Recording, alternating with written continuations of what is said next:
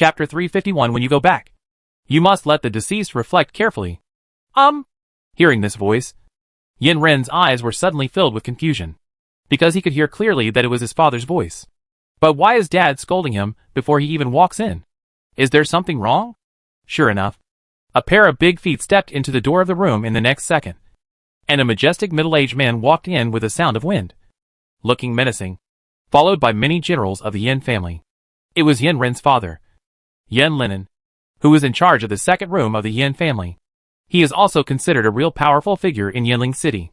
But from the looks of it, it seemed that he was not the leader, but just the one opening the way. The one in the center, surrounded by the crowd, was a woman wearing a black cloak. This woman's whole body was covered by a cloak. Her face was calm, and she couldn't tell how old she was. It's just that there's a lot of vicissitudes of life that can be seen in those eyes, which indicates that she is by no means young. There is still a strong but not strong coercion lingering around the body, allowing those who are close to feel the invisible pressure. Yinren seemed to know this woman. When he saw her face, he immediately showed awe-inspiring eyes and shouted loudly, "Third Grandma!" The woman he called Grandma stood at the door, motionless, not responding or speaking, just watching quietly. Yen Linen strode forward, came to Li Chu, and said with a smile, "Oh, is this little friendly Chu? I still don't know what wrong thing Quanzi did to offend my little friend. Don't worry. He must be disciplined severely." "Dad," Yenren said weakly, "I didn't mess with this little Taoist priest." "Shut your mouth." Yin Linen suddenly became furious and slapped him with his hand. Snapped. The slap was so severe that Yenren flew out sideways, collapsing a table before landing, and couldn't get up for a while. Everyone present looked at it with twitching eyes. "Little friendly Chu should be my equal. You have to call me Uncle Li. You don't know any etiquette," Yen Linen said angrily. He looked at Li Chu again and heard Li Chu say lightly, "He really didn't mess with me." "Oops." Yen Linen immediately smiled and rubbed his hands. "It's okay if you don't. I'm just afraid that you guys will have conflicts. Why is the atmosphere so tense? I'll make sure Yinren reflects on it when we get back." The smile was so kind, like a kind old father. Yinren hadn't gotten up yet, but tears were already flowing down his face. There was even a hint of unconfidence in his heart. Who was the father of this middle-aged man, who was extremely evil to himself, and looked at Li Chu with a pleasant look? Yin Linen looked left and right again, then turned back and said to the woman, "It seems that nothing happened. No one was injured, and no big trouble was caused. Ha. I even alerted Third Aunt." "Really?" "Dad," Yinren struggled to get up and came over and said, "No one was injured, but someone is dead." "Who?" Yen Linen frowned, seeming extremely unhappy. "That's the fourth uncle's son, Yen Wuxia." Yinren gestured to the air with his hand. "He was standing here just now. Such a big living person was killed by that little Taoist priest." Speaking of this, he felt his father glare at him viciously. Yinren thought that he had called him wrong, so he quickly changed his words and said, "I was killed by Uncle Li with one strike of his sword. Shut your mouth." Yin Linen suddenly became furious again and slapped him again. Bang. This slap was harder than before. Yinren changed direction and flew out again, smashing another table and directly seeing the starry sky. "How could Taoist priestly kill someone in public?" Yin Linen shouted, then looked around with a fierce look in his eyes. "Who saw it?" The juniors of the Yin family present were all from the sidelines, and had always been afraid of him like a tiger. The good girls beside him were even more afraid to speak out. They all trembled when he looked at them. How could any of them dare to speak out? Everyone could see that Yen Linen was determined to protect the little Taoist priest, so naturally no one would get into trouble. "Humph," Yen Linen snorted, just when he was about to relax. Suddenly I heard Li Chu say, "I did kill Yin Wuxia." If it weren't for his tone, it would be quite plain, calm, and full of things that should be taken for granted. Yen Linen would probably interpret this as a provocation. "It seems to be saying that I will kill you. What can you do? Hit me. Are you angry?" Yen Linen was silent for a moment, and then showed an amiable smile again. "Even if Mr. Li kills someone, there must be a reason. I will make sure the deceased reflects on it when I go back." Yinren's tears flowed down the red and swollen cheeks into a river. "Yin Wuxia abandoned his wife and daughter and deserved death. It is indeed not wrong to kill him," the woman suddenly said. "Your master wrote it very clearly in the letter to me." Yu Qian did have a handwritten letter at that time, but Li Chu and the others did not read the content and left it with the token. It seems that the person entrusted by the master is indeed this woman. In fact, you can guess it a long time ago. Who doesn't know that Master Yu's letters are only written to women? Ha ha. That's good. Then it'll be fine. Yin Linen seemed to wipe the cold sweat from his forehead and looked at the general on the side. Take this traitor and let's go! A large number of people stepped forward to lift up Yin Ren, who was stunned by his father's hand, and evacuated the room. Yin Linen came to the woman's side and whispered, Then third aunt. I will go back first. Go. The woman glanced at him and said, The children of your second wife need to be strictly disciplined. How could the Yin family pass into the hands of someone with such a temperament? When I first saw that boy Yin Wuxia, he didn't look like his father's biological son, Yin Linen said seriously. He is just a temporary disciple at best. Third aunt, please don't worry. I'm going to go back and hurry up with the arrangements. I'll hurry up and investigate. He will be expelled from the door wall of the second room of my Yin family. Yin Linen just led the people away cautiously. Others in the room also took the chance and slipped away. For a moment, only Li Chu and the woman were left in the huge room. Thank you, Senior, for upholding morality, Li Chu said. Naturally, he didn't think that Yin Linen was really that easy to talk to. The only explanation was that the woman in front of him was helping. The Yin family has a luxuriant branch, and there are nearly 10,000 people in the family. It is inevitable that there will be some good and some bad. But Yin Wuxia is just an exception. The woman smiled for the first time. I hope it will not affect your love for Yin. The impression of home. No. Li Chu shook his head. Say H, low to your master for me. The woman said this lightly, then turned and left. Not even a name was left. It can be seen that he is also a quite cold person. Looking at the woman's indifferent back, Wang Longqi shook his head with emotion. I'm tired of saying that Master Yu is awesome. The inheritance of Dayun Temple is really worthy of my lifelong study. Du Lank also sighed with deep emotion. Dayun Temple. A sneeze, Yu Qian sneezed suddenly. Then he rubbed his nose and said with a smile. I thought. Scolded in Phone Han. I don't know who missed me. Sneeze. Before he finished speaking, he sneezed a second time. Opposite him, Li Maoqing wiped his face with a livid expression. He said coldly, I don't know who scolded you. Ha ha. No. Yu Qian shook his head and smiled. It's because the two of them missed me together. In my 2 lifetimes, I have traveled extensively and seen the world.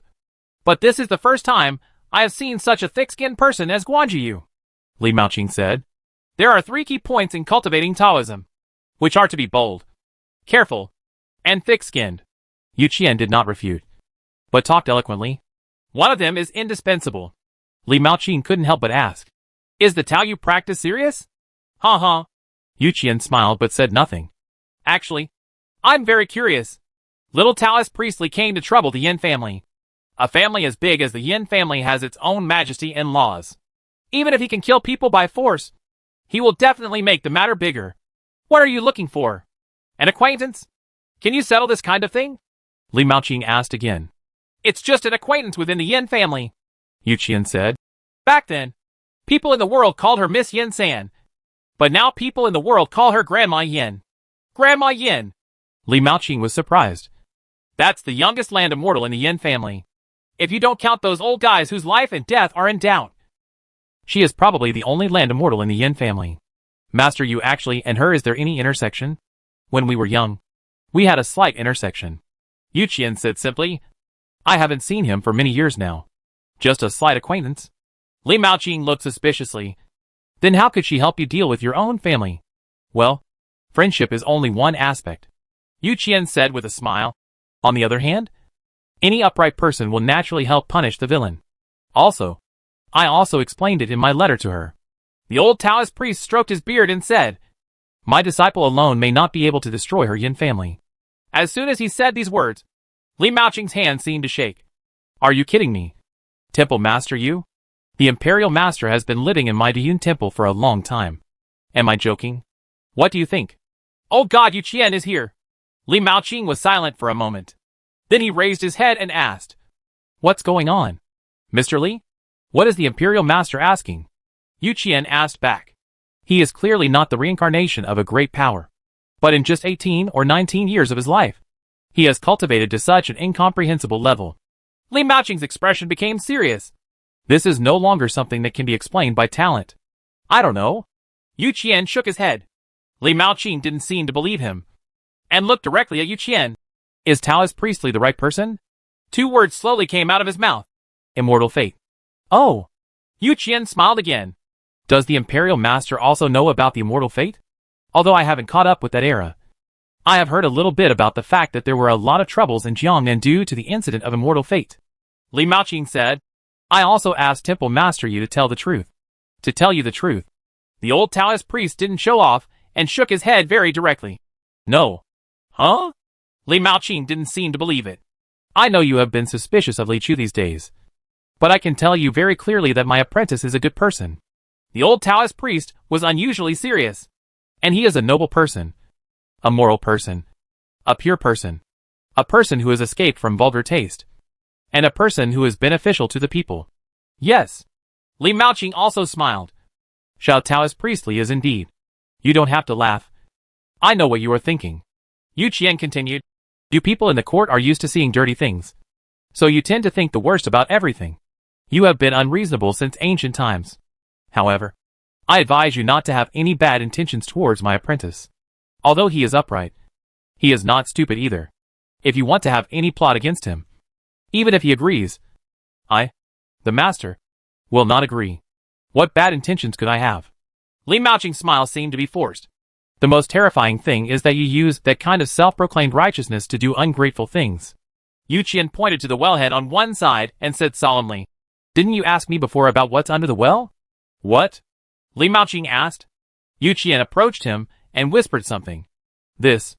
Li Maoqing jumped up from the stone bench in shock, pointed at Yu Qian, trembling. It turns out to be you. It turns out to be you.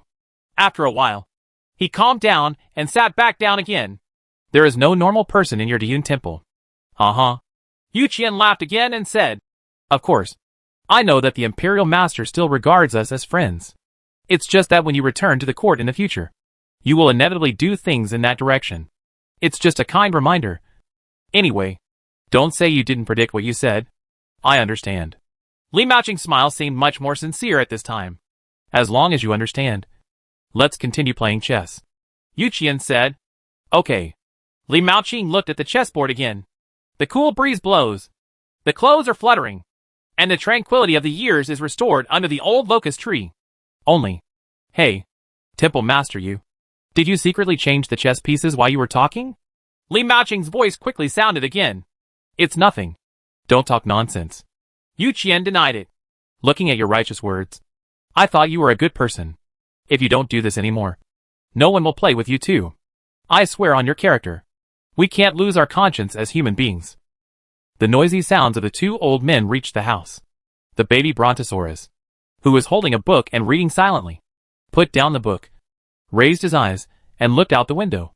The eaves marked the 4 corners of the sky. He couldn't help but put his chin inside. Ouch. Inside the 2nd bedroom residence of the Yin family, Yin Ren was lying on the bed, and Yin Linen sat beside the bed, sighing. Renner, are you still blaming your father for beating you? Yeah. Yin Ren rolled his eyes, and saw his father's iron palm still hanging in the air. He shook his head resolutely and said, No, absolutely not. Yin Linen's hand still fell, but he touched Yin Ren's head. I'm doing this for your own good, he said slowly. I don't know what the origin of that little Taoist priest was, but he was able to ask the 3rd aunt to take action. She has never liked secular affairs, and never got involved in family affairs. But once anyone who dares to disobey me is not joking. Dad? I know. Yenren responded. Especially now that the family head is about to change. Yen Linen continued. My cultivation, achievements, and power are all about the same as those in the other houses. Who should be chosen as the leader? Isn't it just a matter of words from the ancestors? Compared with those ancestors, although 3rd aunt is young, she has the highest cultivation level. Instead, her words have the most weight. So at this time, no matter who I offend, I can't offend her. As long as I become the head of the family, who else will succeed me in the future besides you? Yen Linen pressed Yen Ren's shoulder. Son, it's not too late for a gentleman to take revenge in 10 years. That's right. Yen Ren seemed to be moved by his father's words and gritted his teeth and said, I will endure it for 30 years in Heshi and 30 years in Hedong. A sudden change occurred in the Huashu secret realm the day before yesterday. And I also want the power to take charge of this matter for you. Then you can work hard in it and make some contributions. And you can also help Dad face it. You must work hard. Kid, Yenren said. I heard that the last time the Qi family achieved extraordinary results in the secret realm, it was because of the help of a strange man. He possessed special magical powers, and was very powerful in the secret realm. Moreover, the strange man and the Qi family only had an employment relationship. Now all 7 families, everyone who entered the Huashu secret realm was eyeing this person. Yenren said again. We're going to invite that person, Yenren said immediately. Of course. It's just that the Qi family is very strict and refuses to reveal any information, Yenren said with a smile. It's just that the Chu family who entered the secret realm with them seems to have some clues. I found out that Chu Xiangyu has already set off. Renner, if you go out this time, as long as you follow Chu Xiangyu closely, you should be able to find that person. Be sure to invite him. Okay. Yenren got up from the bed and nodded heavily. The child will definitely live up to his father's expectations. Dad believes in you. Yenren nodded with satisfaction. You kid have been smart since you were a kid. Chapter 352 Zhao Lianchen is in love. Spring is gradually coming. The climate in Jiangnan is getting warmer. And there is already a little more moisture and freshness in the air. The wind hits my face, carrying the fragrance of the earth. A distinguished guest came to Diyun Temple. This is a very tall young man, with a heroic posture and a black cloak. His eyes are double-pupiled, and he walks with the stride of a dragon and a tiger. When people look at him, they will think of 4 big characters. Awesomeness. Behind him, there was a tall girl, dressed in black, with skin as white as snow and a cold face. These 2 people were Chu Xiangyu, the young master of the Tian and Chu family, and his maid Chu Xiai, who had appeared in the Huashu secret realm that day, when Lao Du came out to greet them. Although he didn't recognize the 2 of them, looking at their posture, he knew it was an important customer who came to the door, and his smile suddenly became warm. I'm looking for a very handsome little Taoist priest. Right here? Chu Xiangyu asked. Yes. Du Lang smiled and said. The most handsome Taoist priests in Hangzhou are all in our temple. Chu Xiangyu looked at this enthusiastic black face with a suspicious smile. Li Chu came to the front hall and received the most famous young man from the 7 Tiannan family. He had heard about being born with a domineering body a long time ago. But he didn't know what the other party wanted when he suddenly came to his door. We want to ask Taoist Priestly to come out and help. Chu Xiangyu stated his request directly without making any small talk. When Li Chu heard that it was a business deal, he also expressed his willingness to hear the details. Since the last time you entered Huashu's secret realm, the reincarnation of Huashu's projection has been broken, Chu Xiangyu said. Today's Huashu's projection no longer reincarnates in endless destruction, but has undergone strange changes. The projection has undergone strange changes. It is no longer once a day, but all the people who entered last time exit, and the next projection will begin, and the cycle has become much longer. Another important change is that as long as you enter the projection, you can get rewards. These rewards range from low to high and are very rich. They should all be extracted from the treasures left by the ancient Huashu kingdom. Many of them are treasures that even aristocratic families like mine value very much. My Chu family is in urgent need of one of the treasures, but now the competition is too fierce. All 7 Tiannan families have entered it and recruited cultivators from all directions. Even with the strength of my family, we cannot guarantee to get it. At this time, I happen to hear Taoist Priest Li's performance in the secret realm last time was quite miraculous. Li Chu smiled slightly. This job is similar to the last recruitment of the Qi family. It is nothing more than power training. It's just that the reward attained this time has to be handed over to the Chu family, so the price will naturally be quite high. He didn't offer a price. He just said softly, Young Master Chu's compliments are not magical at all. They are just taking people's money and eliminating disasters. Of course, money is indispensable. Chu Xiangyu immediately understood. I understand that the last time the Qi family recruited cultivators, the reward they gave you was 500 taels. On this basis, our Chu family will naturally add a little more as appropriate. He raised his hand, and Chu Xiai behind him handed over a thick banknote. We will offer 100,000 taels. He put the banknote in front of Li Chu and said lightly, and after the event is completed, if the reward that Mr. Li gets is really what our Chu family needs, we can add another 100,000 taels. Li Chu was silent for a moment. Although he really wanted to call him a big dog, he really liked this way of doing business. Taoist Master Xiao. Think about it. When can you give me an answer? Chu Xiangyu asked again. You don't need to ask me when to reply. Mr. Chu can just tell me when to leave. Li Chu replied calmly. Little Taoist Master Li is really happy. Ha. Chu Xiangyu smiled heartily. The next time Huashu's secret realm opens, it will take about 2 or 3 days. Little Taoist Master Li should be well prepared. Yes. Li Chu nodded. After the deal was finalized, Chu Xiangyu smiled boldly again. Taoist Master Xiao Li has great supernatural powers and a straightforward manner. He is truly a first-class wonderful person. This trip to Jiangnan is really worthwhile. No matter how much money is spent, it is worth it to make a friend like Taoist Director Xiao Li. As a born hegemon, he has always been arrogant. But he is by no means narrow-minded. When faced with peers who are likely to be stronger than him, he is also very willing to make friends without feeling jealous. That's right. Li Chu had already quietly put the banknote into his sleeve, and then said solemnly, It doesn't matter whether it's money or not. The main thing is to make friends. Chu Xiangyu was also a resolute person. After the negotiation was concluded, he left Yungwen. Li Chu looked at his back with deep joy in his heart. After all, I have another lifelong good friend. At the same time, it also strengthened his determination to fight monsters diligently and upgrade. Enhancing strength is not only a way to save life, but also a way to get rich. Thinking that every time I kill an evil spirit, what goes into my body is not just experience points, but gold bars, silver notes, copper coins, and real estate. His heart couldn't help but become restless again. I wish I could go to Shilipo as soon as it gets dark and chop down some lantern monsters to add to the fun. I came to the backyard and told the master what happened just now. The ancient country of Huashu. Yu Qian twirled his beard. There are huge treasures left behind before the country was destroyed.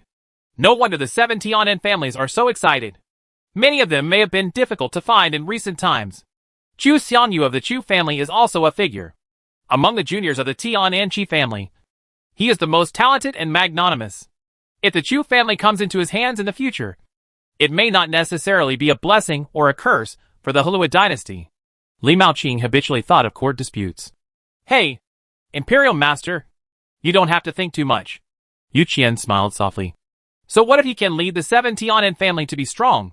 Sometimes you are on top and sometimes I am on top of the general trend of the world. It is normal. The important thing is that everyone should be happy. No matter how strong you are. It is impossible to kick me down. Then no one will be happy. Well, Li Maoqing frowned. What master you said does make some sense. But it sounds weird. Wanli Feisha, who was squatting beside him, suddenly raised his head and said, Can a person be happy alone? You are still young. Lao Du also sighed and said, When you get older, you will understand. Can being alone be called happiness? It just makes yourself less sad. There is no need to be so pessimistic. Yu Qian patted the old disciple's shoulder. If 2 people who are forced to get together are not compatible, they are not as happy as one person. Lao Du's eyes started to wander. I can't imagine Master's happiness at all. No. Li Maoqing suddenly felt a little dazed. What were we talking about just now? It's about Li Chu going to Huashu's secret realm. Yu Qian then turned the topic back. Then suddenly remembered something, raised his eyes and said, Xiao Yu and the others have just been away from school for a few days recently. It's spring break. Why don't you take her with you into the secret realm this time? Li Chu hesitated. Although past experience has proven that taking little Koi into secret realms often brings unexpected surprises. But is it too cruel? From Jiang Shouyin in the Fuyuan secret realm to many people in the Hulu Cave heaven, anyone who has competed with the little Koi will often fall into a deep confusion. The nearest one was the fox girl who went to school with little Koi. These days, Li Chu often saw her thinking about philosophical issues in the temple. For example, how to face the injustice of fate. What is the meaning of effort? Is the true meaning of life a koi? Is there a river at the end of the universe? Etc. This child is always being watched by people when she goes out recently, which puts her in a bad mood. Why don't you take her out to relax? Yu Qian was very concerned about the physical and mental health of the little koi. The old saying stresses the importance of intergenerational relatives, which is quite intuitively reflected in the old Taoist priests. He has always been more concerned about the little ones in the temple, such as the little koi, the little fat dragon, and the Durank. Of course, the first 2 are just young. If we talk about seniority seriously, only Lao Du is the real grandson. In the backyard, everyone was chatting with each other. The breeze blows, and the leaves of the old locust trees fall. As the place became more lively, this kind of tea party became a daily routine. Even if one or two are missing, it can still be driven. Li Chu didn't speak often, so he just listened quietly. After waiting for a while, another person came to the front yard. Lao Du went out to greet them, and then came back to report. A young man with a strange appearance came, claiming to be Li Chu's friend. A strange face immediately appeared in Li Chu's mind. When I went out to take a look, sure enough, it was Zhao Lianchen. Long time no see. Taoist priest Xiao Li. You're fine, Zhao Lianchen said with a smile. Brother Zhao. Too. Li Chu responded politely. The two of them were old acquaintances, so there was no need to exchange too many greetings. Zhao Lianchen directly explained his purpose. A few years ago, I wanted to come to Taoist priestly to do exorcisms and explore secret realms several times. It just happened to be an unlucky time. You were in Shiluo City at that time. Recently, another way to make money came up. Zhao Lianchen said, I heard that the Tian and 7 families have recently been developing a secret realm and need a lot of manpower. So they are recruiting cultivators above the Shinha realm and below the Decay realm. Anyone who shows up will be paid a few hundred taels. If you can get some rewards from the secret realm, the rewards will be even greater. Several of my senior brothers have already tried it, and they all said it is a good opportunity, and it can also train people. I was planning to go and have a look in 2 days, but I just heard that you were back, Taoist priest Xiao Li, so I thought of coming. Come with you. He smiled very innocently, but Lao Du on the side looked sideways and vertically at his strange face, and all he saw was the words, Ugh the thigh. Indeed, in the situation of Huashu's secret realm, find a thigh and go in together. If you are lucky, you can lie down directly on the 3rd level. Now, no matter what happens, you can get some rewards. So why not? Nowadays, can anyone find a thigh thicker than Li Chu's? Zhao Lianchen couldn't think of it for a moment. I have agreed to the Chu family's invitation. Li Chu didn't hide it, and directly told him about Chu Xiangyu's visit to ask him to take action. I see. Zhao Lianchen nodded after hearing this. With Taoist priest Li's strength, no matter which company invites you, it can be said to be a sure shot. In that case, when Taoist priest Li leaves for southern Xinjiang, he said with a heavy heart, Please be sure to take me with you. No problem. Anyway, when it comes to holding things like this, it's almost the same to bring one in too. Li Chu doesn't mind bringing one more person into the secret realm besides Lao Du. Thank you. Zhao Lianchen thanked him. I am lucky enough to earn several thousand taels of silver this time. With what I have saved before, I can buy a house in Hangzhou. Li Chu had also learned before that although he was a relative of the wealthy Zhao family, he was a collateral descendant after all, and his family was not considered wealthy. If he didn't have the talent for cultivation, he would have to take advantage of all 3 categories of being short, poor and ugly. It can also be regarded as an inspirational example of how practice can change your destiny. But Li Chu was still a little puzzled. Brother Zhao, you were so focused on cultivating Taoism before that you didn't seem to care much about these things. What's wrong now? Why are you like me now? Yes. Zhao Lianchen did not shy away, raised his head, and said with emotion, I think back then, I was considered a prodigal son in Hangzhou Mansion. I concentrated on practicing and slaying demons. I thought that I would be so lonely and uninhibited in this life. Pass. I never thought that on a certain day of a certain year and month, I felt as if I was blinded by peach blossoms, as if I was knocked down by youth. My boyish heart that was ready to move suddenly broke through. Speaking of this, he didn't know what he thought of. A smile began to appear on an ugly face. Li Chu and Du Lang looked at him calmly, with question marks on their faces. Zhao Lianchen seemed to notice the 2 people's indifference, smiled sheepishly, lowered his head and began to talk. That person is in love. This time Lao Du's expression completely changed to one of shock.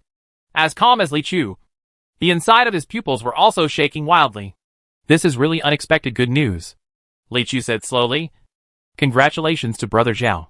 Hey, I can't compare to you, Taoist priest Xiao Li. You are so handsome by nature. Girls all like you when they see you. Zhao Lianchen looked into the distance again and continued. It's not easy to have someone who loves me, so I must cherish it. Ever since I met her, I began to think about working hard for our future. Only then did I realize how unreliable I was in the past, and how lavish I was with money. Zhao Lianchen continued, minding his own business. So from now on, I must work hard to make money, save more money, buy a house as soon as possible, and it must be close to the school. When I buy a carriage, I must drive it out with dignity. Thinking of these, I am energetic in everything I do. Brother Zhao, there is no need to envy others. Li Chu said, no matter how you look, meeting a good match is a blessing. You know how to cherish it because you are transparent. Master makes sense. Lao Du also continued and encouraged. Brother, you are still so young, so you don't need to be under too much pressure. You will have money, a car, and a house. I'm not young anymore. Zhao Liangchen raised his head and said, I am already in my 20s. If I don't work hard to get married, I will be in my 30s in a flash. Time will go by faster and faster, and I will be in my 40s in a flash. What if I am poor, ugly and old when I reach my 40s? Even if I am a cultivator, who would be willing to marry me? On that day, what's the point of living? If my cultivation level is not high, what's the difference between it and death? Do you think I can be stress-free? Zhao Lianchen said and smiled again. Fortunately, I'm quite lucky. Now I meet someone who makes me wake up, so I can avoid falling into that terrible life. Taoist priest, why are you crying? I'm fine. Lao Du shook his head hard while bursting into tears. I just remembered some terrible things. Just look at it. Zhao Liangchen smiled and patted his shoulder. The most important thing in life is to be happy. Chapter 353. This is the power of skin. After Chu Xiangyu left Yongwen, he was not in a hurry to return to Tianantao, but strolled along the river bank for a while. The scenic scenery in the south of the Yangtze River is really outstanding. It is much better than our barbaric land. He looked around and sighed. The mountains and rivers in Tianan are more magnificent. Chu Xia replied lightly. Indeed. Only high mountains and rivers can raise heroes. Chu Xiangyu nodded and said with a smile. I dare not say that. That little Taoist priestly just came from here. Among his contemporaries, there is almost no other person who can do this to me. It feels like it's unfathomable. High cultivation does not necessarily mean you are a true hero. You must have high ambition. Chu Xia said.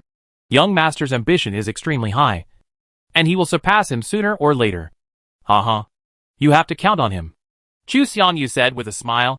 In the past, I only knew that the natural hegemony and the Huaxu Sutra are a perfect match.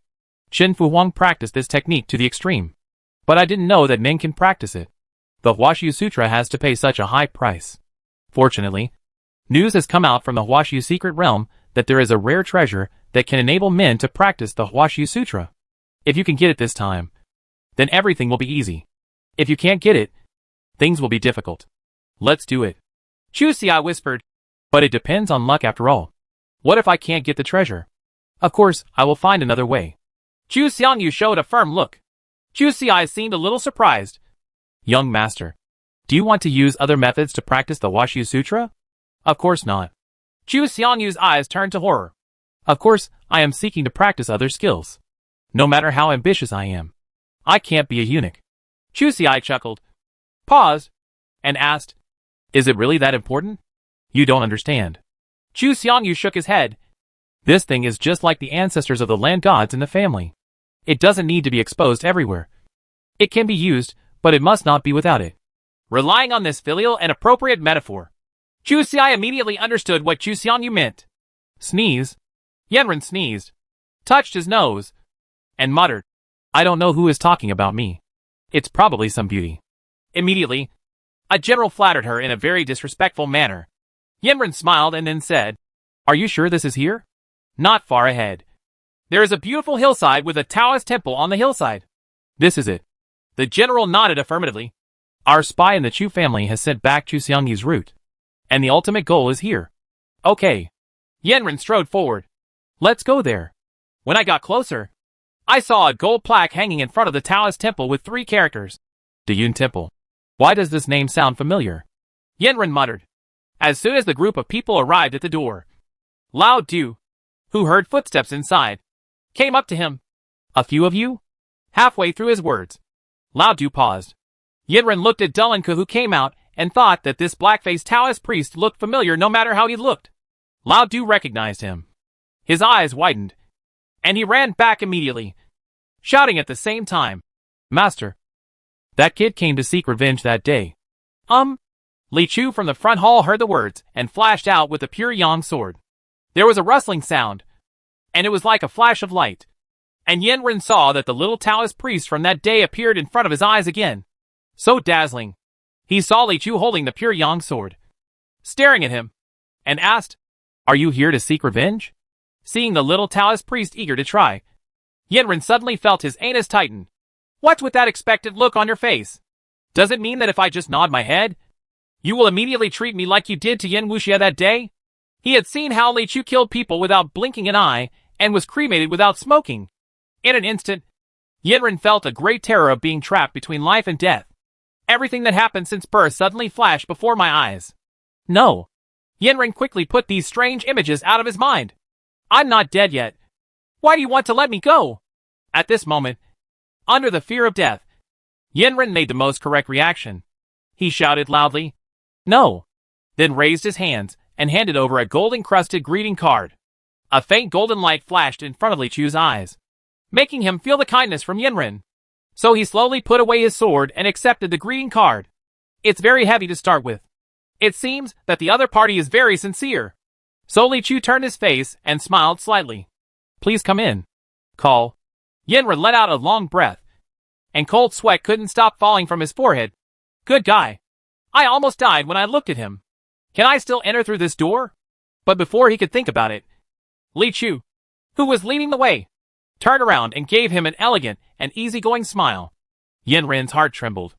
In his eyes, this smile was as terrifying as the Shura demon. He was so frightened that he hurriedly followed him. At the same time, his scalp felt numb, and he secretly thought to himself, "You've done something wrong. Please sit down." When he came to the hall, Li Chu raised his hand and asked Yen Ren to sit down.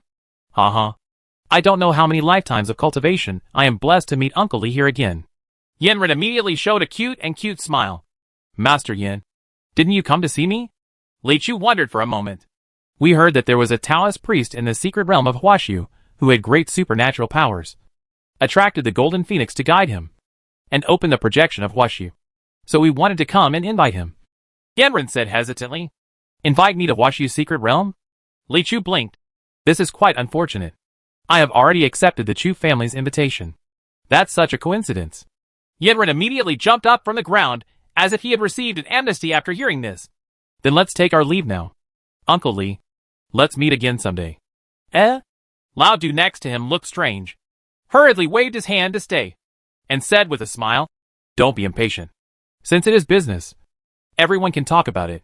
Anyway, my master can't only enter Huashu's secret realm one time." "Yes." Li Chu nodded. "You can listen to the price. As the third grandma of the Yen family said before, don't let one or two scum affect your impression of the entire family." Although Li Chu had an average impression of Yen Ren, the high price offered by the Chu family made him realize the strength of these ancient aristocratic families. Their wealth passed down from generation to generation is likely to be of a level that would shock the entire Haluid dynasty. If you can get tens of thousands of taels of silver in one move, then why not do it? So he didn't mind talking to Yen Ren. But Yen Ren minds. Just like a tiger and a rabbit had enmity before. The tiger could decide whether to forgive it or eat it. But the rabbit could only tremble. Every second he stayed with Li Chu, he felt that his life was under great threat. How dare you talk about cooperation? Wouldn't asking such an ancestor to go to the secret realm give him the opportunity to cremate himself? But Li Chu asked again. How dare you not answer? After hesitating for a moment, Yen Ren slowly replied, "We heard that the last time the Qi family asked you to take action, they only gave you 500 taels. It is simply ridiculous. Our Yin family is willing to ask Taoist priestly to take action at any cost." At least, Li Chu couldn't help but dilated his pupils slightly. He was from the 7 Tianen families, but the Chu family just raised the price at their own discretion, and mentioned 100,000 taels. He did not hesitate to do so. Then, Yen Ren gritted his teeth and said, 510 taels. How about it? Li Chu, do rank. After a while, Li Chu returned to the backyard. Yu Qian asked, "The person who was shouting just now said that someone came to seek revenge? What's going on?" "A misunderstanding," Li Chu said. After a pause, he added, "He's a psychopath."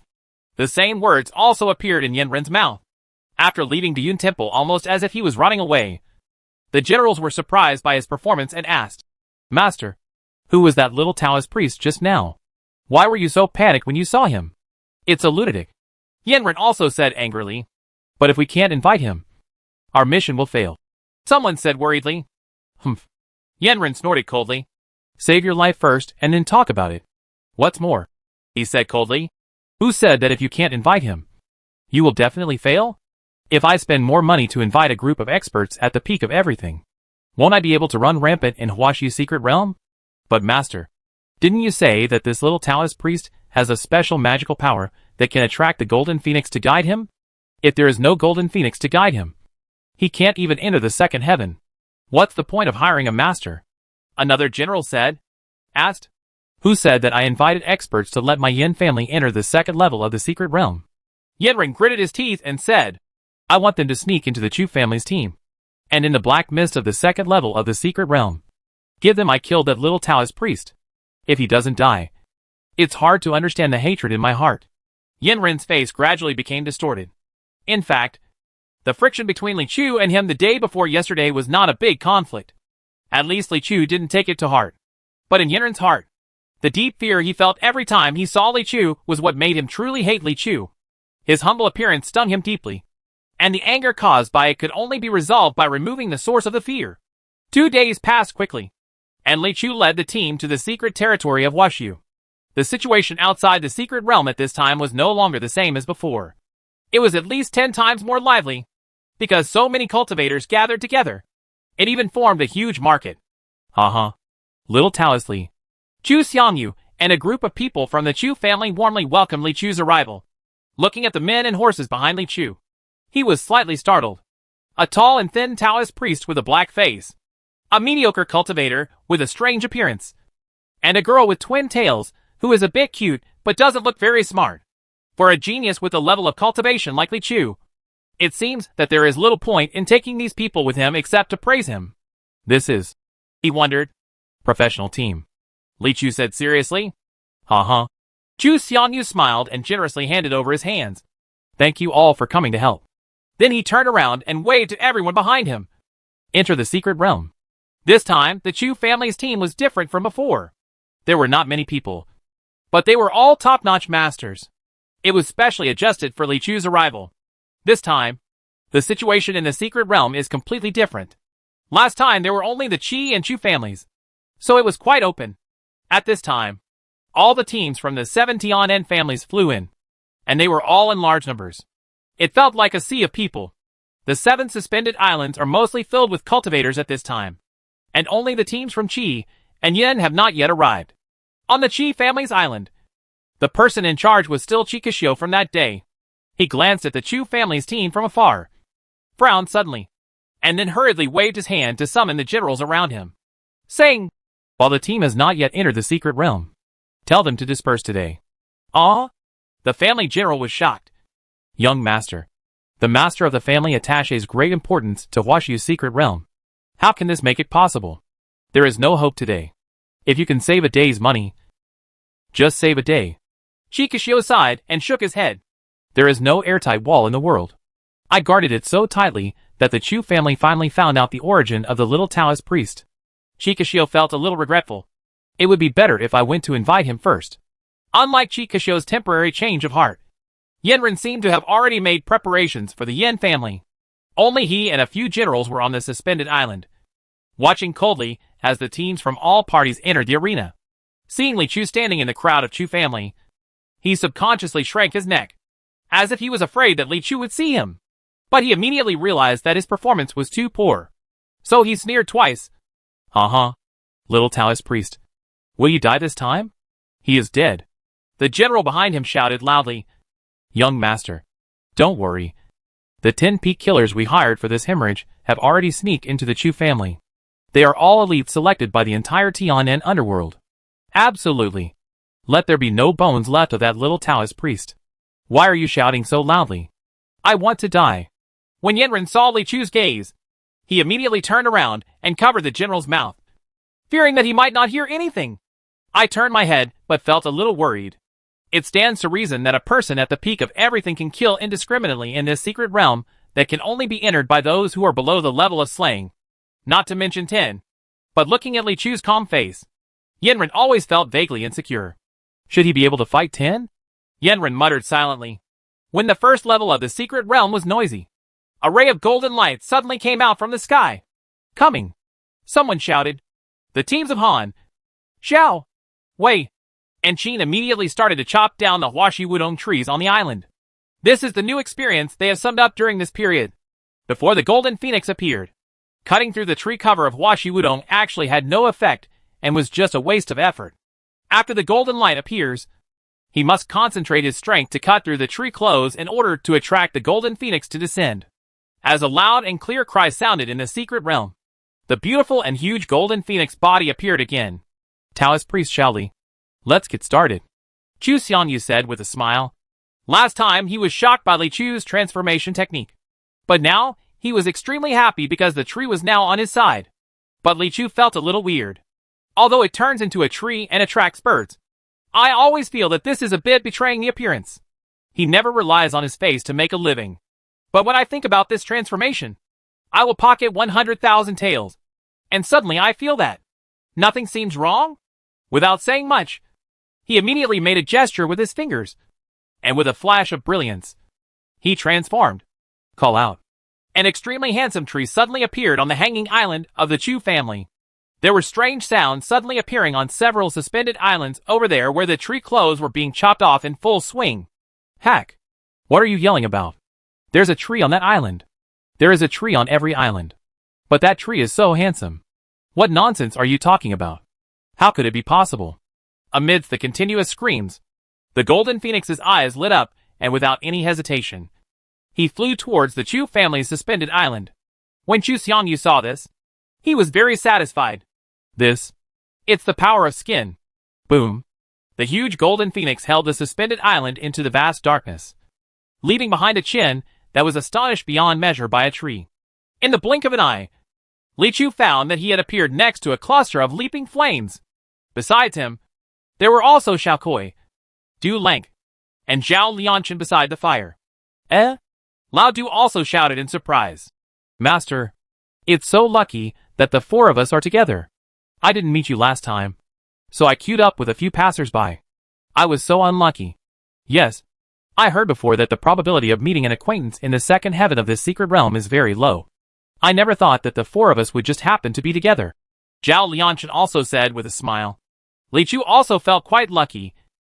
But then he glanced at the koi fish beside him with its big eyes blinking, and suddenly figured out something. This kind of lucky event that seems to have extremely low probability is actually just the daily life of koi fish. If you take her with you, good things will happen. Thinking like this, Li Chu said, then I will take Xiaoyer out to fight the evil spirits. You guys will wait here for a while. Lao Du and Zhao Lianchen naturally agreed. Okay. The little koi was not afraid, but wanted to go out and see it, and nodded repeatedly. The two of them walked into the thick black fog together. They walked for a while, and saw no evil spirits. After walking for a while, I still didn't encounter any evil spirits. Go and go. Li Chu felt something was wrong. There are evil spirits every step of the way in this black mist. And they can't be killed. How come they can't meet any of them? After thinking for a while, he turned his attention to the little koi next to him. Automatic avoidance? It seems that this koi's luck is not very smart either. Helpless, he sent the little koi back to the fire, and then warned, Stay here and don't move. Chapter 354. That scene must be thrilling. In the everlasting dense black fog, a flash of red light suddenly flashed. It was quite penetrating, and could be seen from a distance. When he got closer, he could see clearly that it was a man in robes, with a black mask on his face, holding a lustrous pebble-like crystal in his hand. Have you found the little Taoist priest? The man in the robe said to the crystal in a hoarse voice. A hissing sound came from the crystal, and then echoes came out one after another. Hiss no. Hiss. This second-level secret realm is so vast, and the black mist restricts spiritual consciousness.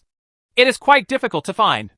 Anyway, if anyone finds the little Taoist priest, please remember to inform everyone to kill him together. His Highling, you have a good idea. Didn't the young master of the Yin family say that whoever kills the little Taoist priest and adds 20 more golden elixirs? How can anyone share the money with you? Ha ha. A small crystal stone. as if many people were talking inside it. The man in the robe listened for a while, and then spoke again. It's time to ventilate. We have already received 30 gold elixirs each, which is not low. If we continue to covet those small profits, we will lose our lives. That's stupid. Ha ha ha.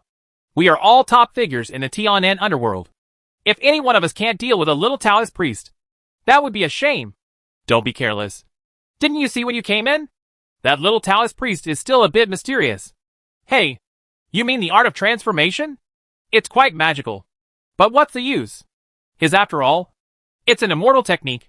The man in the robe stopped listening to their conversation and collected his energy.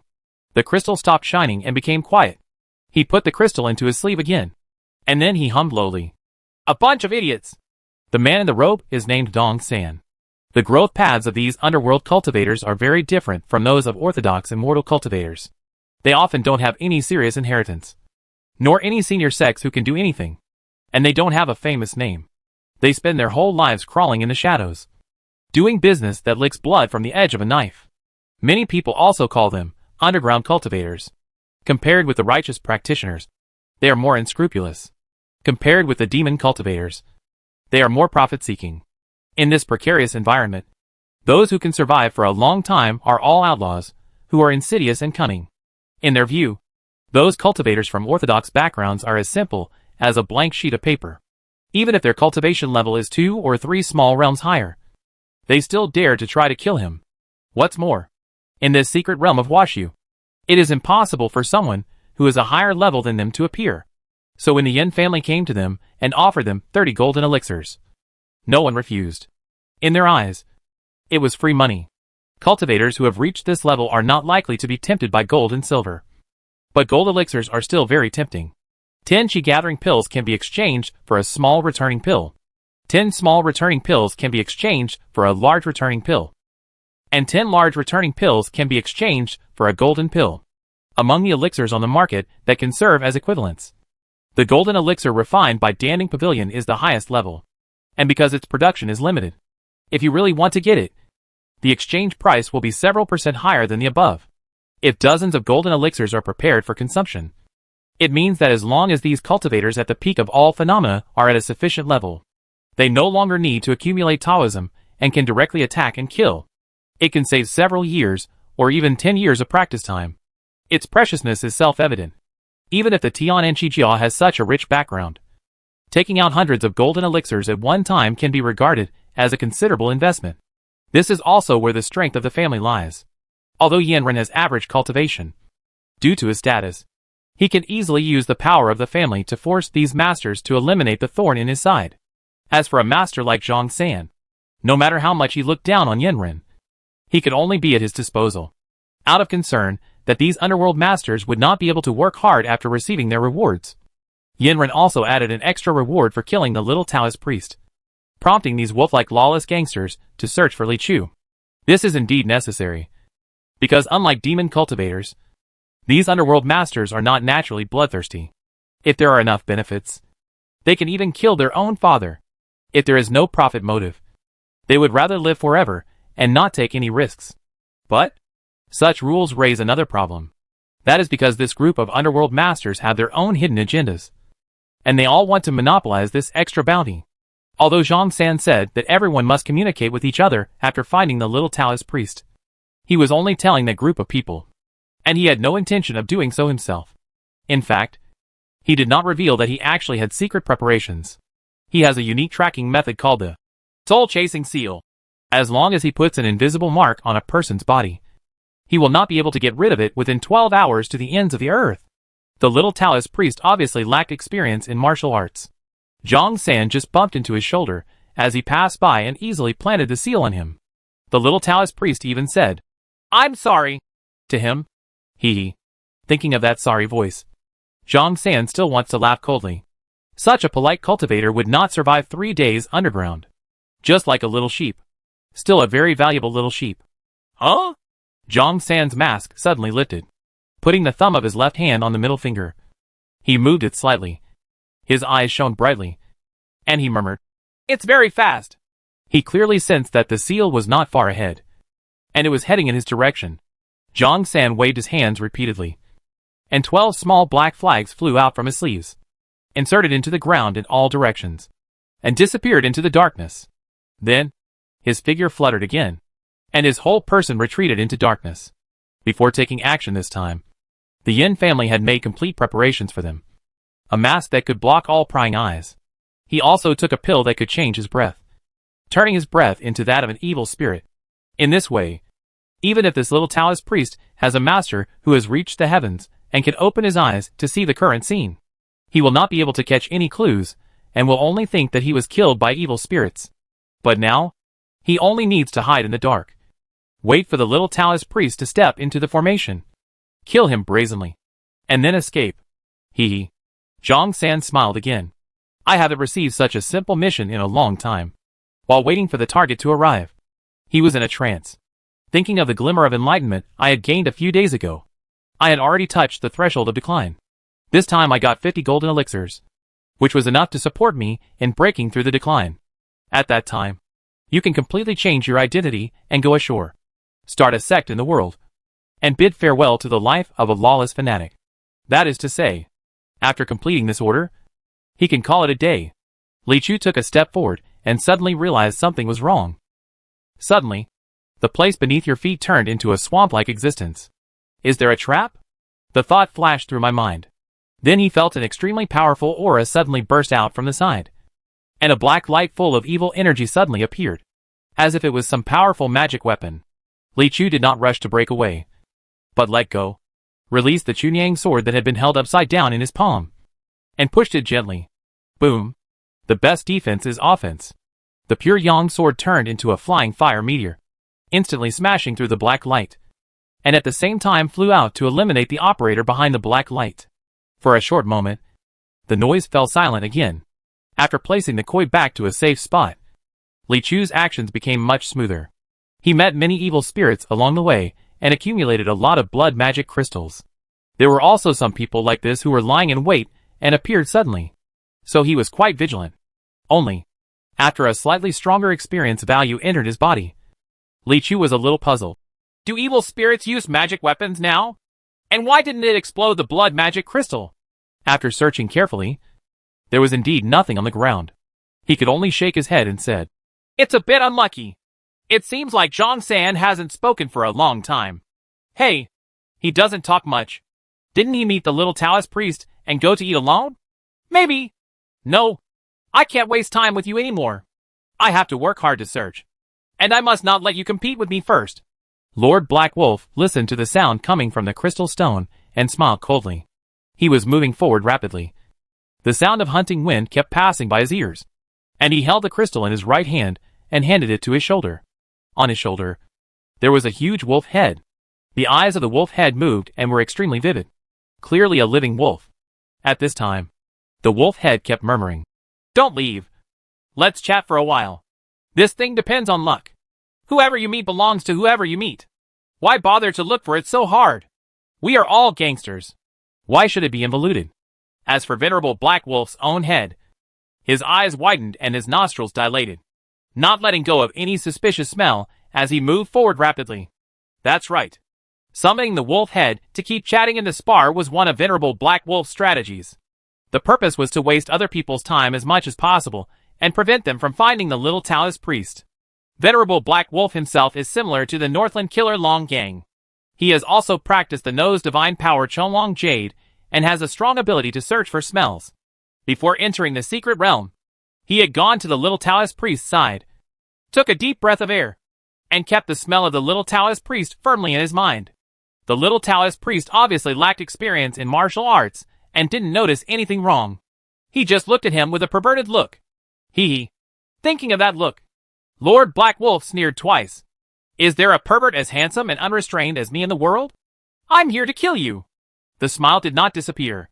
Lord Black Wolf's eyes suddenly lit up, and the end of his nose finally caught a faint scent. In this black mist, his nasal power was also greatly affected, far less powerful than outside. At this moment, I suddenly felt a smell, as if some force briefly dispersed the black mist before penetrating it. No matter what the reason is, this smell belongs to that little Taoist priest. There is no doubt about it. Lord Black Wolf took out his mask and covered his cold face. He also withdrew his magical powers and put away the wolf head on his shoulders. The wolf's head retracted, and his eyes suddenly turned green, like a pair of wolf eyes. And it's the wolf that's about to hunt. Prey appears. Whoosh.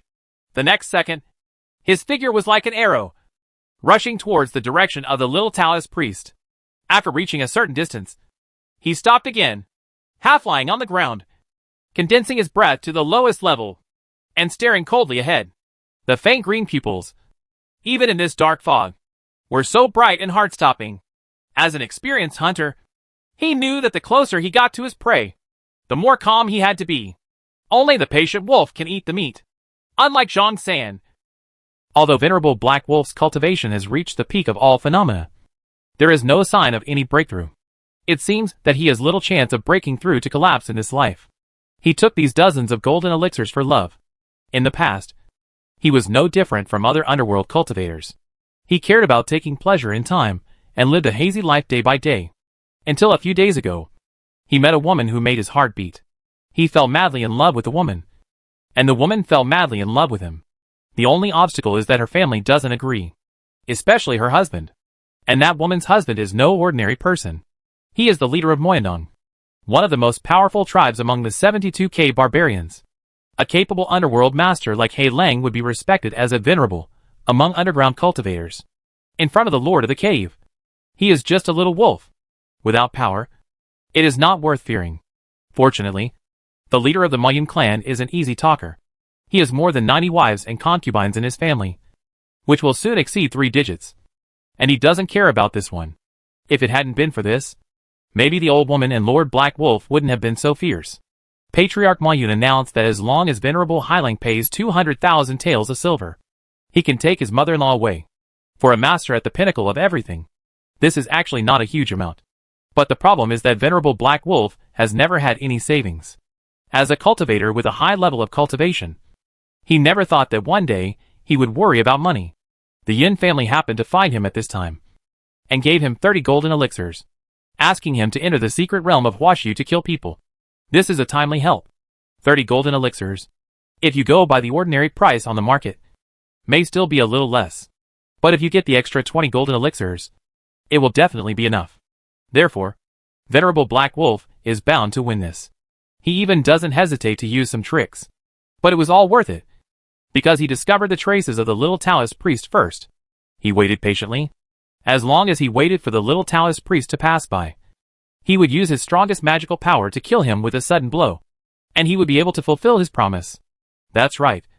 Before entering the Huashu secret realm, he had already made a promise to the woman. After completing this order, I will come back to marry you. Li Chu's steps slowed down.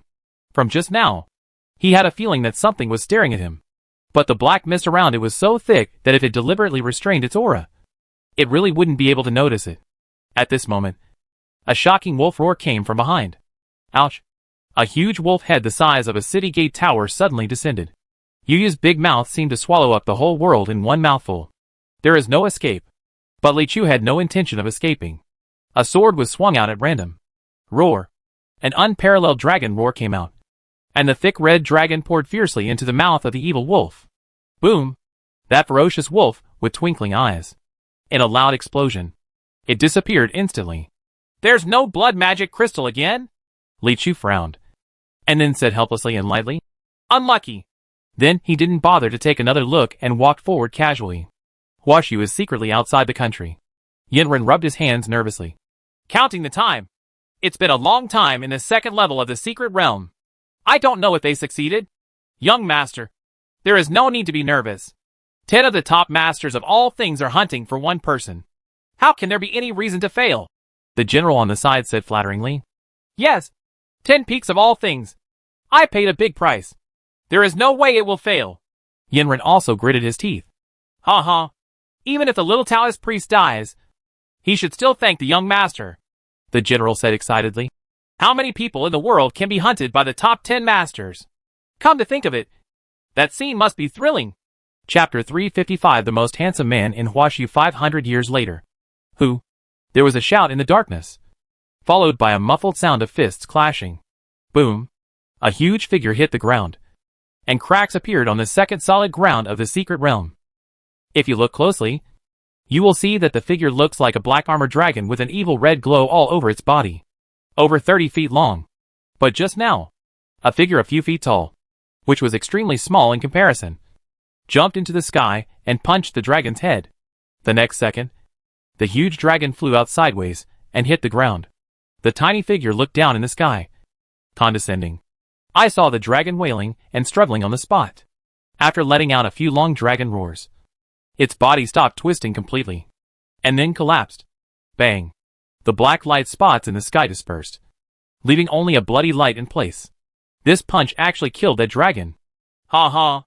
After a loud laugh, an extremely domineering voice slowly said, I told you not to confront me head-on. I was injured and you lost your life. The person who slayed the dragon with this punch was none other than Chu Xiangyu, the young master of the Chu family, who was born with a domineering body. The domineering side leaks, and the big cloak is stirred up. After posing for a while, Chu Xiangyu flew down and put away the blood magic crystal. It can be seen that there is also a large package hanging behind him, which is full of blood magic crystals, which is quite dazzling. Continuing forward, not far away, I suddenly heard footsteps coming from the opposite side. Just when Chu Xiangyu clenched his fists again, he was surprised to find that Li Chu's figure walked out of the darkness. Little Taoist Priestley, Master Chu? Li Chu was also a little surprised.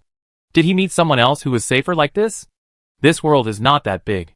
Although he met Chen Huaji last time, it was the result of Chen Huaji's escape technique, and he ran all the way.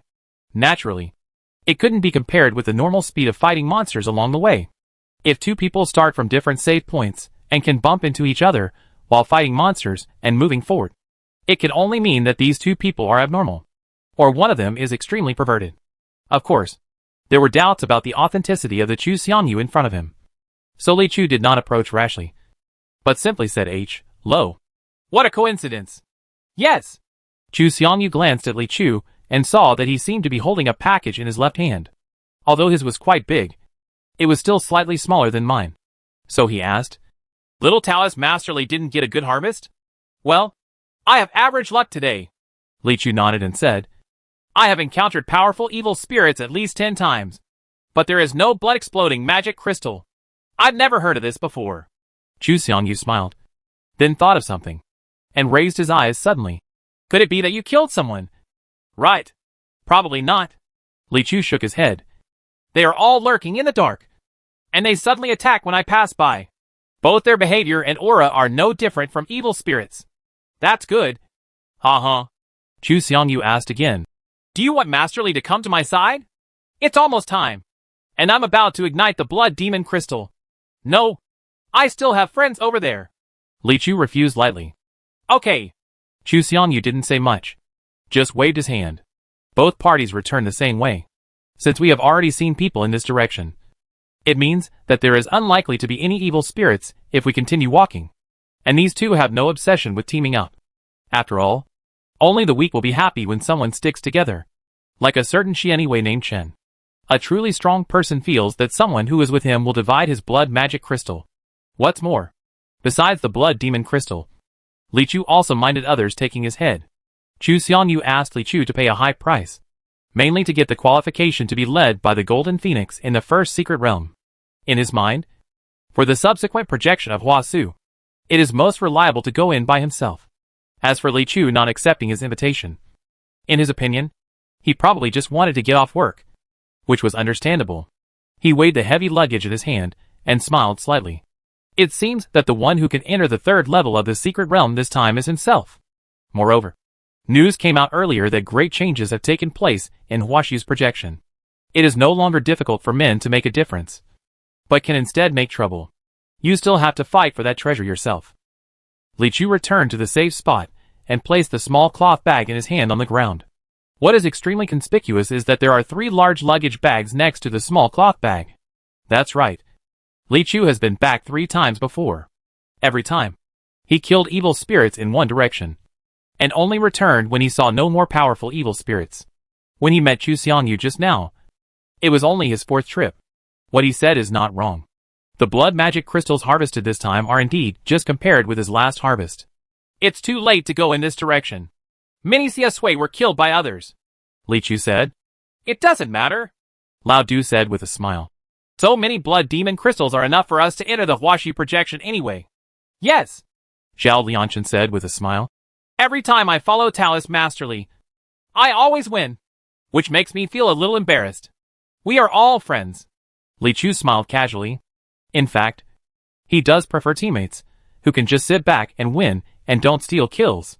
Like the passerby Niu Sandao who was in the queue last time. He had to go out with him to add drama, which made me waste time taking care of him. Zhao Lianshan also became calm. You can make money just by lying down. The only difficulty is to overcome your shame. There are not many such good things allowed by the law. Lao Du chuckled, looked a little excited, and rubbed his hands. Last time Chen Huaji told me that Huaxi's projection was simply a paradise on earth. As soon as he entered a palace full of women. He dealt with beautiful women all day long, and almost no men were seen. It was very impressive. I want to see it, but I don't know if I have such luck. Well, Li Chu thought for a while and said, that's not a problem. But, after hesitating for a while, he still did not directly expose Lao Du's fantasy. He'll figure it out later anyway. Be careful not to get it in your eyes later. He specially warned the little koi. Yeah. The little koi nodded, then widened his eyes in anticipation of the next scene. Li Chu shook his hand and put all the blood magic crystals into it. Boom. Although the amount this time is not as good as last time, it is still similar. At least when the flames rise into the sky, the shocking effect is the same. In an instant, more than a dozen safety points around were illuminated by the brilliance of the sun. There were suddenly evil wails and shouts of surprise. And there seemed to be a vaguely domineering, "Whoa!" In the midst of those shocked eyes, a bright white light fell from the sky and enveloped the 4 people beside the fire. After the last time, Li Chu was already quite familiar with the coming projection this time. Before opening his eyes, he was prepared not to be surprised by anything he saw. But after opening his eyes, he was still a little surprised. It's not that the scene in front of me has changed. It's that the scene in front of me hasn't changed. A fire crackled in the clearing. Next to the fire was a small, white face with big, clear eyes.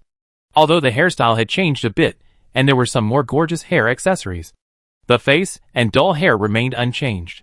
It's just a little koi. Eh? The little koi fish also exclaimed in surprise. Didn't it say that after the projection, we would separate into different characters? How come we are grouped together again? I guess I have better luck. Li Chu quickly accepted this setting. Then he reminded the little koi. Think about who you are, where you are, and what you are doing. Then feel if there is some kind of hidden mission guidance. Okay. The little koi closed his eyes obediently. Li Chu also sank into the sea of consciousness and began to sort out the complicated information. This is indeed the Huaxi Kingdom. But it is no longer the Huaxi Kingdom before. In history, the Huaxi Kingdom should have been destroyed in that catastrophe. But in the last Huaxi projection, Li Chu eliminated the source of the turmoil and saved the Huaxi Kingdom. Therefore, Huaxi's projection continued to evolve in a direction that no one knew. Now, it is already 500 years after that catastrophe. Huh? Li Chu frowned, and he found that some things had not changed. For example, his identity is that he will be the most handsome man in Huaxi Kingdom 500 years later. Well, Li Chu sighed silently. Why can't I get rid of this title? A little annoying. Of course, some things have changed.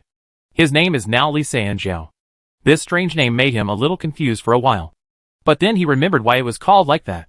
Because he had 2 older brothers. The eldest brother was called Li Xiaomei, and the second brother was called Li Zaijiao. So he was called Li Sanjiao. There is also a younger brother below, named Li Juezho. After giving birth to 4 children, there was no more. At this point, his mother divorced his father because she could not give birth to a girl, and kicked his father and 4 children out of the house. The father, a weak man, lived alone, pulling 4 boys to grow up and experience the bitterness of life. In Huaxi Kingdom, if there is anything more miserable than older single men, it is older single men with children. Fortunately, life is gradually getting better, especially after Li Sanjiao grew up to be the most handsome man in Huaxi Kingdom. Countless women rushed to give him money, although many of them were malicious. He kept himself clean, never had anyone take advantage of him, and his life was not too bad. After all, in this world, a man's fate depends 70% on his appearance and 30% on his hard work. It was originally a peaceful time, but the day before yesterday, The little princess of Huashu Kingdom suddenly came to the door, and said that she wanted to paint Li Sanjiao's portrait. The little princess is the king's favorite daughter. She is lively and talented. She is obsessed with painting, especially portraits. The men in her works are all handsome and graceful, the little princess asked.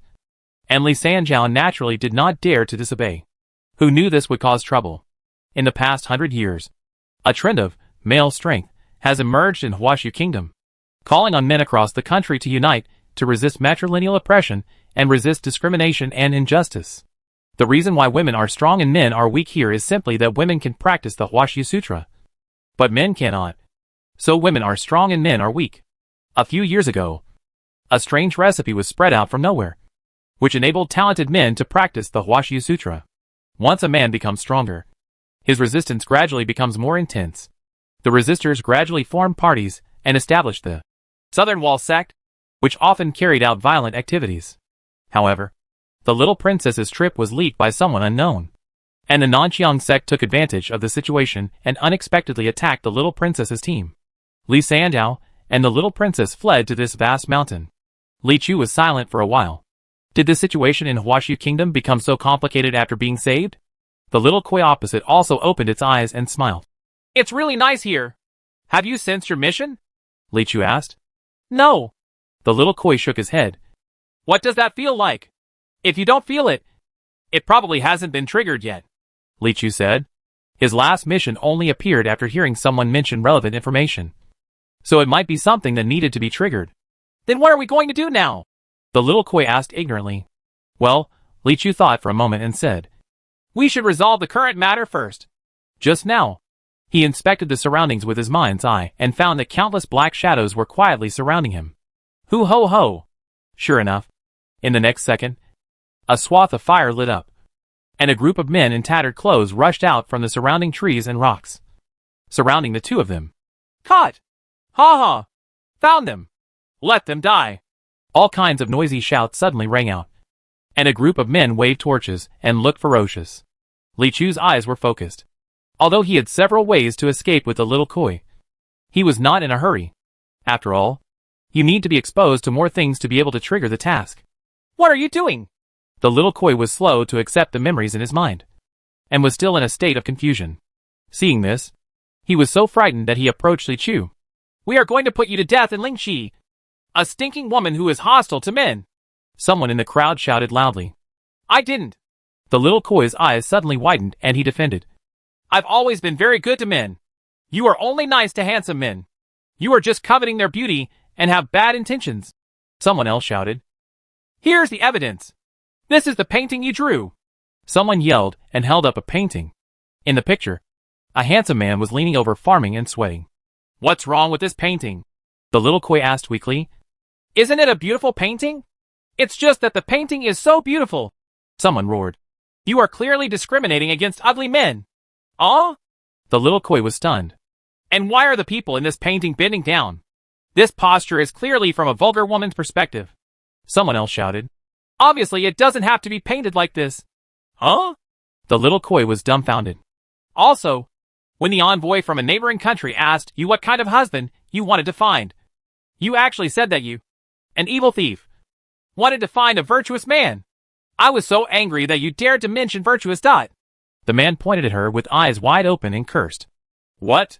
The little koi's whole body felt bad, seeing that the crowd was furious and that the little koi was about to be surrounded by a group of angry men. Li Chu stood up. He raised his hands and said, Calm down. Everyone. Let me speak fairly. Shut up. You traitor to a man. Before his words could leave his mouth, he was blocked back. You look so handsome and dress so handsomely. You are clearly trying to charm girls. Someone shouted again. He just wants to be a slave to a woman. Pooh. Li Chu also fell silent. On the one hand, he was a little confused by the unfriendly logic of these people. On the other hand, he also sensed that something was coming out of this mountain. Rumble. Li Chu's perception was not bad at all. After a few breaths, the mountain suddenly began to shake. Boulders rolled down like rain, and demonic energy surged. Boom! A mountain peak exploded into pieces. Roar! Amidst the roar, a dark shadow rushed out from the exploding mountain peak. It seems to be coming towards the crowd. Judging from its power, Once it lands, everyone present may not be spared. Boom. At the critical moment, Li Chu raised his halberd, and a flying fireball suddenly flew out, killing the dark demonic figure with one blow. It's like a firework blooming in the sky. In just a short moment, from the earthquake of the earth, the explosion of the mountain, the emergence of the demonic figure to death in one blow, everything seemed to be in fast forward. But for those who are in it, the fear is real. Li Chu withdrew the pure yang sword, raised his eyes, and looked around. The surroundings suddenly became quiet. After a pause, the sound gradually came again. I'm still making soup on the stove at home. I'm leaving first. It's midnight, and I have to send my children to school. Wait for me. My father died 3 years ago. I have to go back and bury him quickly. Wait, Li Chu said softly. All those steps that wanted to escape suddenly stopped. Li Chu glanced over, looking at the faces that were either laughing or dodging, and nodded slightly. This is the world he is familiar with and extremely friendly. Chapter 356. Where is my big killer? On a full moon night, on top of the royal city, a woman wearing a black and red robe was barefoot, standing on a high terrace, looking up at the distant night, waving her hands repeatedly, as if she was crazy or dancing. Following her movements, a silent rhythm seemed to flow between heaven and earth. Simple and vigorous, the mighty wind blew past like a big wave, and the rubble on the palace in the distance began to tremble, showing the terrifying power of the wind. But this woman didn't seem to notice it. Not only did she not move with the wind, she didn't even feel the slightest bit of cold.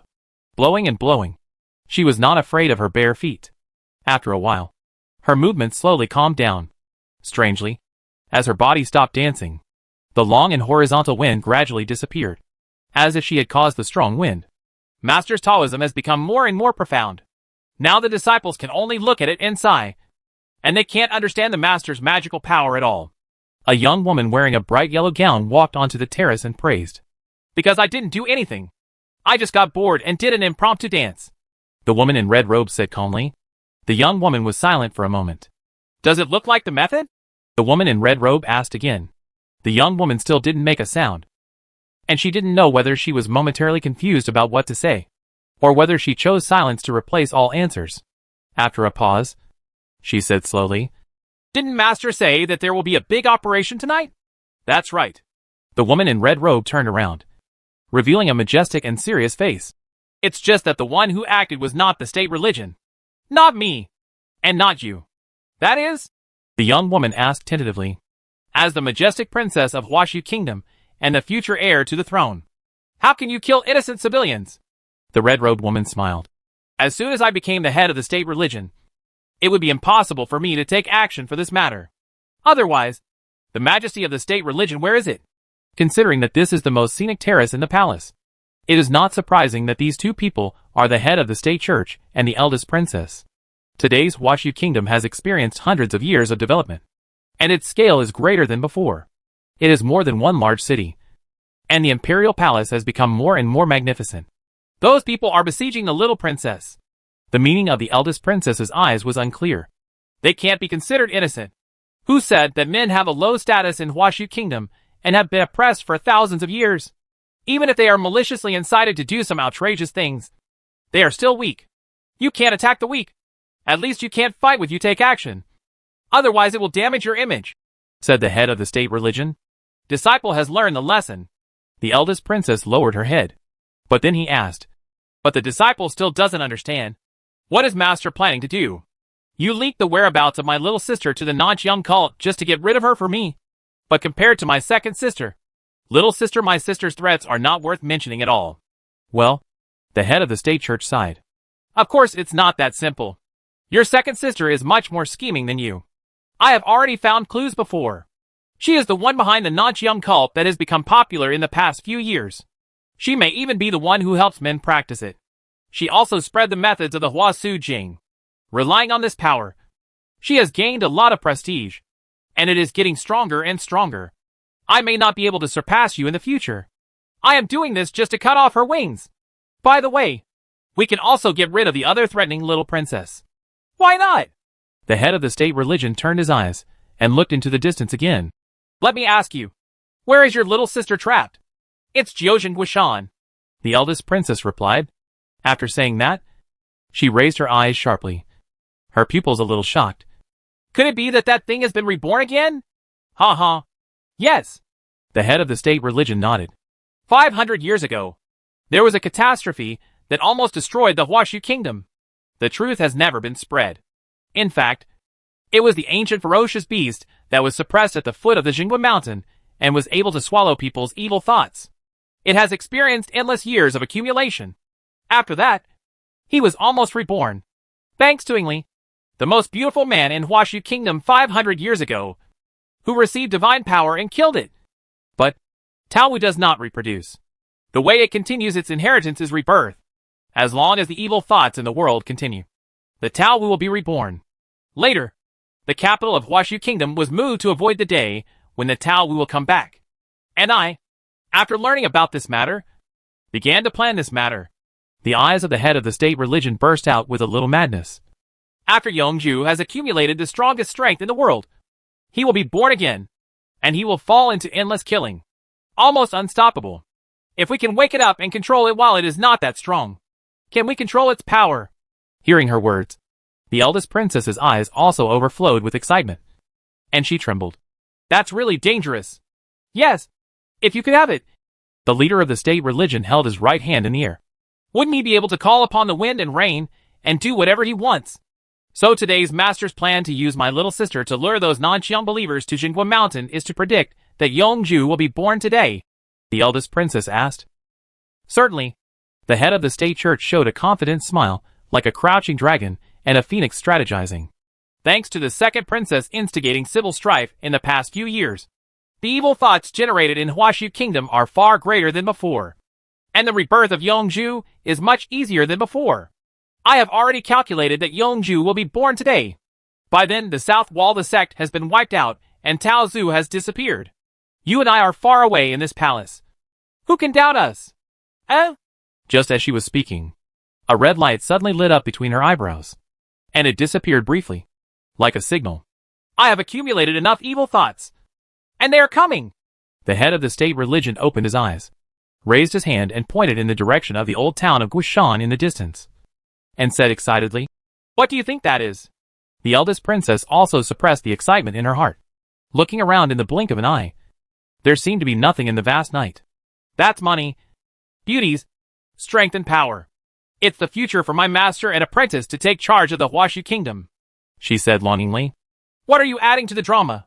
The head of the state religion blinked and said, I haven't started casting the spell yet. There is obviously nothing over there. Well, the eldest princess was immediately embarrassed and said with a smile, If you look carefully, there is indeed nothing. It's about to begin. The state religion's first two-hand seal suddenly changed and turned into an afterimage in an instant. It was actually a complex thing that the eldest princess had never seen before in her life. After a long moment, and seemingly using thousands of techniques, she suddenly bit the tip of her tongue, spat out a mouthful of blood from the tip of her tongue, and pointed her halberd at it. Call out. A ray of rainbow light broke through the sky in the direction of Juzhengwu Mountain, like an arrow piercing the clouds, pulling thousands of troops. Thunder suddenly sounded in the distance. No, not thunder. That was the sound of the mountain peaks breaking apart. Casting a spell from such a distance can cause the earth to shake and the mountains to shake, and a great evil will appear. Such a method is nothing short of amazing.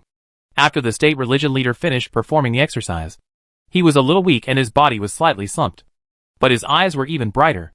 She raised her right hand again and pointed. What do you think that is? No need for her to say anything. The eldest princess had already stared at him unblinkingly, her eyes twinkling. But, after more than half a while, not only did nothing appear, it seemed that even the previous thunder had disappeared. The eldest princess asked tentatively. Master, I don't know if this disciple is right, but it seems there is still nothing? Huh? The head of the state religion looked over there, frowning, with surprise in his eyes.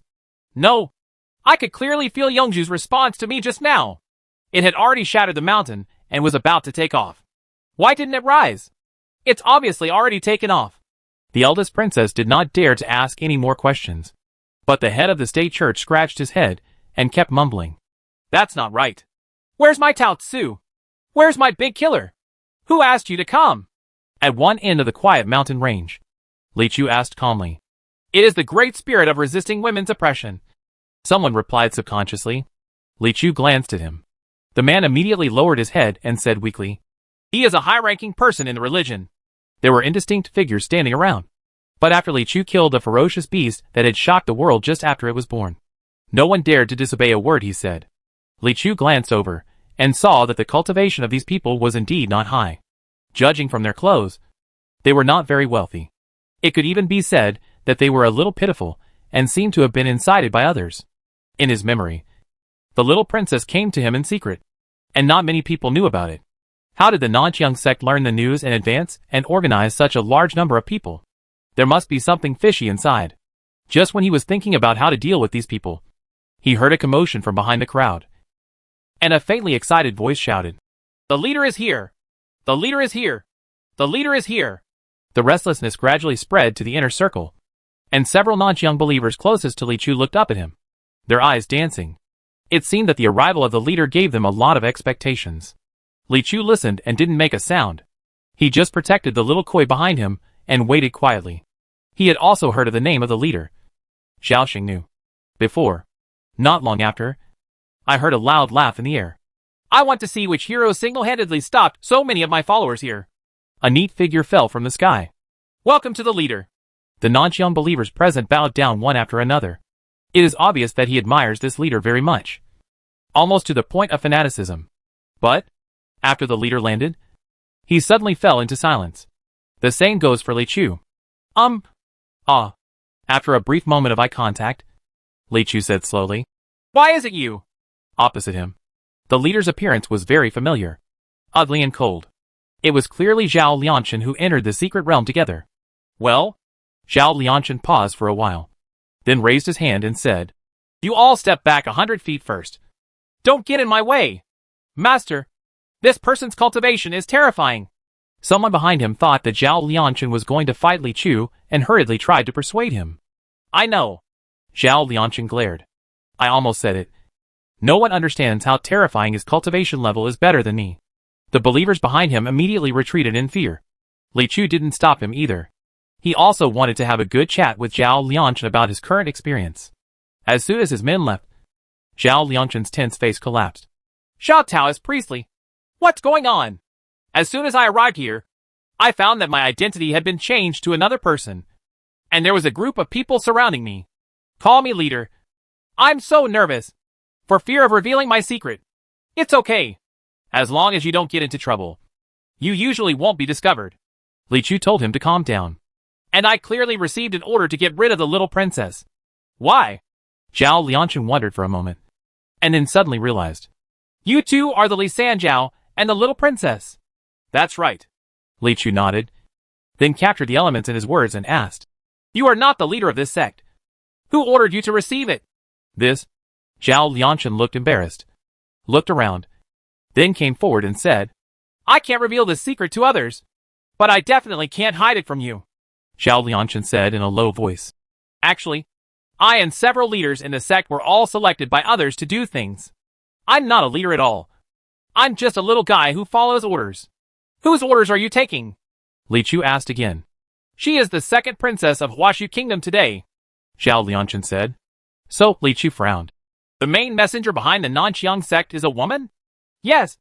Actually, my original self didn't want to do these things at all, but I couldn't help it. Who told me to be a beggar? At least by doing this, I can still have enough food and clothing, and be admired by thousands of people." Zhao Lianshan shook his head and said, "Beggar? How was he chosen?" Li Chu was a little confused. "That's why I was chosen," Zhao Lianshan said. "Look at my face and think about the conditions. Is there anything more suitable than doing this?" "That makes sense." Li Chu nodded. "The second princess ordered me to do all the messy things in these years. She is the complete evil person," Zhao Lianshan said seriously. "My second sister?" Little Koi blinked in surprise. "But in my memory, she was very good to me." "Why?" "It's all fake," Zhao Lianshan said, spreading his hands. "The water for the second princess is much deeper than what you see. The power she secretly controls is quite huge. She has always provided me with the elixir that allows men to practice the Hua Su Jing. Because of this, I have been under her control. As soon as the whereabouts of the little princess leaving the palace were leaked, I just gave the order and took the opportunity to surround you and kill you. It was very cruel. This, the little koi seemed to be beginning to doubt his own memories. Moreover, she seems to want to take advantage of this time to cause something big, Zhao Lianchen said. The order she gave me was to lead the team into the royal city immediately after killing the little princess. Li Chu's eyes moved. It's not that he has a strong sense of belonging to the Huashu kingdom, but because, as Zhao Lianchen said these words, he vaguely felt the guidance from the underworld again, as if there was a voice telling him to go to the royal city to quell the turmoil caused by the second princess, prevent the split of Huashu kingdom, and safeguard this country, national stability and peace. It sounds a bit complicated. Zhao Lianchen also looked surprised and said, I seem to have felt my mission. It asked me to help the second princess defeat the eldest princess and support her to ascend the throne. Is Huashu kingdom going to change? Li Chu frowned when he heard this. He discovered it when Chen Huaji was there last time. It seemed that this projection wanted to guide the people who came down to stand in different camps and be hostile to each other. Last time, he and Chen Huaji toyed with the poor leader of the state religion like a toy for a long time before they finally got what they wanted. I didn't expect it to be the case this time. Ah! The little koi suddenly shouted. I think I have one too. Zhao Lianchen then asked. Whose? No. What kind of mission is it? Yeah. The little koi closed his eyes and felt it for a while, then opened his eyes and said 4 words solemnly. Go home and sleep. Miss you. I know you girls may be sleepy easily. But Zhao Lianchen scratched his head. We are in a secret realm after all. You can overcome it at least. No. Zhao Yue shook her head. What it sensed to me was that it wanted me to go home and sleep. That's it. Li Chu touched his chin and fell into thought. It's really a difficult task. Chapter 357 Man. You are playing with fire. The same as the palace of Huashu Kingdom. There is another spacious and bright hall, with dozens of thick candles carved with golden phoenixes hanging on the walls, illuminating the room as bright as day. A thin woman wearing a yellow robe was looking at something, her eyes flashing like flames. Your Highness. At this time, a tall, thin, black-faced palace servant slowly stepped forward, and when he got close, he whispered, Why are you summoning this slave? He lowered his head, his dark face full of submissiveness. It seemed that he had been afraid of these 2 highnesses for a long time. Guancher Du, I called you here because I wanted to ask you a few questions. His Highness the Second Highness, who was in front of the case, slowly raised his head when he saw him coming, with a majestic look in his eyes. Did you know that 3 years ago, there was another steward in my palace named Jiang? Yeah. Manager Na Du thought for a moment, and then replied, I know. Then do you know where he is now? Well, Steward Du replied cautiously. 3 years ago, wasn't he caught by His Highness as an undercover agent and thrown into the lake west of the palace and drowned? Yes. You remember him. His Highness sneered. Then do you remember that there was a steward named Yang last year? Remember. Manager Du nodded again. Then where is he now? Last year he was caught as an undercover agent, and then he was thrown into the lake west of the palace and drowned. Steward Du bent down deeper. Then do you know who I hate the most in my life? His Highness' eyes became increasingly dangerous. Is it someone who can't swim? Guancher Du answered tentatively. Do you think you are funny? His Highness glared at him, and Steward Du's legs went weak. Then the Second Highness slapped the table and shouted, What I hate most in my life are traitors. Manager Du said hurriedly. I don't know what His Highness means. I am very loyal to your Highness. Oh! His Highness's eyes were like knives, scratching him. Aren't you an undercover agent? No. Guancher Du replied without hesitation. I'll give you another chance to think carefully before answering. His Highness leaned back and said in a calm and unhurried tone. You know, I hate people lying to me the most in my life. That? Cold sweat rolled down Guancher Du's forehead. Your Highness, I'm thinking about it. But could you please give me an accurate answer? What do you hate most about traitors or lies? Steward Du asked weakly. In this desperate choice, he was obviously lost.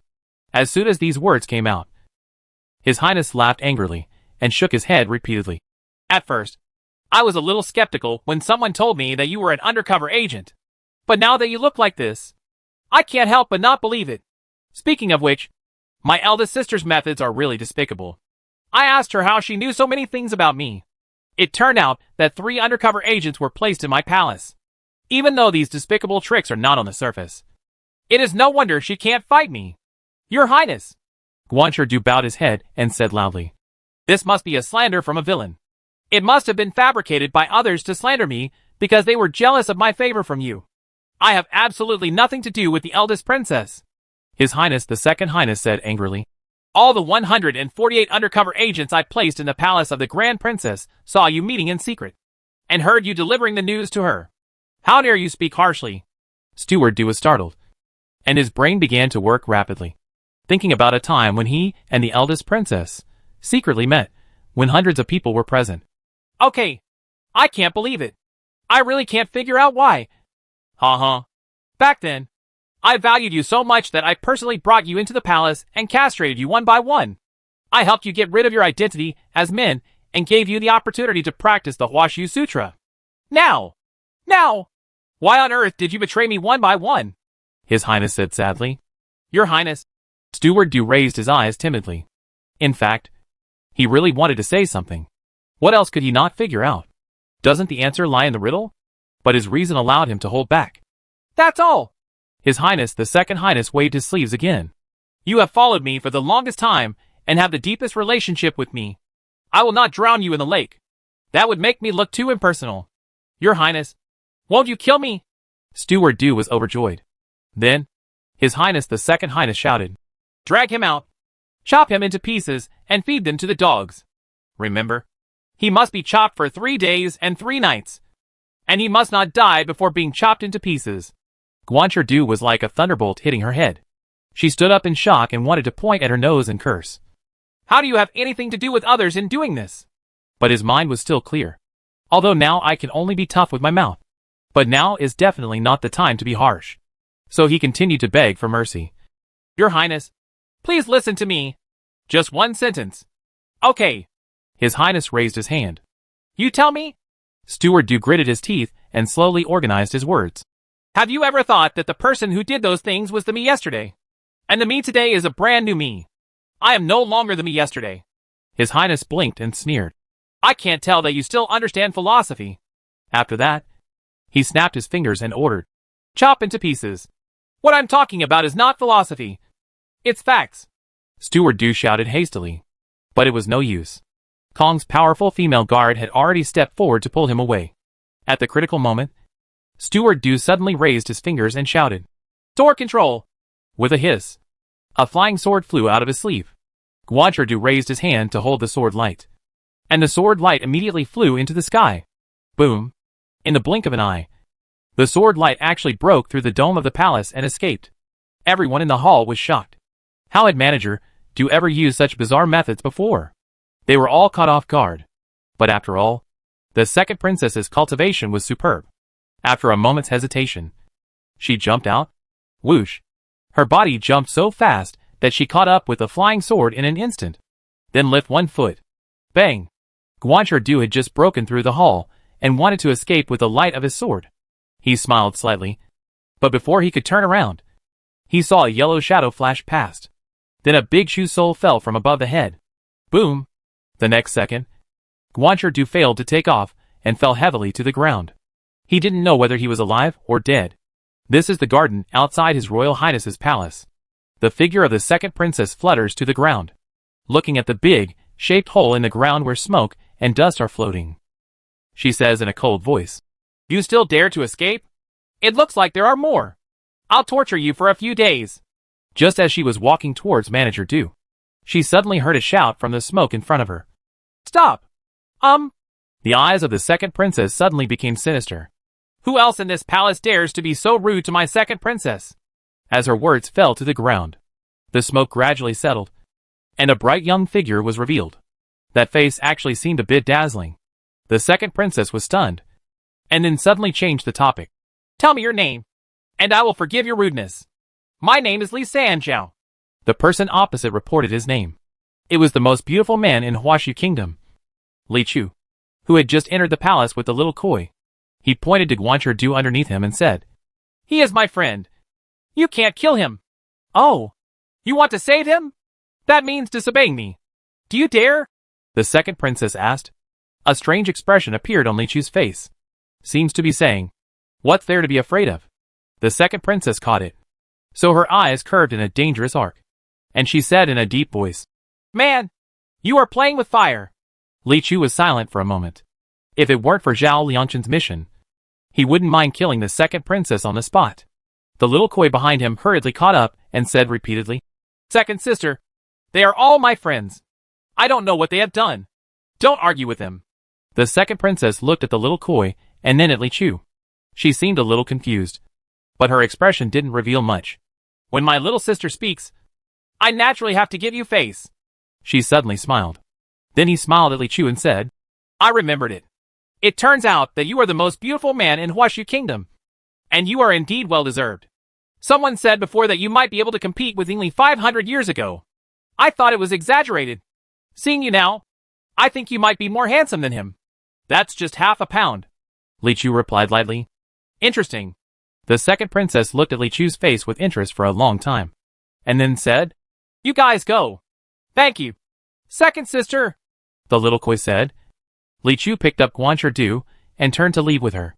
After they had gone far, a subordinate came up and whispered to the second princess, "Your Highness, Na Guan Shirdu knows many secrets in our palace. So let him go like this. It doesn't matter." The second princess shook her head. "Tonight is the time for the incident. He doesn't know this part of the plan at all. So the rest doesn't matter." The subordinate showed a smile. "The second highness has taken a fancy to that man? Then why not keep him by force? It's not urgent." The second princess showed a confident smile. "Men are just playthings. When our big deal is finalized, I will be the new king of Huashu. By then, it won't be as much as you want. The most beautiful man will not come from recommend a pillow mat. And I have to find out first how the two of them came back here. Those losers from the Nanqiang sect. I gave them so many resources. But they can't do such a small thing well? It's true that men can't do anything." Her voice sank, and the air pressure around her dropped again. "Master, my disciple misses you." In the palace belonging to the third princess, Xiao Kui, beside the bed, Lao Du hugged Li Chu. And within a moment, his clothes were soaked with tears. "Chen Huaji, I am your ancestor." Tired from crying, Lao Du looked up to the sky and cursed angrily. Half an hour passed, and these two sentences were the only ones left in his mouth. Repeated many times. "Okay, tell me about your experience." When Li Chu saw that he was almost crying, he was ready to talk about business. "My experience?" Lao Du wiped his tears and said, "Just before we entered the projection, I thought that the place Chen Huaji said was so good. So I bowed to Xiao Yu, and I said let me go to a place like that and have a good time. Who knows? He didn't say he was a eunuch. No, he's not a eunuch. He's a palace boy," Lao Du said in a trembling voice. "As soon as I arrived, I saw that the surroundings were indeed magnificent. All I saw were women. But as soon as I walked, I realized something was wrong. Why was it so cold under my crotch? There's something wrong. I've been looking for it for most of the day." "What's down there?" Li Chu asked ruthlessly. Obviously that's not what he cares about. At this question, Lao Du burst into tears again. "It's gone down there." After a while of silence, Lao Du seemed to understand what Li Chu meant and smiled coquettishly. "Then I realized that my character was not that simple. I was an undercover agent placed by the eldest princess with the second princess. This also makes me feel quite interesting. After all, such a character has a lot of room for performance. I think no matter which side wins, I can protect myself in the end." Unexpectedly, I turned around and was reported by more than 100 people. Just when the master and apprentice were having a serious conversation, the little koi over there has been busy doing his own things. Putting up curtains, spreading bedding, and putting out pillows. Lao Du didn't pay attention at first.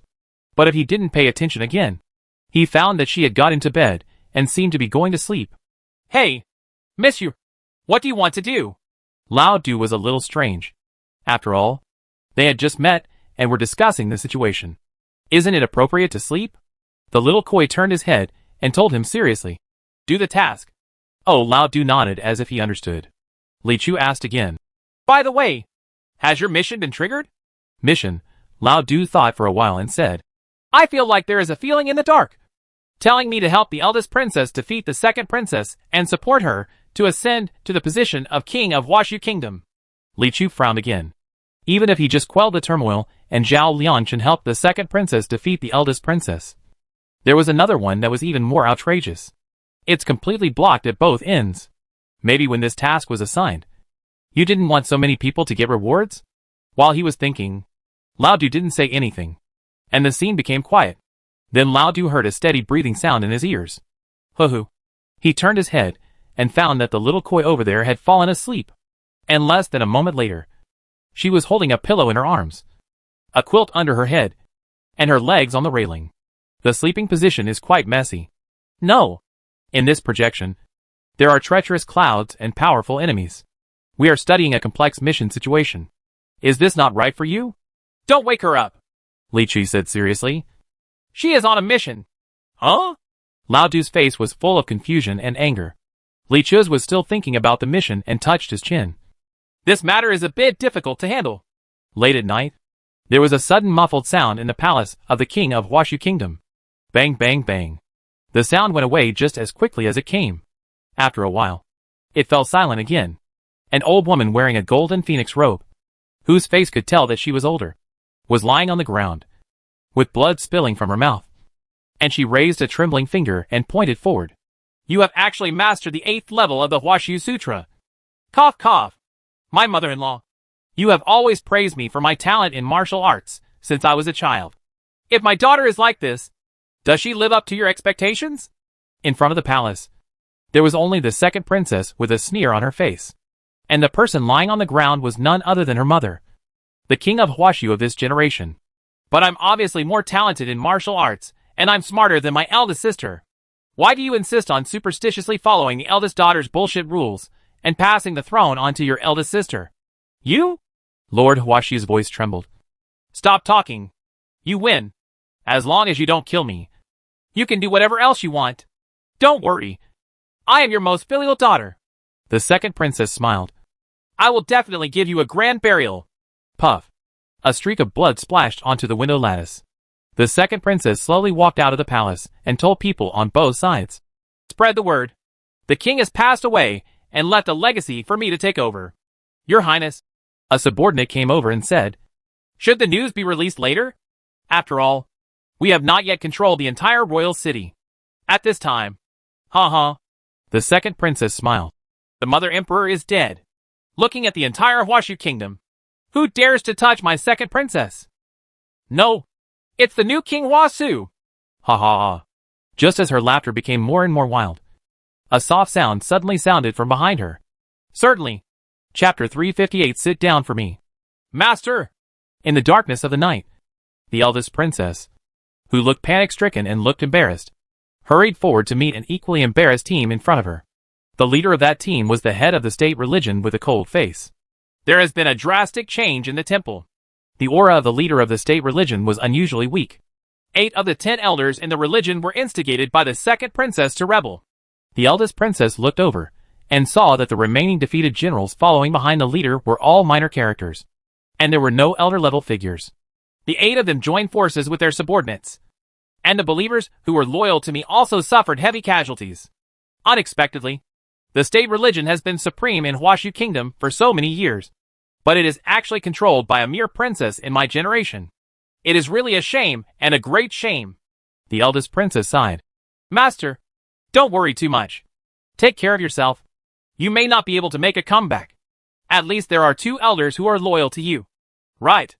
The remaining 2 elders oppose my plan to resurrect Yao Zhu. They were secretly executed by me 3 months ago. They have not been replaced. In fact, there are currently only 8 of the top 10 elders of the state religion. The head of the state church said expressionlessly.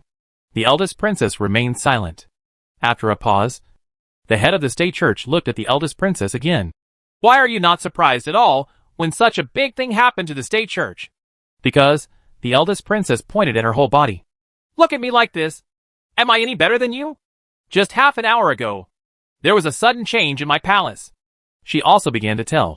There are a total of 150 palace people in my palace, and 148 of them are undercover agents planted by the second brother. There were 2 others who knelt down and begged for mercy when they rebelled, claiming that they were undercover agents planted by my mother and the third child. The eldest princess's expression was expressionless. The head of the state church also fell silent for a moment. The eldest princess looked at the head of the state church, her eyes seeming to say, I will become you when I grow up. The head of the state church looked at the eldest princess, his eyes seeming to say, "You are really better than others." After a long time, the leader turned his head angrily. "I just hate that I don't know what happened to my Taoju, and I don't know where it went. If there is such a big evil at hand, what should I fear even if there are thousands of enemies coming? Master, it's too late to say this now. We still have to think about how to escape from the palace at this time. At this time, the four walls of the palace are surrounded by formations set up by Lao Air's people, making it difficult to escape." The eldest princess reminded the master of the urgent task. "Is that so?" The face of the head of the state church changed. She mobilized at least 4 troops from the outer city.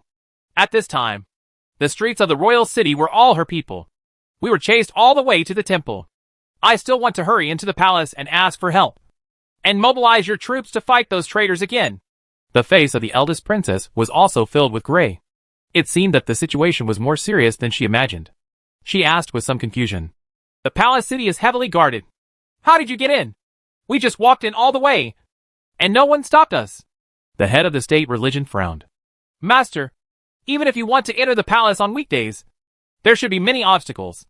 Just walking straight in like this, don't you think it's wrong?" the eldest princess asked. The head of the state church sighed heavily. "I only realized something was wrong after I came in. It seems that the second child has already controlled the inside and outside of the royal city. At this moment, the entire palace must be in her hands." The eldest princess analyzed. "She specifically let you into the palace. I am afraid she wants to directly get rid of the mother queen, and then frame us as the murderers of the monarch, and catch them all. In this way, all the obstacles that prevent her from ascending the throne will be removed." The head of the state religion looked at her with deep meaning in his eyes. "Why didn't I see you so smart before the accident?" "Because I once made a rebellion plan, which is exactly the same as this one." The eldest princess thought. "Now that I think about it, since all the people in my palace are undercovers, she may have stolen the plan long ago. Plagiarism. Shameless." The more she talked, the angrier she became. "Why? Do you still want to ask for copyright fees?" The head of the state church advised her to calm down, and then asked, "How did your plan deal with your opponent in the end?" "Of course, I will beat him half to death first, then destroy his cultivation, and finally criticize him in front of the people of the whole country, and then delay him for 3 days and 3 nights. The eldest princess replied without thinking. As he talked, his face gradually turned pale. At the end of the sentence, her lips trembled and she said, "Is it too late for me to change now?" "It's useless. Although she copied you, she updates faster than you. This is going to end soon." The head of the state religion covered his face with his hands. "Master, your cultivation is the best in Huashu Kingdom. Why don't you just lead us to break out from the sky?" The eldest princess said, "If I could fly away, wouldn't I have taken off earlier?" The head of the state religion shook his head and said, "The 8 elders have already covered the whole city with secret treasures, and anyone who takes off will be imprisoned. By then, the 8 elders will be besieged, and they will definitely not be spared." When the master and apprentice were at a loss what to do, they heard a sneaky cry from the shadows ahead. "Your Highness, this slave is late." The eldest princess looked up and was really surprised when she saw a row of white teeth floating over her. It wasn't until the row of teeth stepped out of the shadows that they realized it was a tall, thin, black-faced palace man. It was Durang. "Is it you?" The eldest princess was surprised. "Who is this?" When someone discovered his location, the head of the state religion suddenly became cautious. "It's the undercover agent I placed in the second palace." The eldest princess replied, "Yes, I heard that His Highness was being arrested at the Manchu Palace, so I rushed over to assist." Old Du nodded repeatedly. "Uh-huh." The head of the state religion smiled. "I'm here to help her at this time. You really deserve it." Lao Du looked sincere. The peak brings false support, and the dusk witnesses the true believers. The eldest princess was deeply moved and held Lao Du's hand. "I didn't expect that there would be someone so loyal to me in this world, even though he is a useless waste." Lao Du resisted the urge to complain in his heart and gritted his teeth. "I have a way to help His Highness reverse the situation." "Uh-huh." The head of the state church sneered twice again. "Do you know what you are talking about?" At this time, there are at least 100,000 soldiers and horses inside and outside the royal city mobilized by the second princess. Do you dare to say that you can reverse the situation? You, a little manager, dare to speak so wildly? Who do you think you are? Humph. Lao Du waved his sleeves and said forcefully, "It's already reached this point anyway, So what if you just listen to what I say? The eldest princess and the head of the state religion looked at each other, nodded in unison, and said, "Just tell me." At this time, the most heavily guarded parts of the palace are the 4 palace walls. The second princess expects that you will break out with all your strength and arrange the most elite forces on the outside. The soldiers and horses in the royal city will gradually move into the palace to increase the search on all sides. Sooner or later there will be no room for us anymore. Our only chance to make a comeback at this point is to steal the house.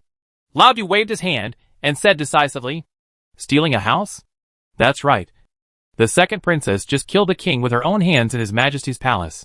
She is now in the palace hall, preparing to sit on the throne. But the guards around her are the weakest." Lao Du said viciously, "Let's find the right moment to penetrate her weak point, and smash her middle palace with one blow quickly and accurately." The eldest princess hesitated. "Cut her in the middle?" The head of the state church shook his head. "It's not that easy. Whether it is easy or not, you will know once you try it." Lao Du smiled slightly. "This opportunity is not to be missed. You too. Please come with me quickly." The head of the state church and the eldest princess both frowned. This man obviously looked so ordinary. But how could he be so confident? At the end of a rope, the eldest princess was actually moved by him. "Okay." She nodded heavily. "I will believe you once." Immediately, Du Lang took the eldest princess, the head of the state religion, and the 3 or 2 defeated soldiers of the kitten, and walked forward swaggering along the courtyard wall in front of him. "Keep your chest high and your head raised all the way, and your face raised to the sky. The way he walks looks like a fox walking in front of a tiger." Even the head of the state religion couldn't stand it anymore and said in a deep voice, "I have never seen such an arrogant person in my whole life. There are 100,000 people outside who are searching for us, and you don't even want to hide?" "Huh?" Du Lang smiled proudly. "The young man has his own clever plan. What's strange is that all the people walking along the way are the main entrances of the palace, which are all wide open, without even a single guard in sight. He actually let him drive straight and easily. It's so strange that no matter how short of manpower it is, it's impossible for the second princess to completely give up on the arrangements around her." The head of the state church wondered again. After being puzzled, he actually passed through a dozen tall palace gates and arrived at the main hall of the palace. "Is it really possible?" The eldest princess felt as if she was blessed by gods along the way. Really like a dream. "The arrangements of the second princess are all under my control. No matter how cunning and evil she is, she still has to drink from me," Du Lang said with a high smile. "Could this be the legendary one?" The head of the state religion stared at Du Lang's dark face, with unconcealed surprise in his eyes. "A fool can beat a master?" Puff. Du Lang almost spit out a mouthful of old blood. "Ahead is the main hall. If the second child is really in it, her cultivation level has always been extremely high, and she must be protected by experts beside her." The eldest princess frowned again. "At this time, Master and I are both injured. If we are alone, the enemy is not necessarily an opponent. It's better to let your slaves charge into the battle for His Highness." Du Lang rolled up his sleeves and prepared to step forward. "No!" The eldest princess grabbed him. "Are you so brave?" "Your Highness." Lao Du gently shook off her hand and said solemnly, "Today I want to show you who says men are inferior to women." After that, he strode into the hall with great strides. The palace door opened with a creak, and he ducked in. Then, there was a sound of bang bang bang bang ah ah. Inside, only, "Why do I hear this scream coming from him alone?" The head of the state church was suspicious for a moment. "Isn't he the only one being beaten?" When everyone was curious, they saw Lao Du pushing open the door. "Your Highness, everything is packed." "What?" With shock and confusion, the group all walked into the palace hall. In the extremely spacious and empty hall, a row of people were neatly tied up, and the first one was clearly the culprit of the chaos in the royal city. The second princess. She sat there quietly, not moving at all. The eldest princess had never seen her so honest in so many years. Only the eyes are full of hopelessness. The row of dozens of guards in uniform behind him were probably the same. In addition to the shock and panic in his eyes, there was also the fear of seeing a ghost. "Is this a success?" The eldest princess looked at Du Lang with a hint of outrage in her eyes. "I never knew when this undercover agent became so capable in both literature and martial arts. If he was a real man, he would definitely let him be his 12th princess." At this time, Du Lang had already run up to the high steps very doggedly, and wiped clean the huge golden phoenix chair that symbolized the throne. Your Highness. He turned around and smiled flatteringly. The golden phoenix chair is ready. Come on up and try your buttocks. This. The eldest princess felt a little embarrassed. But she still walked over. As she prepared to sit down, she smiled shyly and said, The matter hasn't been decided yet. Isn't it good? You also know that it's not good? The head of the state church glared at her. There are still so many messes outside that have not been resolved. Even if we catch the second child, do you think they can completely convince you? There is still work to do. Now are you interested in sitting on the throne? Just save it. Master is right. The eldest princess was shocked and said, I was just obsessed with ghosts. And I actually thought that the throne was mine. The throne is yours. The ghost behind him suddenly said quietly, Your Highness, just take a seat.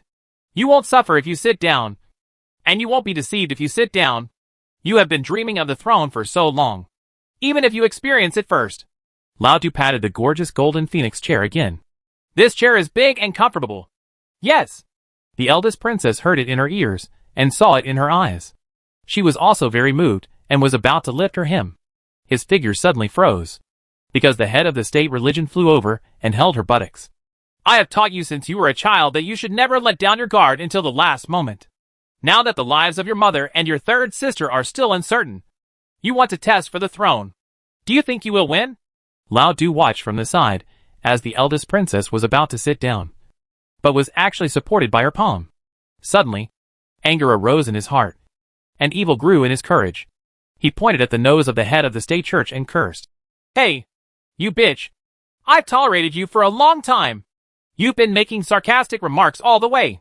Now I'm sending the eldest princess here without any complaints, just to let her sit down for a while. What's wrong with the throne? What's wrong? You jumped out and started gibbering. Have you ever been beaten? The head of the state church's temper was not bad, and he said angrily, You are a small steward. Don't think that you can speak loudly to me just because you have made some small achievements. Even if I lose power, a skinny camel is still bigger than a horse. What? You don't have a horse? How's it going? Their faces got closer and closer, and they choked a few more words. But after all, Lao Du's series of superb performances just now made the head of the state religion unsure of his strength, and he really didn't dare to take action. Otherwise, if an ordinary steward dared to be so rude, he would have been killed by the chief with one palm. Lao Du didn't dare to really take action.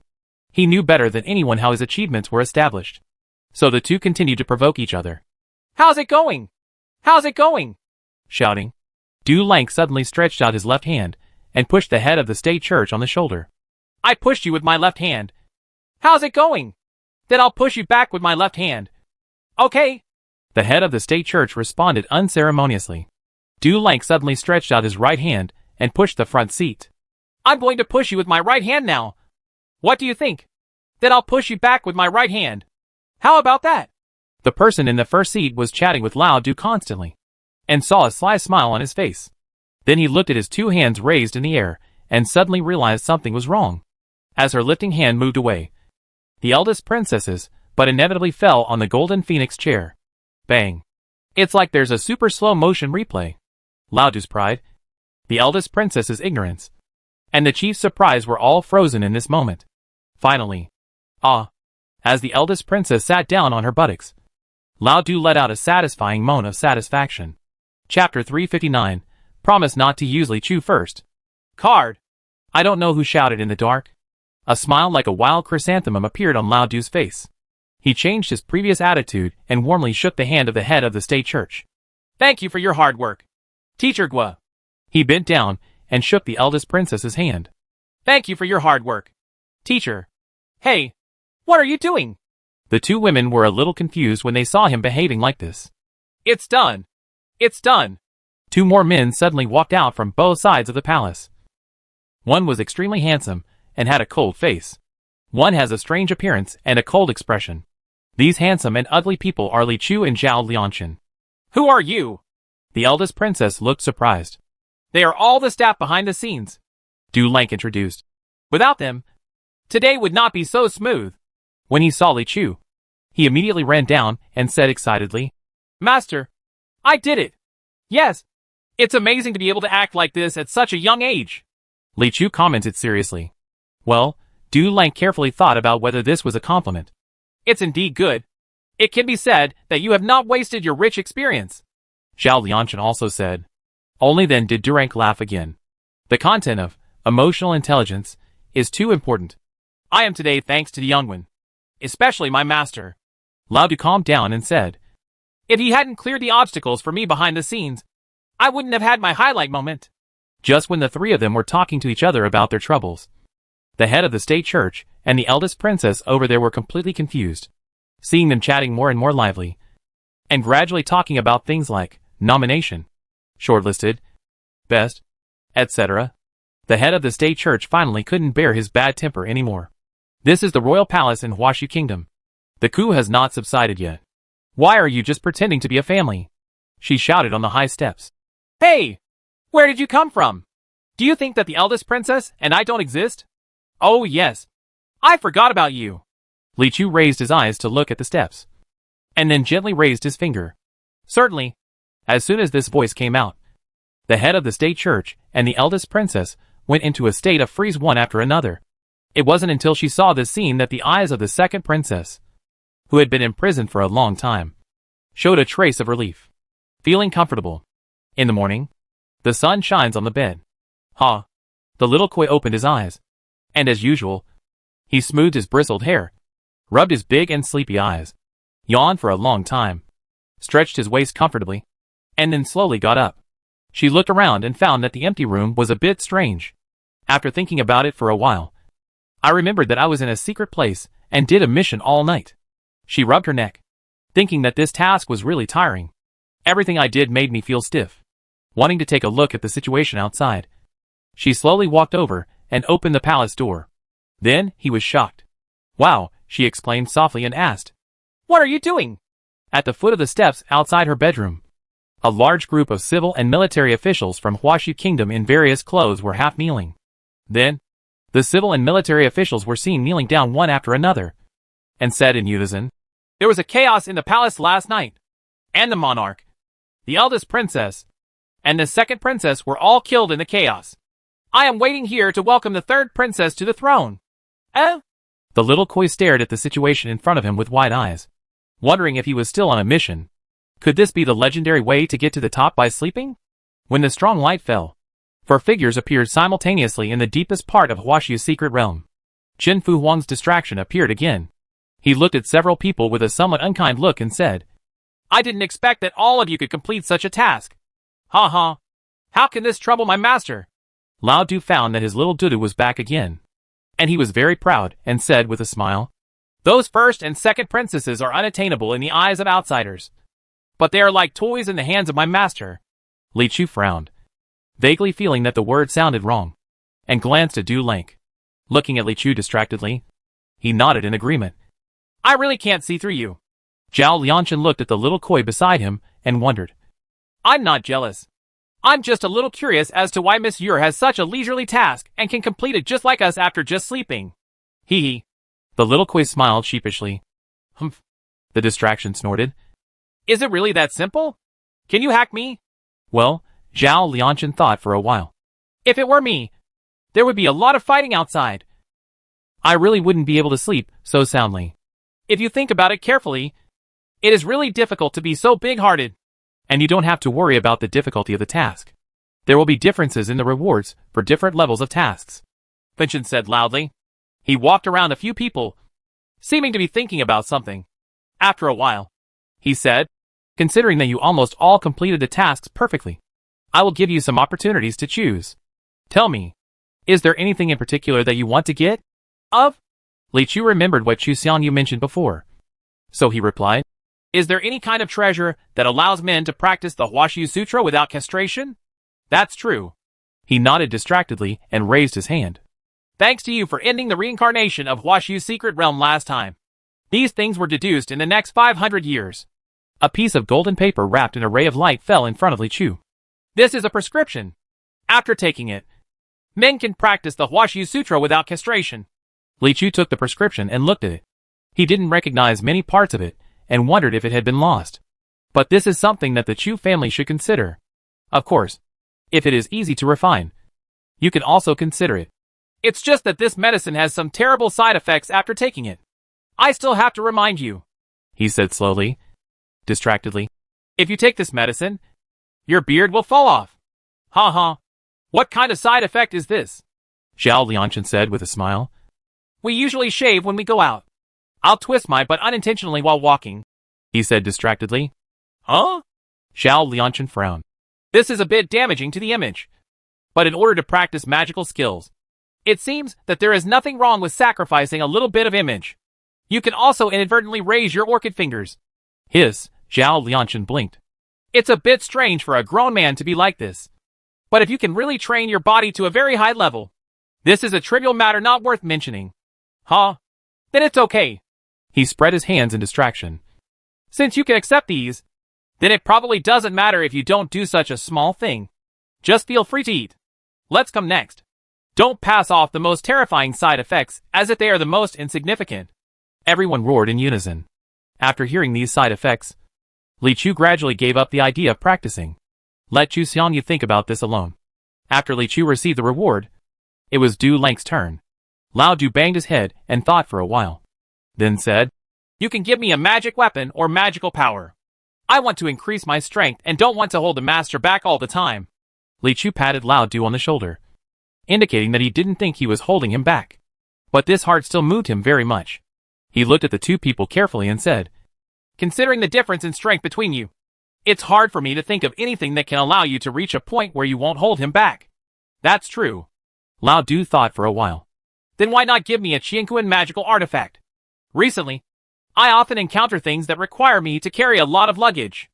If I have a Qianquan magical artifact with a large space, if you help the master carry more things, it will be of some use. This is fine. He snapped his fingers in distraction. Snapped. A ball of light fell from the sky, and it was wrapped in a cloth bag, which looked like a book basket carried by a scholar. It had double shoulder straps and looked quite simple. This is a book bag made by a saint from Huaxu Kingdom. It is said that he once had the ambition to store all the books in the world in it. So there is a lot of room for it. But apart from that, there is no other. It's an advantage. If it's just used to hold things, that's great. Ha ha. It suits me just right. Lao Du picked up his small school bag and felt it was light and weightless. On his side, he transformed into a school bag Du. And here it was Zhao Lianshan's turn to choose a gift. Zhao Lianshan said excitedly, I want a money tree. Li Chu looked at him like this and felt a little emotional. Eager to buy a house and get married, he has transformed from an aloof cultivator into a secular young man whose mind is filled with money. This is probably the legend. Love can change a person. He was distracted and squinted at Zhao Lianshan, his expression cold. What? Zhao Lianshan scratched his head. Isn't it possible? How about a cornucopia? I want it too. Is there really such a thing in the world? He said angrily, distracted. Okay. Zhao Lianshan thought for a while and said, Is there any treasure that can make me handsome? Distracted into silence again. After a moment, he shrugged. Let's talk about the cash cow. This time it was Zhao Lianshan's turn to fall silent. After thinking for a while, he said, There is no money tree or cornucopia, but I do have another magic weapon with similar functions. As he spoke, he raised his hand, and a ball of light wrapped in a broken bowl fell in front of Zhao Lianshan. There is no color on this bowl. It seems to be made of ordinary white porcelain with a gap on the edge. Li Chu looked at it. Although he didn't know what was magical about it, he felt a little envious just by hearing the description. The name of this bowl is the Fortune Bowl. It can be regarded as a strange magic weapon and can be used 3 times a day. As long as you offer this object and shout congratulations on getting rich, the person in front of you must throw money into the bowl. It doesn't matter how much, but you must throw the money away. Otherwise you will be punished. Distracted and smiled. How about it? Does it suit your wishes? Zhao Lianshan tilted his head and thought for a while, feeling something was wrong. Why do I feel that if I hold up a broken bowl and say, congratulations on getting rich, to people, even if the bowl is not a magic weapon, someone will give me money? Right. Good guy. I want a magical weapon. Old Du next to him also nodded. Li Chu was no longer envious after hearing this. Of course, no returns or exchanges will be made under any circumstances. He was distracted and looked at the little koi with a kind face. Is there anything you want? The little koi frowned and thought for a moment. then shook his head and said, I don't think I have anything special. Then Uncle, give you whatever you want. Distracted smiled and summoned a ball of light, which contained a sparkling round object. This thing is called Immortal Phoenix Dangers. You take it back and hold it in the palm of your hand every day. Exhale for 3 weeks. And try to digest the spiritual power on it. If you stick to it, it will have miraculous effects. It is especially suitable for spiritual beasts like you to become monsters. As long as you persevere, it may not be impossible to become an Earth Immortal in the future. The little koi accepted the treasure, not too surprised, but still nodded and said, Thank you. Okay, said distractedly with a smile. What a polite and good boy. Wait a minute. Zhao Lianchen came over suspiciously and asked, Why do I think the quality of the treasure you gave Miss Yu is so much better than my begging artifact? You read that right, Finchen said calmly. But you said that there will be differences in the rewards given depending on the difficulty of the task. Zhao Lianchen was puzzled. Yes. Isn't the difference obvious? The distraction was a bit strange. Zhao Lianchen was stunned for a moment before he reacted. Turn out to be. Is the gap actually on my side? The new round of Huasu's projection over there came to an end. And Li Chu and others also came out of the secret realm and were enthusiastically picked up by the Chu family's team. And here, Yanren also returned to the Yin family. Treason! With a bang, Yanlinen kicked Yanren 3 to 5 feet away and hit the wall hard. Yanren immediately spat out a mouthful of blood. You spent most of the family's budget in the Huashu secret realm, and ended up with nothing. Now the elders of the clan are asking me where the money went. Either I will lose the qualification to compete for the position of the head of the family, or I will have to pay for it. Come and make up for your shortfall. Let me ask you, where did this money go? Dad, I'm not greedy at all. I just spent a lot of money to hire a group of killers to kill the little Taoist priest. In this way, I can not only obtain the secret treasures, but also take revenge and vent my anger. Yanren lay on the ground weakly. Explained. What about the killers you hired? With so much money, I'm afraid you can hire more than a dozen people from the secret realm under the peak of Yintian. Right? Yanlinen asked angrily. Yes. Yanren coughed twice and murmured. Where is the killer I hired? What are you asking me? Yanlinen went up and kicked him again, kicking his big boy into a backflip. Even if the little Taoist priest has some conflicts with you, he has already resolved them under the mediation of the elders. Even if he cannot be invited, it is just a matter of course. Why do you bother to start a feud again? I have really pampered you too much in these years. Or don't you think that being a descendant of the Yin family allows you to do whatever you want? Yanlinen shouted in a deep voice. Dad, I am also considering the family. Yanren hurriedly defended. The little Taoist priest has a conflict with me. Naturally, he will not accept the Yin family's invitation just because of some money. But other families can still invite him. His magical power Huashu's secret realm, he is an invincible existence. Unless he dies, our Yin family will never be able to gain anything in the Huashu secret realm. Snort. Yanlinen flicked his sleeves, turned his head and sat down. In fact, he also felt that what Yanren said was not unreasonable. Li Chu's magical power was invincible at the stage of seducing the Golden Phoenix. And it was destined that the one who won Li Chu would win the secret realm of Huashu. And when his own family had some conflicts with him, he would definitely give priority to helping others.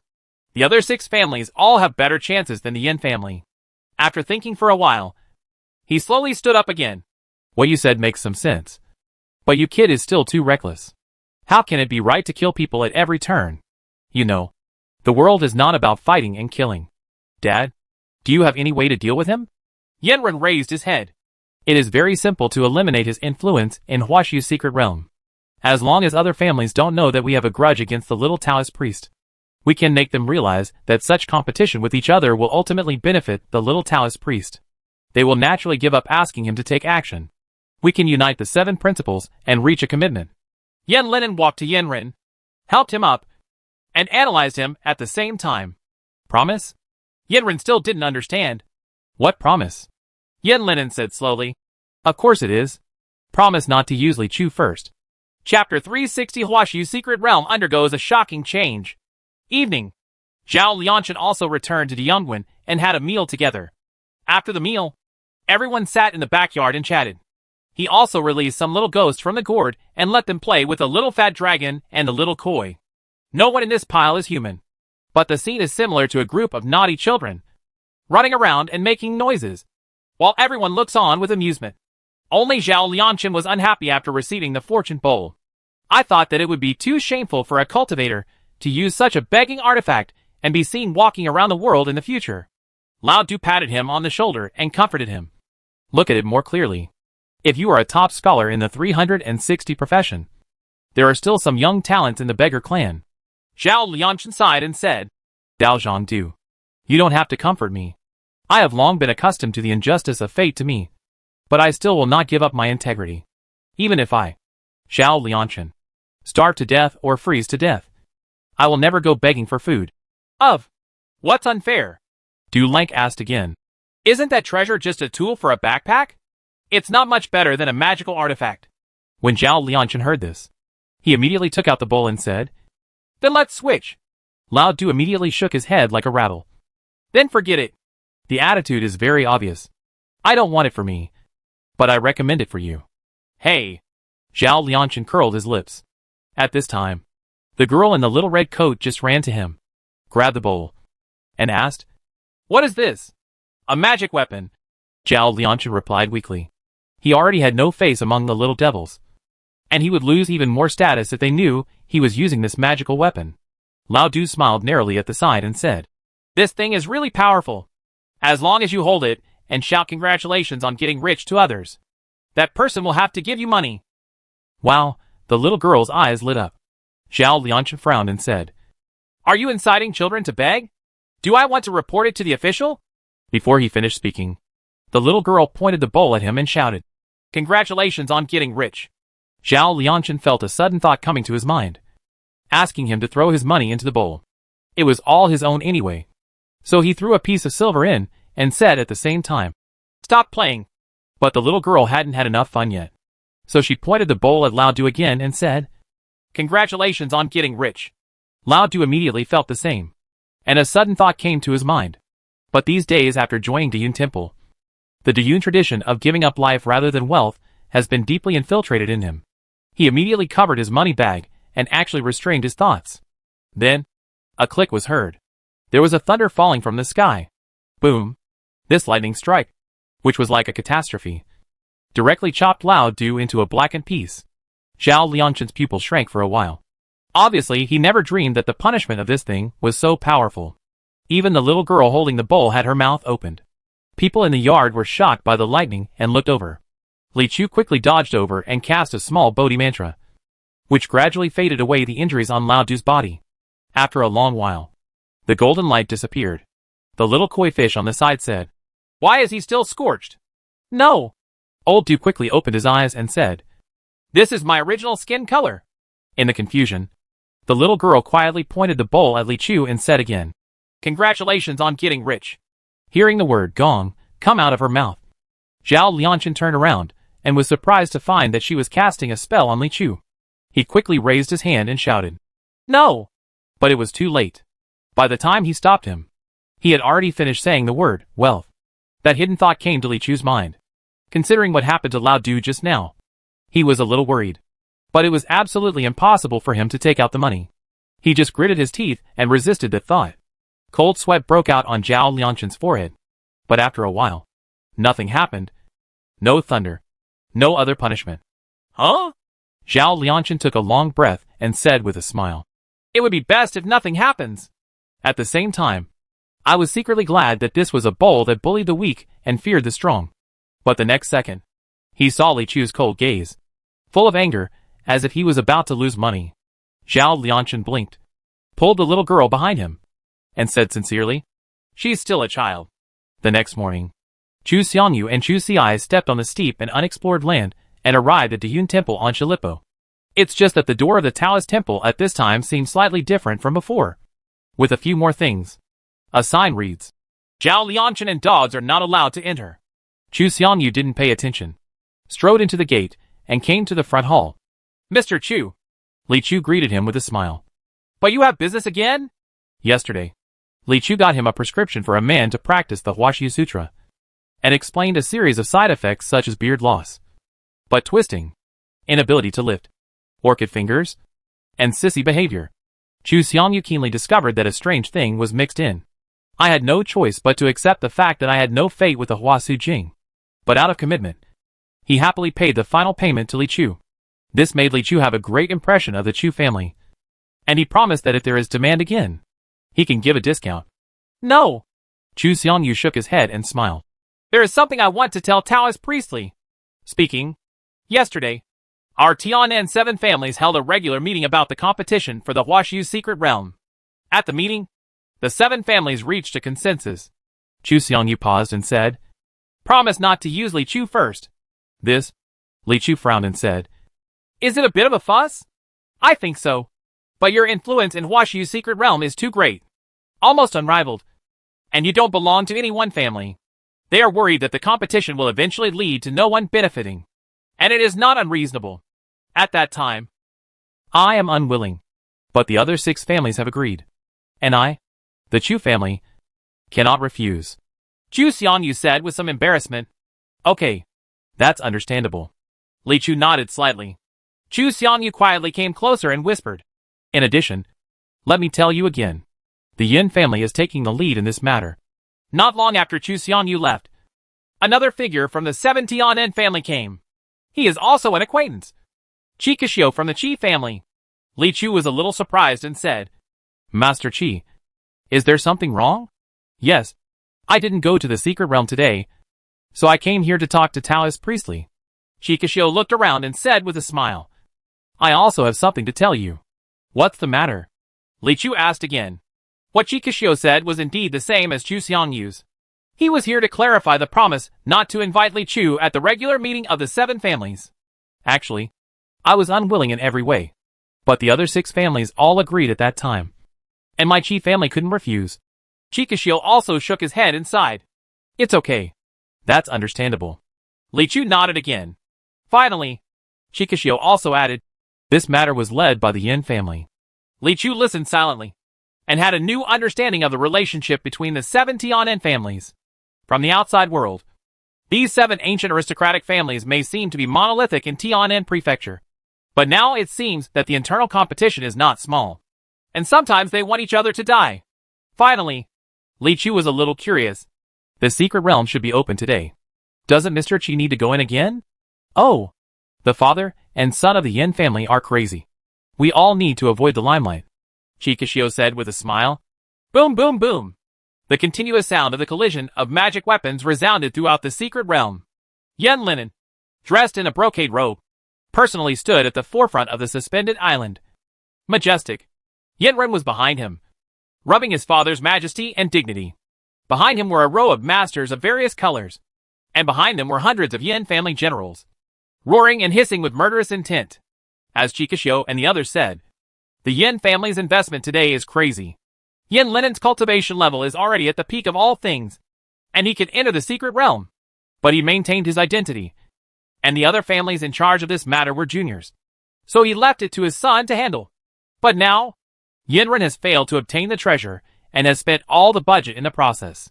If the Yin family can't get any harvest in Huaxiu's secret realm, not only Yen Ren, but also his status will be greatly shaken. So today, Yen Linen personally took action, mobilized his many years of connections and resources, and invited more than a dozen well-known masters of all things in southern Xinjiang to come here to fight against the odds. With the intensity of his investment, let alone entering the Huaxiu secret realm, even if he enters the 4 great immortal treasure places, he may not be able to recover the cost. It can be said that what the Yin family did this time was destined to be a loss-making business. But there is no way. Even if you lose money, you have to do it. If he can't get anything substantial, then all the previous investment will be a waste of water, and he will have no standing in front of the family elders. You have to win once. With such determination, he dispatched such a lineup today. When other families see it, they probably understand a little bit. All those in charge, such as Chu Xiangyu and Qi Kashio, did not enter the secret realm again, but just randomly sent some people to fill the scene. After all, the Yin family, a lineup that is destined to lose money, does not need to put in the same effort to compete with him this time. Dad, not even the person in charge from other families came, Yenren said with a smile. If I had known, we wouldn't have needed to dispatch so many experts. Thinking of such a big deal, even though he was a prodigal, he still felt sick. Yen Linen sighed secretly, looked at Yenren, and wondered how he could be so smart in his lifetime. I went back and said that I had to strictly investigate the child's mother. He said in a deep voice. Think about it with your good mind. If we didn't use so many experts, how could they be afraid of us? How could they give up the competition? Yes, what Dad said makes sense. Yenren suddenly realized. Just when the cutting of washi wudong in the side compartment was in full swing, the huge crack behind everyone slowly and quietly closed.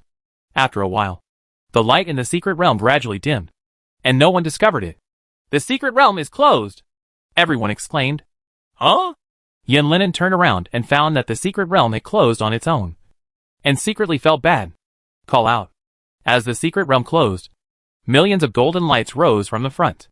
The golden phoenix flew from the depths of the secret realm and became the most dazzling light source. Only this time, there was another person on Jin Huang's back. A terrifying body that was quite large and extremely oppressive sat cross-legged with its eyes closed. If you have a little knowledge of this secret realm before entering it, or those who have entered the deepest part of the secret realm, you should know that this is Qin Fu Huang, a name that apparently died 500 years ago, but has always been spread among the world because of the legend of being physically invincible. Is this the distraction? Someone exclaimed in surprise after seeing the distraction deep in the secret realm. No!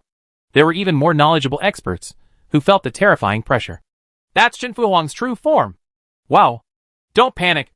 Everyone. Qin Fu Huang is dead. Even if he appears again, he is just a puppet at best. There is no need to be afraid.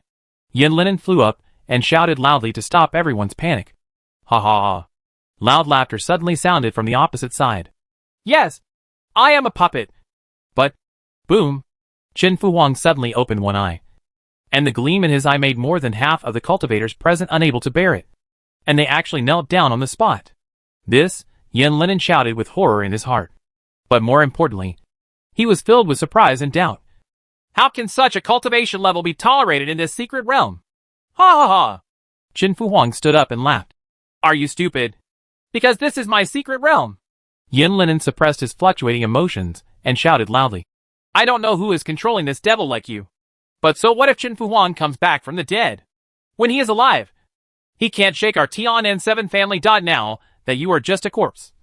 How dare you be an enemy of our 7 Tianen family? To be honest, Qin Fu Huang paused and then slowly spoke. At the beginning, I thought Qin Fu Huang could not defeat you Tianen Chi family. But now that I have control of this body, I suddenly feel strange. Why on earth didn't Qin Fu Huang kill all of you bunch of chickens and dogs back then? You have no idea what it means to be truly invincible. Boom. As soon as these words were spoken, the turbulent and coercive air flow intensified again. No one present, including those at the top of the world, could stand on the spot. Bang bang bang. A series of heavy kneeling sounds. In the end, only Yenlinen stood alone, but blood spilled from the corner of his mouth. He still insisted. Do you really want to be an enemy of my Qi family? I don't care whether you have 7 or 8 families. Qin Fu Huang took a breath and suddenly shouted. Kneel down! Boom. At the command, Yenlinen's legs collapsed. His body also slumped, and more cultivators with weaker cultivation levels had their whole bodies exploded, their flesh and blood shattering, and they died. Explosive killing. Ha ha ha ha ha ha ha. Who in the world can stop me? A moment later, deep in the secret realm, Qin Fu Huang, covered in blood, returned to his human-sized body and appeared in the bright white space. A man with a similar appearance to him, but with 2 eyes, came out and looked at himself with a complicated expression. From the first day you came in, I knew that you were not the real person. You just controlled his physical body. Looking at him distractedly. Who are you? Of course, I can't be Qin Fu Huang. He died 500 years ago, and everyone in the world knows it. But a ray of light burst out from the center of Qin Fu Huang's eyebrows. After it stopped, it turned out to be a small wooden figure as big as a palm.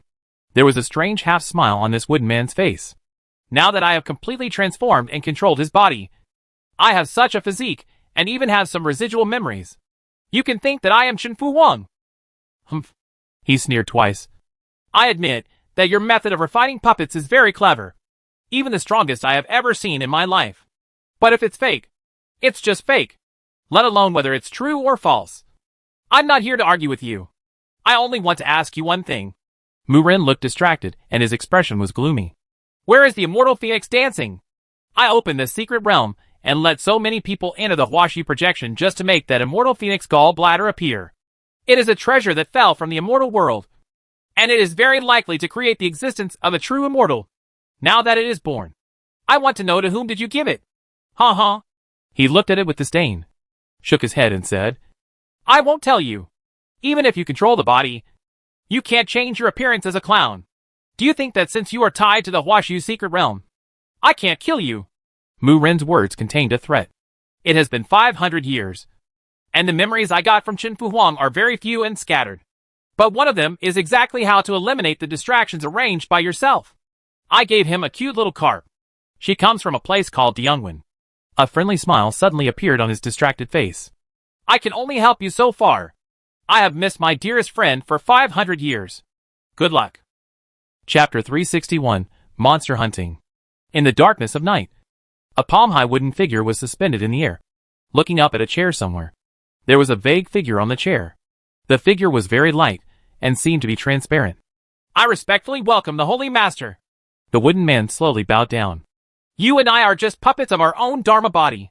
King Mu doesn't need to be so polite, the shadow said calmly. Although they are not the original body, the dignity and inferiority should still be clearly distinguished. Mu Ren's attitude was also very respectful. This wooden man is naturally the Wooden King, and there is only one person in the world who can make the Wooden King so respectful. Emperor Yu of the Demon Sect and leader of the Yanyu cult were born in Yuhua. Ha.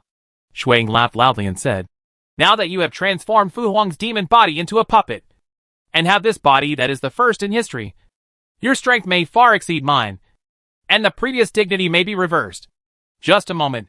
I don't dare. Mu Ren lowered his head, paused, and said softly, At least I don't dare at the moment. Oh! Shuang's eyes rolled. Although Fu Huang's demonic body has been successfully transformed, it is extremely difficult to control. At present, I can only control 60% of its power. If it is any more, it will be out of control. And the leader, your magical power of feathering will be completed soon, and you will undoubtedly be the best in the world by then. Extreme strength.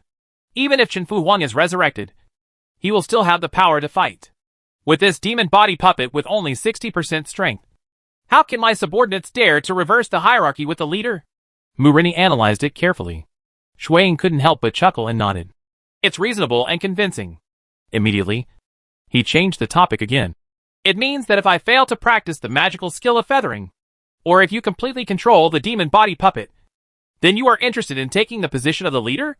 Mu Ren was silent for a moment, and then slowly said, Leader, please stop talking about these emotionally hurtful things. Right. Ha. Shuang's smile became more hearty. Yes, I like your frankness. King Mu, I promise you, if one day my cultivation is not as good as yours, I will give up the position of leader to you. But, at this moment, I am stronger, so you should listen to my orders. Right. This is natural. Mu Ren paused deeply. I heard that the Huaxi secret realm has been closed, and the team sent by the Tian and 7 families was massacred with blood. So is the immortal phoenix gallbladder I ordered you to get available? Shuang asked. If you want to obtain treasures from the Huaxi secret realm, you must experience projection. This is why I opened the Huaxi secret realm. I can only wait for the immortal phoenix gallbladder in the secret realm to be released before snatching it. My original plan was in this way. Mu Ren hesitated for a moment before continuing. It's just a coincidence that the immortal phoenix dancing was handed over to a very troublesome person. King Mu, you now control the demon body of Fu Huang. In terms of combat power, you are considered to be at the top among the land gods. Even if you confront Li Maoqing again, you may not lose. Now, who else can make you feel troublesome? Shuang asked again. To be precise, the person who got the gall of the immortal phoenix was a little goblin. There was nothing troublesome about it, but she happened to live in a Taoist temple in the south of the Yangtze River. There was a little Taoist priest in that Taoist temple. He was a person I couldn't see through. Last time I also used many methods to plot against him, but he was killed neatly. Mu Ren shook his head. Oh, Shuang understood clearly. I heard you tell me. Is he the little Taoist priest who killed Lord Sanhai in Shenluo City? It's this person. Mu Ren nodded. But the immortal phoenix courage is of great use to me. I must not give up so easily, Mu Ren said. The leader has a destiny, and his subordinates naturally dare not give up. They just hired a professional team to try to obtain the immortal Phoenix gallbladder without disturbing the little Taoist priest. As for helping Kang Heijin to avenge him, we will talk about it later. That's fine. It's superfluous to avenge Mr. Songhai. Shui Ying snorted coldly. I just learned not long ago that he actually contacted the descendants of the Yin family for his selfish conspiracy in Shenluo City. The condition for the descendants of the Yin family to take action was that Lord Songhai informed them of the Yin Emperor and helped them welcome him. Return to Yin Emperor. Is there still this matter? Mu Ren was also a little surprised. Welcoming Yin Emperor back? He is cheating on others. And after Yin Emperor has been missing for so many years, is there any reason to survive? Shui Ying sneered twice. Actually, it doesn't matter if I tell you. I got the news about Lord Songhai from me. As we all know, the reason why my throne of the demon sect has never been justifiable is because I cannot control the demon emperor's token, the first demon heart jade. The reason why the Shurimo Xian Jade refuses to recognize me as its master is actually because the previous owner Yin Emperor has never died. Even more than 10 years ago, Yin Emperor sent a weak thought through the Shurimo Xian Jade. This is happening! Mu Ren was surprised when he heard this. The Yin Emperor and the first demon's heart jade are connected to each other, and they can travel thousands of miles in just one thought. But after so long, there is only one word in the thought sent back, which shows how deeply he is trapped. What's that word? Mu Ren asked curiously. Well, the wind in the south of the Yangtze River gradually becomes moister, and there are more bright colors on the hillside paths. The little Koi walked alone on the way to school, and his steps were much more cheerful. The fox girl is diligent and studious, and is often the first to arrive at school, and she was always late in bed. So she was always late every day. So the two of them often didn't go to school at the same time. There are still some moon worshippers in the distance, mumbling words to the little Koi, but she doesn't have to worry about that anymore. As Li Chu said, it's normal to be watched by people while walking on the street. It's nothing to worry about. Just get used to it. She is already a mature Koi. After returning to the Yun Temple, the little Koi obediently followed the distractions instructions, holding the immortal Phoenix gall bladder and exhaling for an hour every night before going to bed. After practicing, I always feel refreshed. Although she is not very proficient in spiritual practice, she feels that she is getting smarter and smarter. This is definitely a big baby. But the little Koi has no idea that in the darkness not far away, several evil eyes are watching him. Master, the target is close to the formation. A white-faced Taoist priest with sharp eyes and a slightly fat body reported in a lowered voice. Next to him, there was another burly Taoist priest with a strong body, who also said fiercely, it is expected that the target will fall into the net in 500 steps. And I haven't noticed anything wrong yet. New. On the tree branch next to the two young Taoist priests, an old Taoist priest wearing a black round hat and two goatees lazily agreed, slowly opened his eyes, and yawned. Master Fu Yao, I have traveled across the country for many years. I have captured evil demon kings and dragon and phoenix cubs more than 800 times without missing a beat. This little carp with a shallow cultivation level is really unworthy of mention. So interesting. Yes. Master is really overqualified to deal with this little carp. Why don't you let your disciple do it for you this time? The white-faced Taoist priest said with a flattering smile. Yes. My disciple also wants to share the master's worries. The burly Taoist priest immediately followed suit. What a beautiful thought! With a cry, Master Fu Yao landed on the ground in the blink of an eye, and slapped each of his two apprentices with one hand on the head. Snap. The reason why I accepted it even though it's not challenging at all is because the patrons gave me too much this time?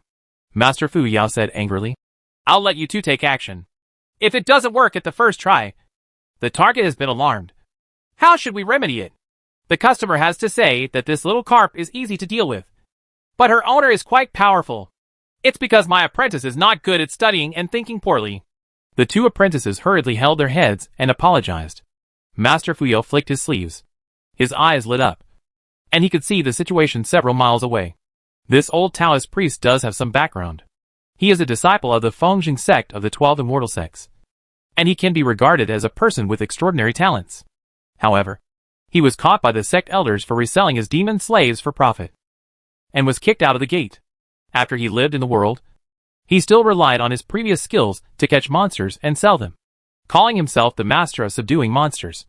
Over time, he has made a name for himself in the arena, and has some commendable achievements.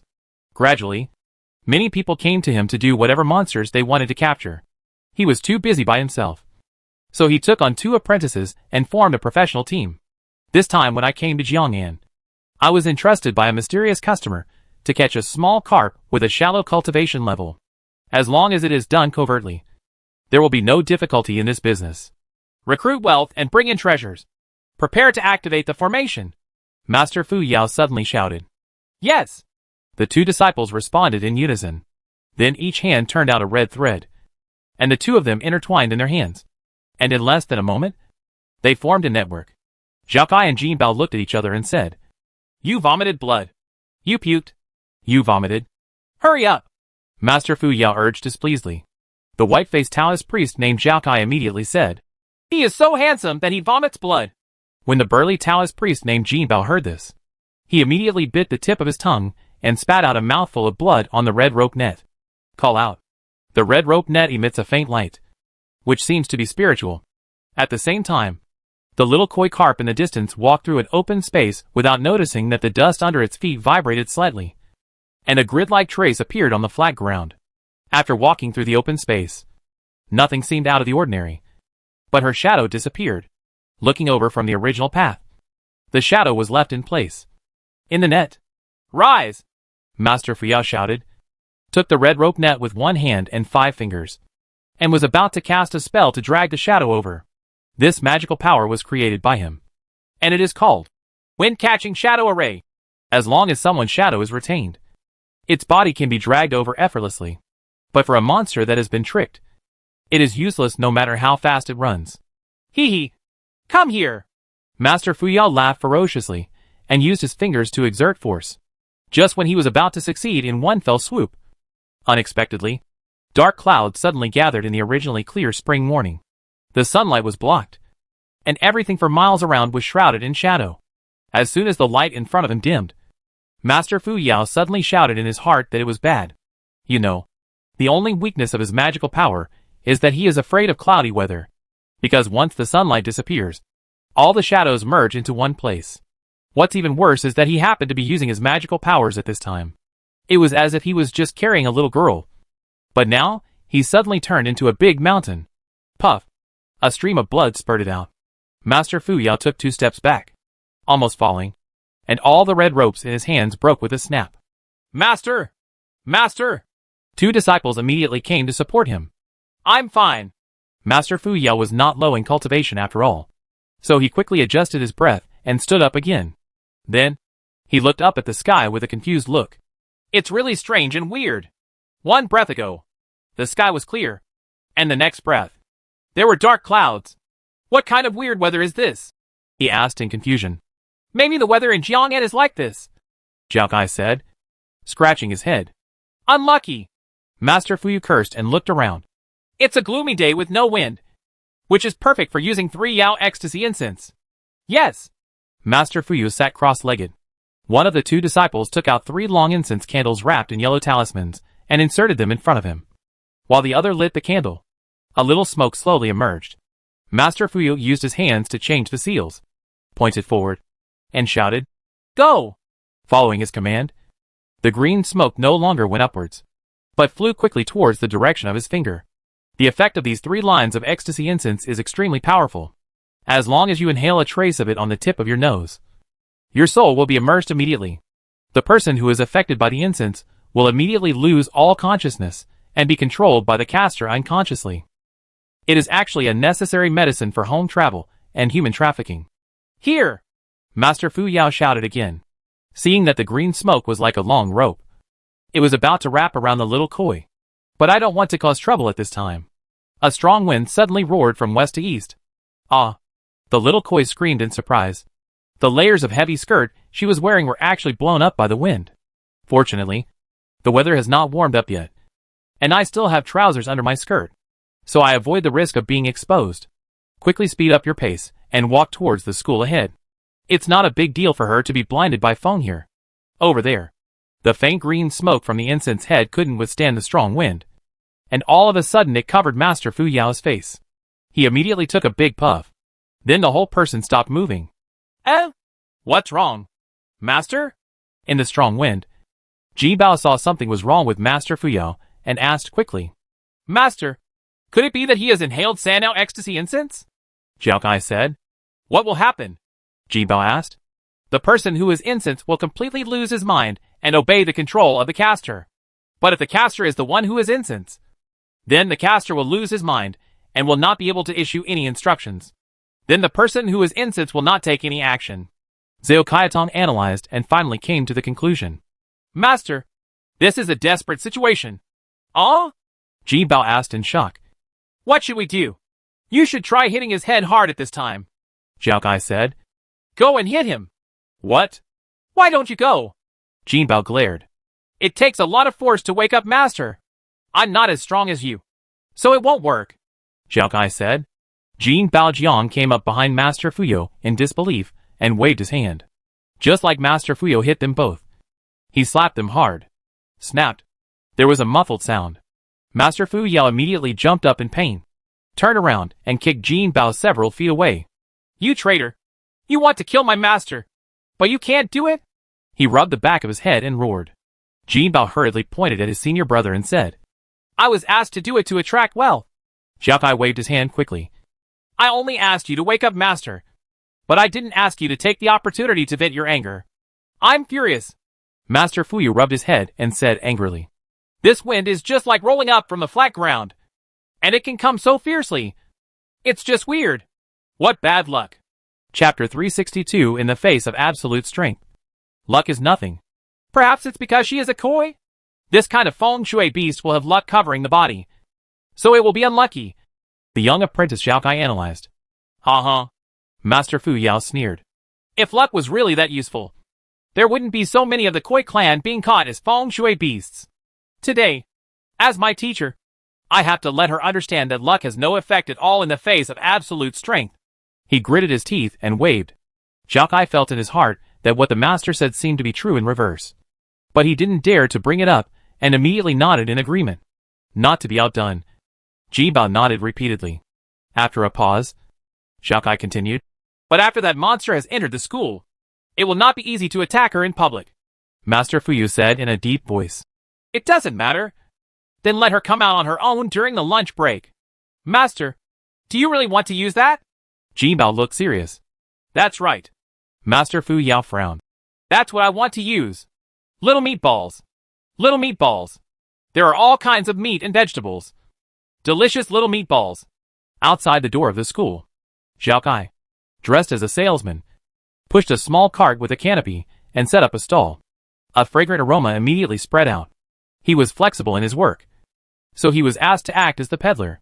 In fact, these fragrant little meatballs are all cooked by Jin Bao. Not far away, Master Fuyao and Jin Bao were secretly peeping at this place. "Not bad." Master Fuyao nodded with satisfaction. "Although you are usually a bit clumsy and your cultivation talent is mediocre, your skill in cooking small meatballs is truly outstanding. Of course, this is a craft passed down from our family." It was rare for Jin Bao to hear the master's praise.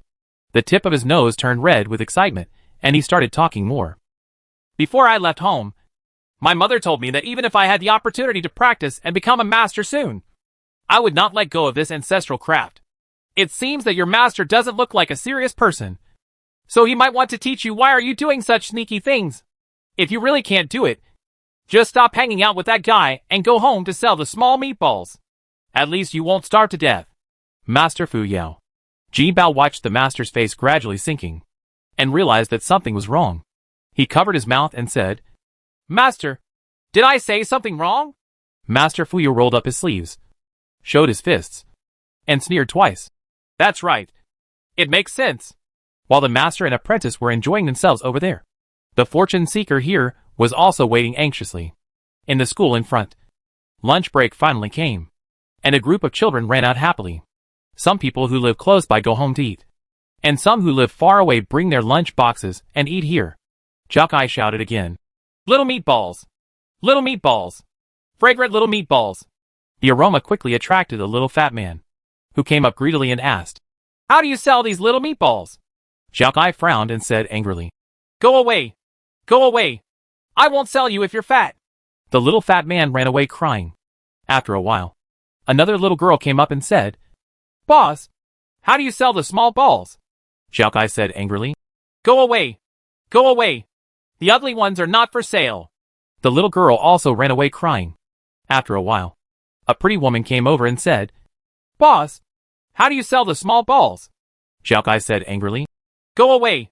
Go away! You are a man who won't sell me." The woman walked away strangely. After waiting for a while, I saw the figure of the little koi walking out of the school. He stretched his waist as he walked and tried hard to open his eyes. It seemed that he had slept hard this morning. Xiaokai immediately became energetic and shouted again at the top of his lungs. At the same time, he picked up a small fan and tried to fan the fragrance towards her. Really, the little koi's nose moved, but its eyes hadn't opened yet. But its body had already leaned out, as if its soul had found its home. The next second, her eyes suddenly widened and she trotted over. "Boss, how do you sell these little balls?" 10 for 1 penny, Xiaokai said loudly, fearing that she would not have enough money to buy it. The little koi frowned, took out his little cloth bag, rummaged through it, and heard the sound of metal colliding inside. "No," she pouted, and said distressfully, "all I picked up today are gold, silver, emerald, agate, and the like. But I didn't pick up any copper coins." Xiaokai secretly thought to himself, "Good guy." And he couldn't tell whether it was envy or jealousy that came over him. He quickly changed his words. "If you don't have copper coins, silver will do. Hee hee. That's good." The little koi immediately picked up a large piece of silver and handed it over. As a little fairy who was never short of money, she was never able to establish a correct money system, although Li Chu took the trouble to teach her many times. But she will forget. The fortune teller put it away, and then used a paper bowl to serve her a bowl of 10 meatballs. The little koi went back happily. "Done!" Xiaokai waved his fist and went back happily. He pushed the cart back to the hillside and saw the panting master and the crying Jin Bao waiting there. Not daring to ask what happened, he reported casually, "Things went smoothly. Okay." Master Fuyao waved his sleeves. "Get ready to cast a spell." He stood up and said, "After she eats the little pill with the puppet pill in it, she will obey my orders in all her actions, and she will naturally come out on her own. I will cast a spell here, and you will ambush on the hillside. Later, once you see someone appear, don't hesitate at all. Just use the demon sealing bag to catch her. You must do it quickly. Do you understand?" "I understand." The two apprentices responded loudly. After the little koi returned to the school with the small balls, he found that the fox girl was still sitting in her seat reading. She asked, "I just bought some particularly fragrant meatballs. Do you want to try them?" The fox girl smiled and said, "No, I'll eat later." The little koi sat down and started eating. As he was eating, he felt that the seat was suddenly covered by a dark shadow. When she raised her head, she saw Li Chu's pale eyes. "Huh?" The little koi was surprised. Then, Li Chu picked up a small book basket. "Don't you carry a school bag when you go to school?" "Ah," the little koi exclaimed again. "I forgot. It's nothing, just that you forgot to bring your school bag. The problem is that you forgot to bring your school bag, and you didn't notice it for so long." Li Chu's eyes gradually became stern. "What are you studying?" "Forehead." The little koi's fur stood up nervously, and its eyes rolled around. After a while, she smiled and didn't explain. She just picked up the paper bowl with only the last small ball left and said, "Would you like to try it? It's delicious." Li Chu suddenly felt helpless. There's really nothing you can do against her. For a student who gets first place in every exam, does it matter whether he brings a school bag to school? And she has a cute smile. After eating the small meatball and leaving the book basket behind, Li Chu turned around and left the school. But when he just walked out of the door, he suddenly felt something was wrong. There seemed to be some threads pulling his hands and feet, making him walk in one direction. Li Chu was puzzled for a moment. Although this pulling force was very weak, it seemed that he could break free with a little effort. But it was the first time he felt it, which made him a little confused. So he didn't fight, but followed the guidance of this force and walked over, ready to see what was over there. While taking steps, he used his mind's eye to discern the situation on that side. There is a cultivator who is using his magical powers. Another person is on the tree, and another person is peeing behind the tree. Who are these people? As he walked, he came to the hillside outside the school. Just as they turned around the hillside, before they could see the faces of these people clearly, they heard a shout above them, and their vision went dark. A big cloth bag immediately covered his whole body. Is it an ambush? But are these people a little weaker? Although it was dark before his eyes, he was still observing the outside with his mind. So he was not in a hurry to get out of trouble. Then I heard a rough voice shouting, "Master, take it down." Another high-pitched voice came over. "Are you sure this is the target?" The rough voice replied. "I didn't see it clearly. I didn't know why it was suddenly dazzling just now." At this time, a slightly older voice said, "Yes, I can sense it. It is the target I used the puppet pill to pull over." He smiled slightly wildly and said, "Uh-huh. Although there were some twists and turns, it was still successful in the end. As long as I give this koi to the customer and complete this order, I can retire in peace. Master is indeed right." The sharp voice flattered. "In the face of absolute strength, luck is not worth mentioning." Chapter 363. This is a fake fish. When Li Chu turned around the hillside, Master Fuyo was casting spells with his eyes closed in front of him, while Zhao Kai went behind a tree to deal with the problem because he was in urgent need of urination. Ji Bao was the only one waiting on the tree with a magic weapon. When he saw a figure turning around, he hurriedly jumped down and took it in without seeing the figure clearly. After Li Chu entered the bag, he initially saw 3 people approaching with his mind's eye, hoping to flash out and subdue them. But when he heard that these people's original intention was to catch koi, and there were customers behind them, his mind suddenly changed. Koi is the mascot of Dayun Temple. It wouldn't be a good thing if she was targeted. She has always been simple-minded and does not understand the cruelty of the world. Very dangerous. Since these people regard themselves as little koi, it is better to go with the flow and let them meet the mysterious customer behind them. At this time, he did not expect that the incident was caused by the immortal phoenix gallbladder. He just remembered the previous incident of King Jiang at arresting the koi family, and wondered if some important person had heard about the koi's unlucky fortune and wanted to plot something evil. He had just made up his mind when Jean Bao also carried him on his back. "Ouch!" His shoulders sank and he said, "This thing is quite heavy. A fish can only weigh as much as a little girl. Don't make yourself complain about anything you do," Master Fuyo scolded. Ji Bao was still a little puzzled and muttered. But fortunately, he didn't carry it for long. After leaving this area, Master Fuyo whistled and summoned a huge green-feathered bird. As a professional monster-catching master, the spiritual birds he raises are naturally not bad either. This green-winged bird is top-notch in the Holuid dynasty in terms of character, load-bearing capacity, and combat power, and the master of subduing demons has chosen it as a mount. The 3 of them carried the demon-sealing bag up and sat on the back of the bird. Then with a command, the green-winged bird roared into the air and flew high into the sky. Tianan Prefecture is to the west of Jiangnan Prefecture, and the delivery location agreed upon by the Wooden King is also there. The 3 masters and disciples just happily ran to the west. On the top of a high mountain, there is an upright attic, which looks like a sword stuck in the majestic mountain. It is very eye-catching. That was the place agreed upon by the mysterious patron and Master Fuyao.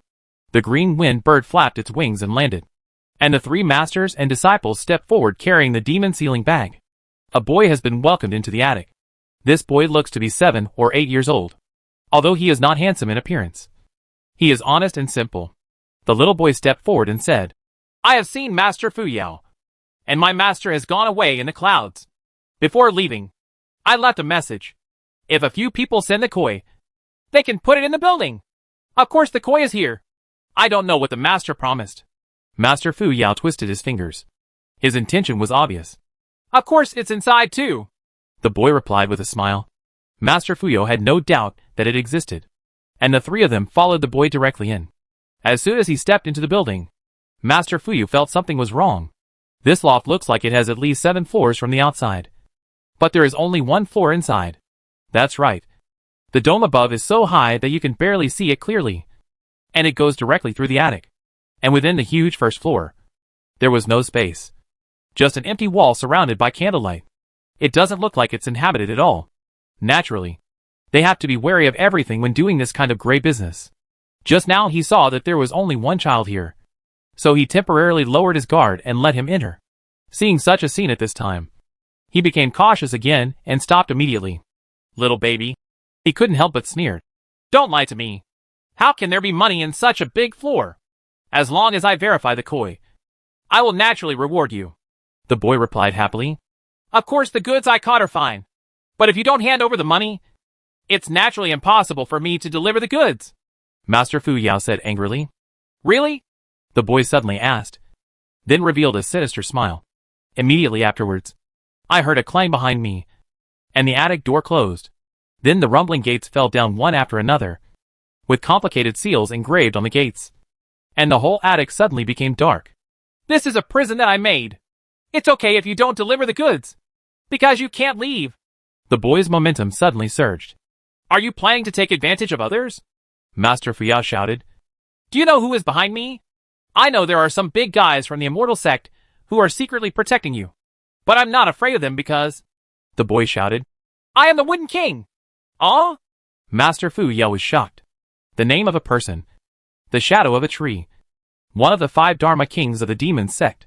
Seriously speaking, he is definitely much more powerful than the big men of the Immortal Sect behind him. What's more, they are righteous disciples of the demon cult. And they do all kinds of business that defy heaven. These little gangsters who wander in the gray area are not afraid of the masters of the righteous path, but are afraid of this kind of desperados. His pupils trembled crazily for a while. Then he gritted his teeth and forced out a wry smile. If you are really the Wooden King, then I will admit defeat. As long as you can prove your identity, then I won't take any money this time and just make friends with the Dharma King. How about it? He said tentatively. To make friends? The boy laughed and said, You haven't figured out the situation yet. I don't need to prove it to you. Believe it or not. I just need to kill you. Bah! Master Fu Yao pointed at the boy and said angrily, Leave a few strands in your life so that we can meet again in the future. If you want to kill them all, why don't I beg you for mercy? The boy was startled, and it seemed that it took him a while to understand what Master Fu Yao meant. And he smiled. You are a wonderful person, but it's a pity that I really can't let you leave this time. To be honest, I don't care at all about giving you the money.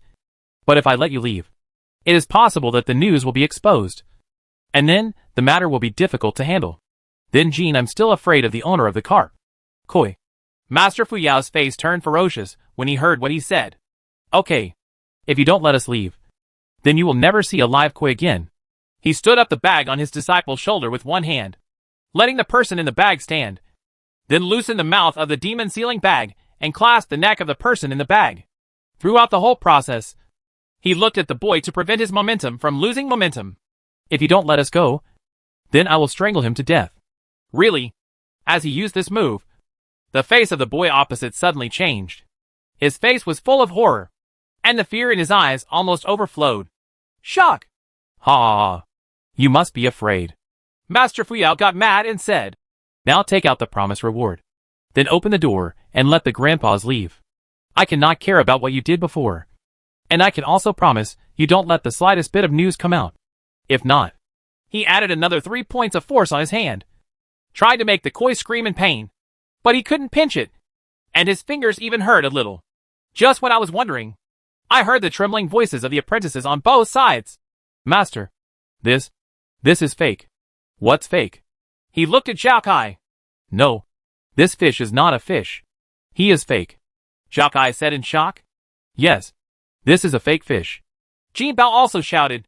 However, they didn't know who this person was and were just surprised. The boy opposite was almost crying. He stretched out his hand and pointed at Master Fu Yao. Tremblingly. You just caught this thing, and you still want money? Chapter 364, a one-sided crushing. The moment he saw Li Chu's face emerging from the demon-sealing bag, the boy suddenly remembered a truth once spoken by a sage named Lu. The more you worry about something, the more likely it will happen. In order to avoid a head-on collision with this little Taoist priest, he deliberately did not take action personally, hired a professional team, and prepared to kill and silence him, completely preventing Li Chu from having any chance to find him. But who would have thought that there would be a surprise when opening the bag? Although the boy was just a physical puppet, and the wooden man inside him was strictly a puppet, the wooden man actually had a real soul and mind. It is precisely because of this that so many people think that this is the true form of the Wooden King.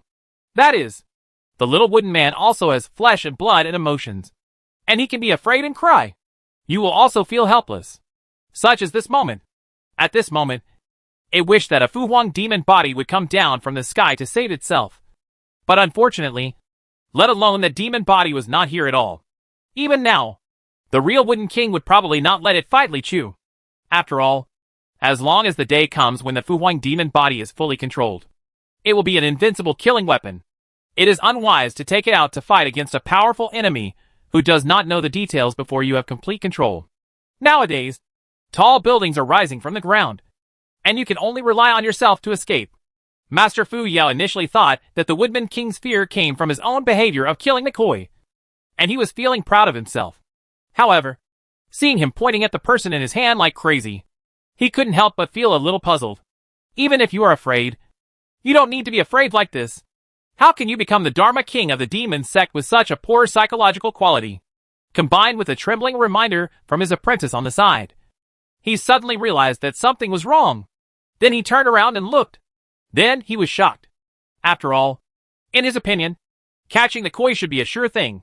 How come a real koi was put in, but a fake fish came out? He couldn't think clearly, and judging from how scared the Wooden King is, this guy must be a ruthless person. Master Fu Yao instantly thought of the legendary owner of the koi, the young Taoist priest with extremely strong cultivation. Could it be him? He suddenly realized something was wrong. Looking at the current situation, it seems that the Wooden King is not the biggest threat. This little Taoist priest has followed all the way here, and will definitely deal with all those who are plotting against koi. It seems that their masters and disciples will not be spared either. At this moment, the little Taoist priest and the Wooden King were like tigers and wolves who suddenly met, while the master and disciples were just a few little white rabbits shivering at the side. It seems that no matter who wins, they will get nothing. What to do? The current situation is so difficult that Master Fu Yao, who has been in the world for decades, suddenly loses his ability. Lucky's little head is very flexible. When he saw Li Chu's uncomfortably handsome face revealed, he realized that Jin Bao must have pretended to be him while he was peeing without seeing the person clearly. Come in. Hey. So angry. If you work with such idiots, you will make some mistakes if you are not careful. Do you need to keep an eye on it all the time? He had obviously solved it quickly, and he even peed a few drops on his hand because he was so anxious, etc. Thinking of this, he blinked and then rubbed his right hand on Jin Bao's clothes. Jin Bao looked calm. In fact, he never understood the situation. How come a good door-to-door delivery turned into a gangster? A good boy turned into a Woodman King, and a good koi carp turned into a little Taoist priest. The plot changes faster than he can handle. The head injury from the master's blow still hurts a little. Will this affect my IQ? He thought worriedly. It's really impossible to do this job. Not as good as. After finishing this, let's go home and sell the small meatballs. The atmosphere suddenly calmed down strangely. The Wooden Man King didn't dare to move. Master Fu Yao didn't dare to make a sound. And the person who wanted to attract wealth and treasures didn't dare to be presumptuous. All eyes fell on Li Chu's face. Li Chu's mood was very stable, and he didn't catch anyone off guard as soon as he got out. He got rid of the demon sealing bag, then looked at Master subduing the demon, and said, "Can you please let go of my neck?" Only then did Master Fu Yao realize that he was already a little numb before he let go. For some reason, he obviously controlled the other person's life gate. But the moment he looked at Li Chu, he felt that fate was holding his throat, and he felt suffocated. Okay, he agreed quickly and let go of his hand. Thanks. You're welcome. After some elegant and easygoing exchanges, Li Chu raised his eyes and looked at the boy opposite. When he observed the outside with his mind, he had already noticed something was wrong with this boy. The eyebrows are lively but lifeless, similar to what Mizutani Heart Sound saw that night. It can be said that the Wooden King's ability to refine puppets is truly unique in the world. The Wooden Man has the soul in mind, and the physical body has the power. Using the Wooden Man to control the physical body does not require full control by yourself. Such a structure may be an era ahead of those puppets controlled by a single line. After a pause, he asked, "Why do you want to capture Xiao Yuer?" The boy opposite heard this and thought for a moment. Doesn't this little Taoist priest know that it's because of the immortal phoenix's courage? He rolled his eyes and shouted suddenly, "You want to know? I won't tell you." After saying that, the boy's figure suddenly rose. Bang! The pressure around him instantly increased 1,000 times, and Master Fu Yao and his two disciples were forced to cling to the door wall, squatting in a trembling ball. I just feel that when gods fight, mortals suffer. Master Fu Yao whispered to his disciples. When they fight later, it will be extremely fierce. Let's wait for the opportunity to escape. As if there were wind and thunder on the ground, that small body flew over with roaring energy. Li Chu's eyes were sharp, and he had already seen the boy flying towards him. At the same time, a ray of light swept out from behind his head and escaped in the opposite direction. This was not the first time he had seen this trick of a gecko cutting off its tail. But, in the blink of an eye, he had already drawn the pure yang sword. Even the simplest actions can make a difference if you do them enough. Just like Li Chu's sword drawing action now. In addition to being extremely handsome and unrestrained, his speed has also improved greatly. Roar! A red dragon roared out, and instantly swallowed up the boy who rushed towards him. Then it swallowed up the wooden man who turned into a stream of light and flew away. And finally hit the wall covered with seals. Rumble!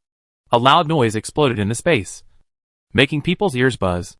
The red dragon penetrated the attic before stopping. Master Fuyao and his two disciples all leaned back and took in a breath of cold air. I originally thought it was a fight between gods, but turned out to be a one-sided crushing? The King of Magic. That's it?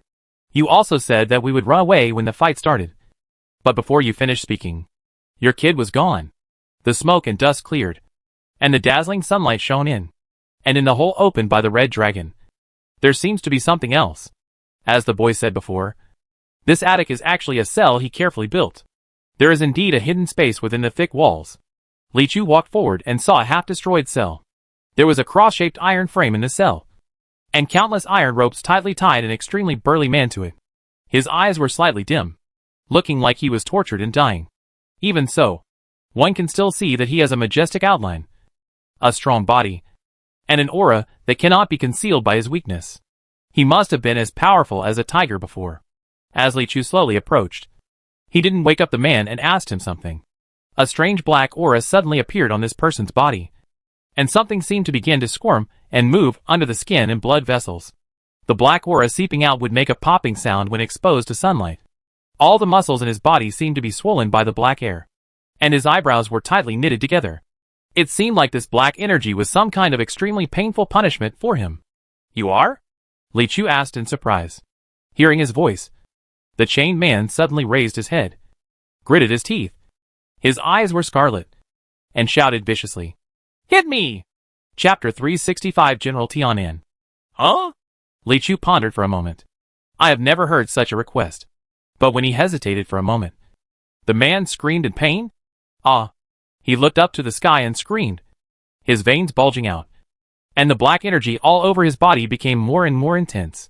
His entire figure was almost covered, and the blood vessels on his head and hands were especially exaggerated, almost dilating into black. There was a loud bang, and the layers of iron rope seemed to be unable to bind him, and he was about to break free.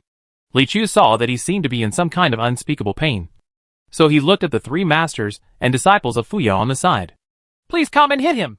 The reason why he didn't take action himself was because the man said, hit me, instead of, kill me. This, Master Fuyao hesitated for a moment, then nodded immediately. Okay. This man is inexplicably evil. He really doesn't want to get close. But he really doesn't have the courage to say, no. Who can resist a little Taoist priest who just killed a magic king in an instant? So the three masters and disciples came forward, looked at the man on the iron frame, and said, that's offensive. After saying that, he picked up the sealed Jew in his right hand and stamped it with one palm. No matter how bad he is, compared with Li Chu and Mu Ren Wang, he is still a number one figure in the vast world. And his cultivation level is naturally not too bad. Bang. With a palm print, a large amount of black energy came out of the man. It's like a bag carrying smoke. And smoke comes out when you step on it. The black gas crackled and dissipated quickly in the sunlight, and was still vaguely mixed with chirping screams, as if it was alive. Oh! Ji Bao looked at the miracle, and then he mustered up his energy and handed out a palm. Bang! His palm was naturally far inferior to Master Fuyao, but it still produced a certain amount of black smoke. When Jiao Kai saw this, he felt relieved and went up to punch and kick him. For a while, there was a continuous popping sound. Not only did the man not hiss in pain, but he also let out a moan that seemed to be relieved from time to time. After more than a moment of this, countless black energy emerged from the man's body, and the three masters and disciples also took a good beating. Ji Bao got excited and punched a few times, and suddenly he was a little confused. Huh? Why is there no black energy anymore? At this time, I heard the man say feebly, thank you, but don't beat me anymore. If you beat me again, I will die. Hearing his voice, Master Fuyo retreated with his disciple and looked at Li Chu in confusion. Li Chu stepped forward and asked, Who are you? Why are you trapped here by the Wooden King? My name is Qin Jinghu. That stupid wooden man wants to make me, his biological father, into a puppet. I will go back and forth with his ancestors. How can I give in? So he put this devilish poison in my body and tortured me every day, trying to make me lose my mind. The man didn't open his eyes and replied vaguely. Although he spoke forcefully, he was obviously exhausted after the torment just now. As soon as he finished speaking, he fainted again. Qin Jinghu? Li Chu was surprised. Isn't that the name of one of the 4 famous generals? The general of Tianan Army Town? Moreover, this person is also a disciple of the national master Li Maoqing. Previously, the Wuxiang demon in Killing Immortal City pretended to be Qin Jinghu, but was broken up by Li Maoqing and left without saying goodbye. In order to stabilize the situation, the imperial court did not report the matter, but secretly sent a new general to take over Tianan military town. But Li Maoqing talked about this in Yongwen. Did it turn out that he was trapped here by the Wooden King? Immediately, Li Chu took Zhao Kai and Jinbao to untie the iron ropes and seals, helped Qin Jinghu down, and then looked at Master Fuyo. I'd like to trouble you to send us back to Shilipo. No trouble. No trouble. Master Fuyo saw Li Chu being so polite, so he responded with enthusiasm and summoned King Fengyo again. Everyone gets on it and goes back and forth from there. The big bird landed at the gate of Diyun Temple. Li Chu called Wanli Feisha and Lao Du to carry Qin Jinghu into the gate first. He turned back and said to Master Fuyo, Thank you very much. No. No. No. It's all what we should do. Master Fuyo waved his hands hurriedly and laughed. Anyway, I finally came back alive this time. This little Taoist priest seems to be quite easy to talk to. It seems that he is safe this time. Just as he was thinking this, he heard Li Chu say again, Then you have to bother a few more people and follow me to another place. Where? Just say it. Master Fuyo accepted it completely. Kaodiank. Master Fuyo flicked his sleeves and said, Okay. But then, he was startled again. Wait. What are you doing there? Shouldn't it? Not only does the Wooden King have evil intentions, but it turns out that you, the polite guy, didn't hold it in well either? When Li Chu left Chaotian Palace, Master Fuyo was still shouting, There's someone above me! From the prison over there. But Duanzong made a special statement that no matter what his background was, he would be dealt with strictly in accordance with the law. He should be killed and imprisoned, because Kaodiank would not dare to neglect the people sent by Taoist priestly. On the one hand, he was afraid that Li Chu would be angry if he didn't handle it well. On the other hand, he was also afraid that Li Chu would be disappointed with Kaodiank from now on. It would be terrible if he relied solely on his own thoughts to punish evil and promote good. Most of the land gods live in seclusion, which is not only beneficial to their own practice, but is also of great benefit to the people in the world. If the great powers of this world are keen to participate in secular affairs, it will definitely be a disaster. And Li Chu happens to be that powerful or above figure who is also keen on secular affairs. He is willing to support the Halua law, which is actually a great blessing. Li Chu returned to Yongwen and came to the front hall. Before entering the backyard, he heard loud voices shouting inside. It turned out that Qin Jinghu had just woken up, went out and saw Li Maoqing, and immediately rushed over and cried in his arms. Master, you are still alive. He hugged Li Maoqing's thin figure and shouted, Back then, that group of bastards plotted against me and captured me. And then, they even found someone to impersonate me. I'm not worried about my situation at all. But I knowing that Master would definitely come to see me just after he came out of seclusion. I thought to myself, maybe this guy has also been tricked. Now that I see that you are fine, I am finally relieved. Li Maoqing looked at himself. This scoundrel, with speechlessness written all over his face. After enduring it for a long time, he still pushed Qin Jinghu away and said, I feel relieved to see that you are fine. I'd like to thank you for thinking about me. My teacher. Qin Jinghu pushed his shoulder again. Why are you so damn polite to me? Ha ha, Yu Qian said with a smile. Master National Master and his apprentice get along well. You don't understand, Li Maoqing said helplessly. Although my apprentice comes from a noble family, he has fallen into a rough life since he was a child. He is like this with everyone. Li Chu happened to walk in at this time and saw Qin Jinghu standing in the courtyard. So he said, Hello. General Qin. You are awake. Huh? Taoist priest Xiao Li? Qin Jinghu turned around and suddenly looked stern when he saw Li Chu. When he woke up just now, he already knew where this place was, and also knew Li Chu's identity. He slightly cupped his hands and said, "Thank you so much, Taoist priestly, for saving your life. Mr. Qin encountered this misfortune and thought he had no hope in life. I didn't expect to be saved by you.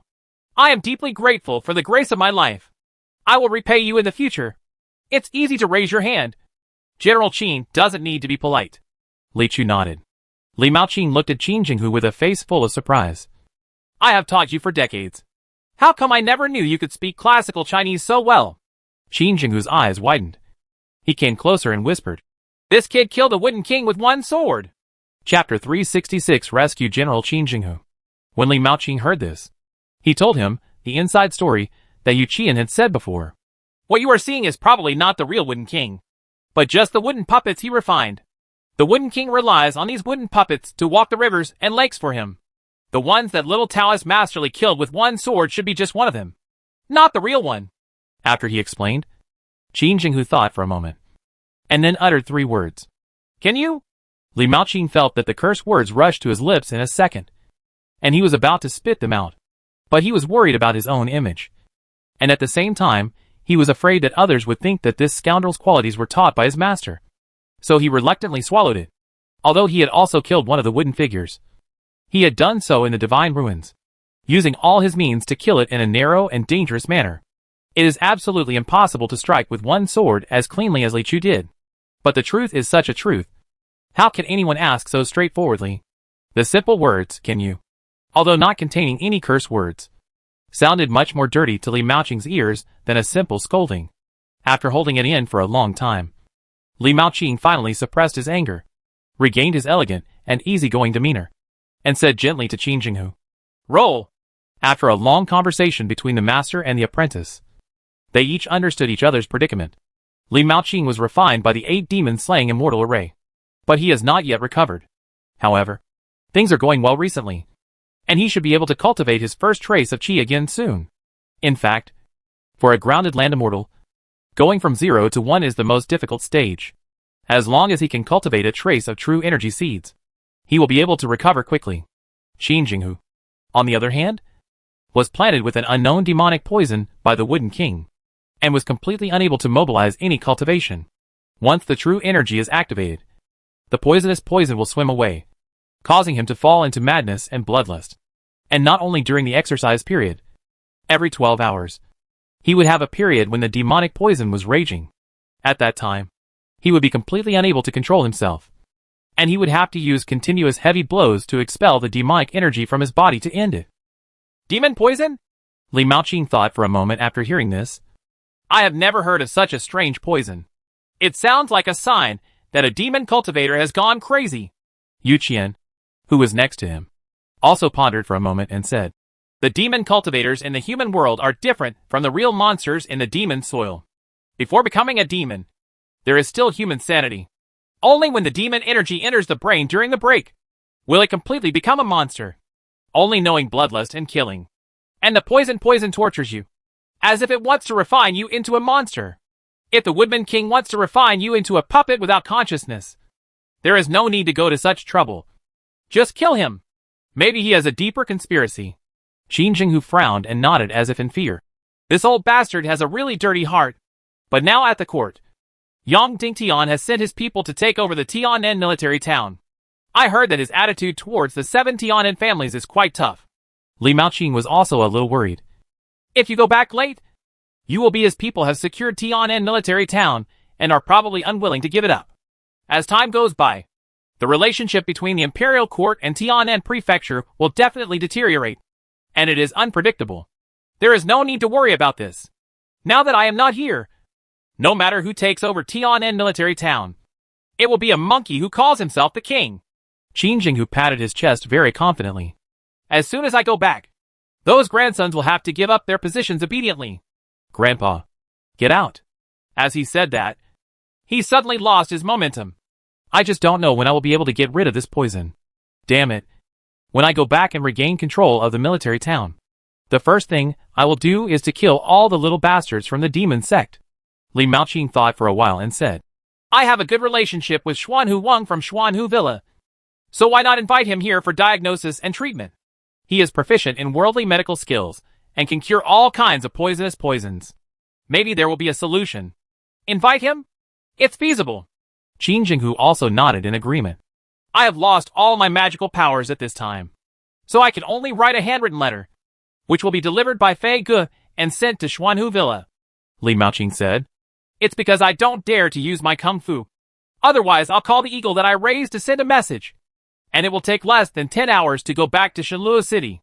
Qin Jinghu also said. You are all too backward. Yu Qian shook his head and said with a smile. We have a more advanced Feisha Chuan Shu in our temple. Flying Sand sent a message? Qin Jinghu was startled. The old Taoist laughed and then shouted softly. Xiao Du! Xiao Du! Here I am! Du Rank immediately appeared to respond. He is known as Lao Du in front of others, and only in front of Yu Qian and Li Maoqing can he be called Xiao Du. Call Wanli Feisha. Yu Qian ordered. Receive. Du Lank immediately set off to find Wanli Feisha. After a while, I heard a sound, and before Du Lank came back, thousands of miles of flying sand had already appeared under the old locust tree in the backyard. It seemed like he was coming back feet first. This is this one. Born in the 4th year of Chongping in Halua, with a docile temperament and a speed that exceeds 98% of the country's errands. Its full name is Wanli Feisha, also known as Feian Shaoshang. Don't ask me who Shang Fei was. He did it 3 times in a row. He won the Yanyu Sex Escape Championship in 2001. Later, he abandoned the dark side and joined the Diyun Temple. He also made an innovative project of traveling around the world in 10 days. Yu Qian pointed at Wanli Feisha and introduced. Master and disciple Li Maoqing looked shocked. After a while, Li Maoqing finished writing the letter, put it in the mailbox, and handed it to Wanli Feisha. I'm sorry for you. No trouble. It's all what I should do. Wanli Feisha paused for a moment, then walked away, with a crash, and disappeared from everyone's sight. Oh! Li Maoqing exclaimed. If he hadn't understood the laws of the universe at this speed, I'm afraid the ordinary powerful Yu Feng would be slightly slower than him. He is really talented in running away. The old Taoist priest twitched his beard and smiled. Then we just wait for him to invite people back. At night, everyone was getting ready to sleep. Qin Jinghu found Du Lank. Lao Du! Lao Du! Here you are! Du Lank responded. General Qin, do you have anything to do with me? Do you have any ropes in your Taoist temple? Just the thick and long ones. Give me some. The more the better. Qin Jinghu gestured. There seems to be some rope. I'll go find some. Lao Du nodded and asked curiously. What are you going to do? Then Qin Jinghu said. Tie me up. Huh? Lao Du was startled. Qin Jinghu continued. Be sure to tie it tighter. Tie me to death. And tie more knots. You know the basics of cross binding. Tortoise SH. L binding. Peach binding. Rhombus binding. And 2-hand binding at the back. Bar? Lao Du was confused. Is this very basic? I've never heard of you having my last name. Who in the right mind would understand these things? No. He waved his hands and said, General Qin, why did you let me tie you up? It's so convenient for you to hit me. Qin Jinghu said calmly, You'd better prepare a wooden stick. Is the hand too heavy? Lao Du asked with a look of horror on his face. Aren't they usually whips and candles? Huh? This time it was Qin Jinghu's turn to frown. What are you thinking about? Am I overthinking this? Du Lank looked at him suspiciously. What I'm thinking about is that when I fall asleep, the demonic poison can easily invade my sea of consciousness and drive me into a demon. That's why I have this request. I want you to hit me to expel the demonic energy when you hear me scream. Qin Jinghu staring at Lao Du. What do you think it is? Hi. Lao Du clapped his hands. We want to go together. I'll prepare it for you right away. Immediately, he took a large bundle of rope as instructed, gave Qin Jinghu a tight binding package, and then went back to sleep. Li Chu followed his daily routine and went out to summon monsters on Chalipo. After the fight, he casually talked with the lantern monster about old times, and then returned to Diyun Temple in full. Before returning to the temple, I suddenly heard a burst of shouting. Roar. Seemed to be Qin Jinghu's rough voice. Hurry up. Li Chu looked over with his mind's eye and saw that Qin Jinghu's body was filled with demonic aura, and his whole body was already filled with demonic poison. As soon as he broke free, he broke all the ropes around him and rushed out. In fact, he didn't know before that when he was possessed by the devil. He thought he was extremely weak. But in fact, his body could burst out with extremely strong power. The Wooden King was able to tie him up with iron ropes, mainly because there were talismans on them that suppressed the demonic energy, which could restrain the power of being possessed. That kind of ordinary rope was not worth mentioning to him at this time. Everyone in the audience was shocked by him and came out to check. When they saw his appearance, they were immediately startled. Qin Shenghu roared again. Quickly leave. He tried his best to suppress the murderous intention in his heart, but his eyes were gradually blinded by blood red, and the bloodthirsty impulse became increasingly difficult to restrain. He suddenly looked up to the sky and screamed, "Hey!" He turned his head and rushed towards the rear courtyard wall. He wanted to break through the courtyard wall and get outside so as not to hurt the people watching. This scene immediately made Li Chu's eyes widen. Every brick used to build the wall of Yongwen was obtained by the master from 10 miles and 8 villages. It was picked up by the little koi with hard work and risked his own life, earned from killing demons and slaying demons with one sword. How can we tolerate such trampling? The last person who dared to destroy the wall of the Yun Temple would have been almost full moon by now if he had been reincarnated quickly. Immediately, a series of rustling sounds were heard, and Li Chu appeared in the courtyard instantly, pointing his halberd forward. Ding! Bang! No matter how ferocious Qin Shenghu was after becoming possessed, he still couldn't resist this finger and was instantly imprisoned there. The black demonic energy around him is already quite strong, especially when there is no sunlight at this time. The demonic energy is raging around his limbs and bones, traveling up and down, and leaking out from time to time, causing his blood to swell quite easily. Different. Even with every breath Qin Shenghu took, demonic energy would spurt out from his nostrils, making it almost impossible to see his face clearly. Only a pair of scarlet eyes could be seen through the black energy. Extremely terrifying. Facing Qin Shenghu like this, Li Chu just said lightly, "Hit me." After giving the order, Lao Du raised his big stick and pounced on him unceremoniously. Bang bang bang bang bang the stick. Qin Shenghu gradually showed a relaxed expression as if relieved. Early the next morning, the doctor from Xuanhu Villa arrived. Because the flying sand of thousands of miles could not bring anyone with me, I came here by spirit bird from Shenluo City, which was a little slower. At this time, Qin Shenghu was standing in the yard in high spirits. His grandma's fault. He laughed loudly. It's been a long time since I had a good night's sleep. Mr. Li, thanks to your finger and Mr. Du's big stick last night, I really felt comfortable. Hearing the sound of footsteps, Wan Li Feisha and the little miracle doctor walked in with frightened expressions. By chance, they arrived and happened to hear what Qin Shenghu had just said. I felt that the air in this Taoist temple was indescribably anxious. Yu Qian looked at the little miracle doctor and immediately frowned. Why is it you? When the little miracle doctor lived in Yongwen, he often said that he had kidney deficiency. My master went to the north to exchange pharmacology with Changchun. For some reason, he didn't return in March. Lao Wan suddenly came to say that the situation was urgent yesterday. After some discussion, we sent a man with the best medical skills to come over first. Look, the little miracle doctor said with a smile.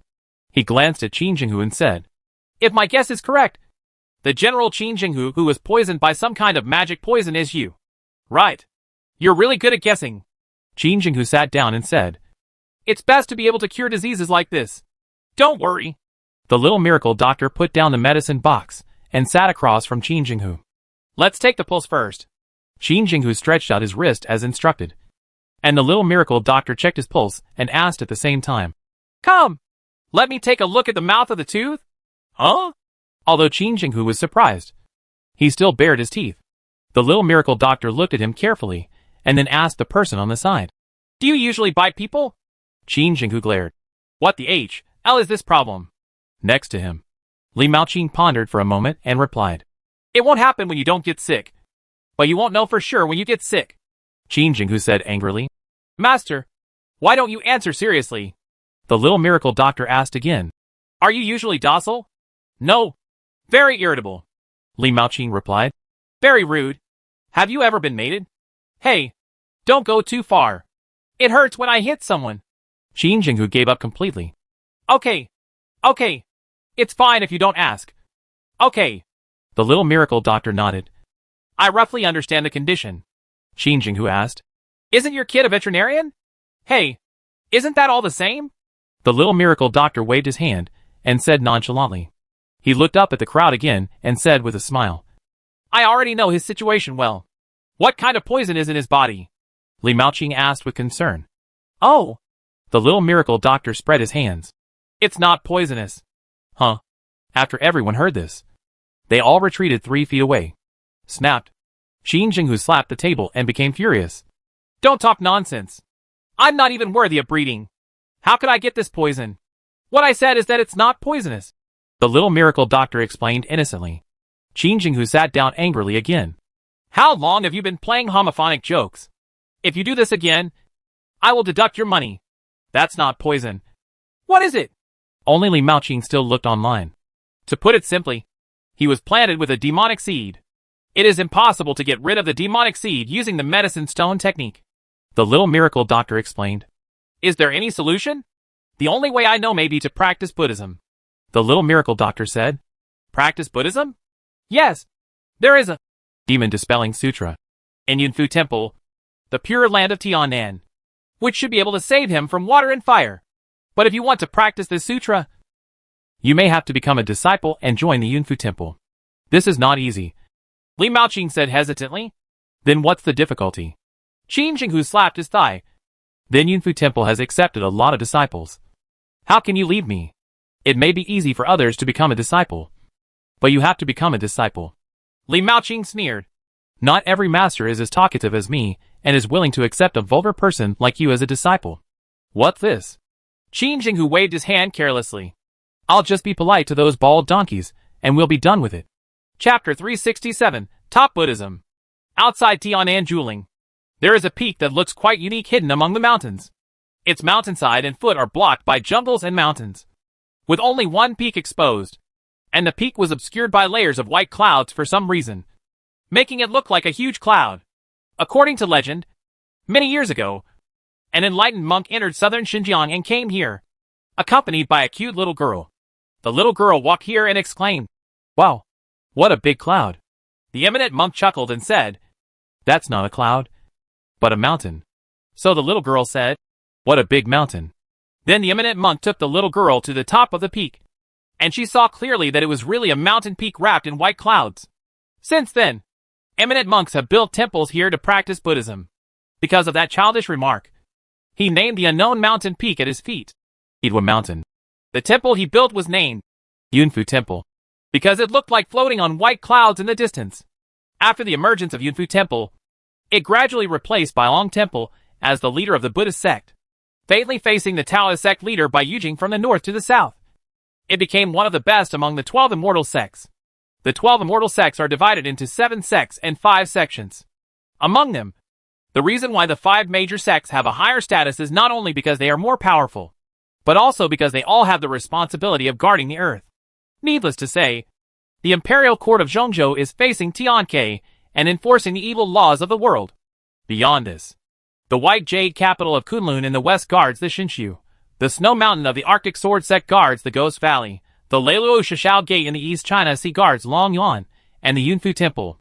The Pure Land in the south guards the demonic land. A big reason why Yunfu Temple takes on this important task is that Buddhist magical powers have a considerable restraint effect on monsters, and they can be dealt with twice the result with half the effort. The same is true for the demonic energy on Qin Jinghu's body. Li Chu's little Bodhi mantra has a greater effect on dissolving this thing than sunlight. It's a pity that the little Bodhi mantra cannot expel the demonic seeds from Qin Jinghu's body, if he wants to completely eradicate it. According to the little miracle doctor, Qin Jinghu still has to practice the Demon-Dispelling Sutra by himself. The Demon-Dispelling Sutra is not a very treasured sutra in Yunfu Temple, but it is also kept in the Sutra Pavilion and cannot be viewed by outsiders. If you want to practice, you must at least be a disciple of this temple. In fact, given Li Maoqing's status, it shouldn't be too difficult to ask for a magical power of this level from any immortal sect. It's a pity that this sutra belongs to Buddhism, and Li Maoqing was born in Taoism after all. Moreover, Yunfu Temple has a closer relationship with the southern faction in the court, and Li Maoqing is a representative of the northern faction. This subtle relationship made him give up the idea of asking for scriptures from Yunfu Temple. As for Qin Jinghu himself, if he was still the Tianan general in charge of 200,000 troops, He could certainly come to ask for it directly. But now that he is in peace, if his identity is exposed, there is no telling who will come to him first. After everyone discussed it, they decided on the safest method. Let Qin Jinghu remain anonymous and worship at Yunfu Temple with a new identity. After practicing the demon dispelling sutra and returning to normal, the showdown will begin again. In this way, Li Chu had to come with him. After all, when Qin Jinghu was sick, only he could easily subdue him. Since Li Chu is here, Lao Du will naturally accompany him. After all, in addition to calling 666, his current role around Li Chu has recently added a backpack role, which is quite important. The two of them plan to come with Qin Jinghu to become his disciple. As long as he succeeds in his apprenticeship, they can just fail casually. The mission can be considered relaxed and enjoyable. Just treat it as a trip. The next day, the three of them came to Wangyantai opposite Duo Mountain, where the legendary founder of Yunfu Temple and the little girl looked at the mountain. Lao Du raised his eyes and looked at the mountain peaks wrapped in white clouds. He imitated the little girl in the illusion and said with a smile, "Wow! What a big cloud!" Qin Jinghu sneered. "Idiot!" Lao Du grinned, turned around and said, "Remember your identity." What the HL? Qin Jinghu had just uttered an opening gesture when he suddenly remembered something, closed his mouth angrily, and said no more. Only then did Lao Du follow Li Chu leisurely, stroll in the green mountains, and swim among the white clouds. The three of them walked up a mountain climbing road. There were many pedestrians along the way. Although the road was not narrow, it was almost crowded. Most of them were women, so Li Chu was frequently looked at. He looked around and said, "This Yunfu Temple is located deep in the mountains, with almost no cities around it. How can it be that so many believers come here just to worship the Buddha? It is worthy of being a top immortal sect. The top immortal sect belongs to the top immortal sect. But Yunfu Temple was not so lively a few decades ago," Lao Du explained. "Thanks to the sudden emergence of Zen Master Yi. I think that back then, Zen Master Yi was handsome in appearance, highly skilled in cultivation, and dressed in white, which made many women in Halua Dynasty make the wish that they would not marry anyone who is not a monk in this life. Since then, Yunfu Temple has become so popular. After decades of accumulation, even though Zen Master Yi rarely appears in front of others, there are still fans from all over the world who want to come and pay homage to this Yunfu Pure Land. Look at the place where the white-robed monk practices. That's it." Li Chu finally understood. In the past 10 years, those two people are the most famous people in the world. Even the 3-year-old boy on the roadside knows this. Tai Nanjiang is easy. Northwest Tong is invincible. Excluding those hidden land gods, these two people can probably be regarded as the pinnacle of cultivators in the eyes of the general public. Among them, Tong Jiang is the master of Baiyujing. His cultivation is said to be invincible in the world, and no one has successfully challenged him so far.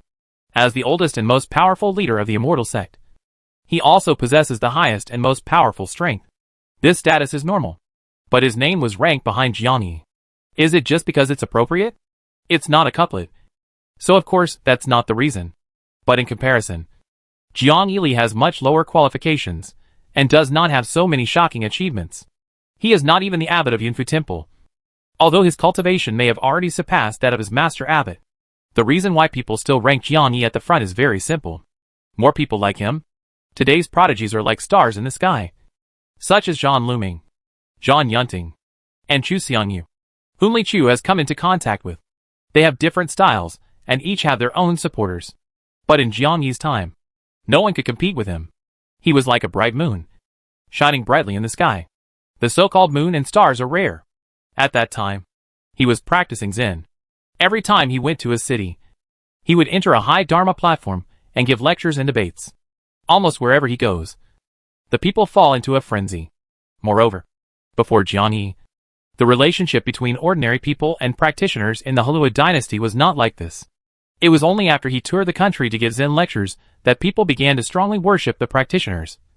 And the practitioners realized that these mortals without spiritual roots had such great power. In a sense, he is the founder of this new era. The snow-white monk's robe that he wore at that time not only spread the name of the white-robed monk Jiang Yi to the north and south of the country, but also opened up a new path for future practitioners. The talent is not enough, but the looks are enough. Of course, there is no doubt about the talent of the founder Jiang Yi, at least among the Buddhists in the world. he is still recognized as the strongest. Those who say Jiangyi is not worthy to be compared with Tong Wudi are often speechless as soon as they come to Dushan Yunfu Temple. Only by seeing this terrifying popularity that has persisted for many years can people truly realize what is real. Top-notch. Yunfu Temple has been expanded to a very spectacular scale. After the turbulent flow of people dispersed halfway up the mountain, it was not so crowded. The three of them inquired all the way and came to the place where Yunfu Temple recruits disciples. In front of a simple Buddhist hall, 2 fat monks in monks' robes were sitting there with kind faces. And there was a long queue at the table. Due to the names of people and the shadows of trees, there are still many people who want to come to Yunfu Temple to become a monk. Especially after Zen mastery became famous. Many bad elements with evil intentions became more and more popular. In the past, these people only knew that becoming a monk meant that they could not marry and have children. Who would have thought that now it is the monks who are attracted to girls? And they immediately flocked to them. The queue lasted until the afternoon. And it was only the turn of 3 people. Du Lang stepped forward and said, "The 3 of us are together. Please sign up for us together." The fat monk on the left smiled kindly and said, "3 of you are my Buddhist followers for 3 generations? You are so good. So rare." Du Lang was silent for a moment, wondering why this Buddhist disciple spoke so dirty. After a pause, he forced a smile and said according to the original words, "Master is joking. There are 3 generations of grandparents. We are 3 brothers." "Ah?" The 2 fat monks were shocked. His eyes wandered on the faces of Du Lang, Qin Jinghu and Li Chu for a long time, still unable to believe it. Based on the appearance of these 3 people, it is reasonable to say that Du Lang is the grandfather, Qin Jinghu is the son, and Li Chu is the grandson. Although they look too different, at least their ages are reasonable. You could say they are brothers. Isn't it too difficult to be a parent? But these 2 were monks from Yunfu Temple after all. Their minds had been trained, and they recovered quickly. "Those 3. Please sign up. My name is Du Lang. My second brother is Qin Hu, who is mute. And my third brother is Li Chu." Lao Du completed the introduction directly. He was originally responsible for fabricating this part of the rhetoric. Because Qin Jinghu was so famous, he deliberately hid one word. This time it was the 2 fat monks' turn to be silent. The fat monk on the right raised his head and asked suspiciously, "Are the 3 brothers?" "Yes." Lao Du nodded without blushing. "Are you entertaining the poor monk?" The fat monk on the right is younger and a little angry. "3 brothers, one with the surname of Du, one with the surname of Qin, and one with the surname of Li." Lao Du took a breath. Unexpectedly, the rhetoric I had been thinking about all night had such a fatal flaw. His mind was spinning rapidly, and he quickly made up for it. "The 2 masters don't know something. The customs here are different. When children are born in the family, they all take the surnames of their neighbors. Take the neighbor's last name." The 2 fat monks instantly understood, as if they had seen through some big secret, and understood why the 3 brothers looked nothing alike. "Okay, you 3, please stay aside tonight. We will have special disciples to send you to the secular village to sleep. Tomorrow morning, the selection of disciples of the mountain sect will officially begin." After writing their names quickly, the fat monk on the left handed them 3 name tags for them to walk around. "Call." After leaving, Lao Du wiped his sweat and said, "I almost got into trouble. But luckily I was smart. Take the neighbor's last name." Qin Jinghu rolled his eyes. "You are really a hacking genius. General Qin, don't forget the advice of the Imperial Master. You have been mute since you climbed this mountain." Du Lang responded. Qin Jinghu curled his lips and then said twice, "Ah, ah, ah, ah, ba." For some reason, Du Lang felt like he was talking dirty words. Making Qin Jinghu a mute was the result of everyone's discussion yesterday. The reason is simple. If you ask him to speak, you will worry about his quality. If you ask him to restrain himself, you will also worry about his IQ. It would be easiest to just shut him up. The village of lay disciples mentioned by the fat monk is also the largest settlement up and down Yizuoshan. Although it is said to be a village, it is actually larger than an average town. The tea houses, wine shops, inns, vendors and residents above are no different from other places. Perhaps the only difference is that there are no brothels, gambling houses and other pastimes. At least not on the surface. In fact, there was not even a village here at the beginning. It was just some people who wanted to practice Buddhism in Yunfu Temple, but were unwilling to become ordained as monks. Because they were not disciples of the mountain sect, they were restricted from living in the mountain temple. So they formed houses and lived in this mountain temple. Outside. Later, many people who failed to participate in the selection of shaman disciples also became lay disciples here. But they were just forced lay disciples. Gradually more and more people like this formed a village. After Jiangyi became popular with Yunfu Temple, there were more people coming and going, and this small village became the only place to stay outside the temple. And it suddenly became popular. In just a few decades, it has grown to its current size. Those lay disciples who built houses here earlier all made a fortune and became more devout in Buddhism. The three of them formed a group with dozens of others and waited there for a while.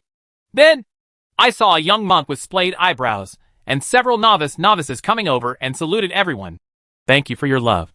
But before this election starts tomorrow, you can't live in the mountain gate yet. So I have to do it temporarily. Live in this secular village. Noisy sounds such as, Master, you're welcome.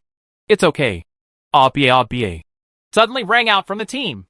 As the young monk raised his head, his eyes naturally saw the calmest but most eye-catching person in the team.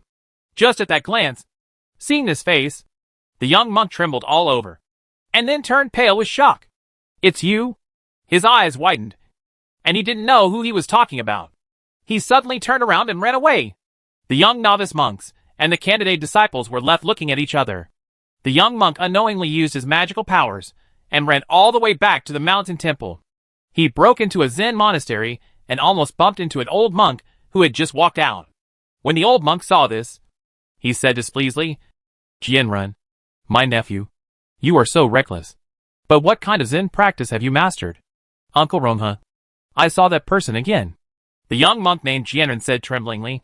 On the day that senior brother Jianji died in the Mingshui Valley, I said that it was precisely because a young Taoist priest had gone into the water before and came up unscathed very quickly that senior brother Jianji went down. And he died tragically in the Mingshui River. I saw that little Taoist priest that day again. He said loudly. Na Rong and his uncle frowned. There are some unspeakable things in the underworld water. Senior brother Yi was trying to eliminate demons the day before yesterday, which was a bit dangerous. But the little Taoist priest was actually unscathed. Where did you see him? But in front of my mountain gate. Middle? Outside the mountain gate. He is in the candidate team for the disciples of the mountain gate. Jianren said in a panic. Huh? Uncle Ronghe was stunned again.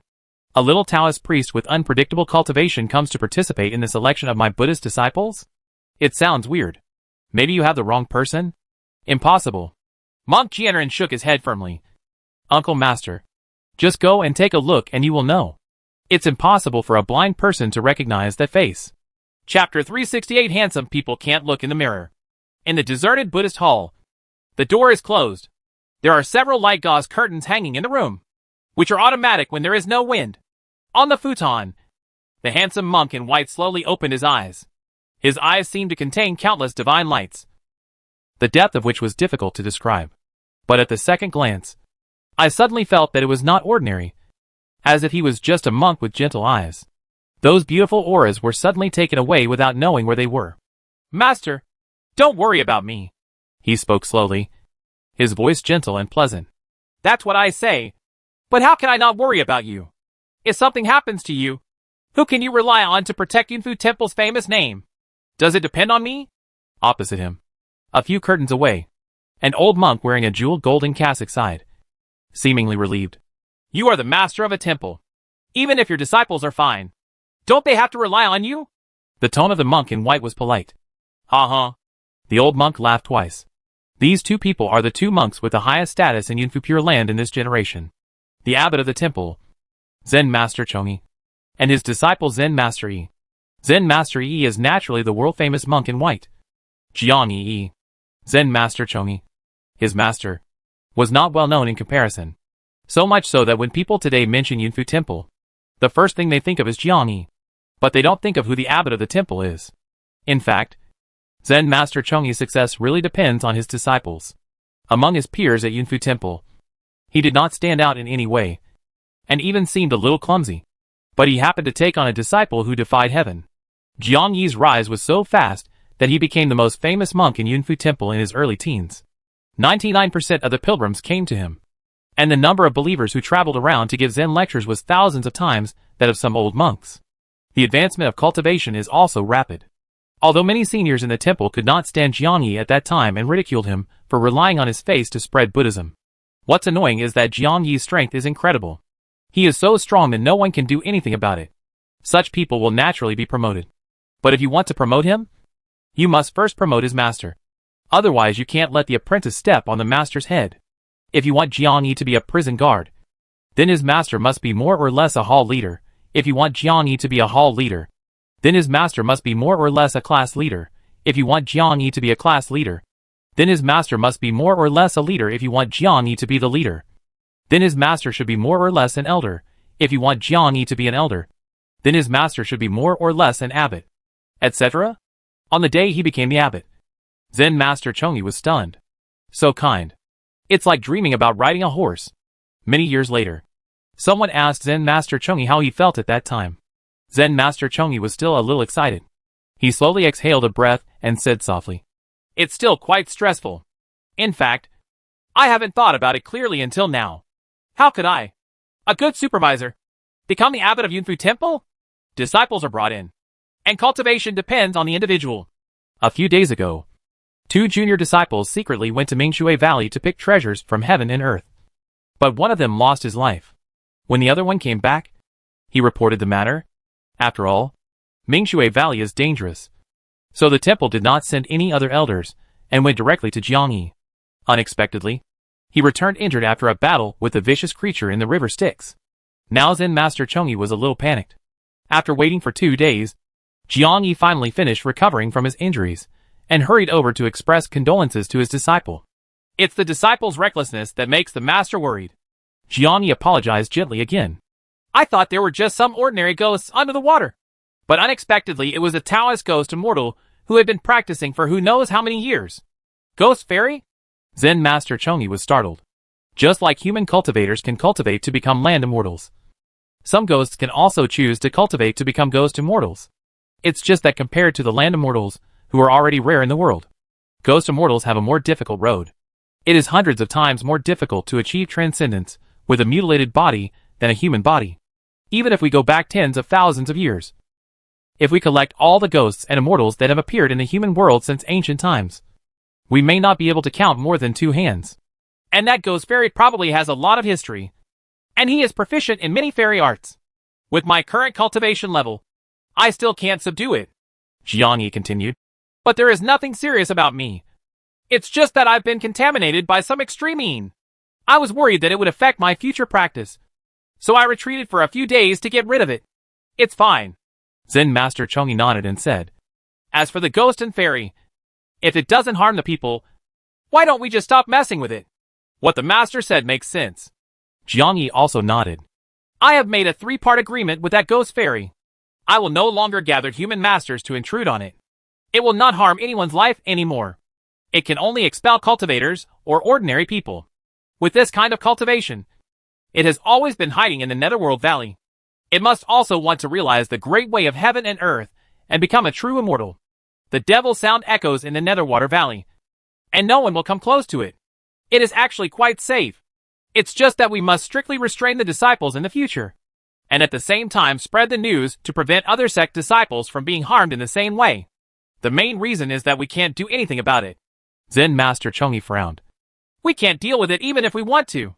There was silence behind the curtain. Then, there was a slightly weak response. "Indeed." Talked with the apprentice for a while. Zen Master Chongyi stood up and left. As soon as he walked out of Jiangyi's Buddhist hall, he saw Zen Master Ronghe rushing over again. "Abbot!" Because they were near Jiangyi's yard, Ronghe didn't dare to call out loudly. But even though his voice was low, it still conveyed considerable urgency. "I just went to look for you, and found that you were not in the monastery. I was just trying to find Senior Brother E. What's wrong?" In front of ordinary monks, Zen Master Chongyi showed the calm demeanor that an abbot should have. Of course, it was also because his previous disciples gave him the confidence. "There is something wrong with this month's disciple selection." Ronghe then relayed to Zen Master Chongyi what Jinkai Jianren had just told him. "A Taoist priest with a high level of cultivation, who previously descended into the river Styx without being injured, came to participate in the selection of disciples of my Yunfu Temple." After listening to this, Zen Master Chongyi narrowed his eyes and looked at Ronghe. "Ronghe's nephew, Na Jianren, is a junior disciple. He is young and has an unstable mind. It is normal to make some omissions in doing things. You have been practicing Zen for more than 30 years. Why are you still so reckless? This matter is probably caused by Na Jianren. Did you see the wrong person? He said reproachfully. Uncle Abbot. No. I was told by a friend that he would never admit the appearance of that little Taoist priest. He was scolded by the abbot, and suddenly panicked. Did you know? Zen Master Chongyi lowered his voice, and said slowly. There is a ghost immortal in the river Styx. I couldn't suppress it easily. I could only make a 3-part agreement with it, and then return injured. If you can enter the river Styx and come out unscathed, then your cultivation level must be above EE. At least not lower than EE. Right. This, Zen Master Rongha broke into a cold sweat. There are such characters in the Taoist sect. Except for Tong Wudi. But they are probably some old monsters, who have lived in seclusion for many years. How could they come to my Yunfu temple to become a disciple? Even if there is any conspiracy, there will be more advanced methods to use it. Is this such a child's play? Indeed. I will go back and tell Jianren to stop thinking so wildly. He nodded repeatedly. That's not necessary. Anyway, the first round of selection for disciples is the mirror of the heart. Just keep an eye on it. Zen Master Chongyi said. Jianren is so young, and seeing his senior brother die tragically in front of his eyes will inevitably have mental barriers. You should guide and comfort him more. And pay attention to your tone when speaking. You can't reprimand him like I reprimanded you. You know? Yes. Ronghelian said yes. Although he thought it was quite touching that the abbot of Zen Master Chongyi was so concerned about the mentality of a young disciple. But he still wanted to say something. Abbot, I am a human being too. I also have flesh and blood and feelings. The next day, hundreds of disciples participating in this month's competition gathered in front of a side hall of Yunfu Temple. A large white square with bright sunshine. Among these people are veteran players, who have participated in many selections, or even for many years. There are also enthusiastic newcomers who have just arrived. And there are also some people with evil intentions. Such as 3 players from the south of the Yangtze River who claim to be brothers and look like grandparents. Occasionally, some monks from the temple can be seen passing by on both sides of the square. No matter whether they are young or old. They all look calm and solemn. Which greatly excites the believers who sincerely want to enter the temple to worship Buddha. If you could enter Yunfu Temple, it is equivalent to getting an iron rice bowl that guarantees income regardless of drought or flood. The job content is quite stable. The promotion path is complete and transparent. And you no longer have to worry about finding a partner. How nice. Originally, this monthly selection was presided over by monks of the Jinzi generation. But this time, for some reason, it was an eminent monk of the Rongzi generation, Zen Master Rongha. After seeing him on the stage, the players' chests puffed up a little higher. If you perform well enough today and be directly accepted as a disciple by Zen Master Rongha, you will be prosperous. Zen Master Rongha came to the crowd and said directly, Welcome to all of you to participate in the selection of disciples of our Yunfu Temple. There should be some devout believers among you who have participated in many selections, as well as newcomers who are participating for the first time. The poor monk will give a unified explanation. The first step in the selection of this mountain gate is called the Yingxin Mirror. This Yingxin Mirror is a precious magic weapon in our temple. It can reflect the evil thoughts in people's hearts. If you want to enter my temple to do evil and have evil intentions, you can turn around and leave now. We will not hold you accountable at all. If you are exposed to the mirror, the serious ones may have to be punished. This first round did not go beyond Li Chu's expectations. It was nothing more than a background check to weed out bad guys and ensure the purity of the organization. After listening to Zen Master Rongha's words, the crowd murmured among themselves. But no one left. After all, those who are here probably have some understanding and will not be dissuaded just because of these words. Say it. Behind him, a young monk carried up a huge wooden platform. But it was empty. Then I saw Zen Master Rongha flicking his sleeves. An array of light appeared out of thin air, gathering on the wooden platform to form a large bronze mirror about 10 feet high. With concentrated light, the bronze mirror was not facing everyone, but one person. Empty direction. Zen Master Rongha drew another red line 2 feet in front of the mirror. Everyone, please stand in front of this red line later, and stand quietly for 3 breaths. Because the mirror of the heart has a certain stimulation to the soul. Don't move too far forward. Otherwise it will be unbearable. Zen Master Rongha reminded. As his words fell, everyone began to step forward in an orderly manner to accept the test of the mirror. The first person to step forward was a young man in civilian clothes. He was a little nervous. His throat rolled as he stood in front of the red line. I heard Zen Master Rongha behind me suddenly shouting, "Why do you want to enter Yunfu Temple?" The sound was like thunder, and the people around him couldn't hear it, but it made him tremble with shock. After 3 breaths, some moving images appeared on the mirror. It seems to be a dilapidated coal kiln, in which an old woman lingers on the bed, and a slightly childish young man kowtows in front of the bed. It turned out that I wanted to practice Buddhism to treat my mother's illness. Zen Master Rongha nodded. Be filial and pure. The best. There was a young monk behind him who wrote down his comments, and the young man left happily. Then there was a middle-aged man who was a little thin, following the same process. The man stood in front of the red line and closed his eyes, as if he wanted to adjust his thoughts. Then Zen Master Rongha's unexpected voice resounded in my mind. He couldn't help but tremble all over. After 3 breaths, a large area of blur suddenly appeared on the mirror, as if there were some flowing snowflakes blocking the entire picture. Humph! Zen Master Rongha said angrily. He is full of lust and evil. He is kicked out of the mountain gate and is not allowed to come back. This scene immediately frightened the remaining contestants. Soon, it was the turn of the 3 brothers. Du Lang blinked and quietly moved back half a step. Second brother, I'm a little scared. You go first. He pushed Qin Jinghu forward. Qin Jinghu blinked and quietly moved half a step back. I'll be. Then, he pushed Li Chu forward. Just at this time, the previous person was finished. Zen Master Rongha looked at Li Chu and noticed a small change in their positions. But he didn't care. He originally wanted Li Chu to come forward. So he smiled and said, Come on! Li Chu was fearless and walked forward very calmly, standing in front of the red line and facing the bronze mirror. The bronze mirror reflected a handsome face. Li Chu frowned and glanced elsewhere. He doesn't like looking in the mirror. Immediately, Zen Master Rongha repeated his old trick and sent a message. Why do you want to enter Yunfu Temple? At that moment, Li Chu actually felt a little guilty. After all, his intention to enter Yunfu Temple was not considered sincere. But when he thought about it, if he was not sincere, then he would not be sincere. Anyway, his and Lao Du's original plan was to accompany Qin Jinghu on the run and let Qin Jinghu in. Thinking about it this way, he felt calm. However, he was still a little worried that the mirror would expose their plan. So he turned back and glanced at the mirror. After 3 breaths, suddenly a click was heard. Then came a series of clicks. Then Zen Master Rongha said, No way! Finally, hula. This time, as soon as a tiny bit of light and shadow appeared on the bronze mirror, it suddenly cracked and then shattered to pieces. Wow! The crowd was instantly in an uproar, and no one knew why such a thing happened. But this uproar was also mixed with an excited Ababa. Qin Jinghu was worried that his impure intentions would be exposed, so he was naturally happy at this time. Zen Master Rongha was dumbfounded. This mirror had been used for hundreds of years, so how could it suddenly explode?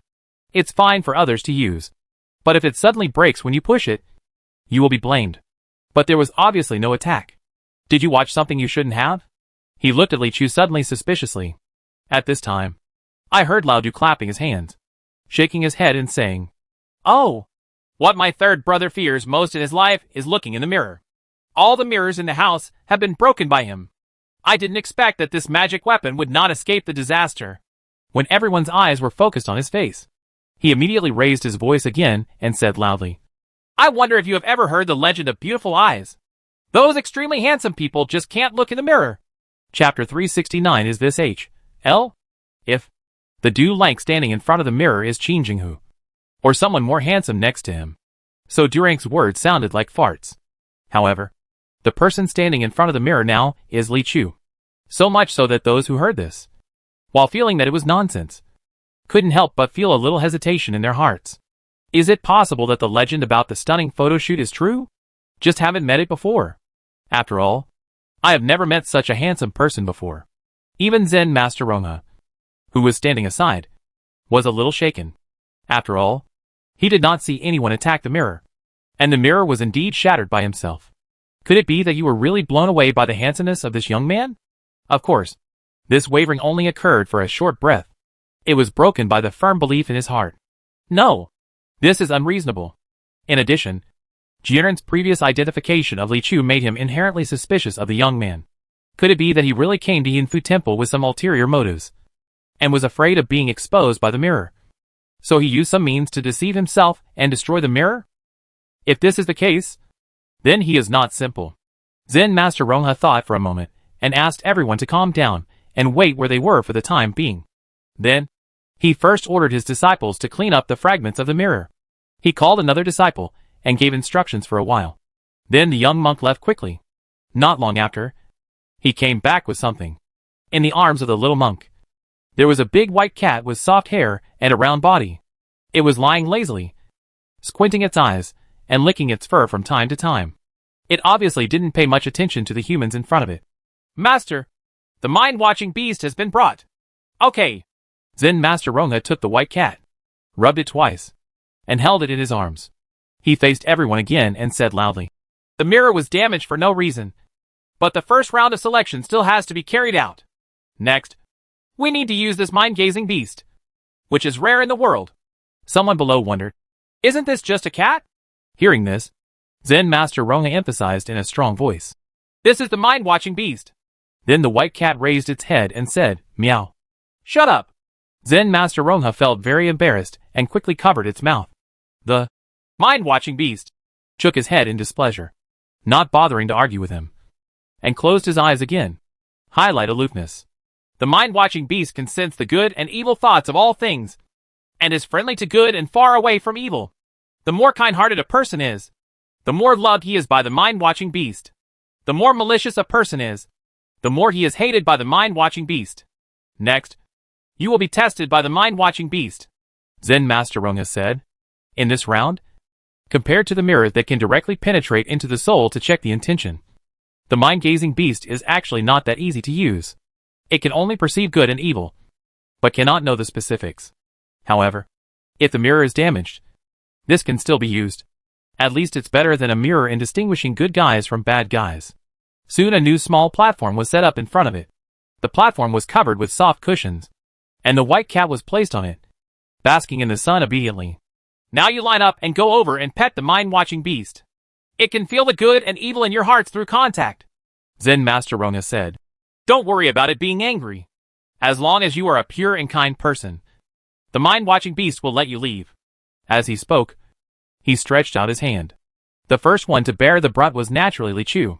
In the last round, the mirror was blown up by him. And this round, he was the first to be tested. This time, Zen Master Rongha also put in a lot of energy and kept an eye on Li Chu's body. If he leaked a breath and wanted to harm the mind-watching beast, Zen Master Rongha would definitely take action without mercy. Then Li Chu walked over and rubbed the white cat's back. It's soft and feels good in the hand. The white cat raised its neck, not only not resisting, but also seemed to enjoy it. Nothing happened. Does this young man really have no evil intentions? Seeing this, Zen Master Rongha dispelled any doubt in his heart. But just when Li Chu took his hand away and was about to get out of the way, the white cat suddenly moved.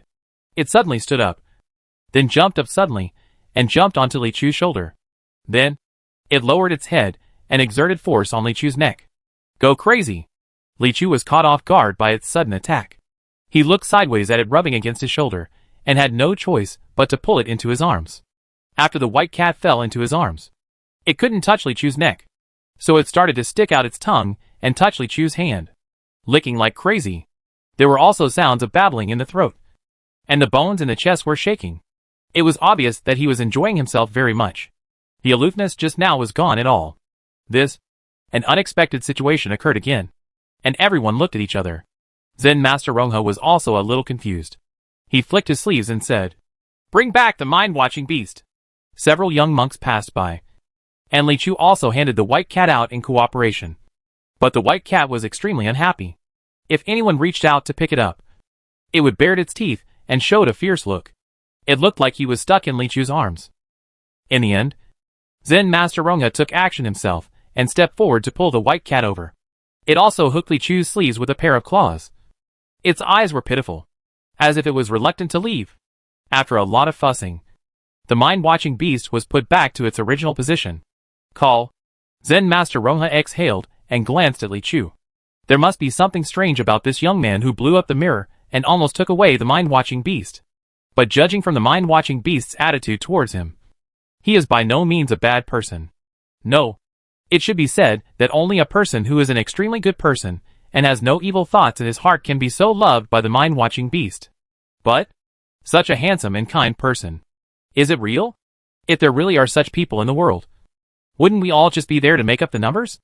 Zen Master Rongha was lost in thought when he heard a meow followed by an ouch. It turned out that when a man was petting a white cat, the cat suddenly became angry and bit his hand. Zen Master Rongha's expression turned sinister. The mind-watching beast sensed evil thoughts and expelled this person from Yunfu Temple. You? The man stared. Just let a cat over here. Is it a lie? This cat is obviously just for looks. I'm just ugly. I don't have the slightest evil intention. You had His self-deprecating defense did not move the great monk. He was about to say something more when he saw a huge palm coming towards him. Go to HL. Zen Master Rongha raised his right hand, and a huge golden palm appeared out of thin air. He covered the man's head and threw it out. In the blink of an eye, he became a star in the air. Seeing this, Li Chu suddenly said, I will come back. In his mind, of course, Zen Master Rongha would not kill people for no reason. Although this throw seemed to be extremely powerful, it was done with gentle force. The person would be thrown to the ground for at most 10 miles, and then slowly fall to the ground without any damage. Zen Master Rongha gathered his magical power in an instant. And then he turned coldly without blushing or panting, and said coldly, My temple has been raising mind-watching beasts for more than 100 years. And there are no mistakes. You don't have to worry about whether they can really distinguish between good and evil. Later, Qin Jinghu and Du Lang touched it nervously. But the white cat didn't give them any reaction. It seems that Qin Jinghu entered the temple out of self-protection. And there is no malicious intention in the eyes of the mind-watching beast. If it were the mirror from before, his origins would probably be exposed. Thinking of this, he looked at Li Chu gratefully.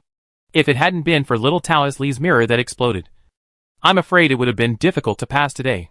In fact, Li Chu knew a little bit about the Xian mirror thing, because during the 3 breaths of time, he stood in front of the mirror.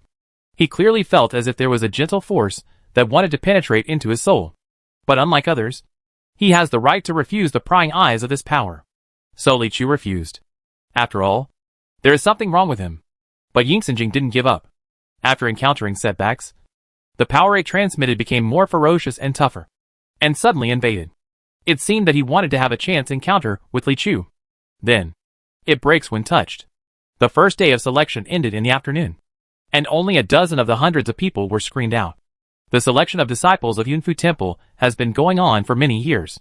Many people know the general process, and most people with evil intentions will no longer attempt to enter Yunfu Temple through this method. Therefore, those who are still hanging around here and plotting evil intentions must be not only bad guys, but also fools. The number of people is naturally small. After that, the young monk took the rest of the people around the public area of the temple, and then asked everyone to leave the mountain gate and return to the lay village. They will come back tomorrow for the second round of selection. Overall, it was relatively leisurely. This is why Yunfu Temple deliberately arranges the itinerary loosely, so that true believers, even if they fail to become disciples, can experience more of the scenery of Yunfu Pure Land. At sunset, Li Chu and the others returned to the courtyard where they lived. Damn it! I'm so suffocated! As soon as he entered the hospital, Qin Jinghu shouted loudly, I have been a mute all day, and I almost forgot how to speak. Lao Du next to him smiled, and said to himself that General Qin was really humble. You are so skillful in your actions. At this time, Li Chu came over, and Qin Jinghu suddenly sat up straight, raised his hands and said politely, I passed the customs smoothly today, thanks to Taoist Priestley who destroyed the magic weapon, so that my thoughts were not exposed. Qin would like to thank you for this. Li Chu said calmly, General Qin, there is no need to thank you. Since I have decided to help you, I will naturally do my best. Qin Jinghu turned his head and slapped the table again. That now Shizi's stupid mirror really shocked me when I moved it out. It deserves to be broken. After sitting for a while, Lao Du went out and came back from outside carrying a big wooden stick.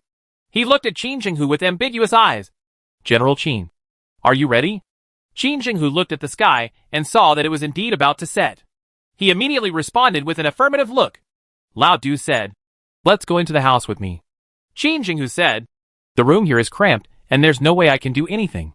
It's better to stay outside. Lao Du nodded. That's fine. At the end of the day, Zen Master Rongha made a special trip to see his nephew, Uncle Master. When Jianren saw Zen Master Rongha, he immediately asked curiously, "But the results were found? Today, the abbot uncle told me some things about the Styx Valley. It's really hard to believe that the little Taoist priest you said left the Styx River unscathed." Zen Master Rongha said, "Do you know that senior brother Yi personally went to Mingshui Valley to slay the demons? But he failed to capture the ghost in the river and returned injured. Isn't it true that the Taoist priest you mentioned must have a cultivation level higher than that of senior brother Yi? And such a thing, how could such a person come to my Yunfu temple to select disciples?" Jianren also felt a little surprised when he heard this. After thinking for a while, he added, "Is it possible that this little Taoist priest is not a good person? He is just with the ghost in the river Styx. Even more impossible." Zen Master Rongha shook his head. Although today's test had some twists and turns, and the mirror was damaged midway, he passed the perception of the mind-watching beast. Not only did the mind-watching beast like him very much, it can be said that he is definitely a kind person with a pure mind. Jianren scratched his bald head in wonder. "But it was definitely him that I saw that day. There is absolutely nothing wrong with that. You and Jianji have always been on good terms. Seeing his tragic death in the Styx River will easily make you feel distracted. There is no need to think too much. Just rest for a while so as not to affect your state of mind." Zen Master Rongha gave a few final words of advice, stood up and left. Jianren was left wondering alone. After thinking about it in the room, Jianren suddenly gritted his teeth and said, "I can't be wrong. There must be something wrong with this person. Since he is not a bad person, then I might as well ask him in person." In fact, whether Li Chu is a Taoist priest or not is not that important to Jianren. But the more the elders didn't believe it, the more they felt that this person was anything but simple. On the contrary, they became more curious and couldn't help but want to verify it. So he hurried out and went to the secular village. It was getting late at this time, and Jianren arrived outside the courtyard where Li Chu and the others lived. Just as he was about to knock on the door, he suddenly heard a banging sound coming from inside. "It seems like someone is fighting?" Jianren thought for a moment and did not knock the door knocker. Instead, he stood on the spot and used his Buddhist magical powers. His eyes flashed with golden light, and his sight penetrated the two wooden doors. Then he saw an astonishing scene. In the courtyard, the bulliest man was half kneeling on the ground, and the tall, thin, black-faced man was wielding a huge wooden stick and beating him. Bang, bang! There was countless demonic energy surrounding him, covering half of the yard, and it was almost impossible to see the figure of the man clearly. But that handsome young man was sitting aside with a cup of tea, looking calm and calm, even when it seemed that the man couldn't bear it anymore. He let out a cry and stood up to resist. The young man suddenly stretched out his finger and said, "Ding!" The man was locked on the spot and could no longer make any movement. He could only let the black-faced man beat him mercilessly. What kind of torture scene is this? The atmosphere is full of demons and smog. The black-faced man wielding a big stick, the young man watching with cold eyes. This scene was indescribably weird, and even Li Chu's handsome face looked strange, like a cold-blooded devil. The young monk, who has been practicing in the mountains since he was a child and rarely goes down the mountain, has never seen such a scene. His pupils gradually widened. "Is this H.L.?" Chapter 370, He is Summoning the Devil. Jianren almost rolled away and crawled away. Horrible. Terrible. These people with terrifying demonic auras are probably from some evil force. They must have come to Yunfu Temple with an ulterior conspiracy. I must inform the elders of my sect about this discovery. Thinking of his previous behavior, he felt deeply afraid. If you weren't smart enough and used your magical powers to take a look at what was going on inside, then you would have been killed if you just rushed in. Thinking like this, he came to the outside of Rong He's Zen room like a gust of wind. Uncle Master! Uncle Master! I discovered a big secret." Jianren slapped the door of Zen Master Rongha's room randomly and shouted. Zen Master Rongha slowly opened the door, with a calm expression on his face, as if he had just woken up from trance, and asked, "Where is the big secret? Isn't it a secret? How can a Buddhist disciple be so frizzy like this? I saw something amazing." Seeing Benevolence a little panic, his hands swinged, and he said incoherently, "I saw the man knelt on the ground, and another person was so big. He groaned. He just wanted to stand up and struggle. The finger man can no longer move." Zen Master Rongha gradually frowned as he listened. "It's a matter of kindness," he said slowly. You have indeed reached this age. You really need to pay attention to yourself and keep yourself pure at all times, especially to avoid contact with things that are not suitable for monks. My masters have warned you since childhood that beauty is like a wolf or a tiger. You can't just touch it. You can't even think about it. This may cause some distortions to your life, but it will make your situation in our temple more dangerous. Jianren gradually calmed down as he listened to Zen Master Rongha's chatter. But then he felt a little strange. He said blankly, "Uncle, what did you say?" "I mean..." He recounted the circumstances and consequences of his visit to Li Chu's courtyard again, this time in a much more logical manner. "It turns out there is a monster trying to sneak into the temple." Zen Master Rongha breathed a sigh of relief. "I thought you had seen something unhealthy," etc. "Monster?" Zen Master Rongha reacted suddenly and realized the seriousness of the problem. "This is no child's play. Our Yunfu temple has been suppressing demonic lands for hundreds of years and has always been the most restrained in controlling monsters. How dare you approach my mountain gate for a while? If this kind of thing happens, it will be a big deal." He pondered for a moment and said, "I'll go and have a look with you." "Oh?" Jianren was surprised, although he didn't say anything. The fear in his eyes probably conveyed a kind of distrust. "Can we? Or can you do it?" Zen Master Rongha glared. "On our mountain, do they still dare to do something? And even if they do, so what? Uncle, I am not a vegetarian. Lead the way." Good. Seeing the situation, he had no choice but to lead the way. But after walking a few steps, he still asked in a low voice, "Uncle, are you really not a vegetarian? Shut up. Right here." The two of them soon arrived at the door. Zen Master Rongha strode forward and pushed open the courtyard door. As expected, they saw a terrifying scene. I saw that the courtyard, which was not spacious, was filled with steaming fragrance. An iron pot filled with bright red soup, with bubbling meat and vegetables floating in it. These three people actually cooked mutton in a pure place of Buddhism. "Ah!" Lao Du exclaimed and stood up, trying to block Master Rongha's view. But his tall and thin figure could not block the smoke. Qin Jinghu, on the other hand, looked like a general. He sat there as steady as a mountain and swallowed the last bite of meat in the bowl. Then he raised his head and looked at Zen Master Rongha. Li Chu put the bowl down very calmly and looked over as if nothing happened. Zen Master Rongha scanned the three people with his eyes, not wanting to let go of any clues. Okay. I didn't expect that having a hot pot meal would lead to Zen Master Rongha personally coming to check the room." Du Lang gritted his teeth and said, "In that case, I admit that these muttons are all mine. It has nothing to do with them. They are all mine." Li Chu and Qin Jinghu both looked at Lao Du approvingly. "Shaluo people. Be loyal." Zen Master Rongha was speechless for a moment. Then he said, "Since you have not officially entered my mountain gate, it stands to reason that the Buddhist precepts cannot control you. However, since you have the heart to convert to Buddhism, you should know the truth about the blessings of living beings." "We understand," Lao Du said sincerely. "These meats are all three pure meats. I just wanted to have a good meal before entering the mountain gate." "Good."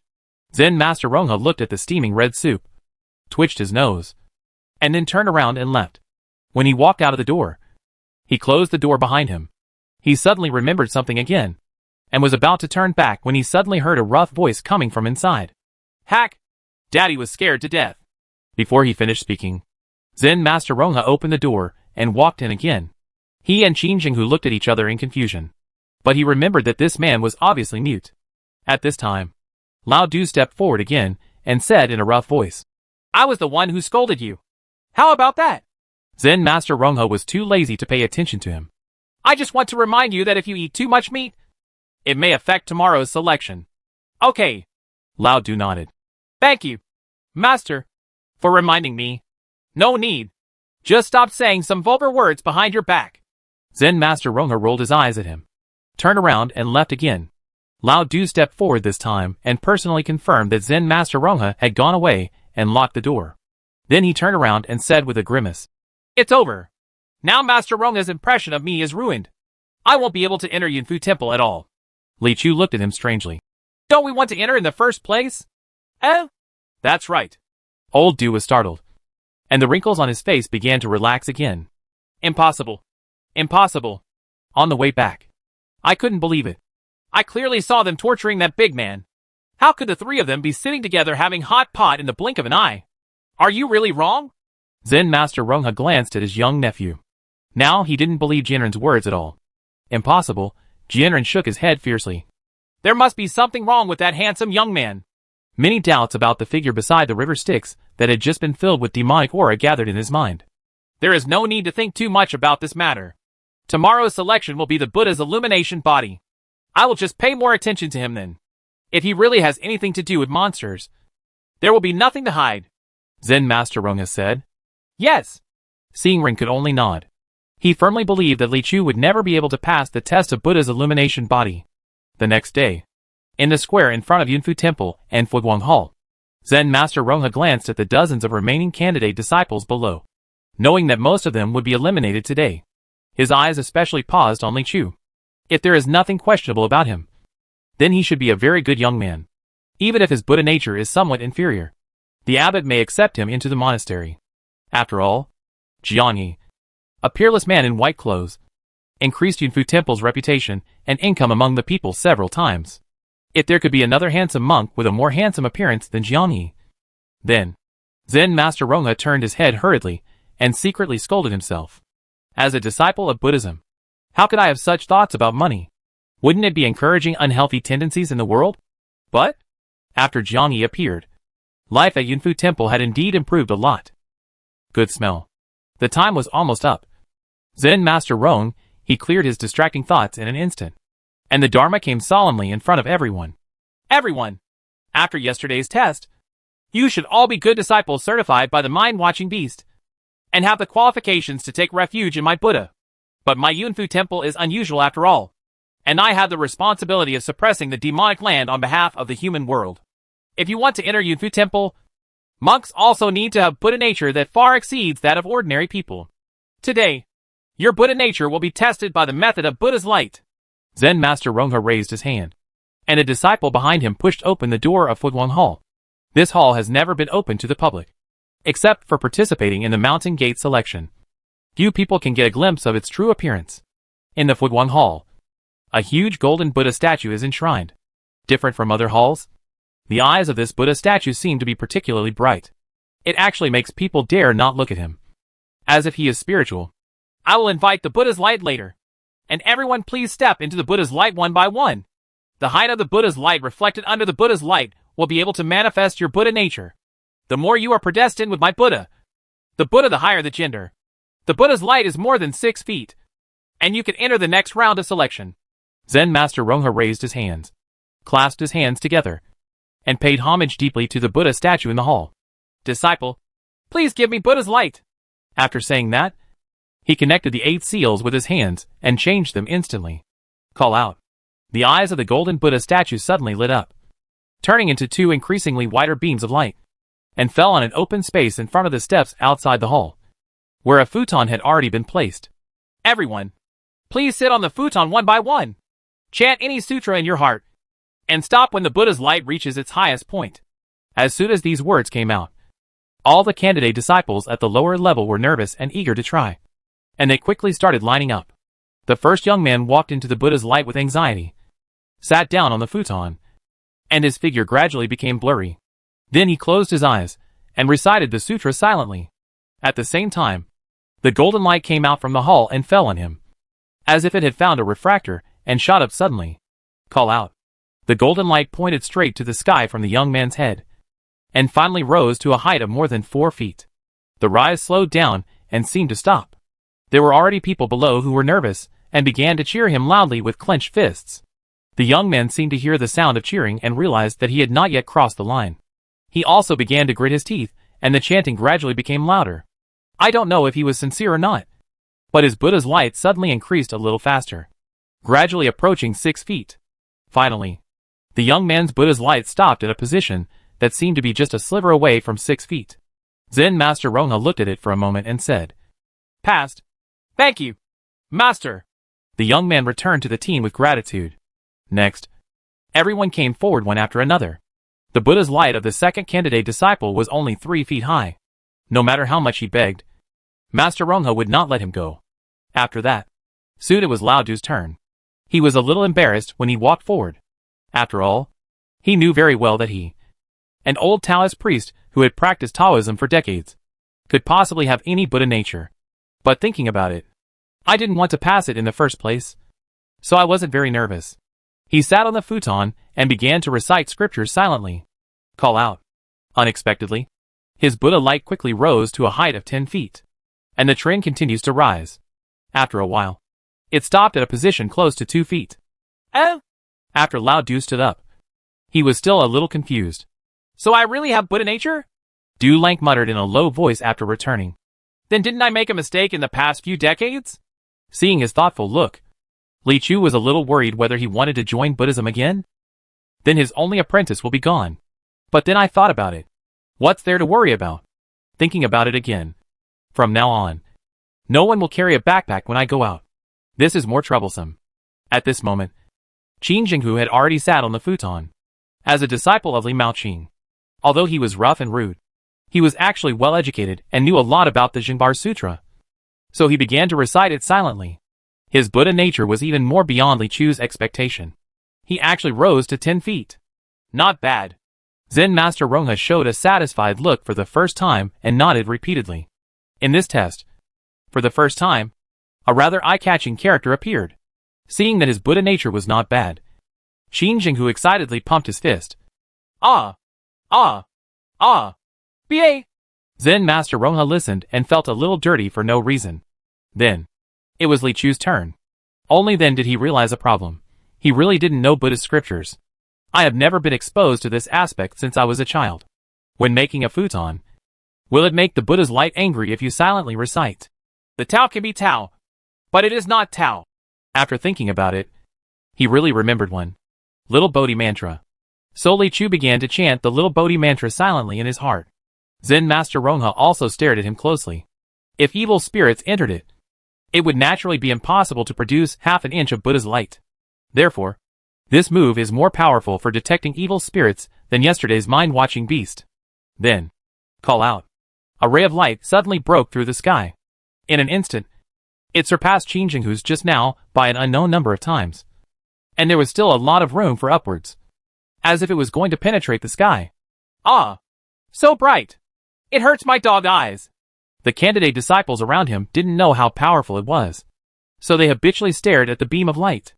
They didn't expect Li Chu's golden Buddha light to be so outrageous. And the golden light spread out, causing everyone's eyes to hurt. That's not all. At the same time as the golden light rose, another sonorous ancient bell rang in Yunfu Temple. Clang. Zen Master Rongha looked up at the pillar of light penetrating the clouds in midair and murmured in amazement. The Buddha's light is so bright, and the Dharma bells are ringing. This is a sign that the Buddha's son is born.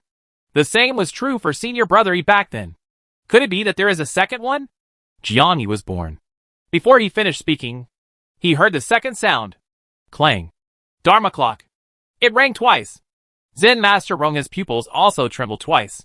The Buddha's light reflected by that young man was endless, causing the Dharma bell to ring twice. At sunset, outside the Zen room, Zen Master Rongha stared at his nephew. Now he is a Buddhist figure that even the abbot and senior brother Yi are very concerned about. There is no way he is related to evil spirits. You can dispel your doubts in the future. But Jianren's worldview seems to have been severely impacted. He even began to have doubts about what he saw with his own eyes. Could it be that I saw it wrong? How could that figure surrounded by demonic energy be a Buddhist? No. Jianren thought about it alone for a long time, and decided to go to Li Chu to ask clearly in person. So he walked out of the mountain gate again and came to the secular village, where Li Chu and his family came out of their courtyard. It happened that at this time, I saw the back of Li Chu going out, seemingly walking towards the hillside in the distance. Huh? Jianren was a little confused. What is he going to do? It was getting late at this time, and it was a bit strange to walk alone to the barren mountain over there. Seeing Ren's curiosity, he did not say anything, but quietly followed him away. Not far behind, he saw Li Chu walking to a deserted hillside, and then took out a deep black bead. That bead is full of demonic energy. What is this? Xiao Jianren was shocked again. Just when he was confused, he saw Li Chu moving the bead. Bang. It was as if an extremely distant door had been opened, leading to some demonic place. Call out. The next second, a hideous and ugly figure appeared on the spot. A huge monster. His. Seeing that Ren almost screamed, he hurriedly covered his mouth and still took a breath of cold air. It's impossible to get it wrong this time. He's summoning the devil. Chapter 371. The City Lord is missing. Demonic land. Kill the immortal city. The scarlet magic star hangs high, and the black scorched earth is endless. There was a moist black mist floating in the air, and there were tiny stars in the mist, as if they were living things. The creatures living in the demonic land breathe such dirty mist day and night, and are often accompanied by strong winds that sweep in all directions, blowing up endless amounts of sand and dust. Take a breath. There may be 30% sand, 30% debris, and 30% weird substances. Monsters that grow up in this environment are all tough and tenacious. What's more, they have to go through bloody fights every day. This land seems to be naturally raising poison, and only the most powerful creatures can survive forever. There is no doubt that the most powerful monsters in the immortal killing city are gathered here. If we ignore those ancient existences that are likely to be hidden somewhere in the demonic land, then the Lord of Immortal Killing City is the well-deserved king of this land. At this moment, the Lord of Immortal Killing City welcomed an even more imposing guest into his hall. A guest from the human world. This is the demonic body of Fu Huang. On the bronze chair. Only the bright-eyed Lord of Immortal Killing City stared at the person in front of him in the darkness and sighed. For a mortal body to be able to compete with the gods is truly a miracle of creation. Ha ha ha. The person opposite let out a rough laugh. He stood in the spacious bronze hall, maintaining the ordinary figure of a burly human being, with muscles all over his body bulging like a dragon, glowing with a strange purple color. One eye is deep and gloomy, while the other eye is filled with scarlet demonic energy. If you are timid, just looking at these two eyes will probably give you nightmares. This figure is the legendary Fu Huang demon body. At this moment, he should be under the control of the Wooden King. The entrance and exit here are under the demon-suppressing cliff of Yunfu Temple, and are sealed tightly. Only the heaven-defying demonic body with the power to break the demonic earth barrier can come and go freely. Lord, City Lord. Demons, devils, ghosts, and monsters are born with countless times more power than mortals. However, it is humans who have become the primates of all things, and these can only be beaten into evil spirits. It is because of the infinite potential that humans have. Fu Huang demon body said slowly. The voice of the Lord of Killing Immortal City suddenly dropped. Since you are so proud of the human body, why do you want to take away the eye of the first demon from my demon clan? Its gaze, staring at one eye socket of Fu Huang's demonic body, revealed uncontrollable greed and anger. The City Lord is joking. The world's treasures are inhabited by virtuous people. So why are they trying to steal them? Fu Huang demon body said with a wild smile. You fart. From the side of the hall, an angry figure suddenly jumped out. If Li Chu saw him, he would be quite familiar with it. It was the Medicine Master Demon, who he killed all the way to Super Ghost.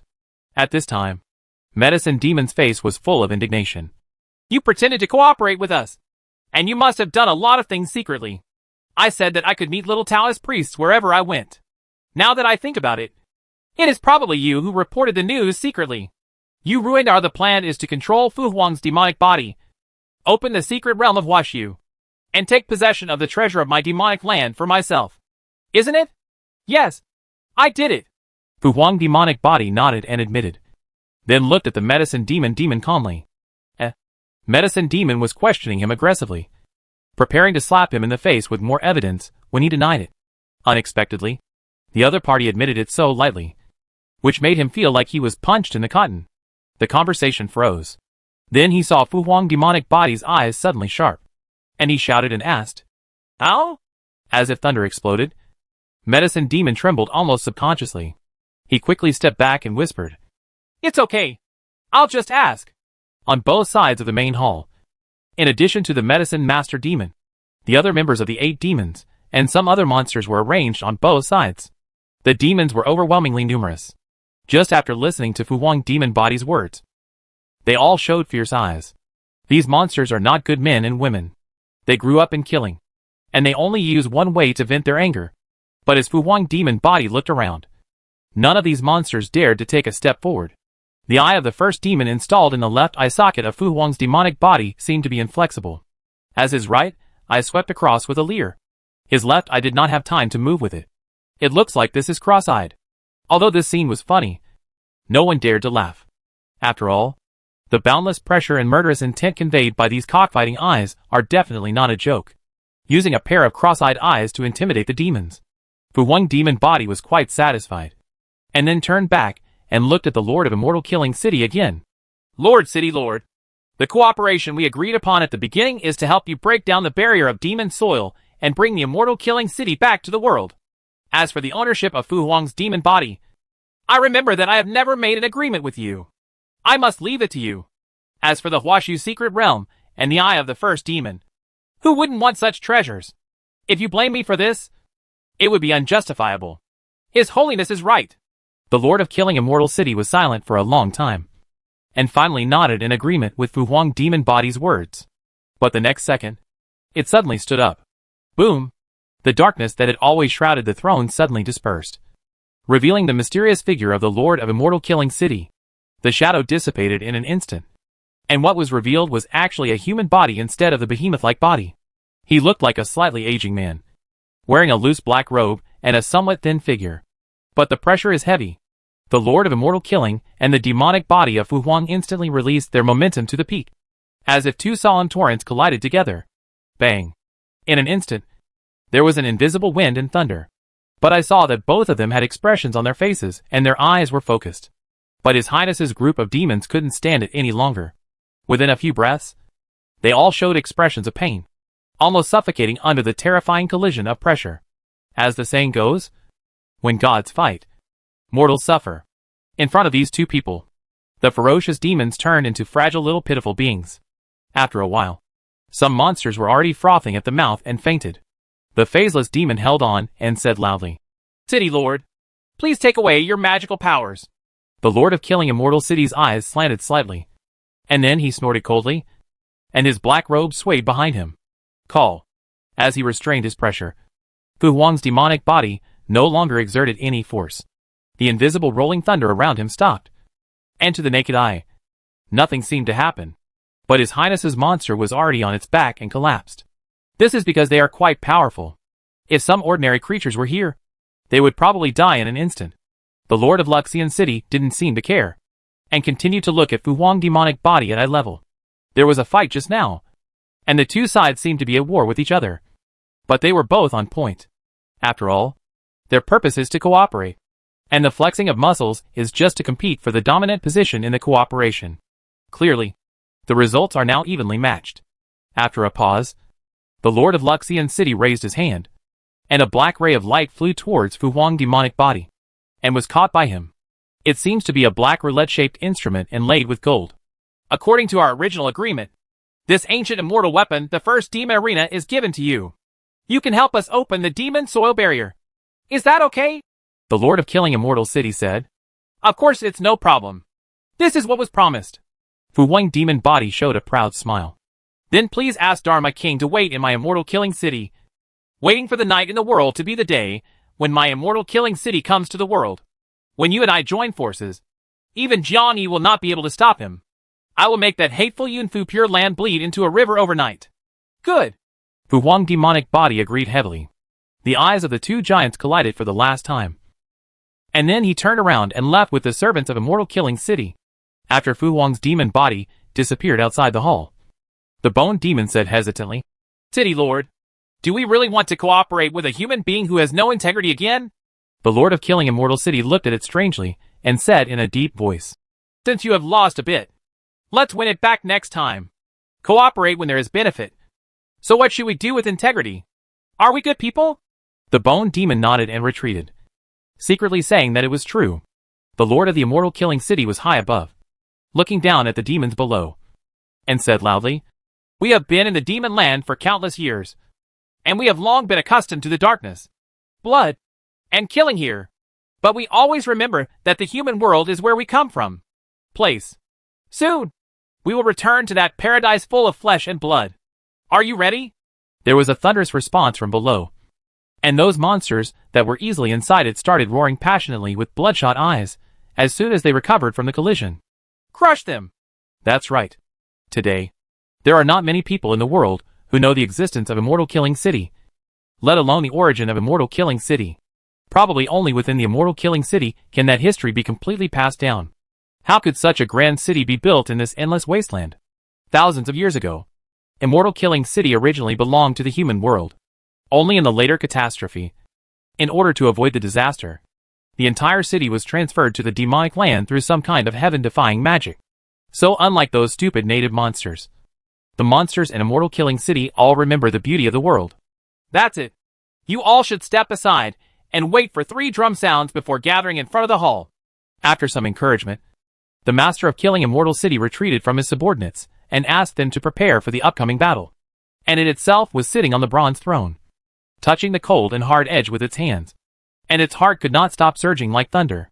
It has been 10,000 years since the Immortal Killing City finally returned to the human world under my rule. My name will also be remembered by all living beings. Ha ha. Its gloomy laughter still echoed in the hall. And a red light suddenly lit up out of thin air in the hall. Huh? The Lord of Killing Immortal City was shocked when he saw this. This light. It seems to be some kind of magical power that opens up space. It looks very familiar. Like the recruitment of psychic magic beads? Only then did it remember that a monster at its level would usually restrain its aura and not reveal it. But just now, in the confrontation with the Wooden King, he released all his aura. And the breath release can be captured by the psychic magic beads.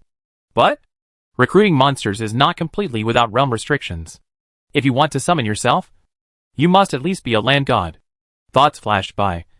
But even the Lord of the Immortal Killing City could not disobey the power of the most precious psychic magic bead. Or in other words, the power of heaven and the power of rules. As long as someone is recruiting, the monster must go. No matter who is recruiting over there. He must quickly solve his mission and then rush back. If it's too late, it might delay the advent plan. The Lord of Killing Immortal City thought so. When the red light fell, it was instantly swallowed up. Boom! The moment he landed, the Lord of Immortal Killing City felt a stream of fresh air rush into his mouth and nose.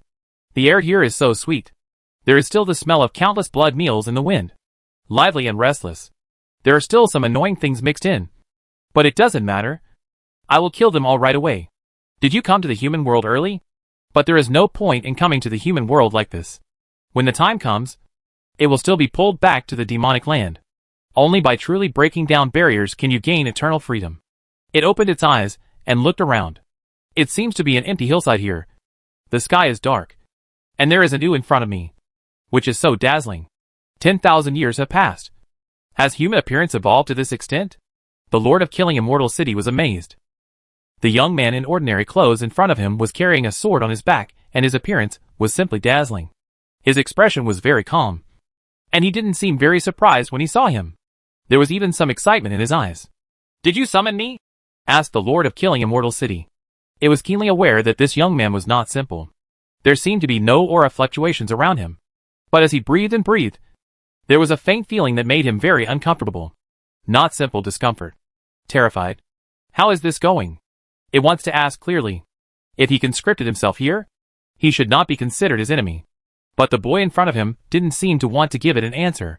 He wanted to give it something else. This young man is naturally Li Chu. Today he came to this hillside with a psychic magic bead. He wanted to bring a random monster over to gain experience. Who knew that when he clicked on it, an unprecedentedly large star suddenly appeared in the sea of stars. Thinking that the opportunity was too good to miss, Li Chu immediately chose it.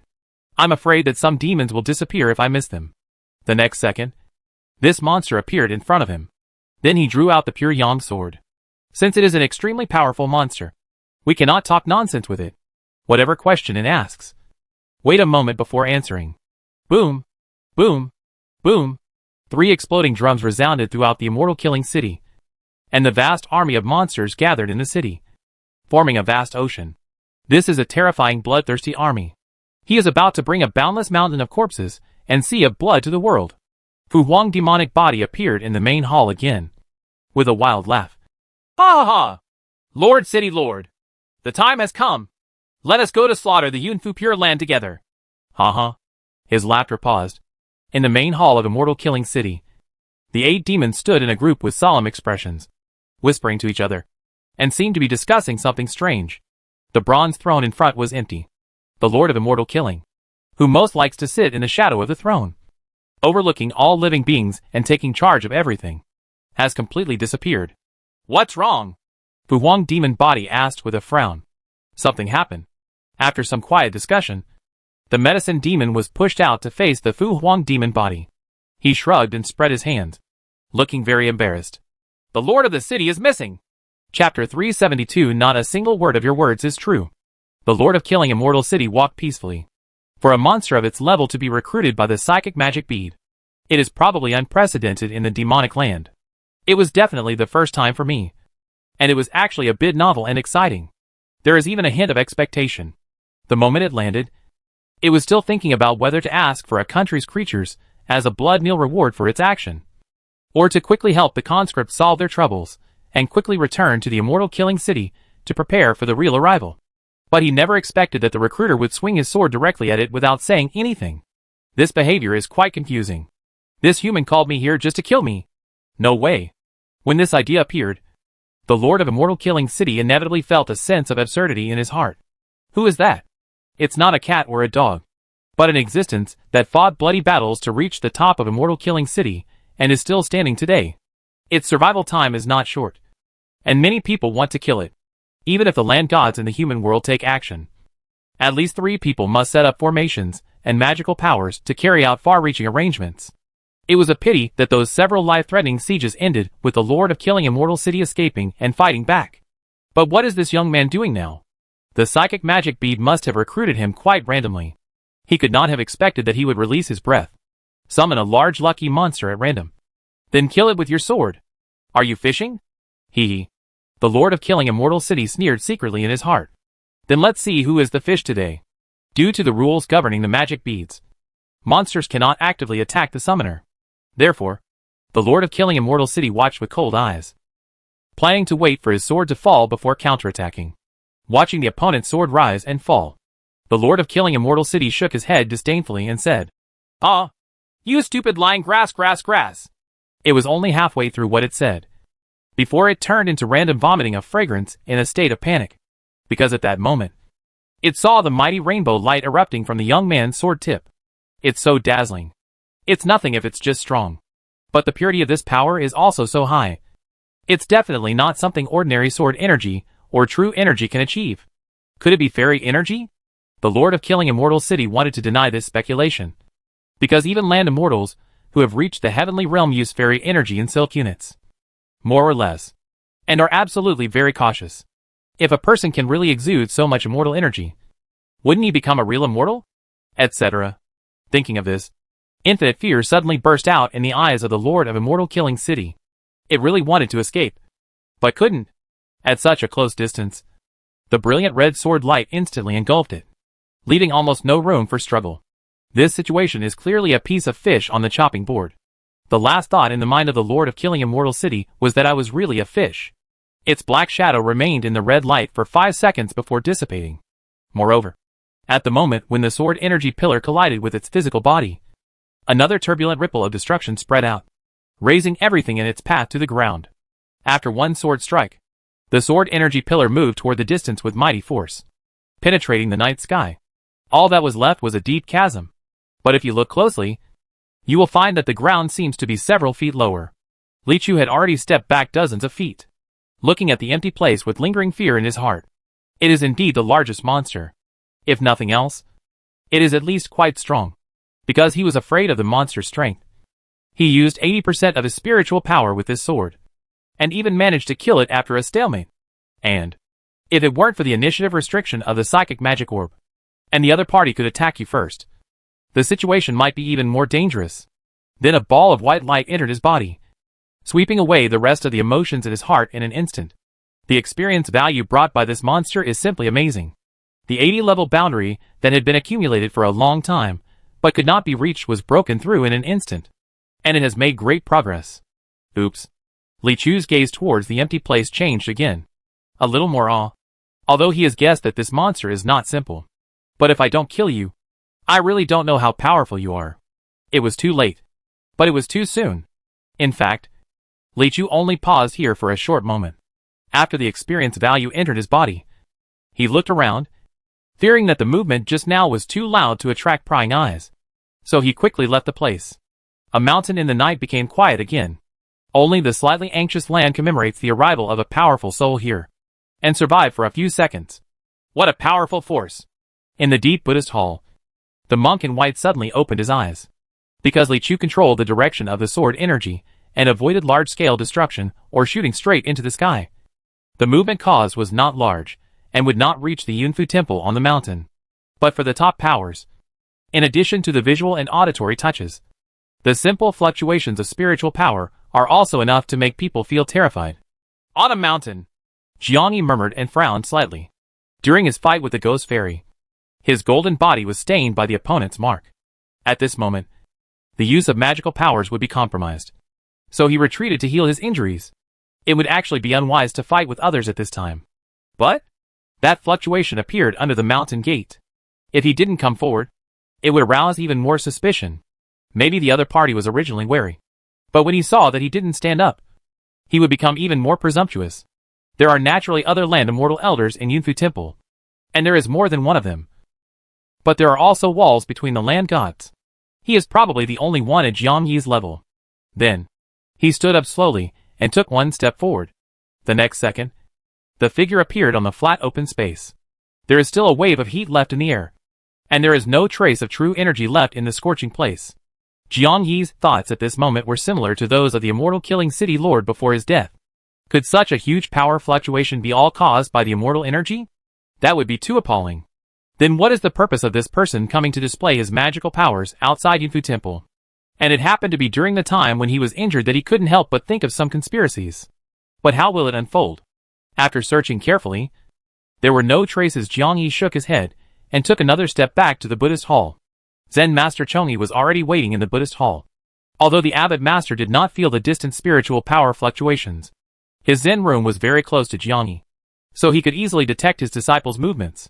When he found out that Jiang Yi could take one step, he quickly came over and waited for his apprentice to come back. A qualified gangster does not need to pay attention to the enemy's movements, as long as he always follows his own thighs. Master! Jiang Yi greeted. What happened? Zen Master Chongyi asked. There was a very strong power fluctuation outside the temple. It should be a master who is not inferior to me. But I went over to check. But there was no clue. Jiang Yi told the truth.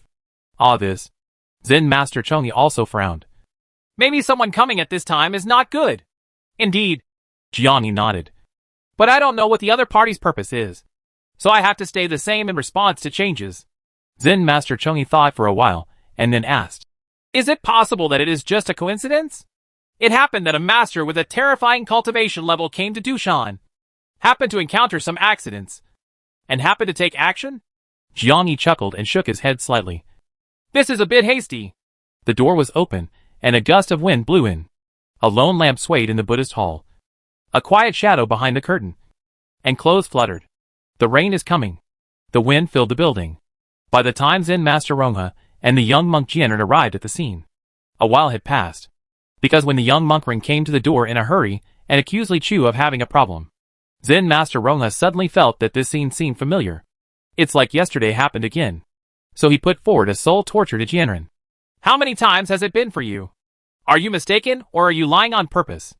Are you jealous that others are handsomer than you? Seeing that Ring was about to cry when he asked him, he wanted to swear to God on the spot that he would definitely see Li Chu summoning monsters in the suburbs for the rest of his life. Ronghe looked at him suspiciously. After all, this was a top priority, and he couldn't joke around. The young monk can talk nonsense.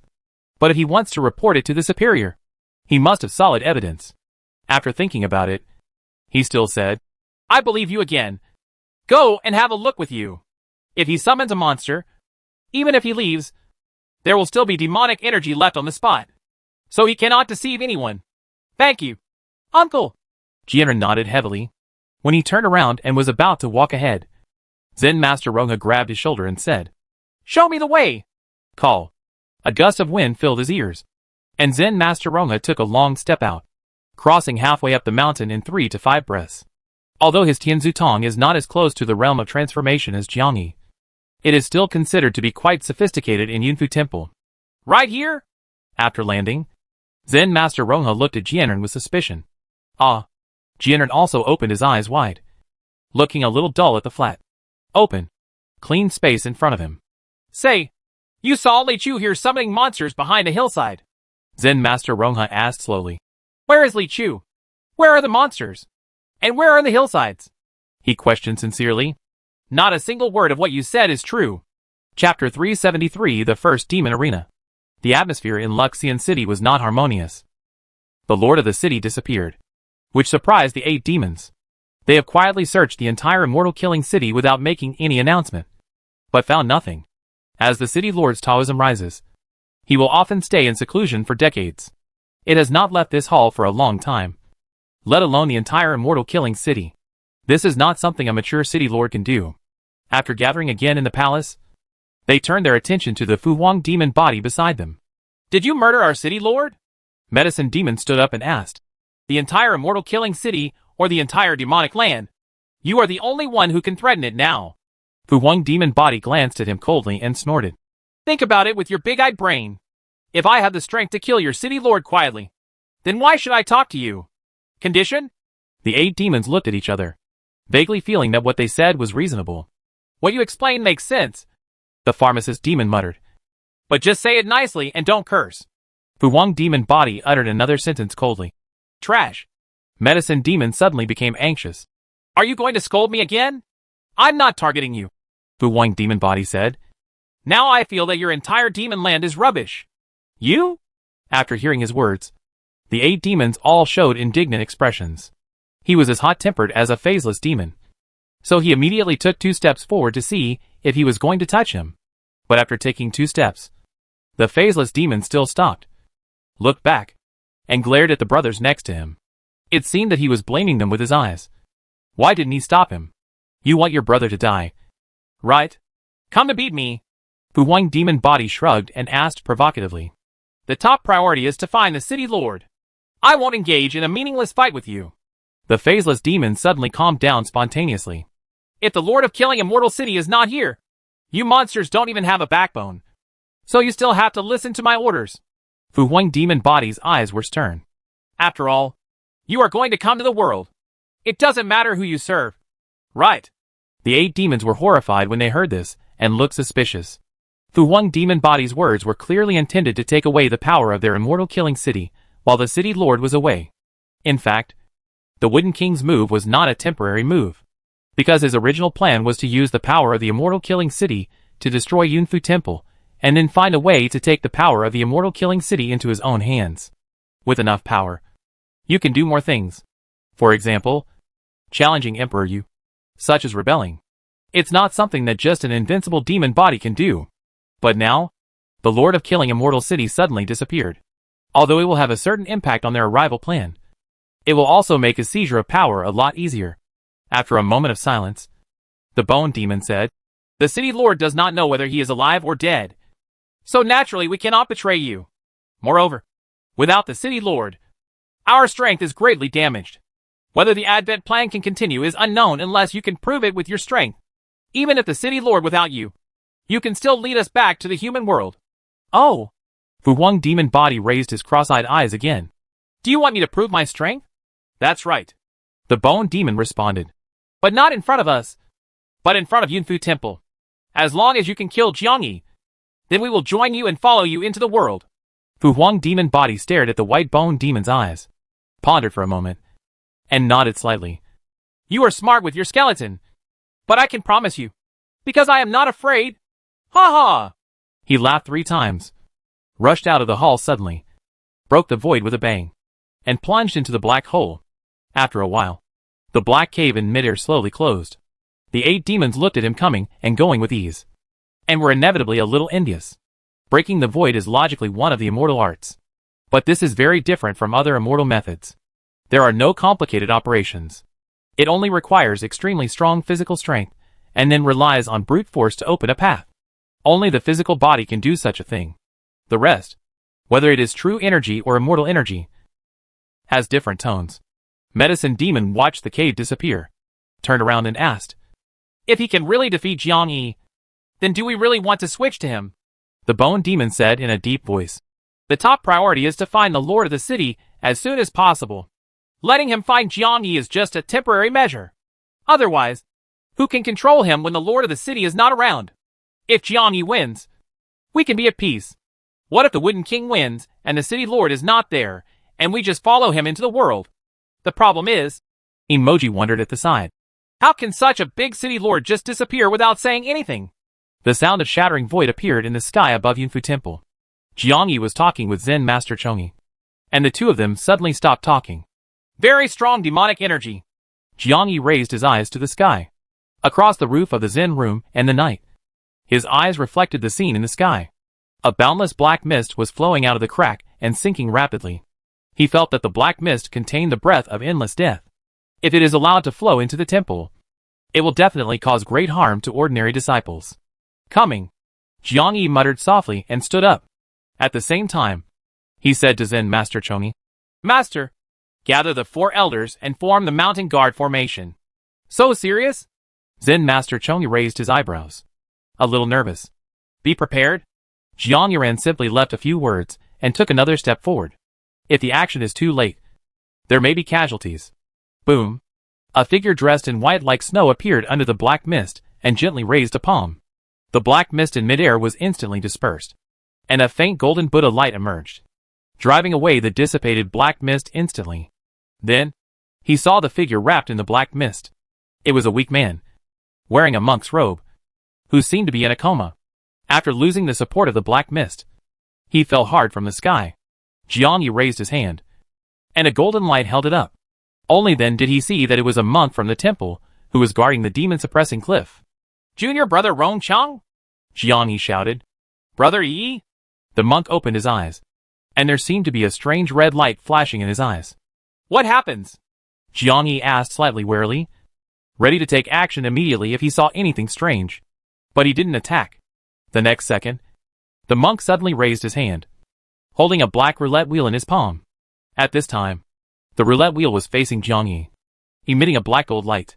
Go! With a loud shout, a black halo instantly enveloped Jiangyi. There was a loud noise. The light in the air shrank, and the two figures suddenly disappeared. Jiangyi felt that he had been sucked into a powerful vortex. And when he reappeared, he was already in a black and gold space. Surrounding it is a circular black wall, engraved with countless golden runes, which seemed to be some kind of seal or some kind of record. Opposite him, 100 feet away, stood a cross-eyed man with fierce flames hanging in the air. It was the Fu Huang demon body. Welcome to the first demon arena. Fu Huang demonic body laughed loudly, with a slightly cruel smile. The first demon arena? Jiangyi frowned. He vaguely remembered the name, and it seemed that he had heard of this magic weapon in the demonic land before, and it was an existence comparable to that of an immortal. The rules in this arena are very simple. There are only 2. Fu Huang demon body continued. The first rule is, I punch you, and no one is allowed to dodge. Article 2.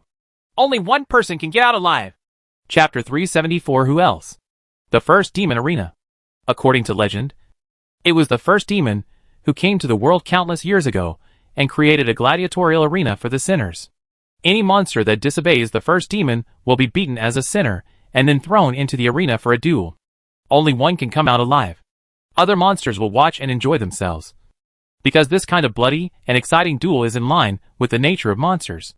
Later, with continuous sacrifices and refinements, this arena became a magic weapon comparable to immortal weapons and was passed down to future generations. The reason why the Wooden King asked for this magic weapon was because, under the rules of this arena, Fu Huang demon body is invincible.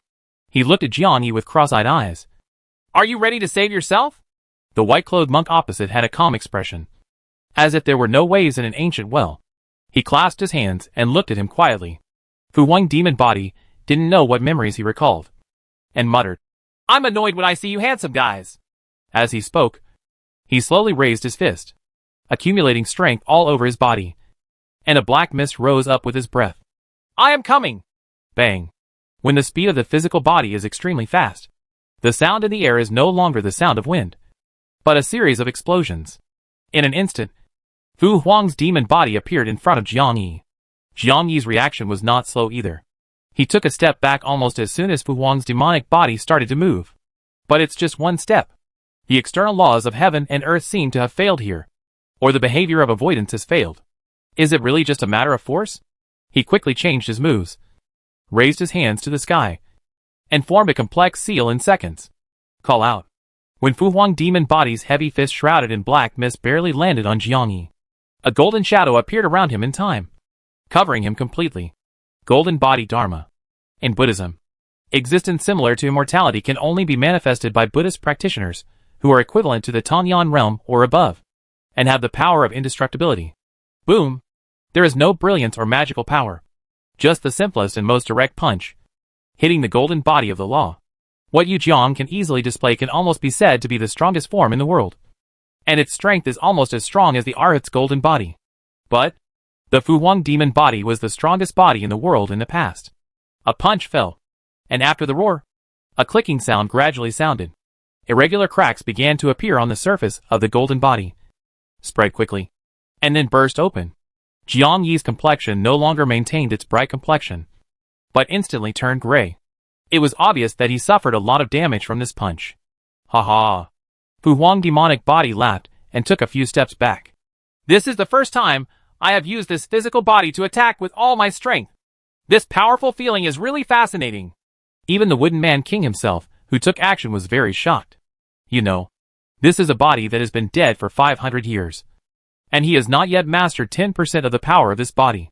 It is unimaginable how Chen Fu Huang would have stirred up the situation 500 years ago. Jiang Yi could feel that the restrictions imposed on him by the rules of the arena were lifted at this time, and he regained the power to take action. He took a deep breath, suppressed the boiling blood, and suppressed all the injuries just now, because he realizes that every blow here is crucial. In a duel between masters, the outcome is only a matter of millimeters. He must not let the injury just now affect the strength of his shots. He suddenly closed his eyes and began to recite a series of low-pitched scriptures in his mouth. His hands kept changing at the same time, and there was a faint torrent of breath gathering around him. Fu Huang demon body also looked serious. This is no small matter. Call. As Jiang Yi's magic seals changed more and more, a circle of black light suddenly lit up at the feet of Fu Huang's demonic body, and the vague sound of a fierce ghost wailing could be heard coming from it. This is not like the magical power exerted by a Buddhist monk. Fu Huang demon body was also a little surprised, and seemed to want to raise his body, but limited to the rules of the fighting arena. He could not escape the scope of this magical power no matter what. Then, Jiang Yi opened his eyes. Ah, be hell. Open! Bang! The moment his eyes fell on Fu Huang's demon body, the circle of black light suddenly filled up and turned into a big black hole. Countless long arms stretched out from the hole, and all of them grabbed the body of Fu Huang demon body. They will drag him to H.L. Jiang Yi's eyes were quite firm. This is a secret killing technique taught in Yunfu Temple. Every time it happens, it will kill. So it is listed as an absolutely forbidden method. If it weren't for this situation, he wouldn't be willing to use such forbidden techniques that would harm Tianhe. Fu Huang demonic body let out a loud roar and tried his best to lift the body up another 10 feet. But those countless pale arms also stretched out, and countless voices below were screaming, wailing, and calling, asking him to go down and accompany them. Ah! The laws of heaven and earth have been written. How can we disobey them even if we have the power of tens of millions of people? Fu Huang's demonic body was dragged down inch by inch, and thick beads of sweat began to roll out of Jiang Yi's forehead.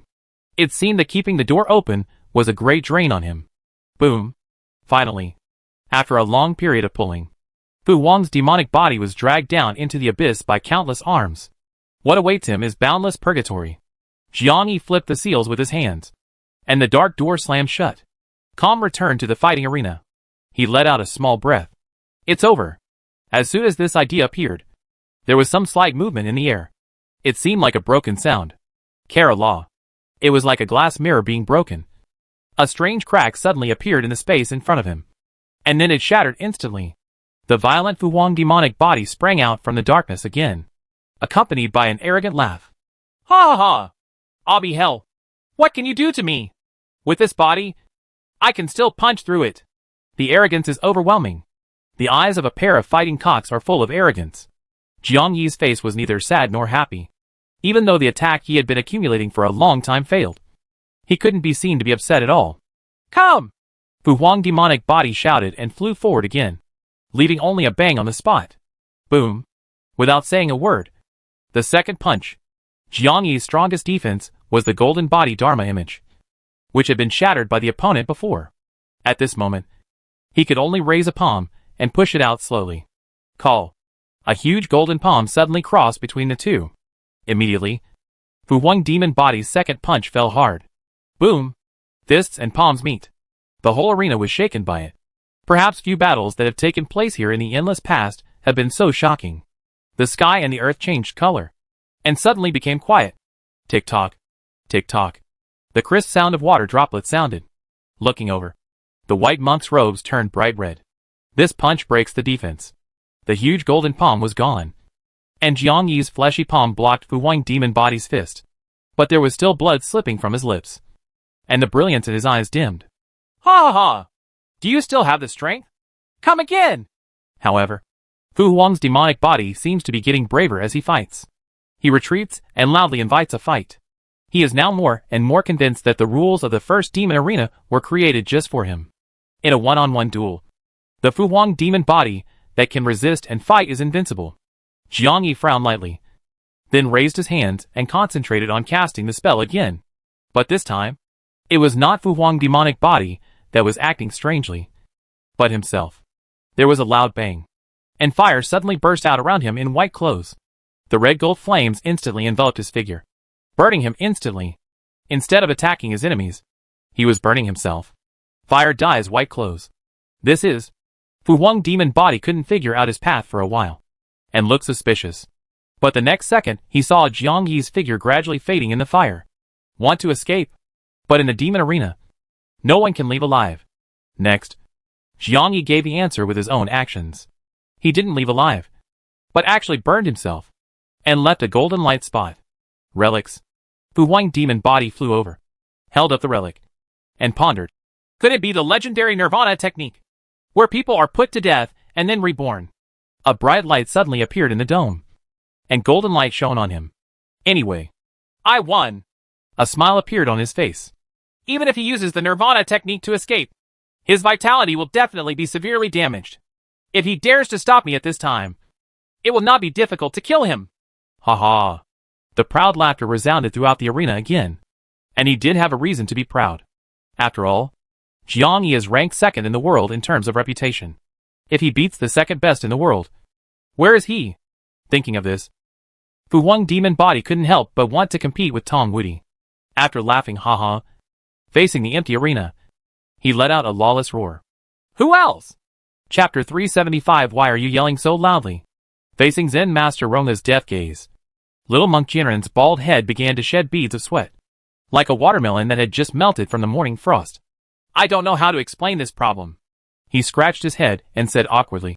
As soon as I saw him summoning monsters, I quickly flew over and reported to you. Thinking about it now, there was some muffled noise behind him. Here, there are indeed traces of spellcasting. Is it possible that he destroyed the evidence? In that case, how do you prove that he summoned monsters here? Zen Master Ronga asked. I saw it with my own eyes. Jianren glared. What about the evidence? It was destroyed by him. Jianren pointed over there again. Then that's the end of your talk. Zen Master Ronga gave a thumbs up. He continued to say angrily. If you put it this way, am I saying that it's okay for you to peek at your fellow apprentices taking a shower every day? There's no evidence anyway. Seeing Ren's expression, he suddenly became horrified and took 3 steps back. Uncle Master, how did you know? You're so kind. Rongyi looked at his expression and shook his head. I saw the case. Right. Just when the two of them were at an impasse, they suddenly heard a short but loud bell ringing in the temple. 1 sound. 2 sounds. 3 sounds. The morning bell rings 3 times, which means a powerful enemy is coming. Let the disciples inside and outside the temple return quickly. Zen Master Ronga's expression suddenly became serious. He pressed Jianren's shoulder again and lifted it up. The sleeves of his robe were cheering, and in an instant, he took Jianren back to the temple. It happened that at this time, the abbot Changyi Zen Master was convening all the monks in the temple, and 4 tall golden pillars of Buddha's light rose in the sky all around, supporting a golden barrier like a greenhouse, covering the entire Yunfu temple. There is a human figure hidden in the Buddha's light, which is hard to recognize, but Zen Master Rongha can see it at a glance. Those were the 4 elders in the temple who had not shown up for a long time. Buddhist practice is difficult, profound and painful, and it often takes a long time to practice. Except for someone as stunningly talented as Jiang Yi. The elders in the temple, who were able to become immortals on land, were all extremely old. Zen Master Chongyi climbed up to the high platform and said loudly, "If there is a monster coming to attack our Yunfu temple, it is easy to go to meet the enemy. The temple must also take precautions. The old monks of the Chongzi generation came to my place to form a group.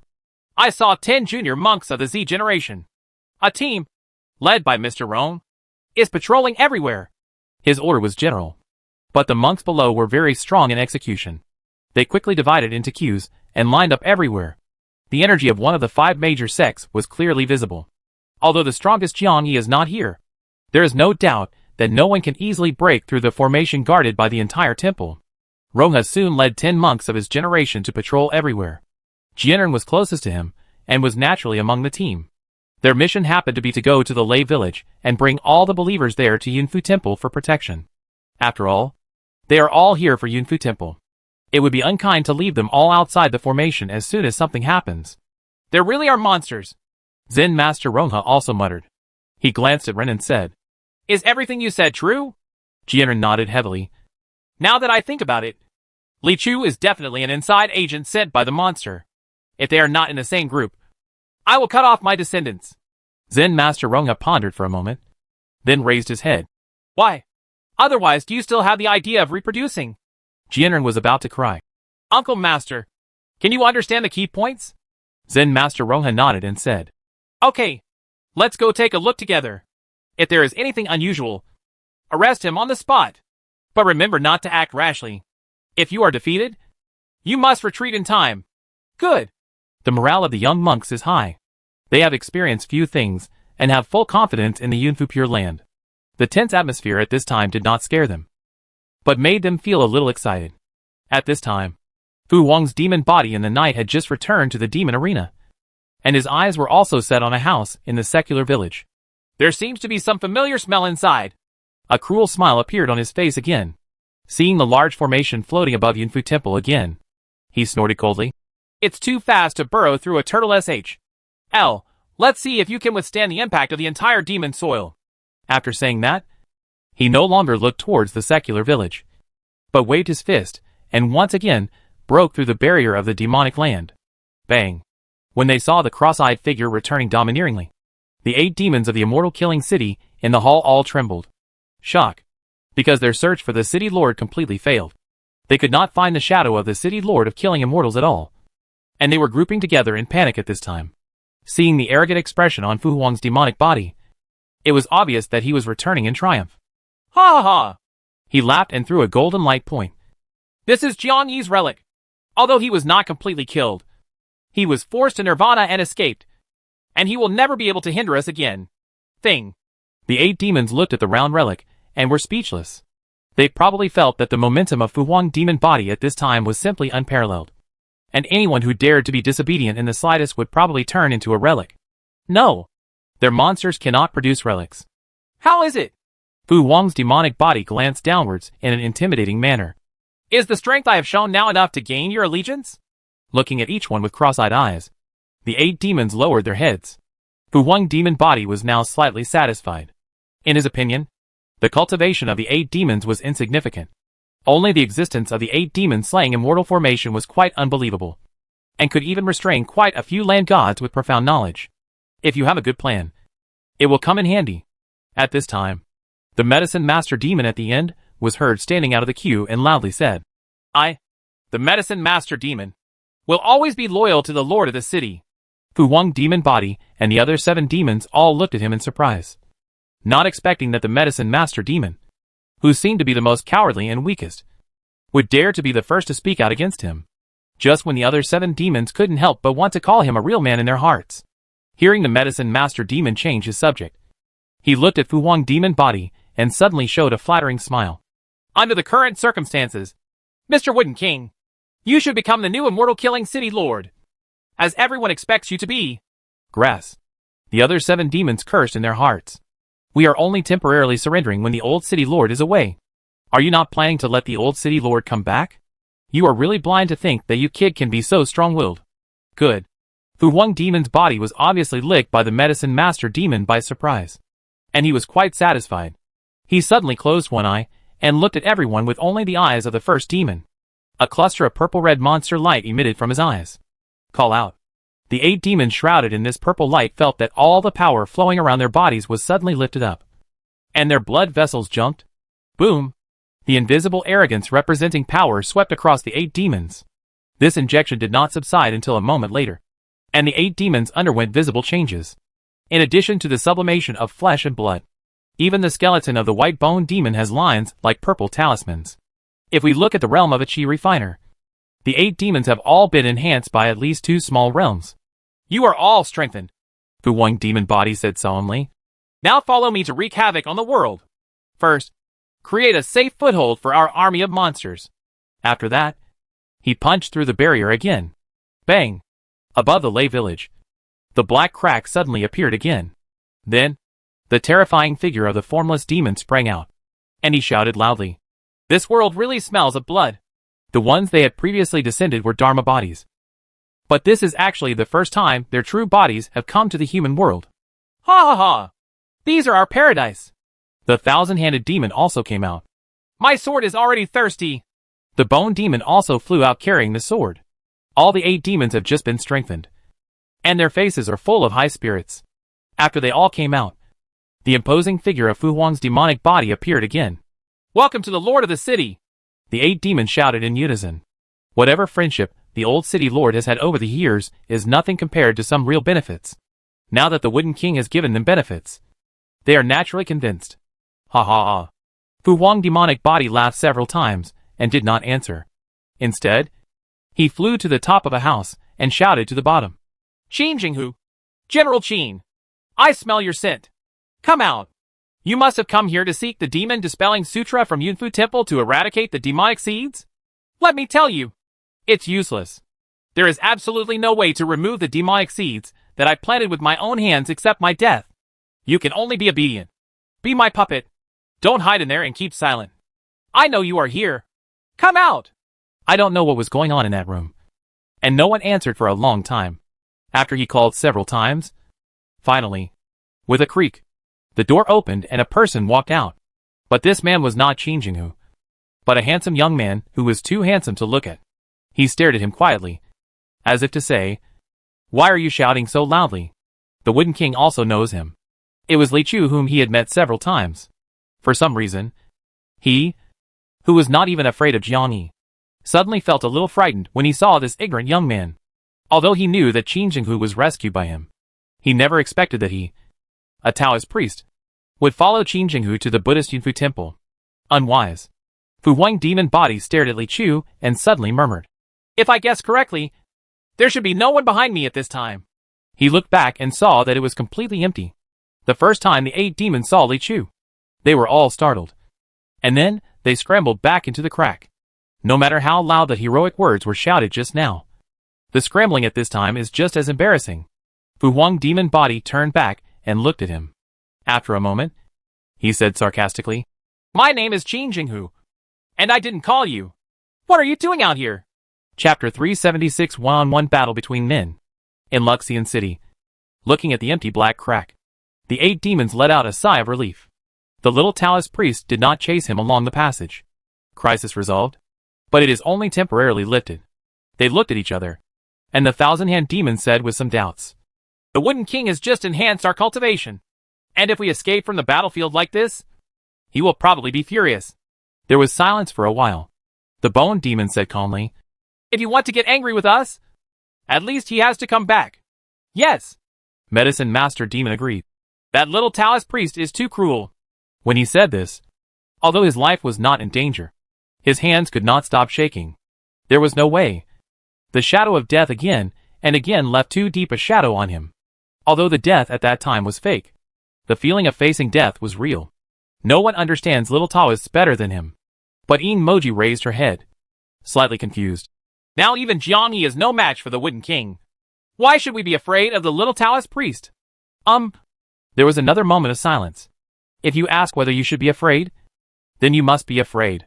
But if you ask why you should be afraid, you may not be able to answer.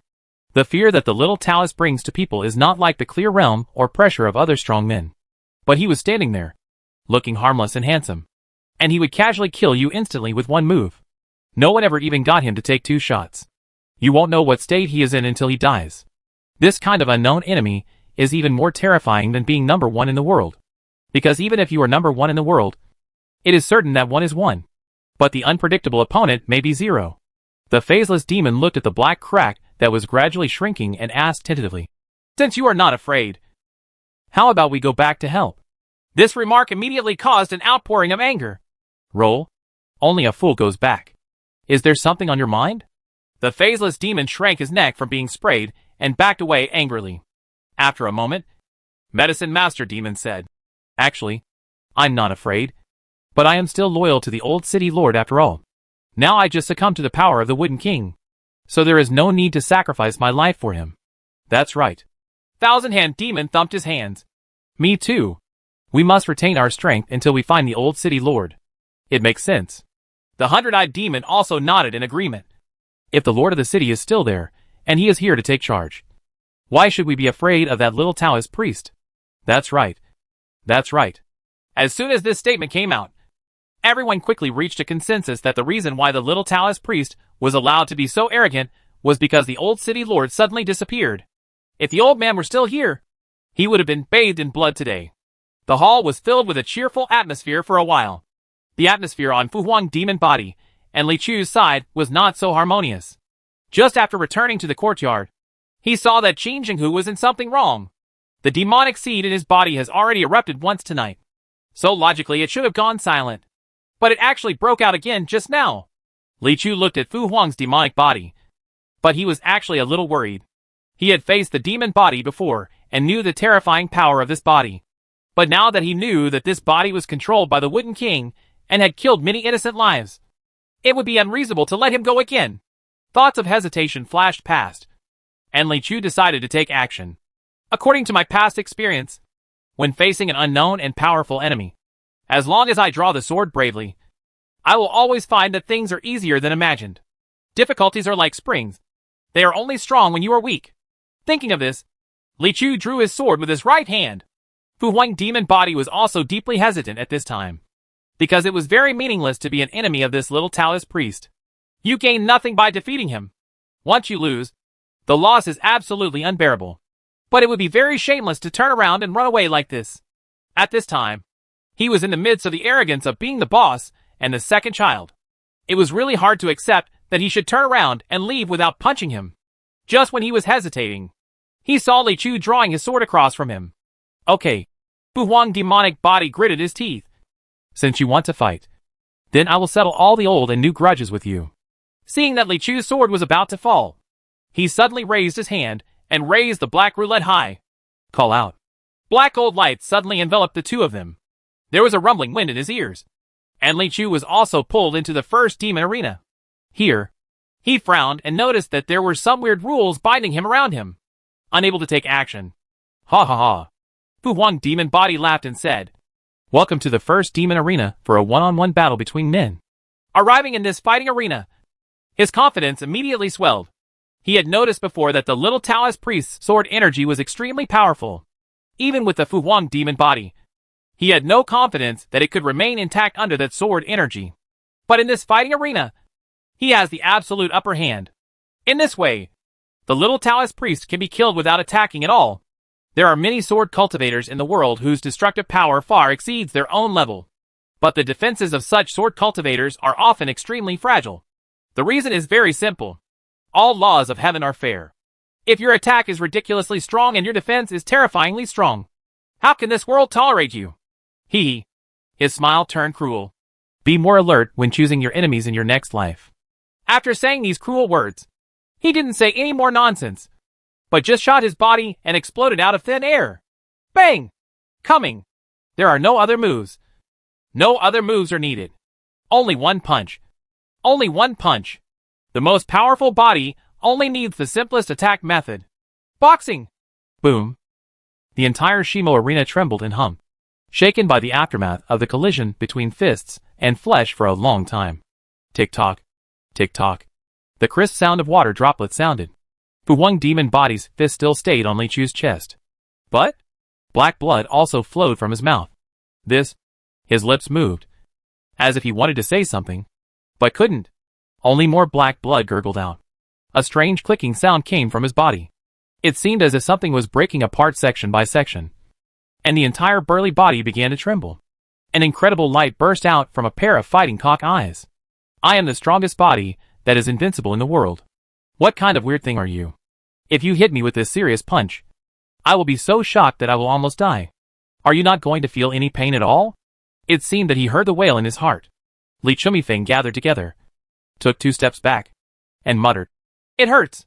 Fu Wang demon body's punch did cause him a burst of pain, causing the blood and energy in his chest to surge. Never before. He has not felt pain for a long time, since he came into this world. Suddenly I feel it again. Even a little novel. But that's about it. Looking at the Fu Wang demon body opposite, black cracks have appeared on the skin surface starting from the wrists. The terrible cracks run along the arms to the face, and finally spread all over the body, like broken porcelain. At last, bang! The whole thing exploded. Li Chu looked at the scene and blinked. He just felt that the restraints of the rules were gone, and he could fight back. As a result, you fell down before I even took action? A stream of light sprang out from the broken Fu Wang demon body and hung in the air. It was a small wooden figure the size of a palm, holding a purple eyeball much larger than itself on top of its head. At this time, both the wooden figure and the eyeballs were full of panic. It wanted to escape, but couldn't. Not long ago, I thought the first demon arena was simply awesome.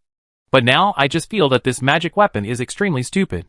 Li Chu was familiar with that wooden figure, so it was naturally the masterpiece of the Wooden King. And that purple eye was the eye of the beginning demon that had been beheaded once in the Huashu secret realm. It's definitely not a good thing. Li Chu raised the sword in his hand high and waved it lightly at the wooden man. One-on-one man battle. You punch. I sword. Boom. Because it was in another space, and it seemed that he could only take one shot. Li Chu did not hold back at all. A pillar of red sword energy suddenly swallowed up the wooden man and the eye of the first demon, and then slammed into the black gold barrier. Boom! The first demon arena shook violently again and began to emit a dazzling brilliance. Probably since its birth, it has never encountered such an attack that wants to penetrate itself. So it wants to work hard to protect itself. Pity. Just like the wooden man's struggle is in vain. Snapped. There was some broken sound in the air, and Li Chu's figure suddenly appeared outside the courtyard, where the Wooden King had been. The 2 broken halves of the black gold roulette fell to the ground. Li Chu glanced at it and felt a little pity. This magic weapon is extremely valuable to the naked eye, so it would be a pity to destroy it like this. Then he saw a group of bald heads surrounding the courtyard, peeking furtively in, like a melon field under the moonlight. Zen Master Rongha? Li Chu called. What are you doing? Ah! A group of monks were startled by his voice and turned around. They were all startled. Amitabha, Zen Master Rongha was the first to calm down. He strategically announced the name of the Buddha, clasped his hands and asked, "There are monsters invading this temple. We are about to come here to bring you into the temple to protect you. Where have you been?" "Oh," Li Chu agreed and said casually, "I just killed a puppet of someone from the demon cult." His tone was casual, as if he had just killed a fly.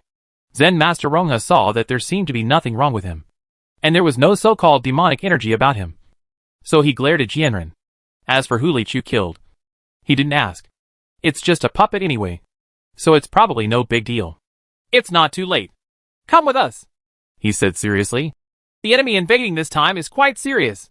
Judging from the attitude of the abbot Zen Master, the situation may be quite serious. I'm afraid this is a major crisis that our temple has not encountered in hundreds of years." Chapter 377. Where are they going? It's easy. You told me why you ended up like this. I should have gone with you at that time. At least I could take care of you. Be sure not to act so recklessly in the future. In Jianghu affairs, there is always a mountain high. It's easy. Do you need to find a wet nurse for you? In the Zen room, behind the curtain, Zen Master Chongyi was talking to a baby sitting cross-legged on a futon. The baby's eyebrows are clear, and there is a maturity in his eyes that is very inappropriate for his age. He is trying hard to hold down his fleshy legs and maintain a quiet posture of sitting cross-legged. No need to. After hearing Zen Master Chongyi's words, the baby quickly refused with a milky voice. His words were still a little vague, which showed that he was not very mature yet. Alas, that Fu Wang demon body is so terrifying that even you are no match for it. It can also break through the void barrier. If he joins forces with those monsters from Demon Earth, it will be difficult. Zen Master Chongyi said worriedly. I have sent a letter to Chao Tian Chuefa for help. But since they know that your vitality is seriously injured, they will definitely attack tonight. Then our demon-suppressing cliff may be in danger. No matter what. We can't let the monsters cross a mountain. Otherwise the land of Tianan will flow into rivers of blood. Jiani said in a milky voice, and then sighed in a way that did not match his age.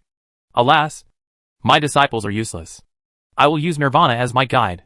If you use the technique to escape, you will not be able to recover your cultivation level for at least 10 years. Don't ever say that. You can still escape if you meet the Fu Huang demon body. If it weren't for you, if it were another elder or teacher who went up, wouldn't you die completely? Zen Master Chongyi quickly comforted him. Beloved disciple, he is obviously well versed in the rules of the world and knows that a gangster can never blame his thighs for not being thick enough. I just hope the mountain defense formation can survive tonight. The doors and windows all around were closed, but there was no wind in the white gauze curtain. Zen Master Chongyi looked outside through the window screen, his eyes full of worry. This time, I saw the dawn. Clam. Zen Master Chongyi yawned, rubbed his eyes, and saw the baby sitting quietly next to him. He was excited and said, "Whose child is this? How did it come up the mountain? It has nothing to do with me. Take it away quickly. Don't frame it. Master, calm down." The baby rolled his eyes very maturely. "It's easy for me." Ah. Only then did Zen Master Chongyi wake up and said with a smile, "I thought it was someone who came up the mountain." He suddenly raised his eyes again. "Eh? Why were you so quiet last night?" Yes. When Jiani was talking, he hugged his feet and subconsciously wanted to put them in his mouth. The next second, he suddenly realized his identity and quickly put them down. Since he saw my Nirvana, he would definitely rush to attack the demon-suppressing cliff before he missed the best opportunity to attack in vain. This move is really difficult to explain. He frowned his light eyebrows, his little face full of confusion. That's right. That Fu Huang demon body is almost invincible in the world. He came here specially. He can't just beat you to relieve your anger just because you look handsome. Zen Master Chongyi touched his chin and said, "Did he die suddenly? With that kind of physique? And the help from the first demon arena? Even if Tong Wudi wanted to kill him, I'm afraid it wouldn't be easy." Jiani shook his head. It would be a bit unbelievable for a person of this level to die suddenly overnight. Right. Zen Master Chongyi smiled sheepishly at his naive conjecture. After laughing, he was still a little puzzled. The master and apprentice turned their heads, the same doubt flashing through their minds. Then where did Fu Huang's demonic body go? The Wooden King didn't come back. The 8 demons sat around in the main hall of Immortal Killing City and waited all night. Although there is no alternation between the sun and the moon on the demon land, the color of the demon star will also vary between day and night. Could he have been killed by the little Taoist priest? As the medicine demon said. He shuddered involuntarily. Probably because he could not help but think of the scene where he was brutally punished by the little Taoist priest again and again. It's very possible, the bone demon said solemnly. But this might not be a bad thing. Actually, I have always had doubts about the plan to come to the human world. We should have felt it when we went there before. How can the human world today be the same as it was thousands of years ago? The mountains and rivers of the Halua dynasty were consolidated. And the 12 immortal gates, the power is strong and the roots are deep. Is the Wooden King strong enough? He is just one of the 5 Dharma kings of the Yinyu sect. But so what? Does such a powerful Yinyu sect want to live underground? If our Immortal Killing City really comes, countless monsters will survival or death is still unknown. That's right. The medicine demon quickly agreed. Actually, after staying in the human world for a while, I think that place is normal. Since the Wooden King has not come back, then we can just live as before.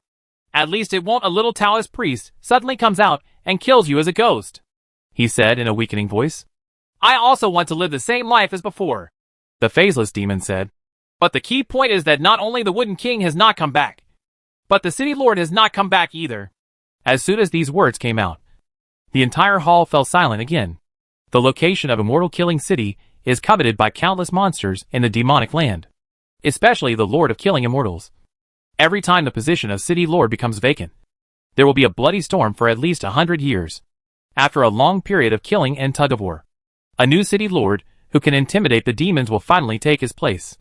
And those competitors were either killed or fled far away, and would never appear in the Immortal Killing City again. Although the City Lord has been in office for a long time, it is still far from the time when he should be replaced. The immortal killing city should still have a long period of stability. But it disappeared. Those eager eyes outside the immortal killing city may peep over again. Although the status of the 8 demons is the highest level below the city lord. When it comes to fighting for the city lord, it will not be their turn. Those monsters that have the strength to compete are living a life of exile in the endless wasteland outside the immortal killing city. Although it is still peaceful at the moment, they could already smell blood in the wind. Alas sighed, and the 8 demons all looked into the distance. Where did our Lord City Lord go? Early the next morning, Li and Chu quietly left Duoshan. Because after killing the Wooden King, Qin Jinghu's demon seed has been lifted. Because of the turbulent situation last night, no one dared to act rashly. Since nothing happened today, I naturally had to run away. Why don't you stay and become a disciple of Buddhism? Li Chu obviously didn't have that interest. Of course, it was impossible for Qin Jinghu to become a monk, let alone a mute monk. As for Lao Du, this guy seemed to have that intention. When he left, he looked back several times and stared at the sign of Yunfu Temple in a daze. However, after some consideration, he still firmly chose Dayun. If there is no Li Chu in Dayun Temple, then of course 100 Dayun temples combined cannot compare to Yunfu Temple.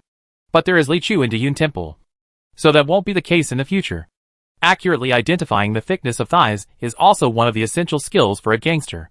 What's more, Yunfu Temple is now at the forefront of the immortal sect, with luxuriant branches and leaves.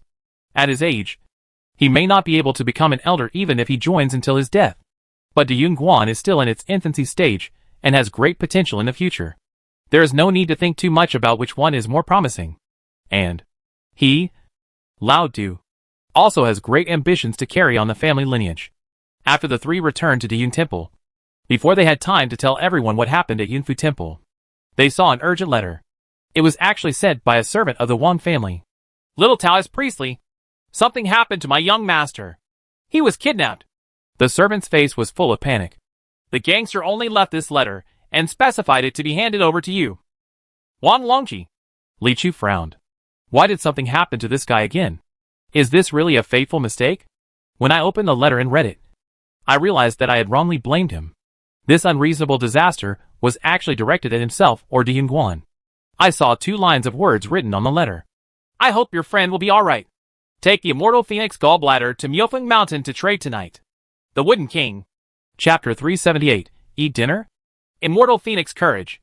Under the old locust tree, everyone sat in a circle and listened to the old Taoist priest telling stories about the past.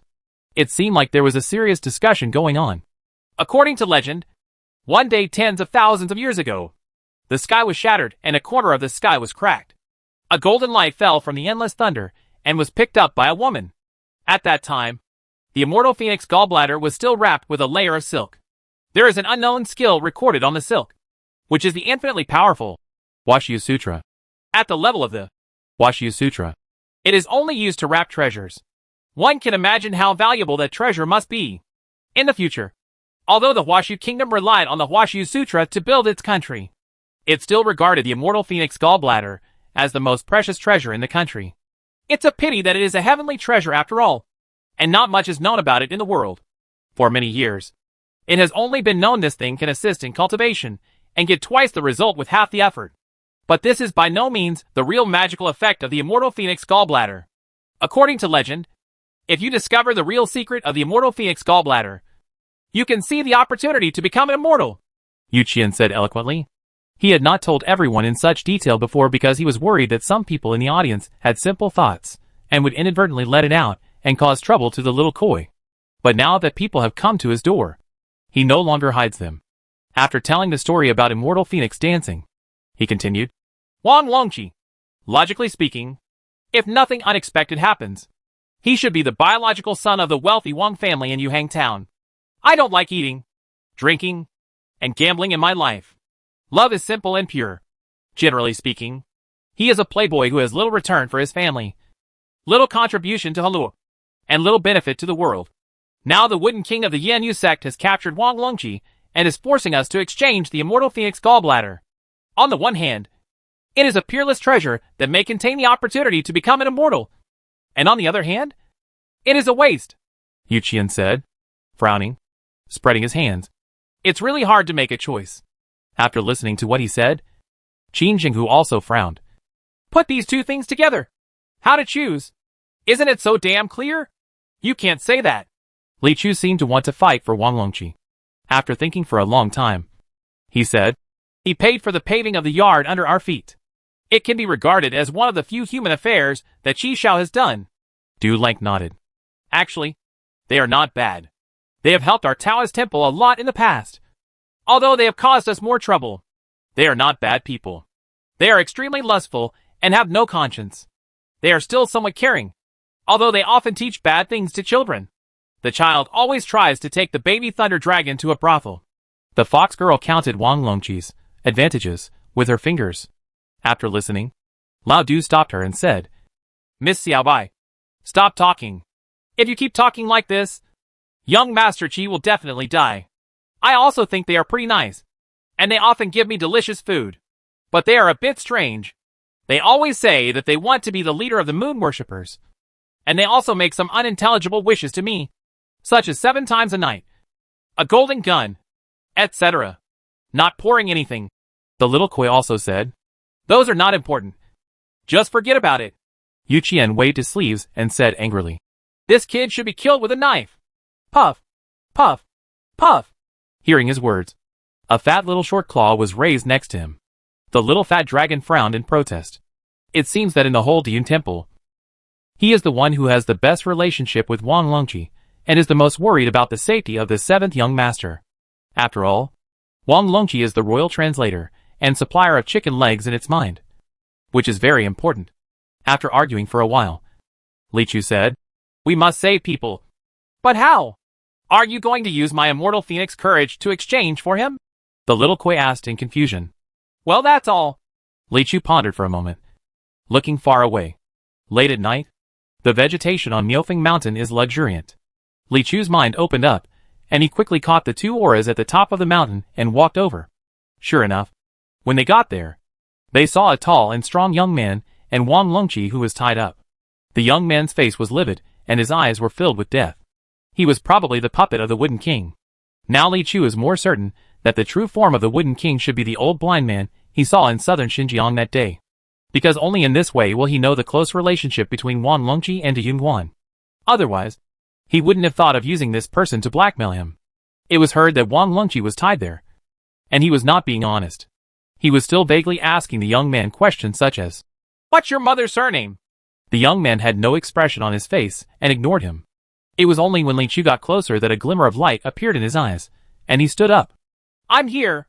Li Chu appeared, raised the brocade bag in his hand towards the young man, and said, Xianwan Dan is here. Let my friend go. The pink brocade bag is embroidered with 2 goldfish and a small bell, which looks like a girl's thing at first glance. The young man looked at him and said, Little Taoist priest, I know you are powerful and can kill me in an instant, but don't try to play tricks. I have planted 32 kinds of strange poisons in your friend's body. If there is no antidote, he will not survive tomorrow morning. Give me the immortal phoenix gallbladder, and someone will send the antidote later. If not. His words stopped here. Li Chu looked at Wang Longqi. His eyes seemed to be asking. Wang Longqi immediately cried and shouted, it's true. I was eating hot pot, singing songs, and happily visiting a brothel that day. And suddenly someone came and robbed me. After they robbed me, they fed me a lot of strange things. If I said I didn't want to eat them, they would beat me. So I had to eat them all. Don't tell me. They taste really good. Li Chu was too lazy to continue listening to his nonsense, and directly threw Xianwan Dan over. The young man caught the immortal phoenix gallbladder, opened the bag and checked it, showing a satisfied smile. Good. After saying that, he let go of the rope on Wang Longqi. As long as I go back, the antidote will be sent to me. After saying that, the young man stood up and flew away. In fact, Li Chu didn't want to let him go like this. But Wang Longqi's life was in someone else's hands, and the other party was cautious in doing things. So there was no good way. He had no choice but to take Wang Longqi back to the Yun Temple first. No one was sleeping at this time. They were all waiting for news. It happened that at this time, the little miracle doctor had not left after seeing Qin Jinghu last time. After staying here for a few days, he invited him to take a look at Wang Longqi. The little miracle doctor walked forward, and after just a glance, his expression became a little solemn. He clasped his wrist again, his eyes a little unkind again. Finally, Wang Longqi stuck out his tongue and suddenly smiled. It's okay. The little miracle doctor smiled. You don't have to worry about whether they will send the antidote. Can you cure this poison? Wang Longqi said happily. What he is most worried about now is that the Wooden King is letting go of his doves. It would be great if a little miracle doctor could detoxify this poison. Of course not. The little miracle doctor quickly shook his head and denied. He didn't lie. He did give you 32 kinds of strange poisons. Now the medicinal properties are mixed together and have not exploded yet. Just wait until dawn. If one of them, when the medicine becomes agitated, the toxicity will be like a flash flood, and you will definitely die on the spot. Ah? Wang Longqi was shocked. Then what do you mean you don't have to worry about whether they will deliver the antidote? It means that with so many poisons mixed together, it is impossible to have an antidote. The little miracle doctor shrugged and said, the complexity of this mixture of poisons has simply exceeded the limit of what human beings can deduce. He didn't even think about it. Leave you alive. Ah? Upon hearing this, everyone was a little surprised. This old bastard has trouble with innocent mortals. He deserves to be damned, Qin Jinghu said angrily. Maybe it's because Taoist Priestley has done bad things to him several times. But there's nothing he can do about Taoist Priestley. So let's take this opportunity to get revenge, Li Maoqing said. It's a pity that Immortal Phoenix was so timid that he took it in vain. Yu Qian also shook his head and sighed. Yes. Lao Du also felt a little regretful. That can make Miss You're comparable to the gods on land. How much gift money should we give to the Wang family for free? Yu Qian thought for a moment and said, come over and take a look at the banquet dishes. There are a lot of dishes, and you can order whatever you want. If you don't like the dishes, you can order whatever you want. Okay. Lao Du nodded in agreement. Yu Qian smacked her lips and said, speaking of which, it's been a long time since I had a banquet. Lao Du said, the Wang family is a big family in the town after all, so it won't be a bad idea to have a dinner at his house. No. No. Wang Longqi was about to cry. Are you almost ready to eat? I'm still here fine. Why don't you think about rescuing me? Bang. Just as he was talking, he heard a bang over there. Looking over, it turned out to be Li Chu slapping his eyebrows on the table. He showed a rare angry look. The Wooden King did indeed go too far. He has already taken away the Immortal Phoenix gallbladder, and he actually had the intention to harm your life.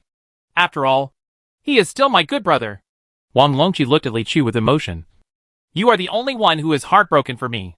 At this time, Lao Du next to him said, Master, don't be too angry. In the worst case, we won't go to the banquet, so we don't need the gift money. Hearing this, the depression in Li Chu's eyes slowly dissipated. But the tears in Wang Longqi's eyes couldn't stop flowing out. Like a spring. Chapter 379. The night the comet came. This is an endless silver white land, with knife-like wind and snow blowing across it. The icebergs that have lasted tens of thousands of years have been sharpened by the wind and snow. And the moonlight was scattered and turned into a haze before it fell on the ground. An old blind man with messy hair stood on the top of the iceberg, looking into the distance with his empty eyes, as if waiting for something. He was wearing a dirty shabby coat and looked like he was leaking from all directions. He didn't know how he survived in the ice and snow. In short, looking at his appearance and attire, if he wasn't a beggar, it would be really disappointing. No one could have imagined that the Wooden King of the Yanyu sect would be such a person. Even he himself couldn't imagine it. When the Wooden King was young, he only had a simple ideal, to become the most powerful carpenter in the world. But his father disagreed. Because their family lived in Jujian City at that time. There were mostly blacksmiths in Jujian City. The blacksmiths could make weapons and swords, while the carpenters could only make furniture and farm tools. Only blacksmiths have the possibility to become famous, while carpenters are at the bottom of the contempt chain. When the Wooden King said he wanted to learn to be a carpenter, his father put him on the bench and beat him all morning. But he doesn't like blacksmithing. He thinks it's not art, and working with wood is art. So he wanted to do something to get his father to agree to him learning to be a carpenter. The little wooden man king keenly discovered that his father and mother's bed always creaked and squeaked at night. And every night when the bed made noise, his father would always wake up with 2 black circles under his eyes the next day. He felt that the bed was too noisy for his father to have a good rest. So he repaired the bed. That night, the bed indeed stopped making noise. As soon as my parents moved, the bed was made. His father put him on the bench and beat him all afternoon. But he had no choice but to persist. And his temper was as stubborn as wood. out of love for his son and looking forward to having a second child. His father had no choice but to send him to a carpenter in the city. Start as a trainee, become an apprentice, and then become a disciple. He was a little impatient. Why are you still a disciple after so long? So I asked the master when he could become a master. The master said that if you can carve a flying wooden bird, you can become a master. He knew that the master was making things difficult for him. And the wooden bird was the most difficult part in the carpenter's inheritance. But he thought, what's so great about a flying wooden bird? I'll give you the whole flying wooden man. In the end, he actually made it. And the master knelt to send him off. Of course, this is not just a carpentry craft. The practice of cultivation is very popular in sword forging city. In addition to being a genius in carpentry, the Wooden King is also a genius in spiritual practice. He discovered that magical powers combined with wood skills were promising.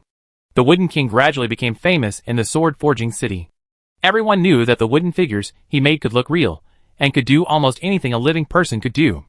All the famous ladies in the city came to his shop one after another. Soon after, he was still very young and won the title of Ghost Axe in the sword forging city with his woodcraft, which was unprecedented. At the banquet celebrating his acquisition of the Ghost Axe, he fell in love with the city lord's daughter, a beautiful girl. But when he proposed marriage to the city lord while he was drunk, the city lord rejected him without hesitation. Although she admires his talent, she still thinks that his status is not worthy of her daughter. He went to woo the city lord's daughter again. The city lord's daughter's answer made him feel cold all over. I don't like you like this. I like handsome ones. This sentence directly made him doubt his life. Why can't everyone be like the wooden man and obey his own mercy? He began to plan a huge conspiracy. He created a kind of wooden man that could possess people, and wanted to use this wooden man to seize the entire top management of sword forging city, making everyone become puppets, who must be manipulated by him. This plan is quite whimsical. But the scary thing is that he almost succeeded. Unfortunately, he failed in the end, and was captured at the foot of the stairs. The Lord of Sword Forging City felt that he was also responsible for his reaching this stage, and wanted to spare his life. Despite the strong request of his subordinates, his cultivation was abolished. But he still didn't trust his unique wooden magic power. So he blinded his eyes before driving him out of the city. His entire body was almost completely destroyed, with only a small wooden figure left in his pocket. At that time, the Wooden King once again made a terrible decision.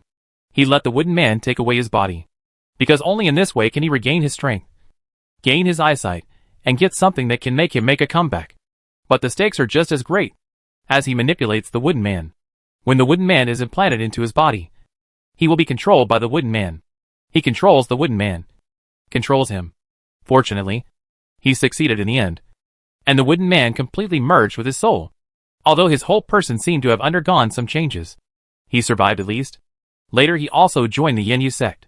He has a dream. He wants to make everyone in the world become puppets controlled by him. This crazy idea is perfect for becoming a member of the demon cult. For this dream, he began to accumulate strength and plot a conspiracy. Finally, with the power of the demon soil, after some twists and turns, he obtained the most powerful body in the world, the Fu Huang demon body. He almost wanted to give up his own body and transplant this wooden man, which was almost fused with his soul, into Fu Huang's demonic body. Then Fu Huang demon body met the little Taoist priest. Grass. Thinking of this, the Wooden King couldn't help but want to curse. He didn't want to recall what happened next. Why is there such a person in the world who is invincibly handsome? Invincible in attack and invincible in defense? What went wrong? When he discovered that Fu Huang demon body was no match for the little Taoist priest, he realized. The Wooden King realized that he might never be able to defeat the little Taoist priest in a head-on confrontation. He's so hard. So he quickly thought of kidnapping, and easily kidnapped the playboy before the little Taoist priest came back. Sure enough, his plan worked. A smile appeared on the Wooden Man King's face. Coming. A figure from the distance flew towards him against the fierce wind. When it passed over his head, he dropped a brocade bag and walked away without stopping at all, without any sloppiness. In fact, the connection between the wooden figures is not close, and they have no feelings for the main body. Anyway, just follow the orders. The Wooden King caught the kit, took out the immortal phoenix gallbladder inside, held it in his hand, and felt a breath of pure power. Is this the immortal energy that has accumulated for countless thousands of years? It is indeed a legendary object that fell from the fairy world. The Wooden King felt a little excited. What about the little Taoist priest? What about eclosion? So what about Tongwudi? Now that the immortal phoenix courage is in my hands, I am the person closest to becoming an immortal. As long as I am in seclusion in this place far away from the world, no one can find me, and no one can do anything to me.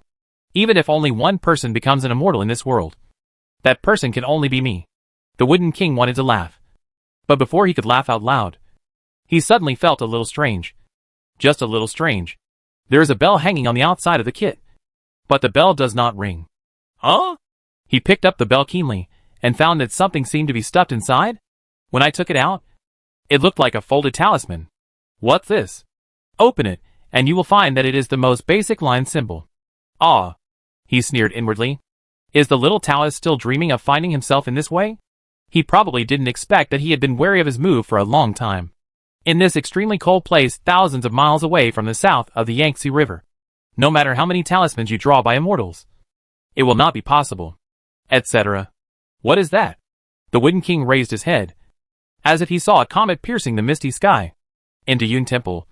Li Chu opened his eyes, stood up, looked at Wang Longqi, and patted his shoulder.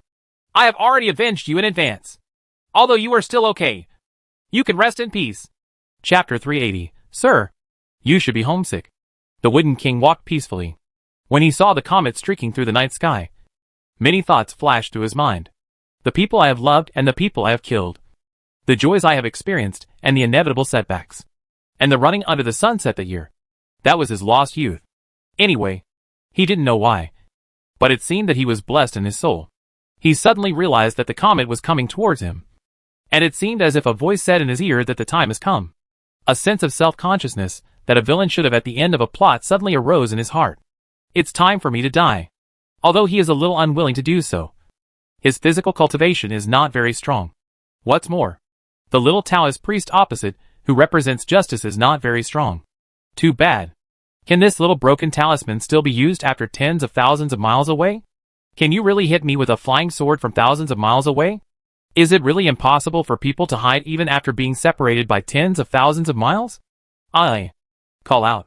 The red light fell on the top of the snow mountain, accurately hitting the Wooden King, who wanted to say something fiercely. But it was not just the Wooden King that disappeared, but the entire huge snow mountain. Yes, when a comet hits the ground, more than one person will suffer. The red dragon, which had come after a long voyage, swallowed everything under it as soon as it landed, and instantly drilled a hollow hole in the snowy mountain. And the power that was too far away from Li Chu to be suppressed enough fully erupted, like a volcano erupting from the inside of the ice and snow. Boom! Rumble. After a loud roar that shook the ice and snow world, there was a long sound like rolling thunder, because with the huge explosion, not only this snow mountain quickly melted and disappeared, several majestic snow-capped mountains around them also started experiencing grand avalanches, and a huge scene was staged in this uninhabited place. Then the earth began to collapse. The mountains began to roll, and the ice and snow on the top of the mountain scattered and rolled down like beasts in the apocalypse. There will be no major changes in the poles in 10,000 years. Overnight, the sky fell and the earth fell. Take time back to a moment ago. In fact, it is not that there are no human beings living in this polar region. On the top of the mountains here, there is a place named Snow Mountain. There are many snow mountains in the world, but there is only one big snow mountain. Just like there are many swordsmen in the world, but there is only one red-browed person, one of the 12 immortal sects. Arctic sword sect Dakshushan. Sitting on the top of the snowy mountain is an old man with flaming eyebrows, the red eyebrow sword master. If we say that the person who practices Taoism is number one in the world, probably many people will not have any idea. If one were to say that the one with the best combat power in the world, most people would definitely choose Northwest Tongwudi. When it comes to the world's best swordsman, most people will definitely choose the red-browed sword master on the snowy mountains. He is very old. He has been guarding the dry mountain for more than 100 years. He is probably not a few years younger than the young monk of Baolong Temple. He was dressed in a white robe, with white hair and beard, and only 2 long red eyebrows. Under the eyebrows, there are deep and bright eyes, like 2 sharp swords that have been unsheathed for nearly 200 years and have never learned to restrain their sharpness. Opposite him, there was another mountain peak very close, with a deep chasm in the middle. Sitting on it was a middle-aged man in a wide robe and long sleeves. In front of him stood a 6-foot sword with a wide blade, a mirror, The clear sword blade reflected his face, that was neither sad nor happy. The red-browed old man and the middle-aged Li Jian sat on the two opposite peaks for 7 days and 7 nights. In fact, it was originally a mountain. It was because of the confrontation between the two that they were separated alive. There seems to be some invisible force between heaven and earth, splitting the mountain peak in half and pushing it further and further away. Ha ha ha! After a long time, the red-browed sword master laughed loudly and said, "Lone Star of 100 miles, you and I have been clashing swords for 7 days. Now that you have set your sword here, you are only equal to me. If I draw the sword again, you will have to resist. In my opinion, you might as well surrender like in previous years. Senior Sword Saint, there is no need to use this mind-attacking technique." Hearing this, the middle-aged man opposite seemed to be happy and fearless, looking at the old man opposite him calmly. "I have sacrificed 2 swords, but you, Senior, only have 1. I stand up the Night Dragon sword first, and still have a backup plan. And if you stand up the Red Sky sword, do you still have a backup plan? It doesn't matter what your last move is. I can defeat you even if I don't have any move." Although the red-browed sword master is older, his temper seems to be more explosive. He can't stand the provocation, and he immediately raised his eyebrows. "Senior Sword Master, the best swordsman in the world. Such a big name cannot be won by just fighting with words. There is still something to be seen in this competition.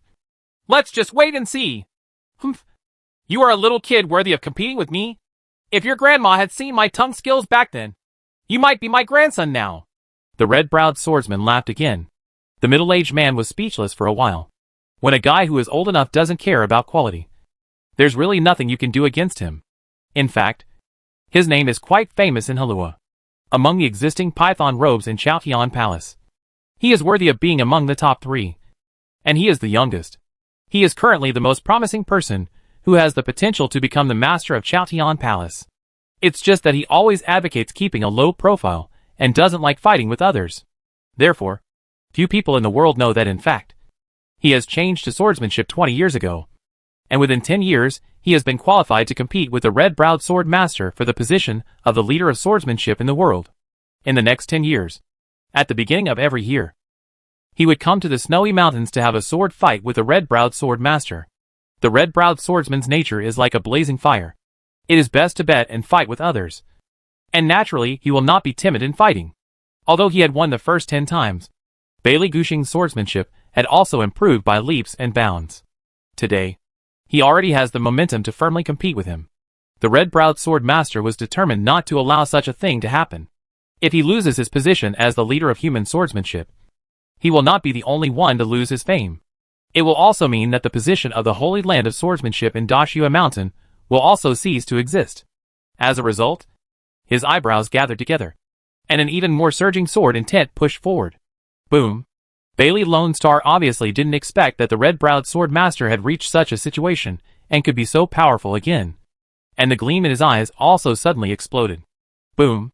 The 2 sword intents were entangled invisibly, and the clothes were stirring like a mountain breeze. Only the split mountain gap between the 2 people is getting wider and wider.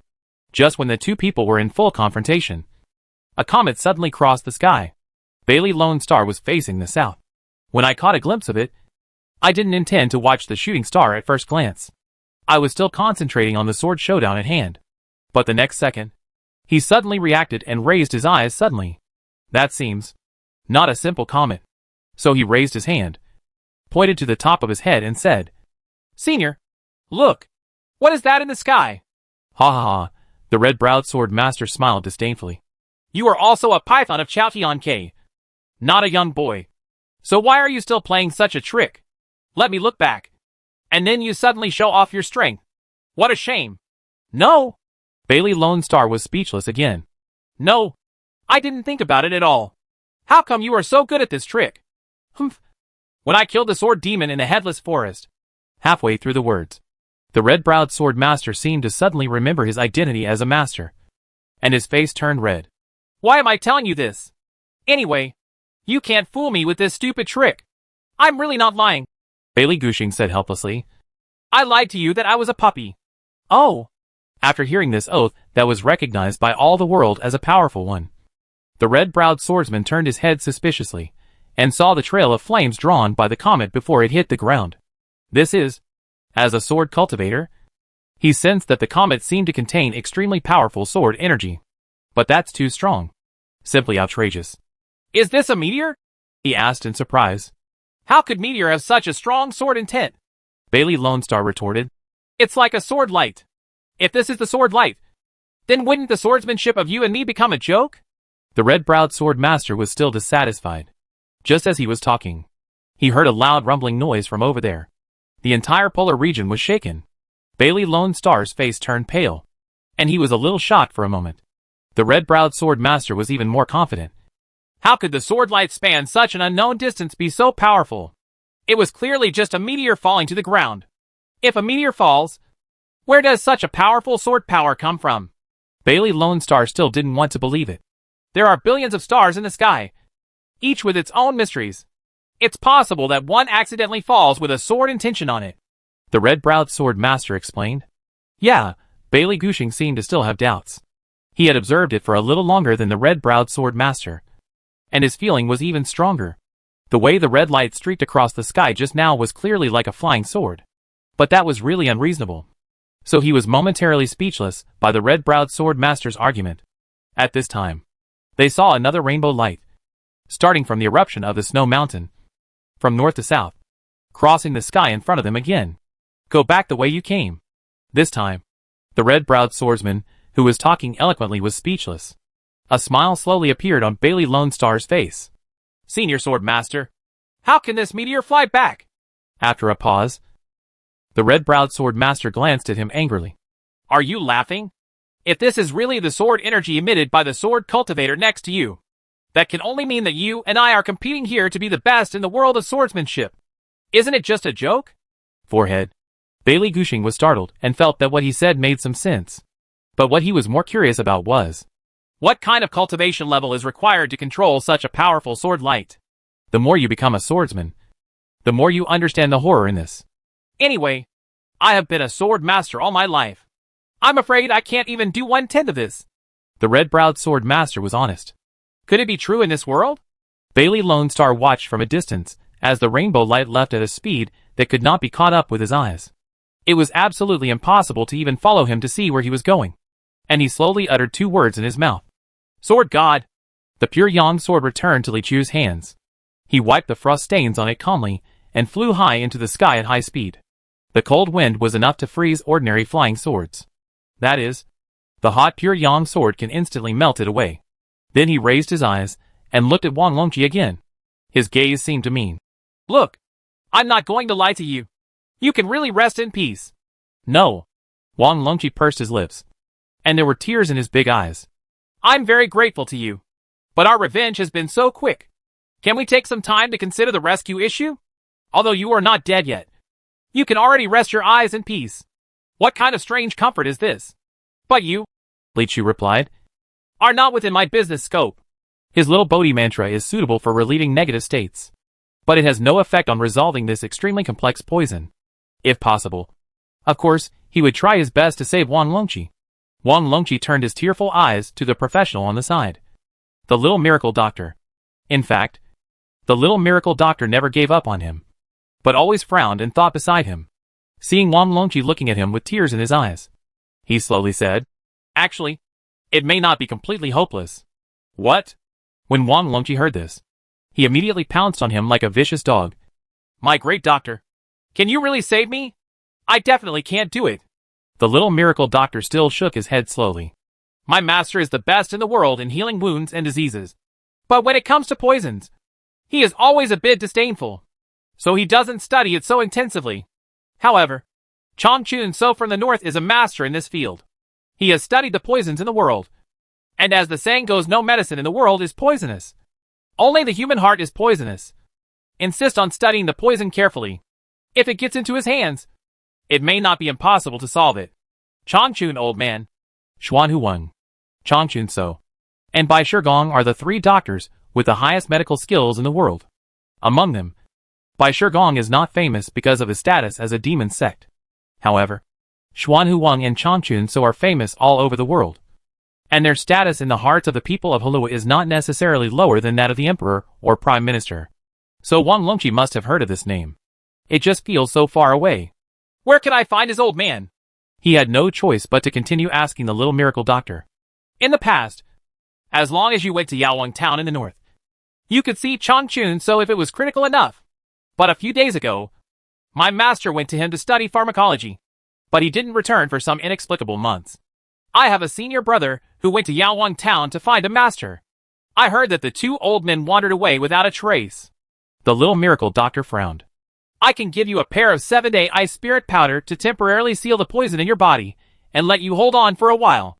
But in this way, once the 7 days are over, the poison that will break out again will definitely be more violent. If it comes if Changchun so is not found again, you will definitely die. That is to say, at the moment of life and death, Wang Longqi's head suddenly understood. If I don't eat this powder, I will die at dawn. If I eat this powder, I can live for 7 more days and find Changchun so in these 7 days. Is it still possible to live? That's right. The little miracle doctor said. How do you choose? Any idiot knows how to choose. Right? Wang Longqi looked at the little miracle doctor with a look like you are insulting me. Do you know? Li Maoqing suddenly turned to look at his disciple. Huh?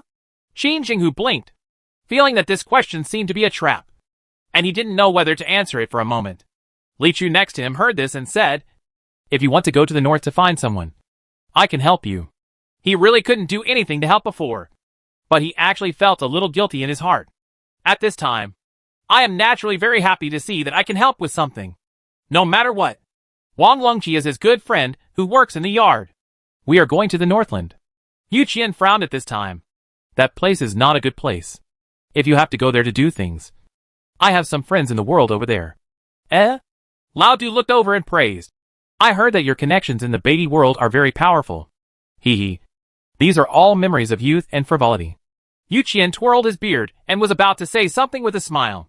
Suddenly he seemed to think of something again, so he closed his mouth and kept a straight face. Then he turned to look at Li Maoqing. Master Imperial Master. Are you too? Master and disciple.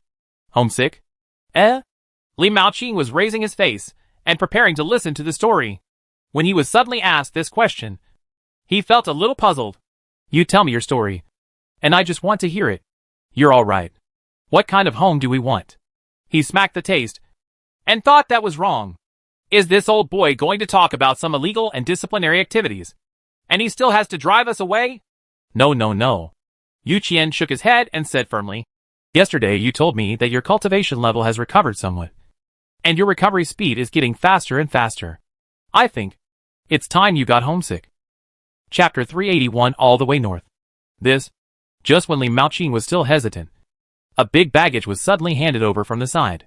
Looking over, I saw Lao Du's dark and simple smile.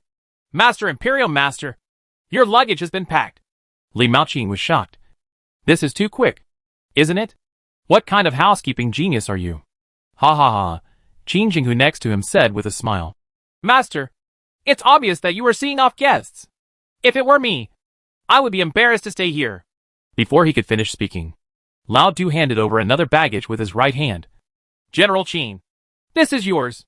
Qin Jinghu's smile immediately faded. After a while, the master and apprentice stood at the door of the Yun Temple, which was closed. A wisp of cold wind blew past, and with a roar, it picked up 2 fallen leaves. Slightly bleak, Qin Jinghu frowned. Something's wrong. Master, does this old man Deng have some shady past that we can't let the official people know? Otherwise, why did they just kick us 2 out? Ha ha. Did you just think of it? Li Maoqing shook his head helplessly. That's all. I have spent a lot of time with Guanjiyu. Our temperaments and personalities are very similar, and we can be regarded as rare confidants. I believe that he will never be a villain, even if there is some unspeakable past.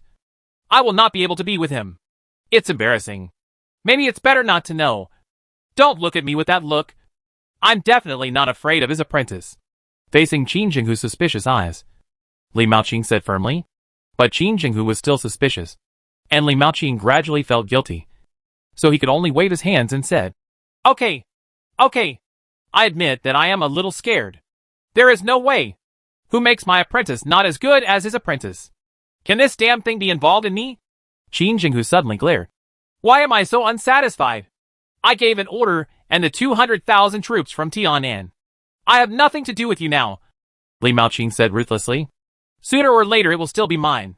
Qin Jinghu was also discouraged and muttered in dissatisfaction. This matter may not be so easy to handle. Yang Dingtian has been coveting the military power of the four parties for so long, and he has finally grasped it. How can it be so easy to give it away? Please follow me back to Chaoda City first. If you behave better in the interview, maybe there is something we can do, Li Maoqing thought. He didn't want to leave Diyun Temple because he would feel an inexplicable sense of peace of mind here, as if the court and the world were matters outside of him. Every day I just need to drink tea, play Go, read pornographic picture books, chat with old Taoist priests, and watch the juniors playing and fighting without any worries. Family happiness. But now that he has just stepped out of the door, he has to think about the affairs of the court. Don't worry. I will definitely shock those idiots in the imperial court as soon as I get back, Qin Jinghu said confidently. What I mean is that you should be polite when meeting the saint, Li Maoqing sighed. Qin Jinghu said carelessly. Master, you know me. I have always respected the emperor. Li Maoqing covered his face with his hands and shook his head repeatedly. Just as the master and apprentice were about to leave, Li Maoqing suddenly said, I forgot one thing. He stepped forward and knocked on the door of the Taoist temple again. Lao Du cautiously put out a dark face and said, Master Imperial Master, is there anything else you can do? Li Maoqing handed over a bundle of scrolls and said, This is the magical power of 10,000 Sword Ju that I wrote down the day before yesterday. I planned to give it to Taoist Priestley when I said goodbye. I was suddenly dismissed just now and almost forgot about it. 10,000 Sword Ju? After all, Lao Du had traveled all over the world and seen the world. Knowing the value of this sword technique, his eyes suddenly lit up. It's the authentic 10,000 sword art of Dashua Mountain, which was given to me by the red-browed sword master back then. Although Taoist Priestley is strong in cultivation, I found that he has very few magical powers. Most of them are single-target attacks, which lack some of the magical power that can strike on a large scale may suffer a loss if faced with many enemies. This magical power is exactly what he lacks, Li Maoqing said. I understand. This is a great gift, Master Imperial Master. Lao Du nodded happily. Then the door slammed shut. Li Maoqing looked at the door panel only 2 inches away from the tip of his nose and muttered silently. The people in this Taoist temple are so ruthless.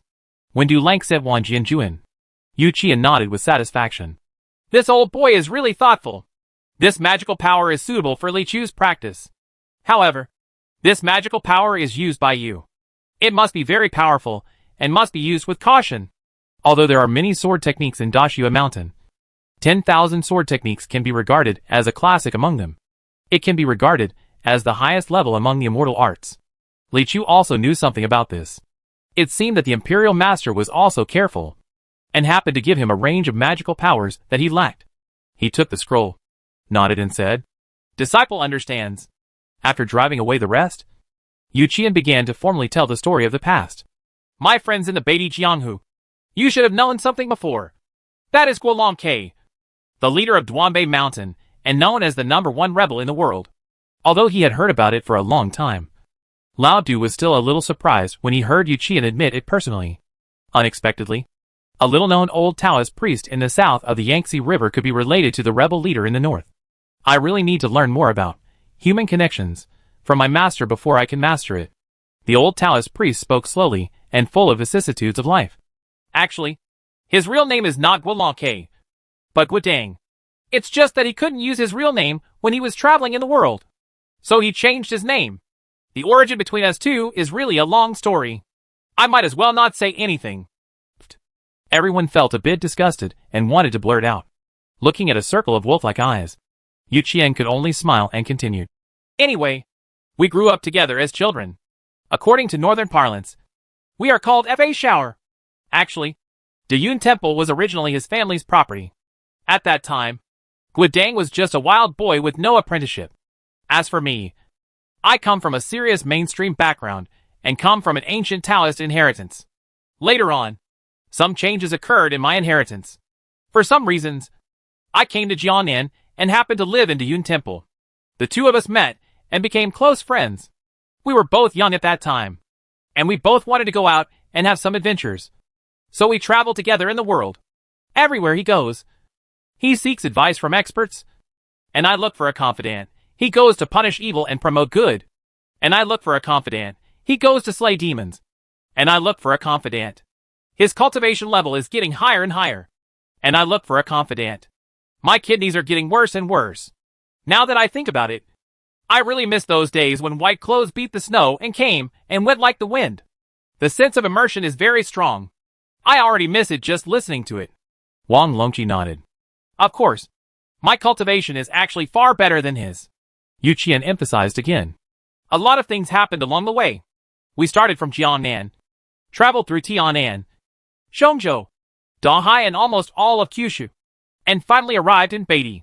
When we got there, we experienced some experiences that ultimately made us change our minds.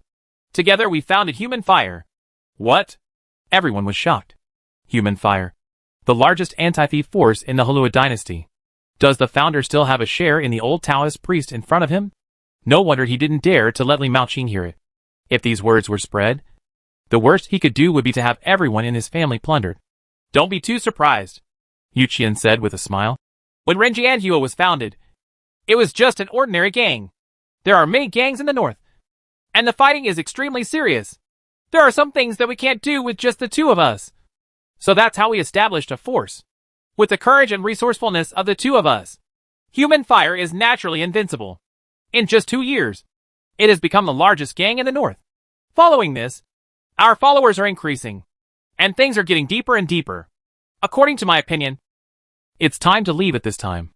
Anyway, we are just here to travel. No matter where we go, we will make a name for ourselves. And then we will leave and hide our merits and fame. Sheik. But he changed his mind. He told me that he wanted to stay in the Northland forever and do a career. The old Taoist sighed. We had a long talk that day, and I realized that his thoughts and plans were completely different from mine. At that time, I happened to get the news about immortal fate. So I returned to the south of the Yangtze River and returned to Diyun Temple. And he continued to develop Human Fire. And within a few years, he went to Duanbei Mountain and became a rebel. Actually, I don't know why he rebelled, but I believe that it was definitely not for the ambition of becoming emperor or anything like that. He should have another agenda. Well, as he spoke, the old Taoist priest sighed. Huh? Wang Longqi was a little confused. Master Yu, what have you said so much about, and what does it have to do with helping me go to the north to find Changchun so? It doesn't matter. Yu Qian shook his head and said, it's just that as people get older, they are inevitably nostalgic. It just so happens that you want to hear it again. So I will tell you. Wang Longqi was speechless for a moment and said, in normal times, it wouldn't matter if I listened to you talk nonsense for 3 days and 3 nights. But now we are pressed for time. It's not all nonsense. If you encounter difficulties, you can go to Duanbei Mountain to find help from the heroes of fire in the world. Just mention my name. The old Taoist priest said immediately. Hearing this, Lao Du asked keenly, which name should I mention to you? After visiting Diyun for a long time, he had this worry almost reflexively. As long as you mention my real name, Guidang will definitely know it. Yu Qian said with a smile. Okay. Remember. Without further ado, the little miracle doctor will quickly give me the medicine. And then we'll set off. Wang Longqi stood up impatiently. Yeah. The little miracle doctor was surprised and said, I forgot. I haven't given you any medicine yet. Then you still sit here quietly and listen to the story? Wang Longqi's eyes almost popped out of his head. Don't worry. It can be done in an hour. Your life can definitely be saved before dawn. The little miracle doctor said confidently. I also have something to do. Li Chu stood up and said, the immortal phoenix gallbladder is still where the wooden king died. I have to get the immortal phoenix gallbladder back. Ah. Wang Long raised his head with 7 eyes. How long do you want? I'm going back and forth with my sword with all my strength. It should be very fast. Li Chu said. After saying that, he raised his halberd finger, stepped on the pure yang sword, and headed straight to the sky. Somehow, thinking about going to the Northland this time, he seemed to have an uneasy feeling in his gut. I don't know if it's because of Wang Longqi's incident, or if there will be other encounters. This intuition is by no means groundless. When I had some inexplicable premonitions in the past, something really happened. As he reaches level 80, his physical abilities in all aspects have crossed a big threshold. This kind of premonition of blessedness and spiritual well-being should also make some progress. It seems that this trip to the Northland will not be that simple. And what about the master? Based on his understanding of Yuqian, he always felt that the master was hiding something. As if there was something he couldn't tell. Perhaps we will have to wait until we get to the Northland and meet the rebel leader to find out. Of course, the best result is that there is no need to ask for any help at all. And Changchun So is successfully found to help Wang Longqi detoxify. And everyone is happy. Now he is wielding the sword with all his strength. And the speed has reached an outrageous level. Of course, only his own body can withstand the huge tearing. This kind of sword fighting style will naturally not inject as much spiritual power as when Yujin kills people. Nor does it have the comet-like power. Even if it's not dark, you can only vaguely see a white line cutting through the sky. So no one will notice. Naturally, Li Chu didn't know that on a snowy mountaintop he passed by. A battle about the best swordsmanship in the world also ended because of him. After seeing the comet passing by, Red Eyebrow Sword Master and Bailey Lone Star no longer wanted to compete. What was the point of competing for second place? When we arrived at the old site of the Snow Mountain, it was already a huge hole. Relying on the previous impression and sagacity of Xing Suifu, we managed to find the immortal Phoenix Dandruff quite smoothly. After all, this is the little Koi's treasure, and nothing can be thrown away. When he rushed back to the Yun Temple again, he saw the little miracle doctor holding a bowl of medicine, with a serious face, and facing Wang Longqi. Qi Xiao, I want to remind you again. Once you drink Bingling powder, you will no longer be a man. You can no longer have any lust in the world. If there is congestion and blood flow speeds up, the effectiveness of Bingling powder in your body will dissipate. Faster. Maybe it won't last 7 days, and it will be cold. Wang Longqi looked serious. I understand. The little miracle doctor asked again. Before you drink this bowl of medicine, what else do you have to say? Wang Longqi paused and said, there used to be many good girls without clothes standing in front of me, but I didn't cherish them. I regretted it when I couldn't do it anymore. The most painful thing in the world is this. If you can give me a chance to do it again, I will tell those good girls come together. And if there is a time limit for this time, I hope it will be all night. A gust of cool wind blew by. Wang Longqi closed his eyes and slowly drank the bowl of Bingling powder medicine. Li Chu looked at this ritualistic scene, a little puzzled, and asked, what's wrong? Lao Du said, Bingling San is most afraid of accelerating blood flow, so the 7th young master must remain calm. After arriving in Beatty, if he encounters something that accelerates blood flow, we must knock him out quickly. Li Chu nodded. Okay. Wang Longqi drank the Bingling powder, and after a while, he opened his eyes calmly and said, can we set off now? Let's go north. Chapter 382, Who Can Be Worse Than Me? At the end of March, the grass was growing and the orioles were flying in the south. But the weather in the north was still uncertain. The winter snow has melted cleanly, and the sunshine in the sky is still hazy and half-warm. The spring days are still short. In the city of Beatty Jixiang Mansion, in a blue royal palace, faint cries could be heard. The passers-by seemed a little curious, but as soon as they looked over and caught a glimpse of the lacquered gold plaque of the mansion, they immediately didn't dare to look any further. Compared with the prosperous places like Donghai Prefecture, Tianan Prefecture, and Zhongzhou, the vast Northland only has 3 administrative structures, namely Heishui Prefecture, Jixiang Prefecture, and Liaoding Prefecture. The 3 prefectures belong to the Dahan Prefecture. Naturally, there can only be one palace in Dahan Prefecture, which is the Prince Han's Palace, the cold king of the north. Unlike those princes who have been weakened in various ways, and thanks to the strong folk customs here, Prince Han's mansion has always controlled a lot of military and political power in the north, especially the cold king of this generation, Ji Banjing. He acts based on his own preferences, and has always been eccentric and unpredictable. The common people were afraid that any careless move would disobey King Han, so they simply stayed away. The front of Prince Han's mansion is therefore always empty. If the prince doesn't take pity on the slave family, the slave family will just go back to the brothel. Why bother letting me stay in the boudoir every night in this huge palace? There are so many sisters who are trying their best to harm me. At first, it was just a woman's cry, but later it turned into a howl, and it became more and more violent. Looking over these high walls, we can see that in a large courtyard on the side of Prince Han's mansion, a woman wearing a white brocade fur and a blue and white long skirt is sitting with the door open. Sitting on the ground, her upper body bent, yelling in a chair. She covered her face with her hands, and couldn't see her face clearly for a while.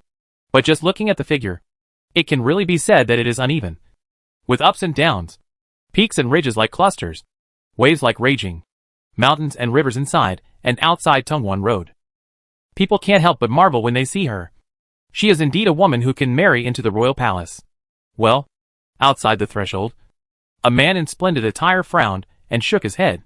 Judging from his appearance, he was not old, with white sideburns and a slight beard.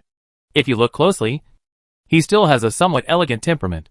This man is none other than King Han himself, different from the surly appearance expected by the outside world. The arrogant King Han of the North actually looks like a scholar. "Wenxiang, please don't make things difficult for me."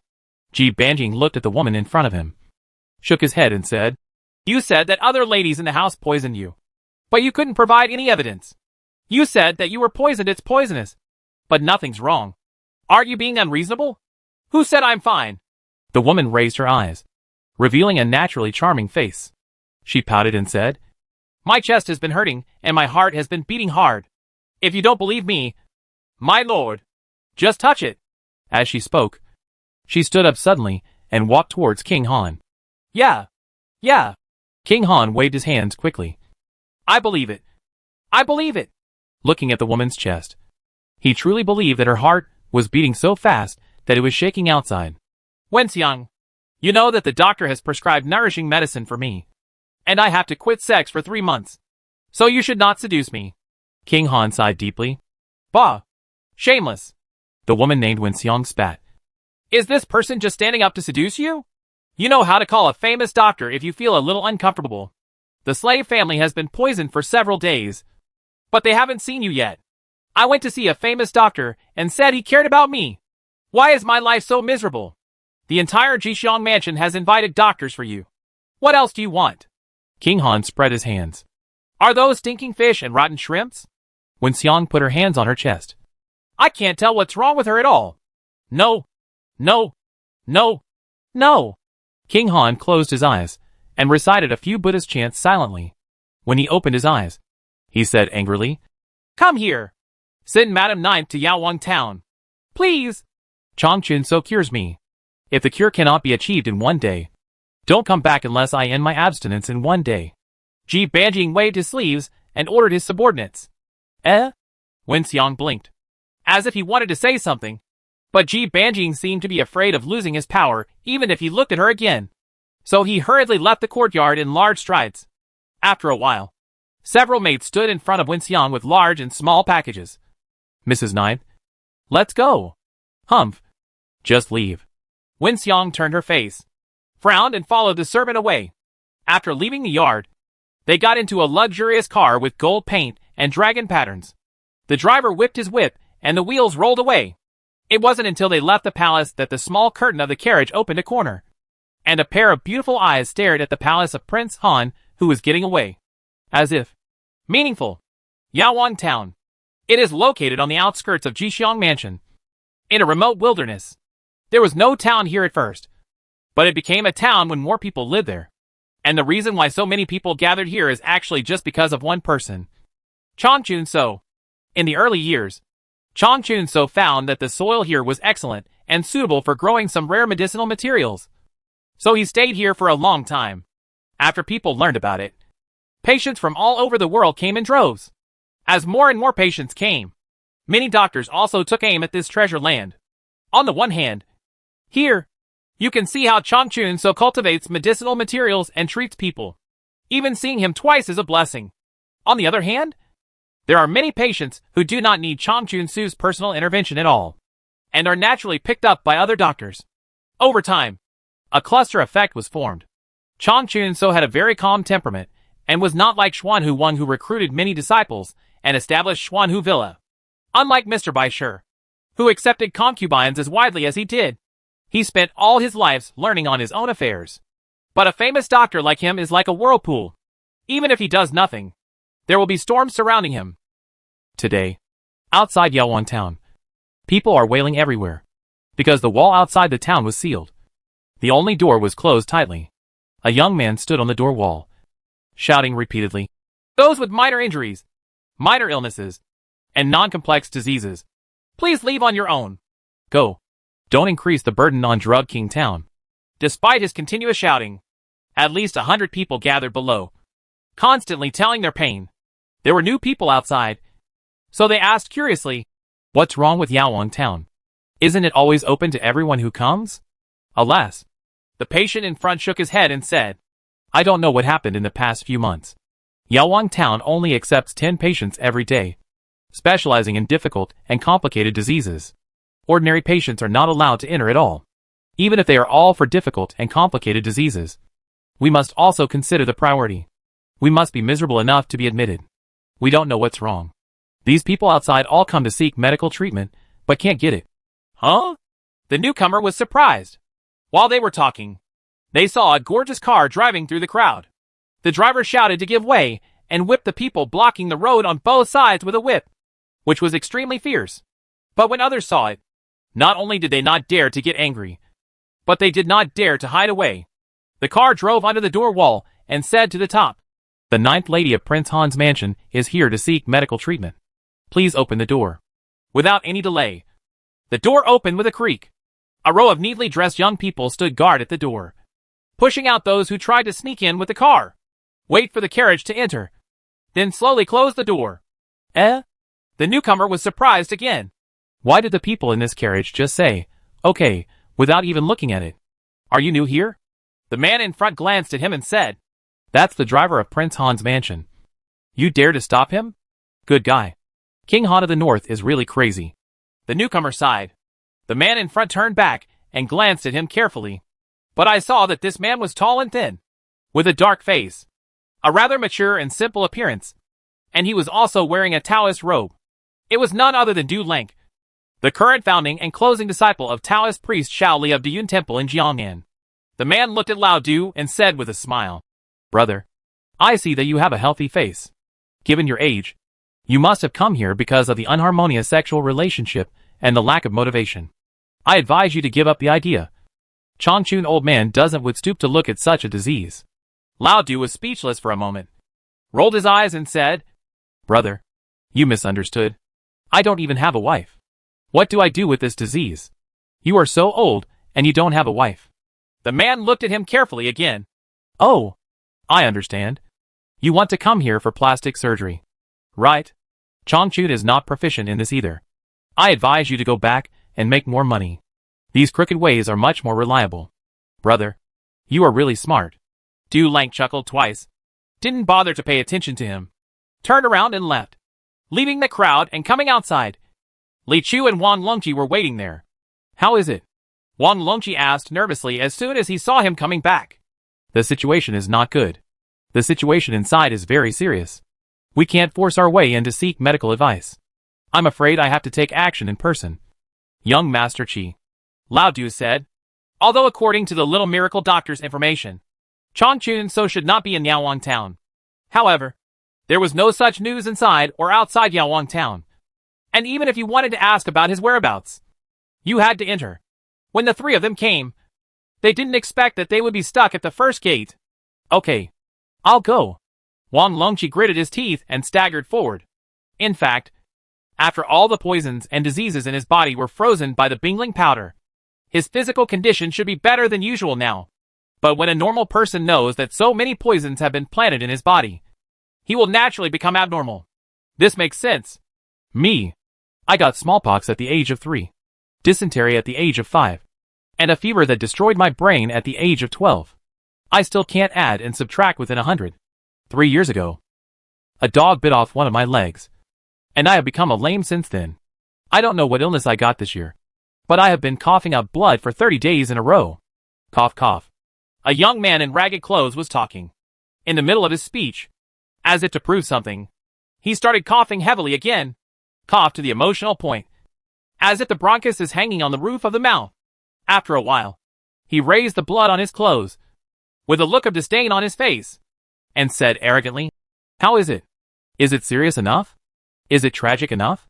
Who else is there?" Well, seeing this, some patients behind him sighed and shook their heads and left. Ha ha ha. Even with a trivial disease, you can show off. You really don't know how high the world is. A loud laugh came from behind. Everyone looked up in surprise, and saw 4 strong men carrying a stretcher, with a man lying on the stretcher.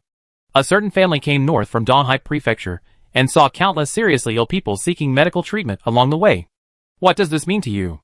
After he started taunting, he continued loudly, Me, the strange disease of bone and blood passed down from my ancestors, counting 8 generations from me.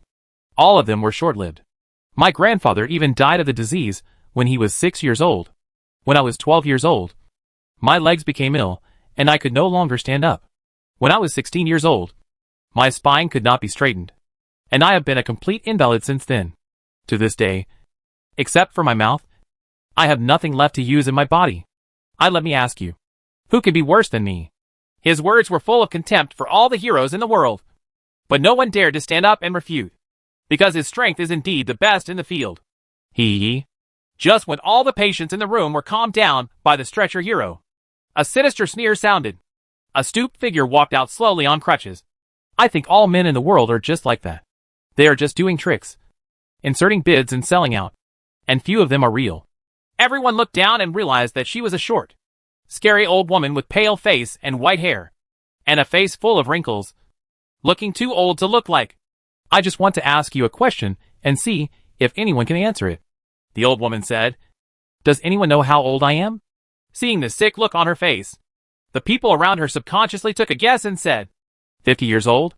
Ha ha ha. It's far away. The old woman smiled. 60 years old? Someone asked again. It's further away. The old woman curled her lips disdainfully. You must be in your 30s or 40s. Right? There was an unbelievable voice in the crowd. Ha. They are all idiots. The old woman shook her head and said coldly, This girl is in her 28th year, and she is really 16 years old. She is young. Everyone gasped in unison. This old woman's illness is so terrifying. To be able to turn a 16-year-old girl into what she is now is truly intimidating to everyone. My aging rate has been 5 or 6 times faster than that of ordinary people since I was a child. Now at the age of 16, my body is already the same as that of a 90-year-old man. Everyone who said women are inferior to men. The old woman straightened her back slightly and looked around proudly. Can any of you men be worse off than me? The people who were stared at by her looked up one after another, but no one dared to lower their heads to look at her. Obviously, this old woman has transcended the realm that ordinary people can achieve. Snort. When Wang Longqi saw that the situation on the court was not good, he immediately stood up. As soon as he spoke with great anger, everyone came to watch in surprise, wanting to see where this young hero dared to challenge this strange old woman. Faced with everyone's gaze, Wang Longqi felt a lot of pressure, but he could only bite the bullet and continue. I was fine the day before yesterday, but just yesterday, I was caught and given 32 kinds of strange poisons in the world. Each of them is enough to kill an elephant instantly. But precisely because of those 32 kinds of poisons, I was fine. Mixed together, it miraculously did not explode immediately. I took Bing Ling San, but it could only extend my life for 7 days. The worst thing is that in these most likely the last 7 days of my life, I cannot look at the beautiful woman, because as long as a certain part of my body is congested, my blood flow rate will increase and I will die suddenly. I only have this hobby in my life. And at the end of my life, I had to restrain myself so hard that I couldn't lift it even if I wanted to. Let me ask you, who can be worse than me? As soon as he said this, everyone turned pale and backed away in shock. Even the Yaowang town disciples on the door wall were shocked. This boy is extraordinary. Chapter 383. My life is at an end. Madam, Yaowang town has arrived. The little maid gave a clear cry and opened the curtain of the carriage, revealing a fair and beautiful face with a graceful figure.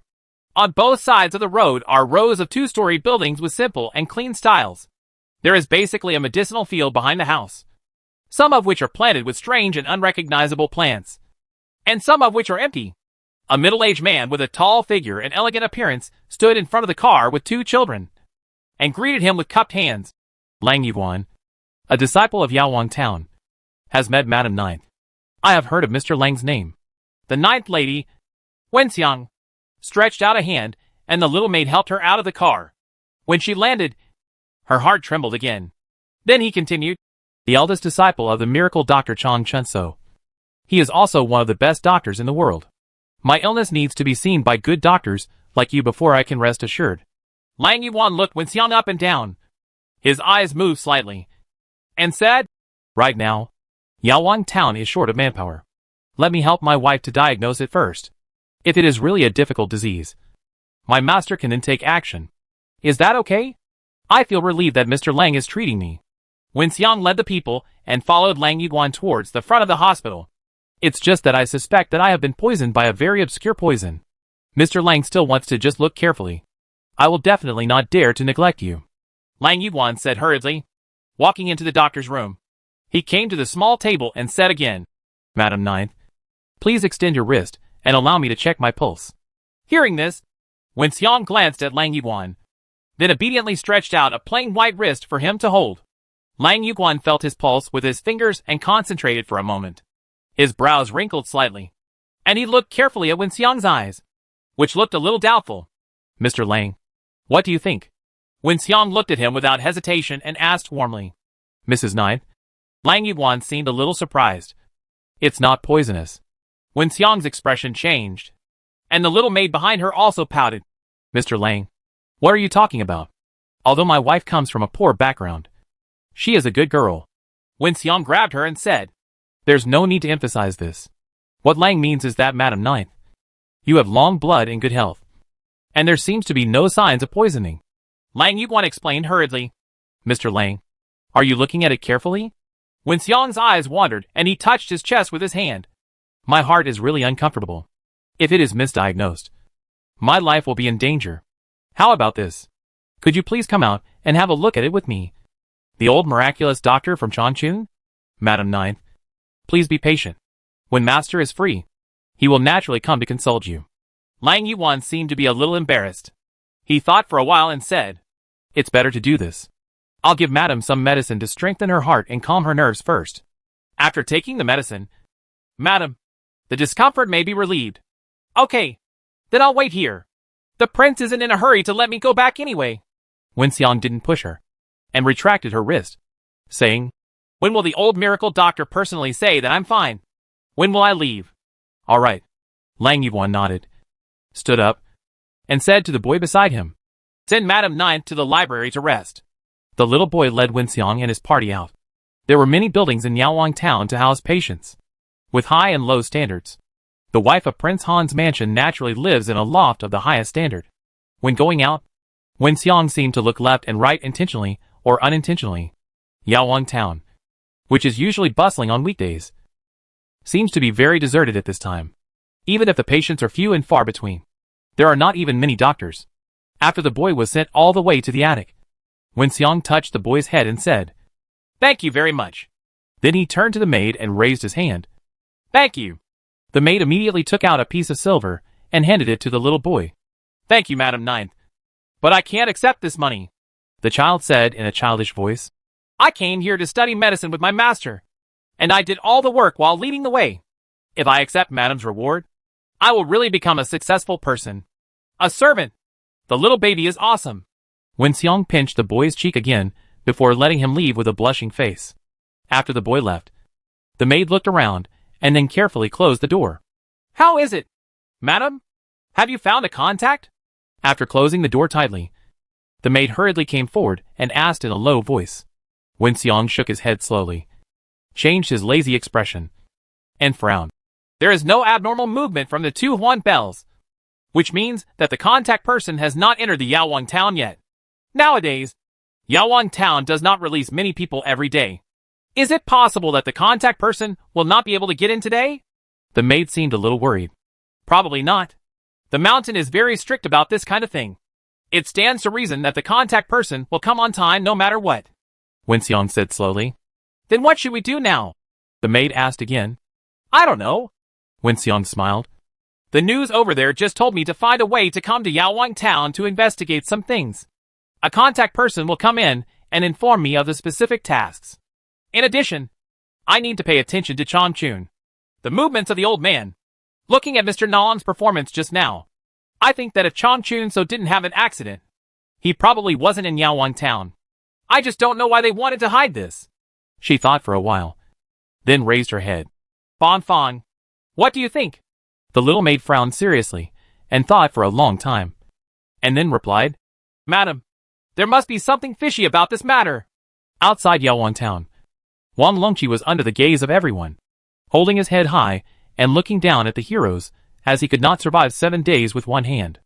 On the door wall, the Yaowan town disciple thought for a while, and then said, "Since this patient is hard to find an opponent, the last spot to enter Yaowan town today belongs to him." After saying that, he handed over his hands again. "Everyone, Yaowan town will no longer accept patients today. I'm very sorry. Please, wait." At this moment, a loud shout was suddenly heard from behind everyone. Then, a group of burly men in white uniforms lined up the crowd and strode forward. The person in the lead, with sword-shaped eyebrows and ringed eyes, looked quite majestic. Looking at the attire of these people, patients on both sides whispered, "It seems to be the Yanxiao Gate in the north?" "That's right. It must be the Yanxiao sect. I'm very familiar with this white coat. And the person in front seems to be a very important person in the Yanxiao sect. It's him, the eldest disciple of Yanxiao clan, Conqueror Guanxi. I met him at the Xianmen Imperial Examination in Chaoda a few years ago. At that time, he was still young and fledgling, but he had already achieved a high position. His brave attitude left an impression on many people." This group of people came with great force, and the Yaowan town disciple on the door wall obviously felt the pressure. "I am in charge of Guanxi." The young man in white clothes at the head had no expression on his face and said in a deep voice, "I want the last spot today." Everyone around him was silent, and no one dared to speak out to refute. After all, even if he broke the rules, it wasn't them who lost, except Wang Longqi at the front. He held his head high and said angrily, "Who are you on that mountain and dare to join my team?" Shen Guanxi looked over and said nothing, but a minion stood up beside him and said, "Don't worry about life and death. We are from the Yanxiao clan. It is your honor for my senior brother to join your team." "Humph," Wang Longqi sneered. "Yanxiao clan is so amazing. Can you insert yourself into whoever you want?" "How?" "I don't care about other people. But it definitely won't work here," Wang Longqi said. "Even if you don't say first come, first served, you still have to abide by the rules of Yaowan town. If you find someone who is worse off than me, then I will naturally give the place to you." At this time, the silent Shen Guanxi suddenly said, "Yaowan town has the rules of Yaowan town, but my Yanxiao clan has the rules of Yanxiao clan." "Huh?" Wang Longqi looked at him. "This is the rule of our Yanxiao sect." Shen Guanxi raised a fist with a sinister look in his eyes. "Do you have the strength to fight with me?" "Oh." After hearing what he said, Wang Longqi shrank his neck and said nothing. But behind him, another handsome boy wearing Taoist robes walked out. That's right. It was Durange. Lao Du stretched out his hand to stop the two of them, and said with a smile, "We are all members of the Jianghu. There is no need to always fight and kill when we go out. The poison of this 7th young master is indeed extremely urgent, and we must enter Yaowan town. If it is Kansai brother, if you are indeed in an emergency, please discuss it with the guards at Yaowan town. Everyone, give me Du a face and stop arguing." Shen Guanxi glared when he heard this. "Get out." Lao Du quickly agreed. "Hey." He turned back dejectedly and whispered, "Master, he doesn't give me face." Li Chu, who had been silent in the back, walked out, looked at Shen Guanxi, and frowned. "You are unruly and unreasonable. This is wrong behavior," he said very seriously. Shen Guanxi looked at Li Chu strangely and said coldly, "I have something urgent. Don't let these lunatics waste my time anymore. Drive them away."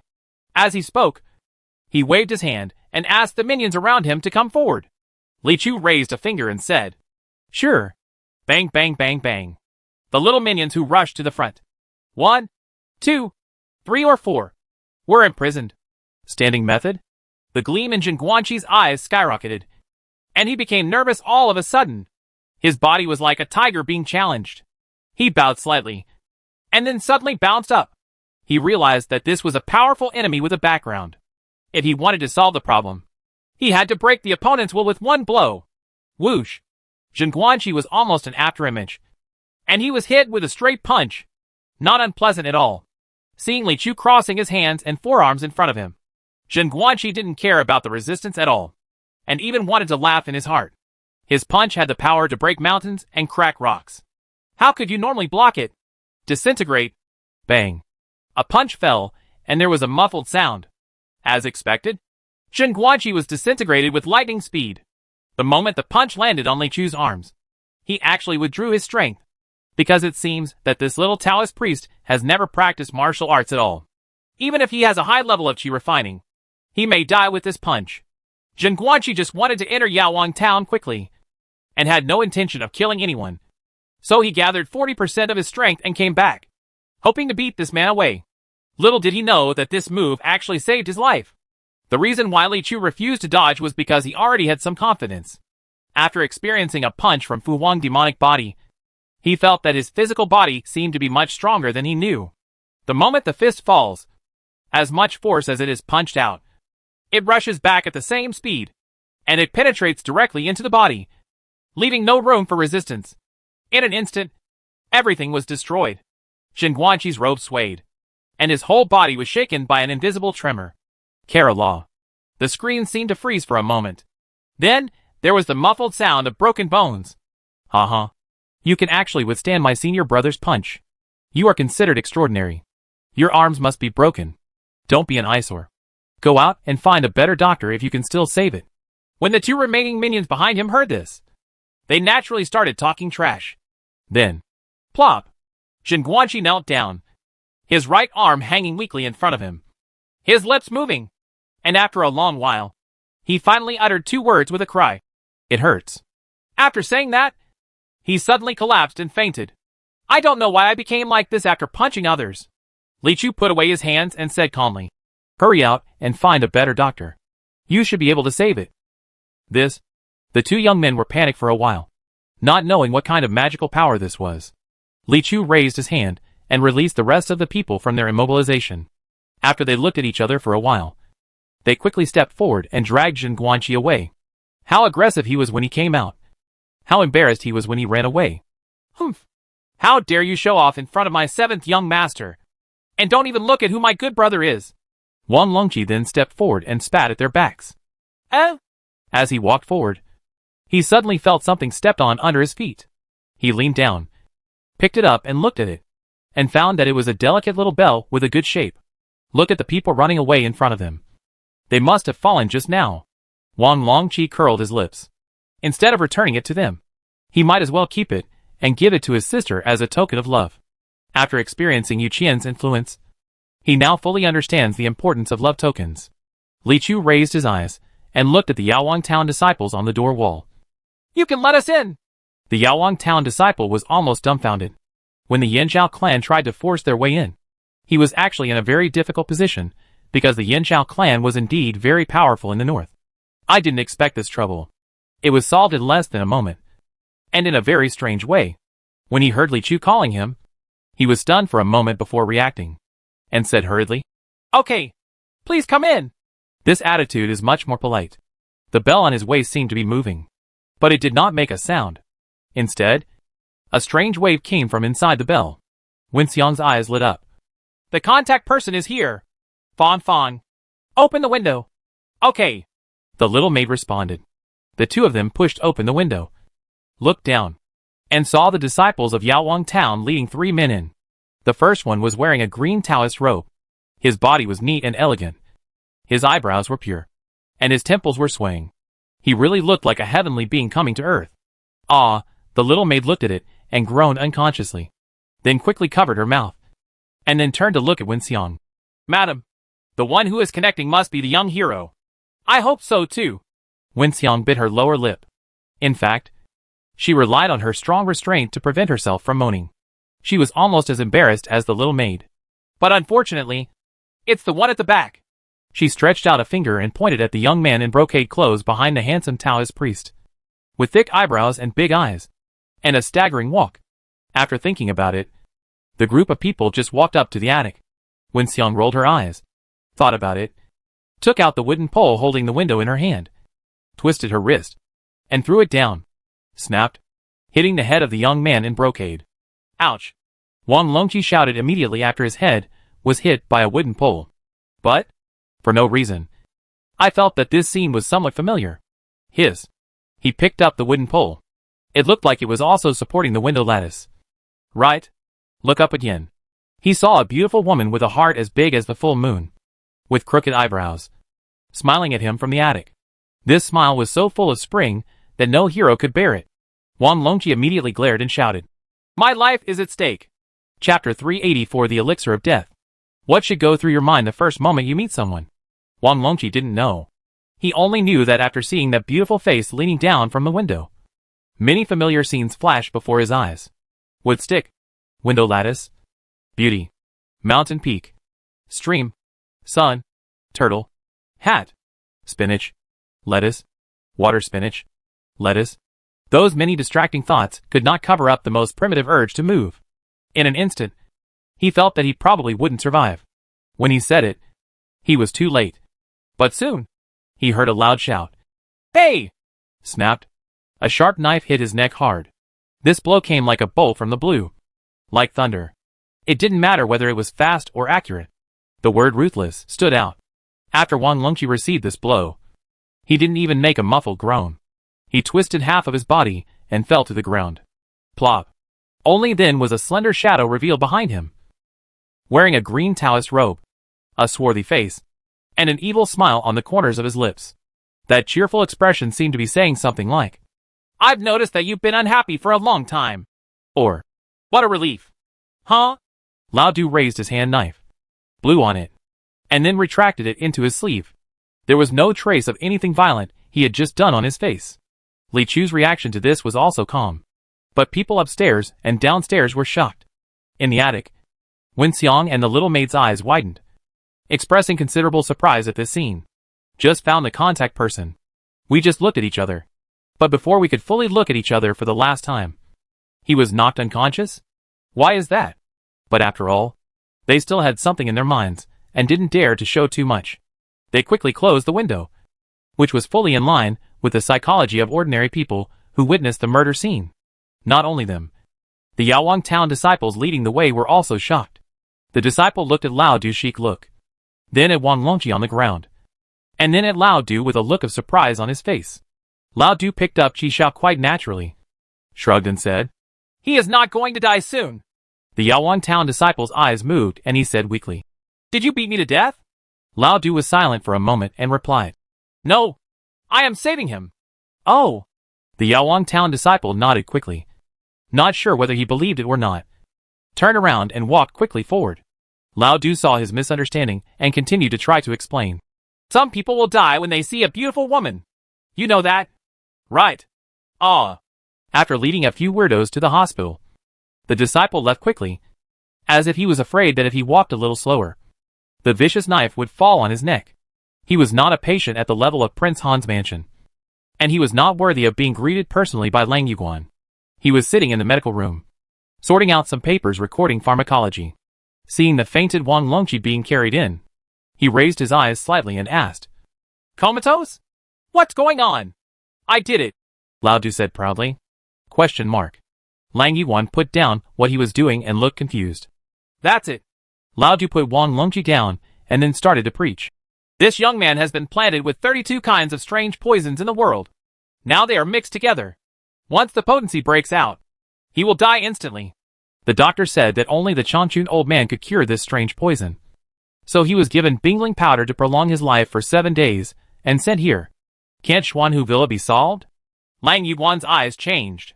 Then he checked Wang Longqi's pulse, looked at his eyeballs and tongue coating, and finally pricked a drop of his blood with a long silver needle. The drop of blood was already black. He dripped blood on a thin piece of jade, and there was a stinging sound. The jade piece was instantly corroded, and the blood fell on the table again, making another hole. "Huh?" Lang Yuan exclaimed in a low voice. "The blood is full of poison. Or in other words, there is almost no blood in the poison." "Yes." Lao Du nodded. "His situation is very complicated. I'm afraid it will take a lot of examination before we can deduce what kind of poison is in the body. And after knowing the type of poison, we don't know whether it can be solved," Lang Yuan said with a solemn expression. "Can the old miraculous doctor from Changchun personally detoxify my friend?" Li Chu suddenly asked. "This," Lang Yuan said. "It's not convenient for my master right now. If he is free, what happened to the old man in Changchun?" Li Chu said. Lang Yuan frowned and said, "Please don't speculate wildly. My master, Shalong, often goes out to collect herbs. It is common for him to go out for 3 to 5 days." Li Chu said. I have no ill intentions. I just want to save my friend. The little miracle doctor at Xuanhu Villa is also a good friend of ours. He said that Zun Huang came to look for Changchun so to study pharmacology, and has not returned for several months. So I went here this time come. In addition to helping my friend detoxify, I have also been entrusted by Xuanhu Villa to find 2 old miracle doctors for them. As he said that, Lao Du took out a simple-looking wooden token from his backpack. When Lang Yuan saw this, he removed the gloom in his eyes. Is it really the token of Xuanhu Villa?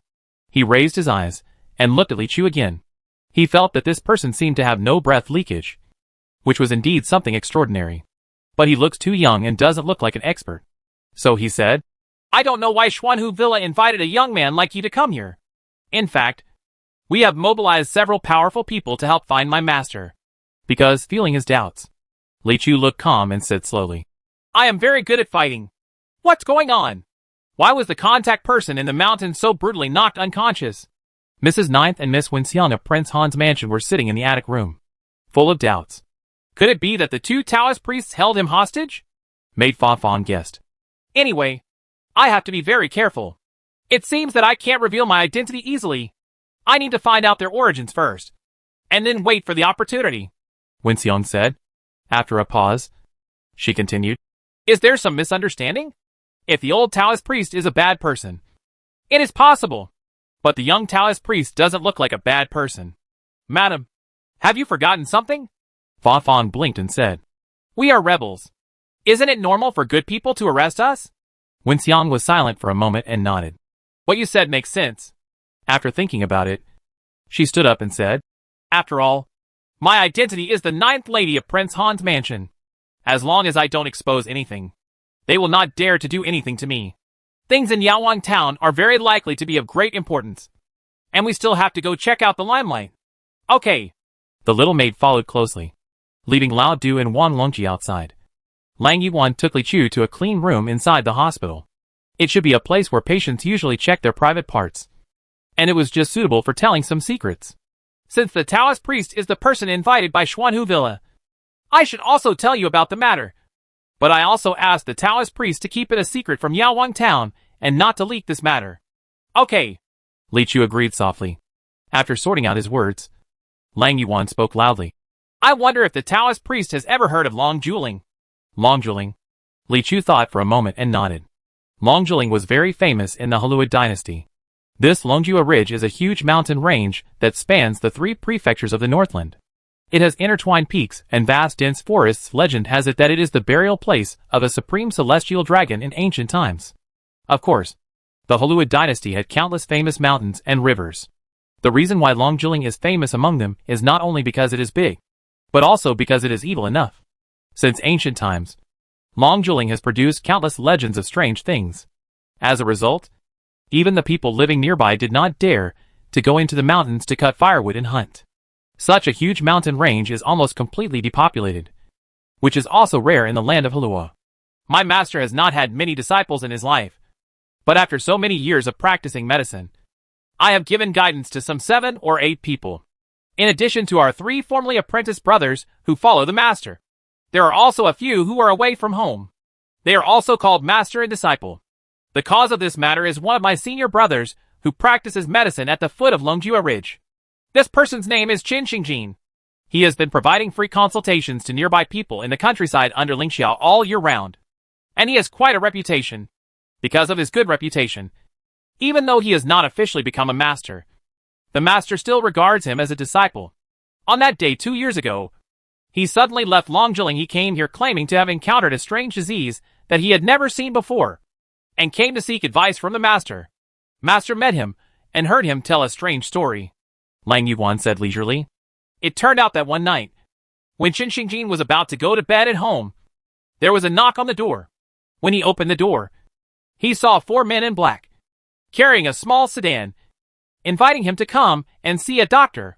My senior brother always cares about the patients. He didn't know what kind of emergency it was, and he didn't care about the strange expressions on those people's faces. So he hurriedly followed them. He felt quite strange when he was sitting in the sedan.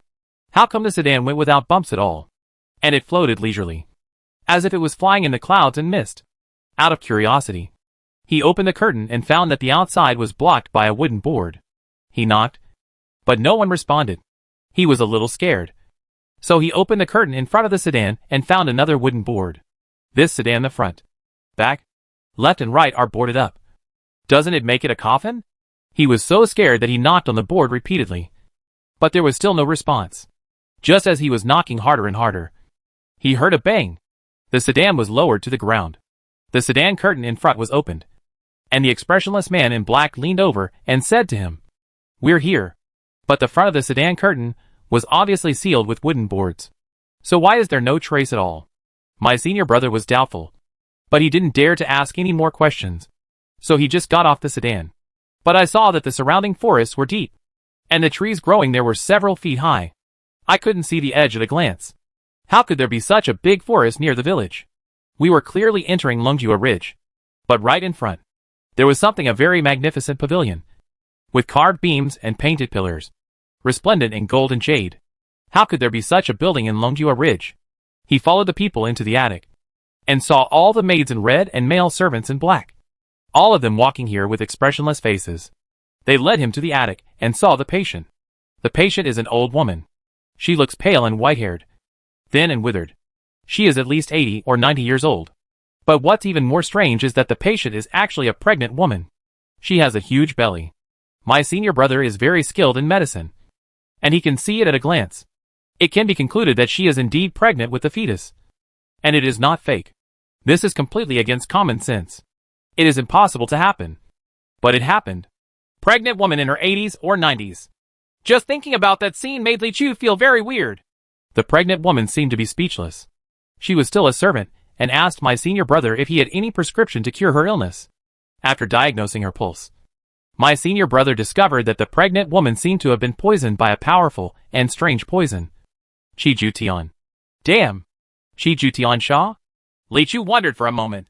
What the little Taoist doesn't know is that these 7 heavenly evils are quite famous among the strange poisons in the world. But most people have heard of their names, and I'm afraid they will rarely see them in hundreds of years, because this poison must grow in the human body. Chi-Chi within 49 days.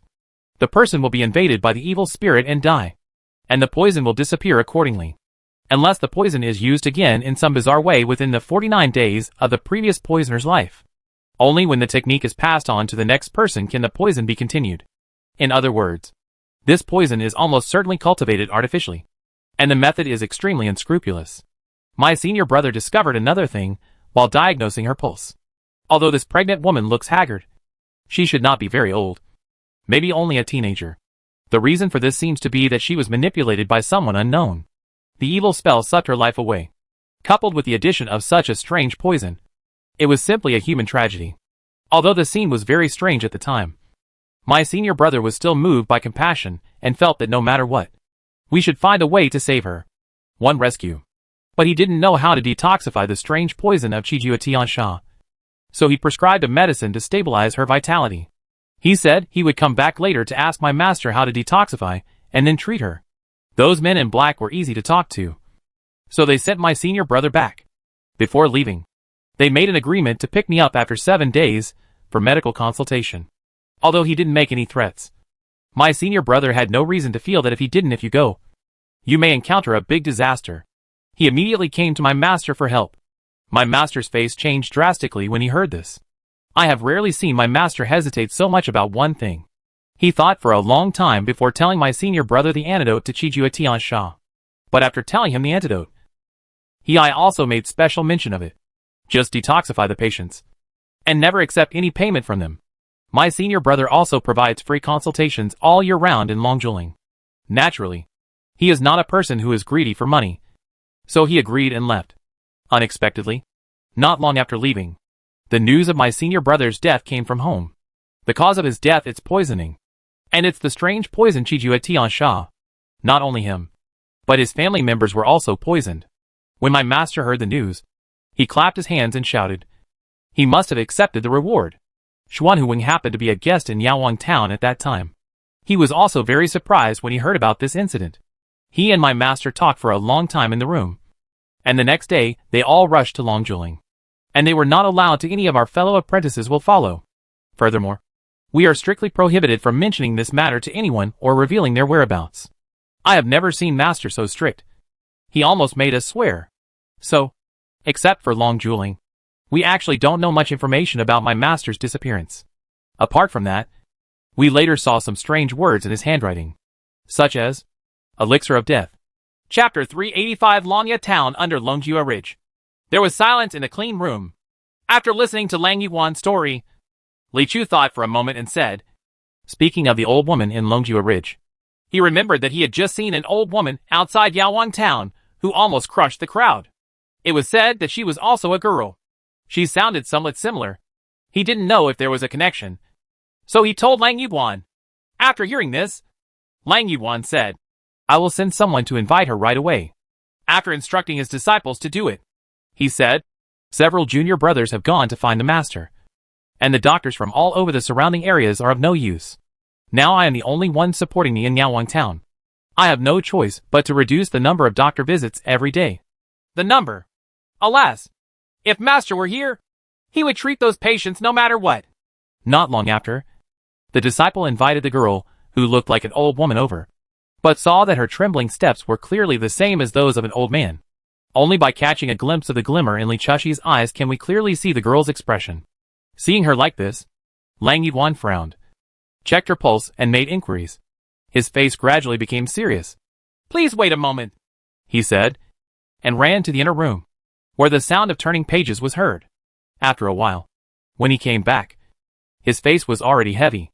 If what I have predicted is correct, mother-in-law, you, this girl, are not sick, but you are parasitized by a strange insect called Luchong. Oh? It's actually Luchong. Hearing this, the old woman was shocked. She was stunned for a while, and then asked, what is that? Lang Yuan had no choice but to explain to her. It is a rare strange insect in the world. When it parasitizes on a living creature, it can absorb the other person's yangshuo and turn it into its own power. Usually the living body it parasitizes cannot survive. It will take a long time for it to die. So the Luchong is also called the life-stealing goo in the south. This kind of bug has not appeared in ancient records for at least 1,000 years. One of the characteristics of the worm is that it cannot move. After the living body it parasitizes dies, it will still be attached to the corpse. Therefore, usually only when it comes into contact with the corpses or coffins of those who died mysteriously can it be parasitized. The girl, have you ever been exposed to these before you got sick? Of course it's impossible. The old woman was a little stunned after listening to Lang Yuan's words, and shook her head repeatedly. She asked again, Mr. Lang, is there any way to save my life? It's not difficult to get rid of the worm, but the worm in your body must have grown to a large size now, and it has sucked out very little of your life. If you get rid of it hastily, you won't be able to live with it in the future. You have a few days left to live. I can use medicine to control it first so that it can no longer harm you, and then see if I can get it to return this Yan life. When Lang Yuan said this, he was a little hesitant. It seemed that this was probably his knowledge blind spot. The patient himself seemed to have noticed something. He looked a little unhappy at this time and fell silent. Lang Yuan seemed to think of something again and asked, I wonder where you come from. Miss? Longya Town. The old woman replied. Longya Town below Longjua Ridge. His. A cloud of doubt arose in Lang Yuan's eyes again. Why does the world seem to be twisted? Outside the hospital room, Wang Longqi woke up, vaguely, and felt that the pictures in his eyes seemed to be tilted at a large angle. After blinking hard, he realized that his neck was crooked. He tried to turn his head right, and then he said, Ouch! My neck hurts. Young Master Qi, please don't move around. Upon seeing this, Lao Tu, who was looking after him, said with great concern, Just rest for a while. You will be fine in a while. I thought I saw a girl just now. Wang Longqi held his head and tried to recall what happened before he fell into coma. Before he finished speaking, he heard a choking sound. The face of Lao Tu in front of him suddenly turned cold. He raised his knife and made a sound of the blade being unsheathed, and started stroking it. If you keep thinking nonsense, don't blame me for being rude. Wang Longqi suddenly became excited and suddenly remembered what happened at that time. He immediately shook his head obediently and said that he did not dare to think about it again. Where's Li Chu? He asked again. Oh, the master and the disciple of Chongqun so are discussing things inside. I have examined you just now. Du Lang replied. There is almost no blood in the poison. Wang Longqi was about to feel happy when he heard this, but suddenly realized that the order of these words seemed to be wrong. He immediately covered his face with his hands. No, I'm a little dizzy. I'll go out for a walk. With that said, he stood up and walked out of the hospital. The sky outside is a little dark. The air is a little dry, and the wind carries sand and dust from the north, which is far different from the climate in the south of the Yangtze River. Just when I felt a little more relaxed and twisted my neck, I saw two women walking on the path to the left. The first one has a slender figure, wide hips and a thin waist, and a full chest. But just looking at this figure is fascinating enough. What's more, her face is equally eye-catching, with a hibiscus face, a pair of naturally loving eyes, and an indescribable charm. Wang Longqi recognized at a glance that this was the woman who was in the attic just now. He felt his heartbeat suddenly accelerate, and there was another ominous feeling. It's over, he wailed in his heart. She is smiling at me. Good opportunity. Wenxiang, who was coming from the opposite side, looked at Wang Longqi with a smile in his eyes. In fact, she saw Wang Longqi alone and thought it was a good time for the two to meet. So she tried her best to send him a certain look in an attempt to attract his attention. But in Wang Longqi's view, this was clearly seduction. Or murder. At this critical moment, another loud shout was heard from behind Wang Longqi. Hey! As if there was a thunder on the ground. A black shadow jumped out of the air. A hand knife was raised high and fell heavily. Bang! Wang Longqi's whole body went limp without any resistance. Plop! He fell to the ground softly again. Ha. The death-like black face behind him smeared. How dare you look at a woman? After smearing, Lao Du dragged Wang Longqi's leg and slowly dragged him into the hospital. Highlight of ruthlessness. This, Wenxiang and the little maid were frightened by him again, and they all stood still in place. After a while, Lao Du and Wang Longqi disappeared, and they recovered. How much hatred is this? The little maid said with lingering fear. To do such a heavy hand without even saying a word. No! Wenxiang suddenly seemed to have discovered something, with the light of a famous detective in her eyes. This is not hatred. This is love.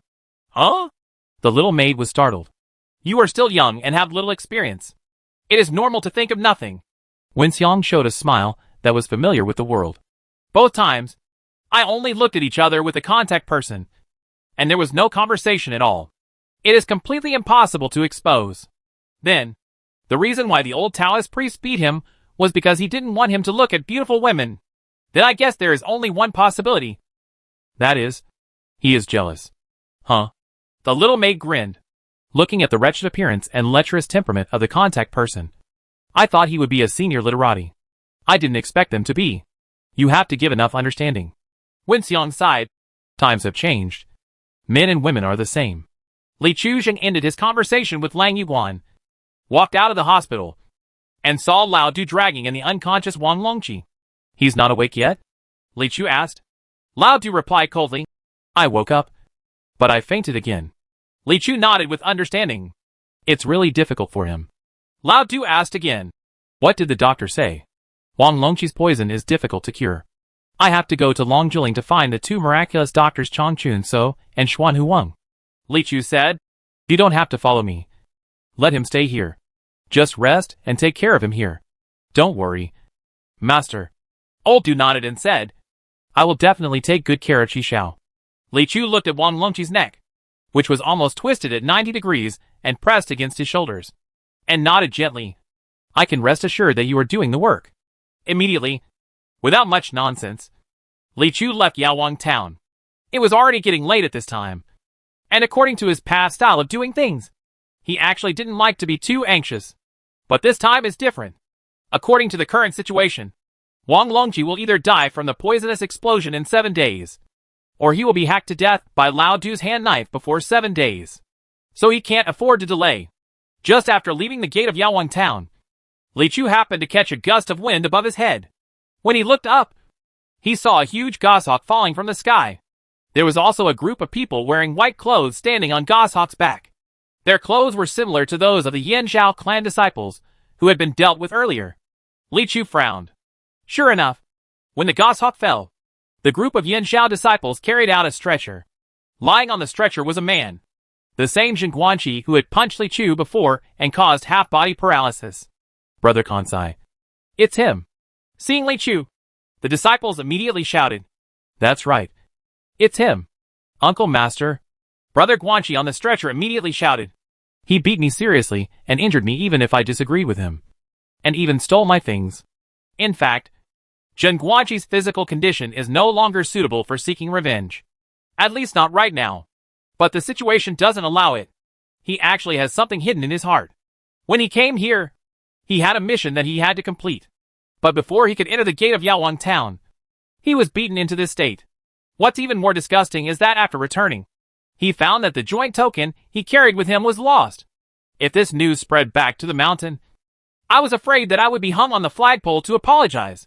So he ignored the serious injury and quickly cried and begged his second uncle at Yin Zhao Gate to seek revenge for him. In fact, seeking revenge is a small thing, but finding a token is a big thing. Following his cry, one of the disciples behind him stepped forward. This man was dressed in white clothes and a linen robe, with a bamboo hat on his head. When he lowered his head, his face was covered, revealing only a pale stubble. His hands were folded around his shoulders, holding a sword in his arms.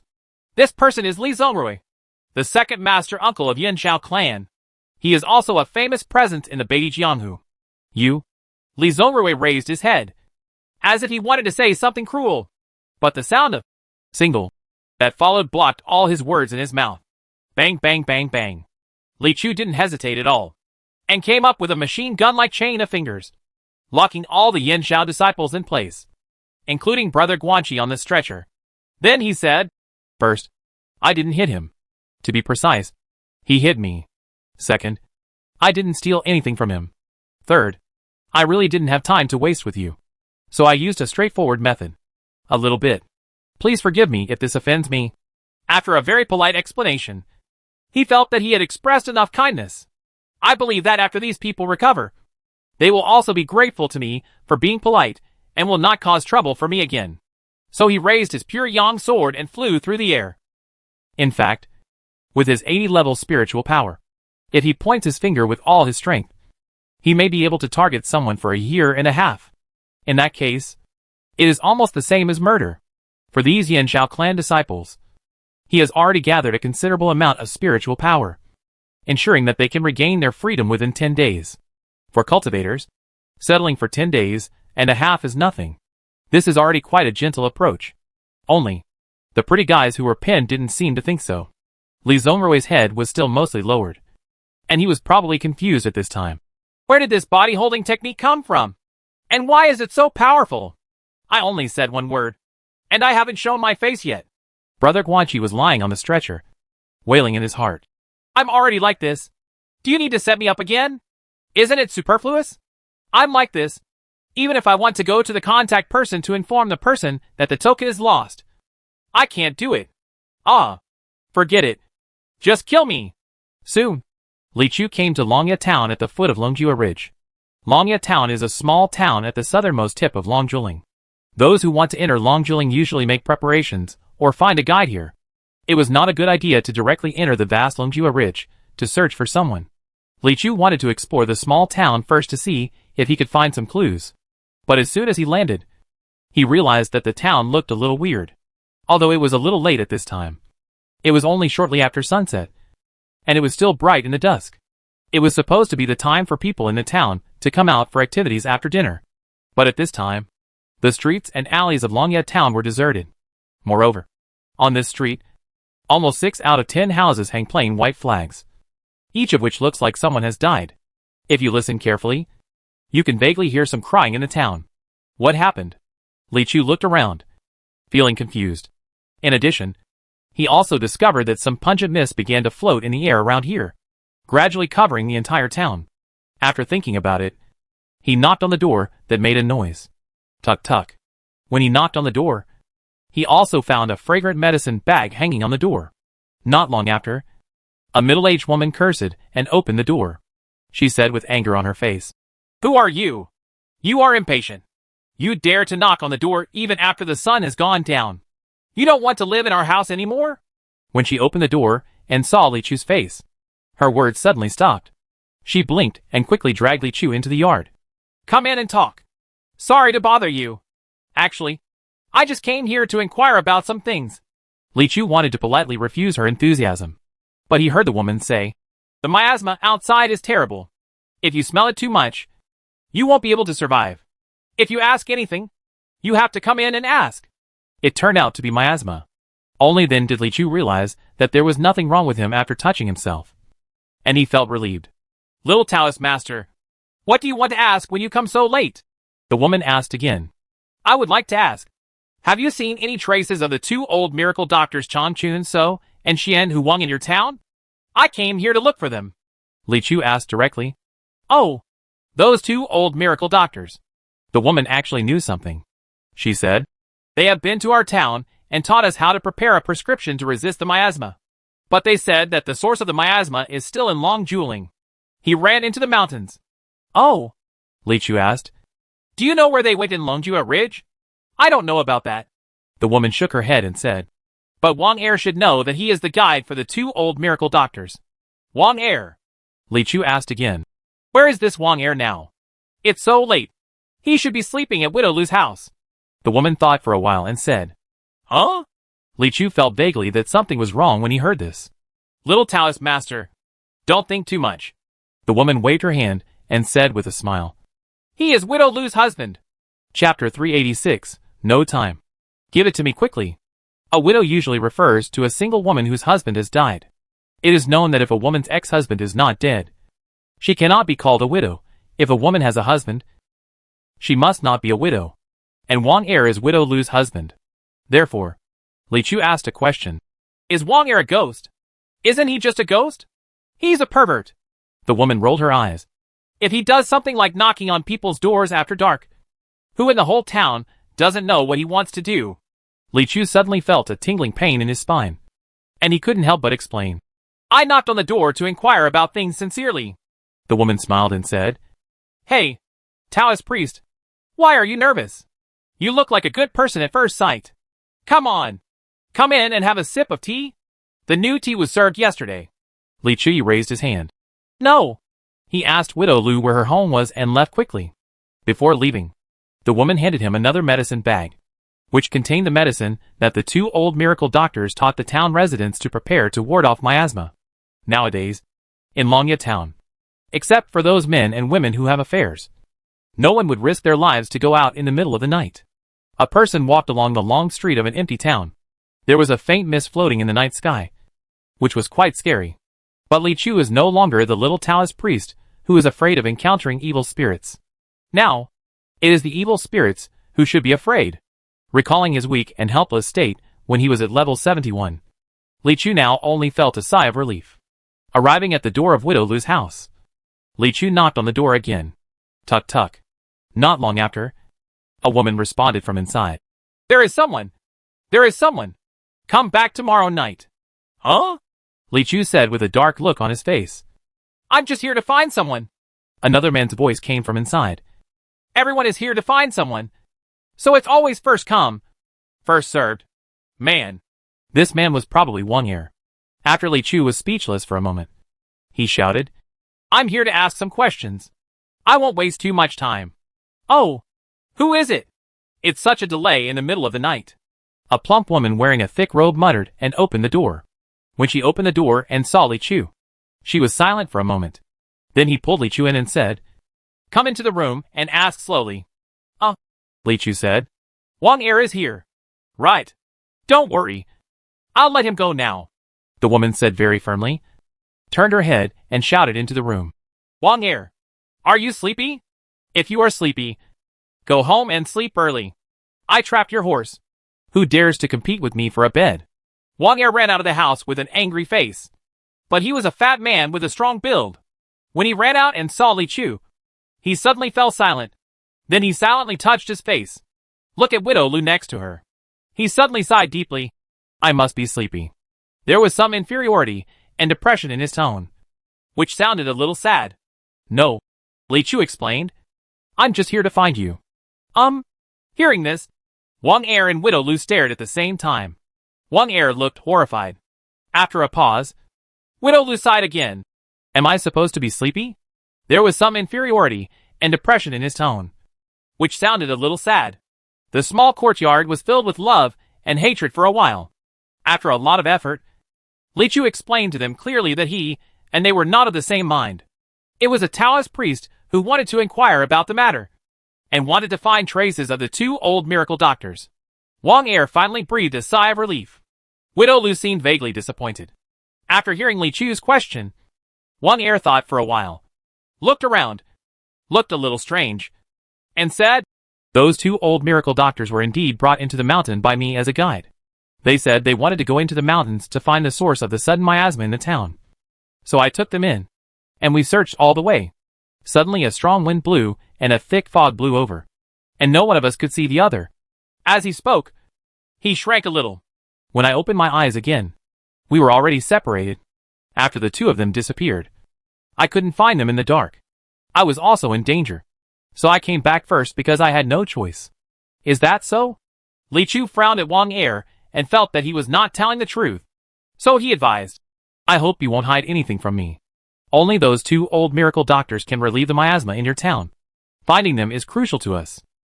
"No, I never lie," Wang Er sneered, wiping the cold sweat from his head, and said weakly.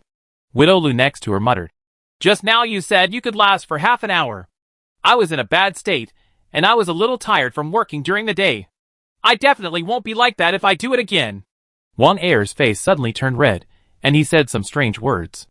After that, he simply waved his hand and said, "Little Taoist priest, that's all I can say. I don't know where those two old miracle doctors have gone. If you really don't believe it, just go into the mountains and look for them." Seeing their state, Li Chu had no choice but to raise his hand and said, "Sure." Wang Er was immediately frozen in place. Widow Lu was about to speak when she saw him like this. She was a little surprised and pushed Wang Er, but he didn't make the slightest move. "Why are you so hard? I'm sorry. Time is tight, and I have to make this decision," Li Chu said very politely, "because I really have something urgent to do to find two old miracle doctors. I also ask you to tell me the truth you know. I'll get back to you later. If you find two old miracle doctors, you will definitely be rewarded. If you still refuse to tell me the truth, then it will be very painful for me to hit you." Of course, this is just a threat. No matter what, it was impossible for Li Chu to attack ordinary people. It's just that he felt that Wang Er's state was probably lying, so he wanted to scare him. People who really have ghosts in their hearts should be afraid. After saying that, he unlocked some of Wang Er's acupuncture points so that he could make a sound. "Little Taoist priest, what kind of magical tricks are you doing? Untie me quickly," Wang Er immediately begged. "It's not that I don't want to tell you. It's because I have no choice but to do it. If there is anything unspeakable, you can tell it, and we will try our best to solve it," Li Chu said. Alas, Wang Er cried sadly. "This Longya town is within Wang Tai Sin's magic power." "Wang Tai Sin?" Li Chu caught this word. A moment later, a man wearing a green Taoist robe left Widow Lu's house. When Widow Lu closed the door, her reluctant eyes followed him far and wide. Just after Wang Er asked Li Chu to move him to a locked room, he revealed some unspeakable things. It turns out that the entire Longya town, and even the area near Longjuling, has the legend of Wang Tai Sin. That is, the weasel in the mountain cultivated into a spirit. There is a small mountain on Longjua Ridge. There are many caves on the mountain, which are so intricate that no one who goes in has ever come out. It is said that the hill is a Wang Tai Sin tomb. Anyone who gets close to it has offended Wang Tai Sin, and that's why they can't come back. On that day, Chong Chun So and Xuanhu Wang asked Wang Er to take them to Wang Tai Sin's tomb. Wang Er originally refused, but the two old miracle doctors gave them a very high reward. Wang Er accepted it out of his righteousness to relieve the miasma in Longya town. Walking all the way to the outskirts of Wang Tai Sin's tomb, Wang Er heard some excited conversations between the two old men. "Is it here? It should be. I never thought that something like that actually exists in the world. Tell me, is there really someone? That would be terrible." After this conversation that confused Wang Er, the two old miracle doctors actually wanted to go forward through a cave and enter Wang Tai Sin's tomb. Wang Er was so frightened that he broke into a cold sweat on the spot. He had used up all his courage just to get close to this place. But the two old men were extremely insistent, with even fanaticism in their eyes, and could not be persuaded at all. Wang Er had the intention to turn around and leave, but he was worried that the two old men would be in danger if they went in. So he had no choice but to follow them. Although he is from Longya Town, he has never entered Wang Taisin's tomb. In that intricate cave, the two old miracle doctors seemed to have some way of guiding the way, and they walked very firmly along the way, much better than him as a guide. The cave was filled with an indescribable stench. After walking for a long time, the front was still dark, with no end in sight. Wang Er couldn't help but want to retreat. At this moment, Changchun so suddenly squatted down and seemed to be looking at something. Wang Er saw that he seemed to have picked up something from the ground. So he advised, "Old miracle doctor, don't touch the things in Wang Taisin's tomb." Unexpectedly, Changchun so asked in a high-pitched voice. "Really?" Then he raised his head and saw the old miracle doctor with a fairy spirit. But what came back was a weasel's face. Wang Er screamed in fright and jumped a big step back. When he looked at Xian Huang, he also turned into a big weasel wearing human clothes. This frightened Wang Er so much that one Buddha was born and two Buddhas ascended to heaven. The blood all over his body ran cold. At this moment, he just hated his parents for losing two legs. He turned around and started running, trying to escape, thanks to his natural ability to memorize directions. Even in such a panic, he did not get lost. After running all the way down the mountain, he fell to the ground in exhaustion when he arrived outside Longya Town. At this time, he was leaning against a tree and wanted to sit down and rest for a while. As a result, as soon as his face got closer to the tree, he saw that a piece of bark had been scraped off, revealing the gray bottom with 8 characters engraved on it. "Don't talk to others. Wang Xian has ears." Wang Er was immediately frightened again. Wang Taisin is indeed a spiritual person. He can even calculate which tree he can lean on, and he has carved a warning on it in advance. Those two old miracle doctors must have been punished for being disrespectful to Wang Taisin. I'm afraid Wang Taisin was the one who forgave him for being in awe and was dragged in. So he let him escape and only gave him a warning. After repairing it for a while, Wang Er returned to normal, scraped off the words on the bark, and went to Widow Lu's house to calm down his shock. Later, when I told others about it, they all said that the 3 of them got separated in the heavy fog. Recalling what Wang Er said just now, Li Chu had arrived at the location of Wang Taisin's tomb. In the night, the miasma here is indeed quite strong, making it almost difficult to see. But you can still clearly see the mountain full of caves in front of you. It's not huge, but it does look a bit weird. With an evil aura, Li Chu didn't hesitate and opened his mind directly. No matter how dark the cave is, it cannot escape such prying eyes. In an instant, the atmosphere inside Wang Taisin's tomb was completely visible. There was actually a very strong demonic energy in that cave, especially at the bottom of the cave. The demonic aura is almost so strong that it is difficult to see the number. Sure enough, this Wang Taisin tomb is basically a place where monsters are entrenched. Li Chu thought for a while, and did not choose to enter with his body. Instead, he sacrificed the pure Yang sword. He has special pathfinding skills. Boom! He raised his halberd finger, and a red rainbow instantly penetrated mercilessly into the black cave. Yaowang Town.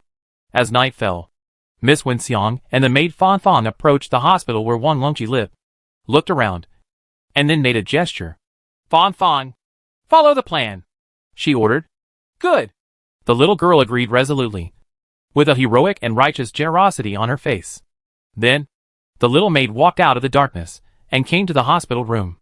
There are actually 2 people living in this hospital room. In the outer room is Du Lenk, and in the inner room is Wang Longqi. The 2 are almost inseparable. Fan Fan knocked on the door. Lao Du opened the door and said with a smile, "Excuse me. What can I do?" "Uncle Taoist priest." Fan Fan raised her eyes and looked at Lao Du, and suddenly gave her a watery wink. "I want to say something to you. Isn't it convenient?" Lao Du looked at the pretty little girl in front of him, and his pupils instantly dilated. In the 40 years he has lived, has he ever encountered such a scene? Immediately, he chuckled. "What are you talking about?" The little girl glanced behind him, lowered her eyebrows and said, "There are other people here. Why are they embarrassed to say anything? Come out with me, and I will whisper to you." Lao Du's eyebrows jumped suddenly. The look in Fan Fan's eyes seemed to be saying, "Just follow her. Wouldn't love just come?" Of course he followed her out without any resistance. Fan Fan led Lao Du towards the outside of the hospital, while quietly making a gesture with her right hand into the darkness. As soon as the 2 left, Wenxiang's infinitely graceful figure immediately flashed out and entered the hospital. Yes, this is the plan the master and servant came up with. Tiadu Lishan.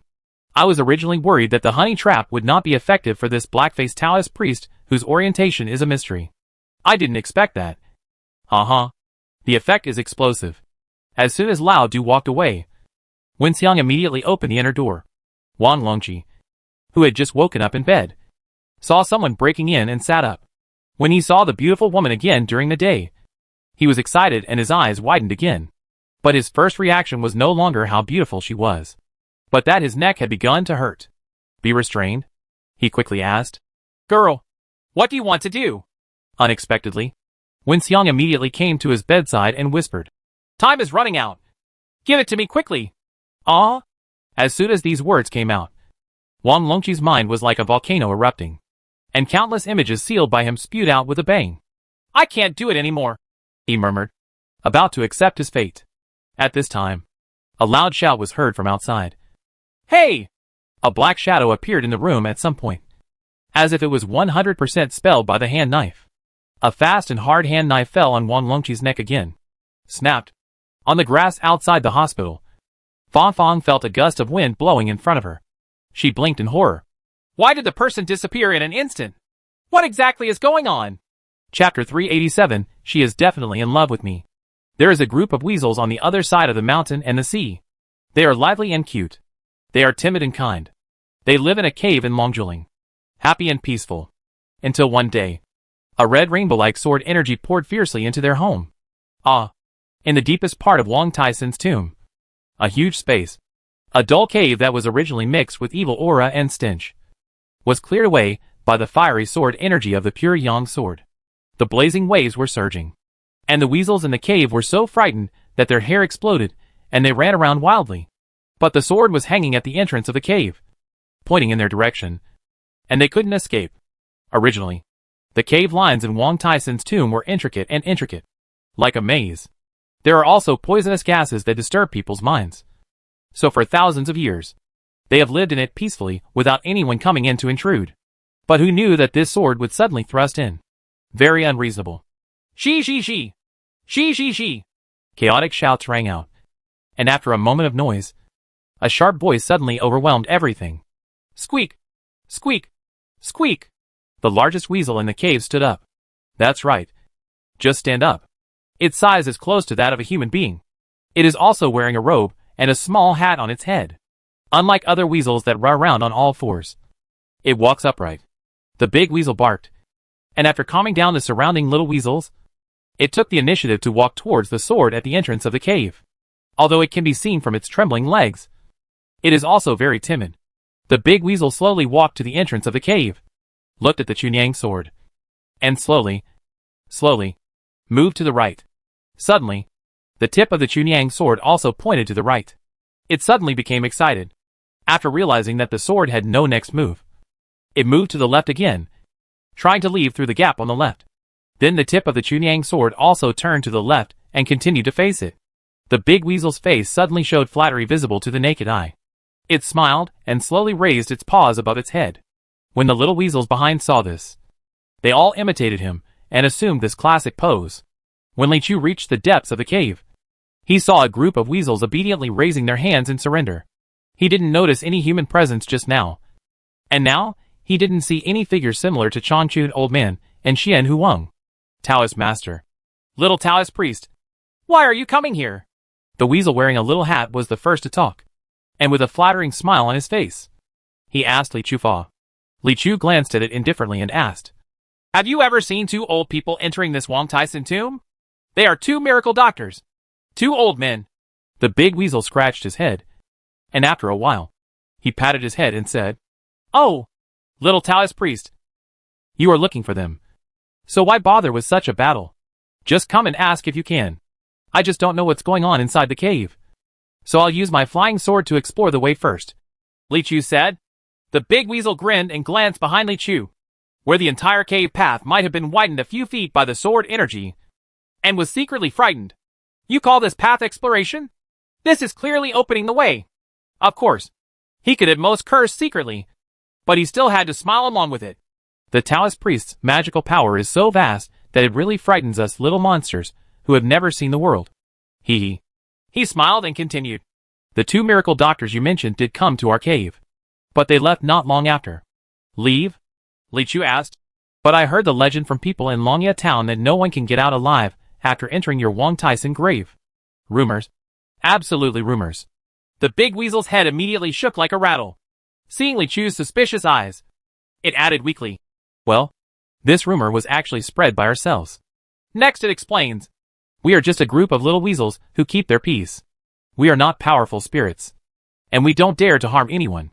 This Wang Tyson grave is indeed the burial place of one of our ancestors. This ancestor has cultivated to a very high level. He felt the dislocated situation of the weasels in the mountains. So before his death, he built a magic circle here to give us descendants a place to live. As it spoke, it glanced at the bright cave behind Li Chu. I'm a little worried about whether this magic circle still exists. In short, as long as the souls of those who enter these caves will be affected, they will have some terrible hallucinations. Once frightened, they will exit on their own. In this way, we, the weak weasel clan, can be protected from outside interference. In the past, those who entered Wang Tyson's grave by mistake were just scared away. The reason why no one said anything was because it showed a rather humane look of embarrassment and scratched its head. Every time after those people were scared away, I would rush in front of them, carve warning words on a tree, and then cast a spell to trip them in front of the tree. In this way, they would think that Wang Tyson is always there. Keep an eye on them, and don't dare to leak this matter. Only then did Li Chu understand. The warning words Wang Er saw may have come from this way. In a panic, he didn't pay much attention when he stumbled for no apparent reason, and just thought it was due to his own exhaustion. When I saw the 8 words, don't talk to others, Huang Xian has ears, I thought it was really Huang Taixian who appeared from somewhere. I had no idea. But not far away there was a big weasel that had just sprinted and was panting. In that case, where are the 2 old miracle doctors? He continued to return to the topic. That day, 3 of them entered the Wang Tyson tomb together. The common man was the first to be affected by the magic circle and turned around and ran out. The 2 old miracle doctors had great cultivation and easily resolved the poisonous gas in the cave, and came to our place, the deepest part of the cave. Recall the giant weasel. When they came here and saw us, they asked where our ancestors' treasure bag was. Treasure bag? Li Chu wondered for a moment. After we weasels become spirits, the place where the stench used to be released will turn into a treasure bag, which can be combined with the evil spirit to release a more powerful stench. Having said this, it actually blushed a bit. For extremely high-level weasels, the treasure bags are extremely precious. Even more precious than the inner elixir, and can have many effects. In the past, there were those unscrupulous cultivators who specially hunted the weasels that became spirits, just to get our inner elixir and treasure bag. Only with this Wang Tyson tomb can we have a safe nest. It said through gritted teeth. Those 2 old miracle doctors said they wanted the treasure bag of our ancestors. At that time, we thought they were unscrupulous cultivators. Unexpectedly, they suddenly said that the miasma that has been spreading in the mountain recently is probably related to the treasure bag of our ancestors. Regarding the bag, ask me if I have taken good care of it. At this point, it suddenly hesitated a little. Actually, I don't know how they guessed that the ancestors' treasure bag is no longer with us. It rubbed its hands. We gave it to other goblins before. When the 2 old people got the news, they went to find the chicken. Li Chu caught another sensitive word. In this deep and dark cave, facing the cave full of monsters, he was caught off guard by the sudden change from looking for the treasure bag of the weasel ancestor to looking for the chicken. The atmosphere feels weird. Is it because the search for the treasure bag failed? So I want to relieve the feeling of loss? The 2 old miracle doctors are both highly respected people. So it's not like that. Seeing his slightly stunned look, the big weasel quickly explained, Little Taoist master, please don't get me wrong. This chicken hunt is a serious chicken hunt. Li Chu still had doubts. Is there such a thing as serious or not? That's it. The big weasel waved his paws. People often say that we weasels love to eat chickens. This is true elsewhere. But it is wrong on Longjua Ridge. Because the pheasant family on Longjua Ridge are mixed. Deke is much stronger than us weasels, and has quite a few strong people to protect him. A few years ago, there was a little weasel in our clan. He was young and ignorant, and he couldn't help but ate 2 chickens on the road. Unexpectedly, those 2 chickens were exactly the same as the mountain members of the chicken clan. The pheasant clan came to attack, and we couldn't resist. So we had to offer the most precious treasure in the clan to apologize. And this catastrophe was resolved. So after we informed the two old genius doctors that the treasure bag was in the pheasant clan, they set off to find the pheasant forest, the habitat of the pheasant clan. This search for chickens is not what you think. Li Chu was speechless for a moment, then nodded. As for what the big weasel said, he actually tended to believe it. The reason is simple. Because this litter of weasels is indeed very weak. Even if the two miraculous doctors Chang Chun So and Xian Hu Wang were not good at cultivation, it was still relative to their status in the world. In fact, the cultivation level itself is also at the level of Shina realm and Dragon transformation realm. If combined with some unique poisoning methods, it may be even more difficult to deal with. As for this litter of weasels, even the strongest ones have not transformed. To say that they can deal with the two old miracle doctors is indeed a bit false. However, we still have to be cautious. After all, mountain spirits and wild monsters are not of my race.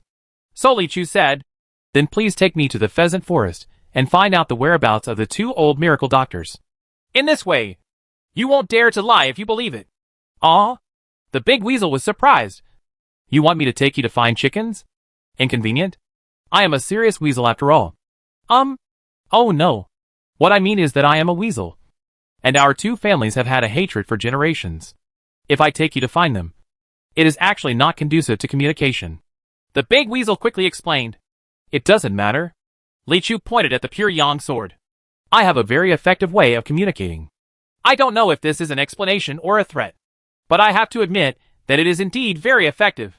The big weasel nodded quickly. Okay, I'll take Shout Out Chief there right now. Trouble.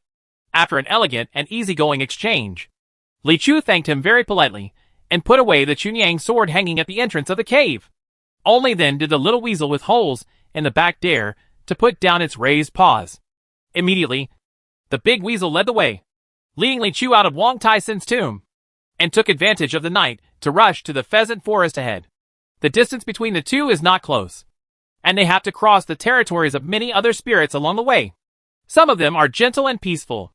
There are some ferocious ones, or those who forage at night. Anyone who shows their intention to attack will be converted into Li Chu's experience points in the next second. The big weasel knew that Longjia Ridge was dangerous at night, so it didn't like to come there. At first, it walked cautiously, trying to avoid those ferocious monsters. Later, I found out that no matter how ferocious it was not as ferocious as the little Taoist priest. So I became unscrupulous. In its 100 years of life, it may have never been so arrogant. I feel inexplicably proud of myself. We walked all the way to the pheasant forest. The color of the leaves here is indeed different from the surroundings, which is used to divide a woodland. Arriving at a cave in the forest, the big weasel stopped and shouted into the cave. Brother Wuji, are you there? Brother Wuji. After a while, a roaring reply came from inside the cave. Who is it? You came to my pheasant clan's cave in the middle of the night to disturb me. He seemed a little unhappy. Li Chu whispered. Don't reveal that I'm looking for someone yet. Oh? The big weasel was stunned. His brain was spinning rapidly. And then he shouted, It's me, Weasel. Well, I'm here to wish you a happy old age. What? A huge figure walked out of the cave. The tone is quite unkind. You're a weasel. Come to wish us New Year's greetings? When Li Chu shuttled through the vast forest of Longjuling, Yaowang town, Wen Xiang and the little maid were sitting in the room with serious expressions on their faces. The old Taoist priest is very defensive. He has been moved so far away, but he can still appear in an instant and knock out the contact person, Wen Xiang said angrily. He is indeed a bit evil. The little maid nodded with deep sympathy. He just disappears after talking, as if he has been summoned by something. It's terrible.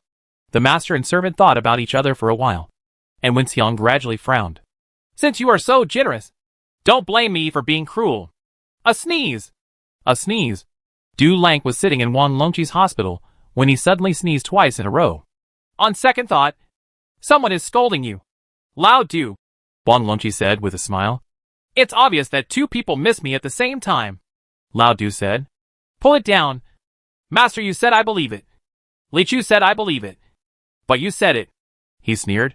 After laughing, he twisted his neck and said, Why does my neck feel more comfortable after being hacked by you this time? Lao Du said, Maybe it's because the direction of the chop is different this time. So it's coming straight again. Then let's keep this rhythm next time. Wang Longqi was about to say this, but suddenly paused. No, no, no. It's best not to have a next time. Speaking of which, Lao Du also frowned and said, that woman is said to be the 9th lady of Prince Han's mansion. Why does she come to harass you so many times? It makes me take action again and again. Does she want you to die? Ha. Wang Longqi sneered. As early as when I entered Yaowang town, the first time I saw that woman, I realized that something was wrong with her. If what I expected was right, she definitely was. What is it? Lao Du was also quite curious about her identity. Wang Longqi continued. She is definitely in love with me. Really or not? She is the wife of Prince Han's mansion. Lao Du looked at Wang Longqi in front of him and felt that he was so ordinary yet so confident.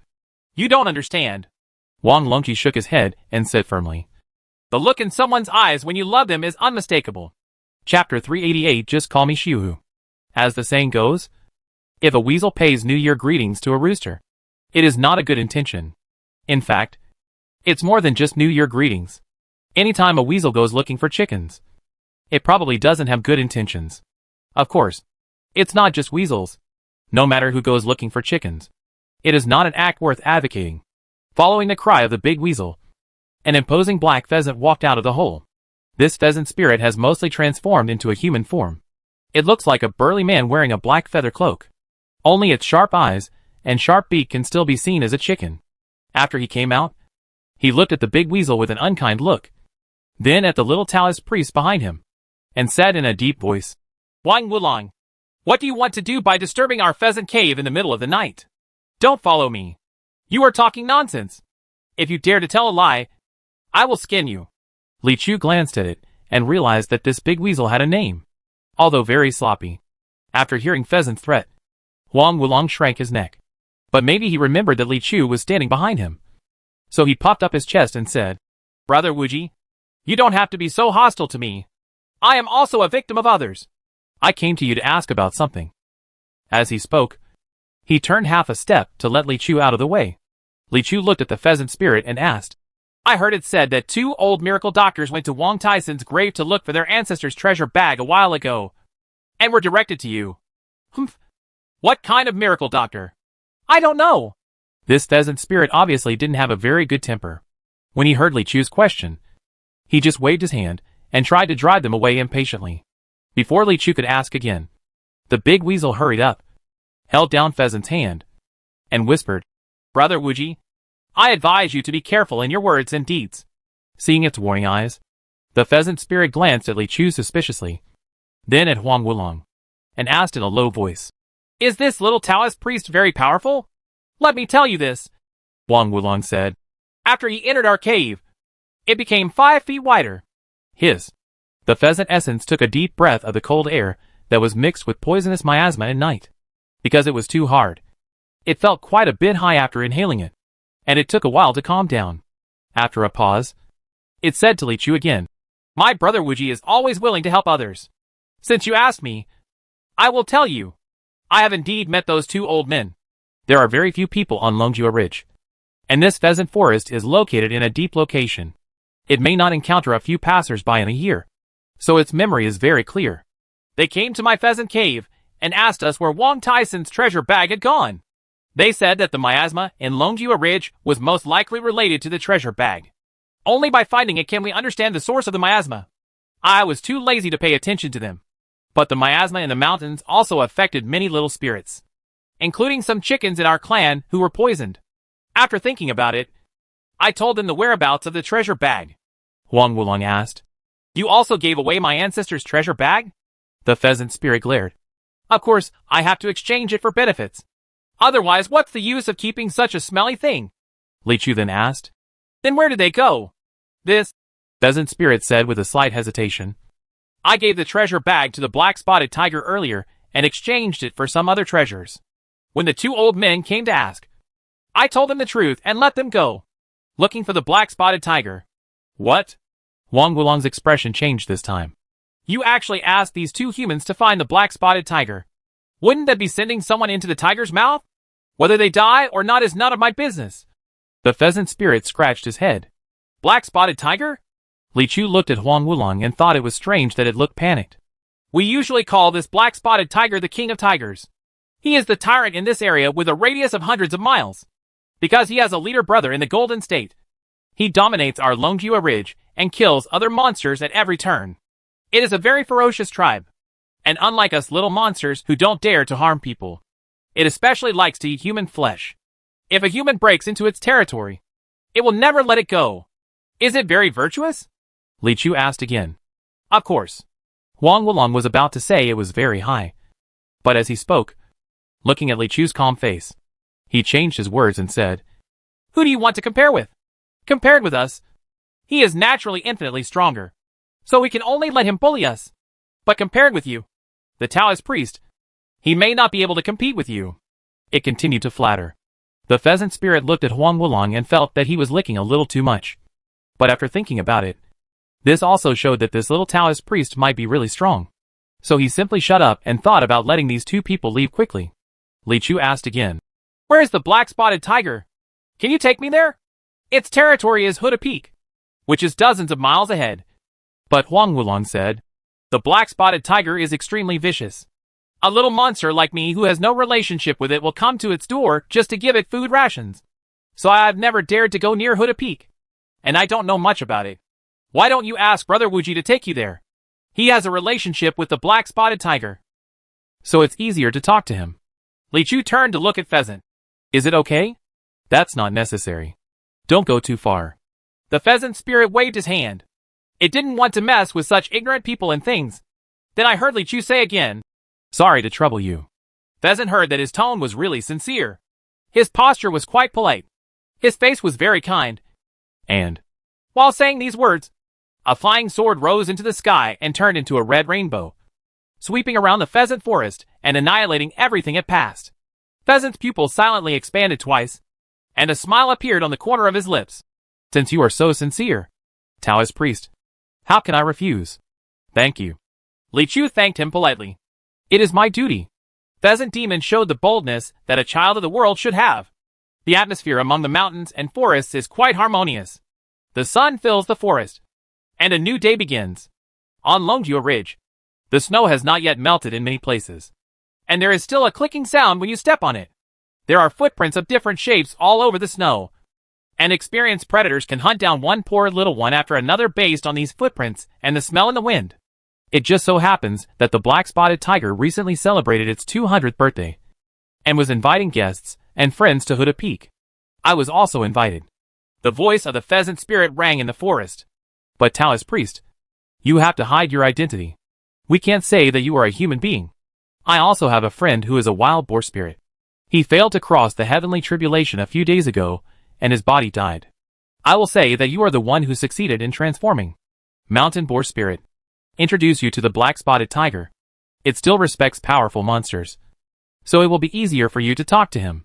When you arrive at Huda Peak, try to be as tactful as possible to avoid alerting the black-spotted tiger, because if the two old miracle doctors have been killed, even if you forcefully interrogate the black-spotted tiger, you may not be able to find out. What's more, there are more than 100 black-spotted tigers on the peak now.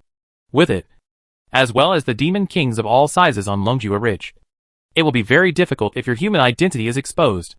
Listening to Pheasant's hard-working plan, Li Chu nodded, indicating that this plan was feasible. In fact, he is very reluctant to force others to do things.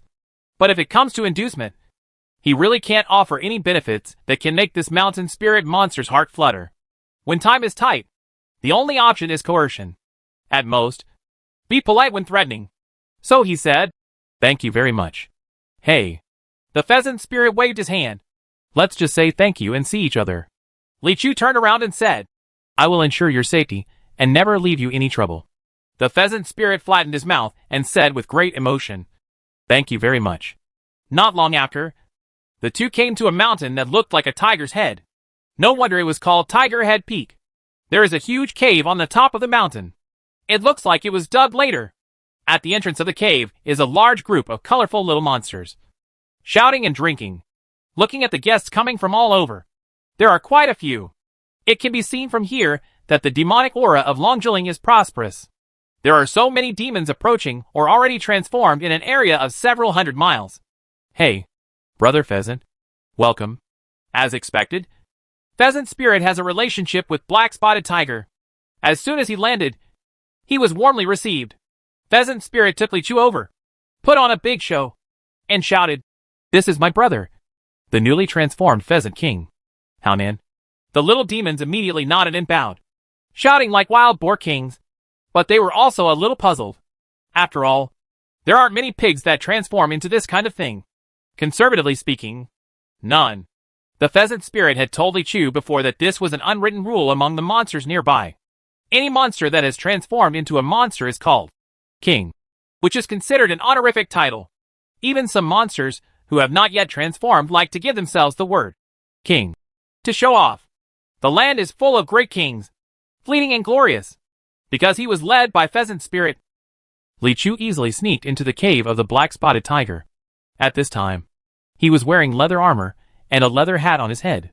Apart from his appearance, which really stood out from the crowd, there was nothing wrong with him. In addition, the surrounding demonic energy is extremely strong, so as long as he does not take the initiative to use magical powers to leak his own aura, it is unlikely that anyone will find out that something is wrong with him. The pure Yang sword was buried in the forest not far away by him, and he could reach it instantly with a thought. On the high throne, a giant bald man with a black pattern on his head was laughing. When he saw the Pheasant Spirit coming, he waved his hand loudly. "Pheasant, come and sit!" Pheasant Spirit led Li Chu over and introduced him again. The Black Spotted Tiger looked at Li Chu, touched his head, and said in surprise, "Dear mother, a pig can transform into this. I have never heard of it." Li Chu said calmly, "It's just ordinary. Okay, since he is the brother of Pheasant, he is my brother. If you call me Tiger King, I will protect you from now on." Ha ha ha! The Pheasant Spirit also laughed. "Good brother. Be loyal." The Black Spotted Tiger laughed heartily twice, then turned his head to entertain other guests. Li Chu wanted to ask him about the two old miracle doctors, but he couldn't spare the time. The Pheasant Spirit comforted him and said, "Don't be impatient. The banquet will start soon, so I will have plenty of time to ask it." As soon as we sat down here, there was a gong sound. I heard shouting from outside. "Your Majesty! Your Majesty is here! Ah! Big Brother is here!" The Black Spotted Tiger was delighted. Immediately, all the monsters present stood up and headed outside together. Pheasant Spirit explained to Li Chu in a low voice. "This is his brother who is the leader in the Golden State, and is called the Great King here." "Oh!" Li Chu nodded. The three major settlement areas assigned by the human race to the monster race are Golden State to the north of Beiland, Mingyu Township to the south of Tianan, and Phoenix Island to the east of East China Sea. They are all remote and barbarous places that are difficult for humans to live in. But for the Demon Clan, they are vast enough and enough to survive. In these three settlements, the number and quality of the accomplished demons far exceed those of the demon tribes within the Hulua dynasty. However, there are some differences in the relationship between the three settlements and the Hulua dynasty. Mingyu Township has the best relationship with the Hulua court, and some of the monsters that come out and walk among them can even get identity plates specially awarded by Chao Yan K. Because Phoenix Island is separated by the vast ocean, it has basically no intersection with the Hulua dynasty. As for the Golden State, it is a mixed bag, with some demon kings being law-abiding and others being wild and untamable. It is difficult to define the good and evil of monsters here, although these monsters that grow wildly in Longjua Ridge claim to be kings here. In fact, they are not even small bosses in the Golden State. The monsters from the Golden State came here, which was considered a dimensionality reduction attack. Not long after, a group of demons surrounded a man with a ferocious appearance and a beard walking in, wearing a python yellow cloak. His appearance was somewhat similar to the bald Black Spotted Tiger. It is its elder brother, the Yellow Spotted Tiger. "I haven't seen you for a few years, but the scale of your tiger head peak is getting bigger and bigger, with so many transformed monsters. Together, they are a big force even in the Golden State. Wait a minute. The Yellow Spotted Tiger and the group of monsters were walking. Their steps suddenly stopped. At this time, it happened to be in front of Li Chu. Looking at Li Chu's face, he suddenly showed a pensive expression. "Brother, this is a transformed mountain boar spirit," the Black Spotted Tiger quickly introduced. "Have you ever seen a pig that looks like this?" The Spotted Tiger glared at it. "Is he a pig or are you a pig? Isn't it?" The Black Spotted Tiger was too stunned to reply. I remember this face. The spotted tiger frowned, paused, took out a piece of paper from his arms, and unfolded it to reveal a portrait. Through the firelight in the cave, Li Chu could see from the back of the drawing paper that it was his own face. Although the indescribable handsomeness cannot be fully realized, the general outline is the same, which can be said to be quite vivid. Why does the leader of the Golden State have his own portrait in his hands? He couldn't help but frown. As expected? Catch him quickly! Before he could think about it, Spotted Tiger shouted and pointed at Li Chu. He is not okay. Seeing that the other party seemed to have murderous intent, Li Chu raised his finger and said, Sure. The figure of the Spotted Tiger suddenly froze. Hey! You, Black Spotted Tiger is about to get angry. Then Li Chu pointed again. Ding! The Black Spotted Tiger was immediately imprisoned in place. At this time, the surrounding demons saw the Hu brothers being subdued instantly, and heard a voice shouting, The king has been captured by this man. Li Chu frowned, waiting to deal with the many little monsters. Then I heard a voice yell, Run! In the blink of an eye, the monster in the cave disappeared at a speed that shocked Li Chu. This level of loyalty made even the pheasant spirit, who was also a monster, blush a little. That's all. It's still exposed anyway, so why not just ask directly? Li Chu said to the Black Spotted Tiger. King Tiger, I came here to ask you something important. I had no choice but to do this. Please don't blame me. While speaking, he raised his hand to unlock some of the Black Spotted Tiger's acupuncture points. Then, I heard the Black Spotted Tiger laugh and say, You are too polite. Just call me Shihu. Chapter 389, Unexpected? Li Chu's series of operations made the pheasant on the side look dumbfounded. He had made a good plan when he came, but he didn't expect Li Chu to take action directly. So simply and crudely. You call this euphemism? Wang Wulong told it before that Li Chu was very advanced. But it still thought that this human being looked young. No matter how powerful he was, he might not be able to succeed in a head-on confrontation with the monsters on Huda Peak. Now look at it. Compared with this little Taoist priest, these monsters are basically broken at a touch. It couldn't help but feel glad that it was standing in the right direction. Today's Black Spotted Tiger probably has a deep understanding of what pretending to be a pig and eating a tiger means. Who would have thought that just a moment ago, he was eating wine, meat, and singing songs, and then suddenly he would be robbed by this kid. But the situation is stronger than the tiger. The thing they, monsters who grew up in the jungle, know best is that survival is more important than anything else. So its status suddenly changed from a tiger king to a little tiger. Li Chu looked at the Black Spotted Tiger and continued to ask. 2 old miracle doctors came into the mountain a while ago and were looking for Wang Taisin's treasure bag. It is said that they came to you. Do you know where they are going? Pheasant noticed that when Li Chu asked questions, although his face was calm, the fingers of his left hand were vaguely raised. It is no doubt that as long as the Black Spotted Tiger says, Eat or kill, a red rainbow will fall from the sky and burn the entire tiger cave clean. The Black Spotted Tiger didn't know whether it had captured this point, but its answer finally did not make any mistakes. It frowned and thought for a moment. At first, it was hesitant and sweaty on its forehead, but soon it opened its mouth and said, Those 2 old men. I remembered. They are fine. They want to find the whereabouts of Wang Taisin's treasure bag and find the source of the miasma. How can I let them succeed? This is not important. Anyway, it realized that it seemed that it had said too much and quickly changed its words. Go on. Li Chu noticed something was wrong in his words, and his eyes suddenly became sharp. After experiencing instant kills again and again, although Li Chu is still elegant and easygoing, there is also some killing intent in his eyes.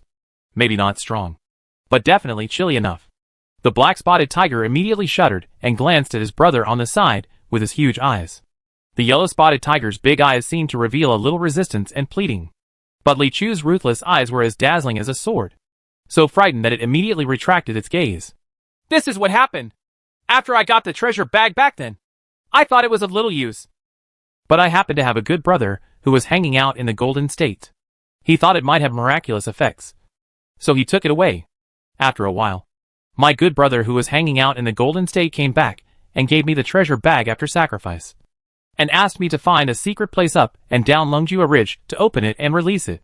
Miasma? It turns out that the miasma in Longjua Ridge was caused by the Black Spotted Tiger.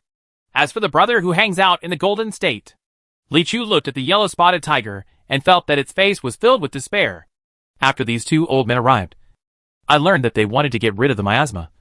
So I pretended to invite them into the cave and secretly ordered my men to imprison them.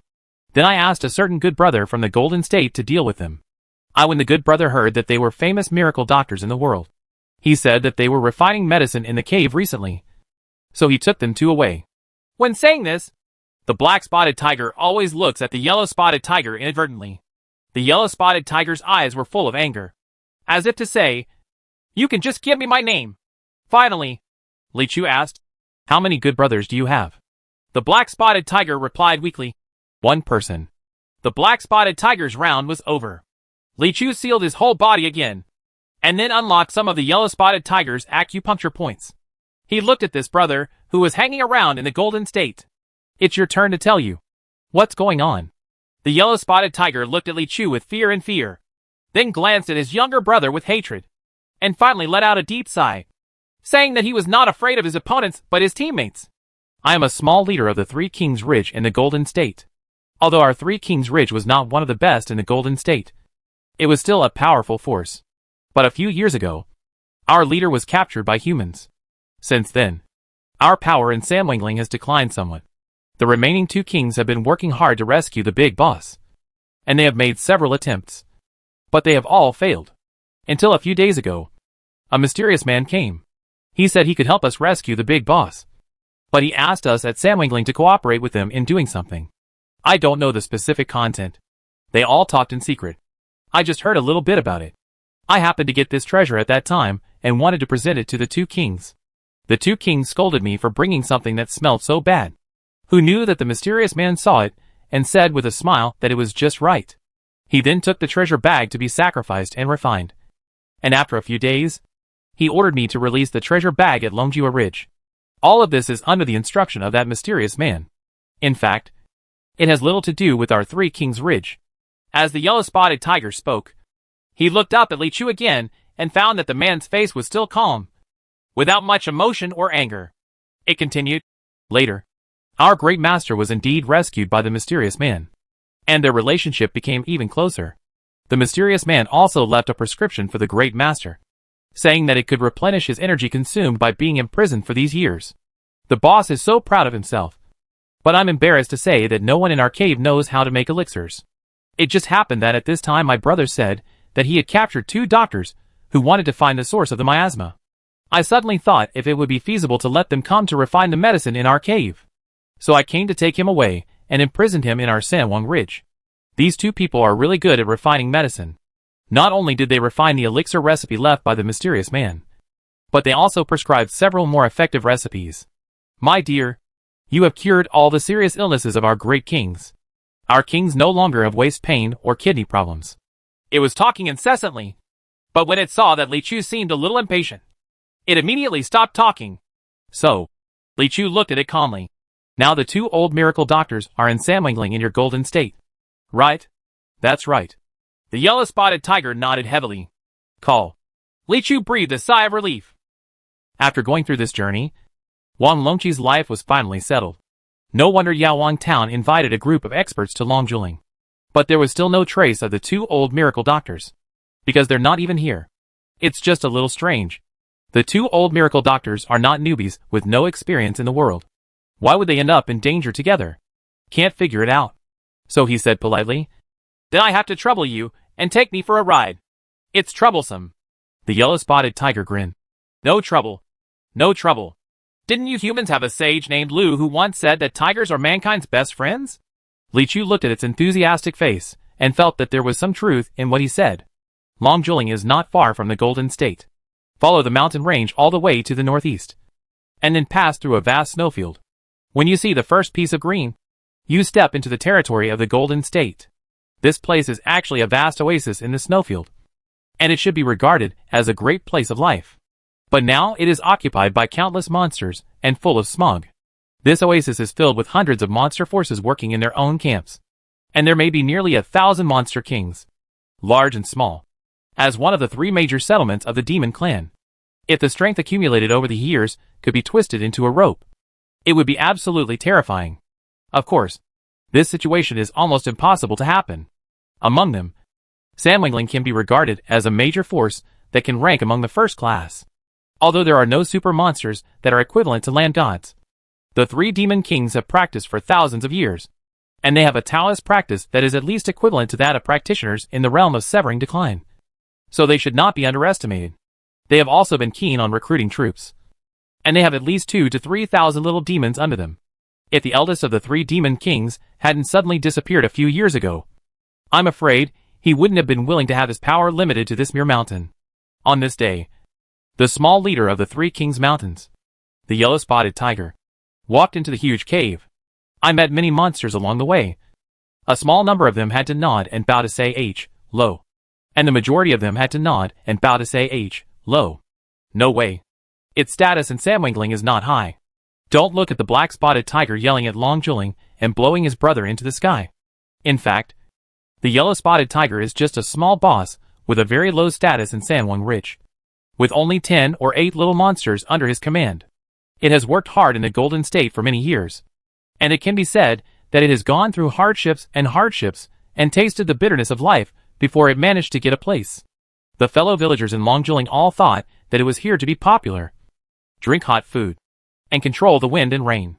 They had no idea that in fact, it was more humble and groveling.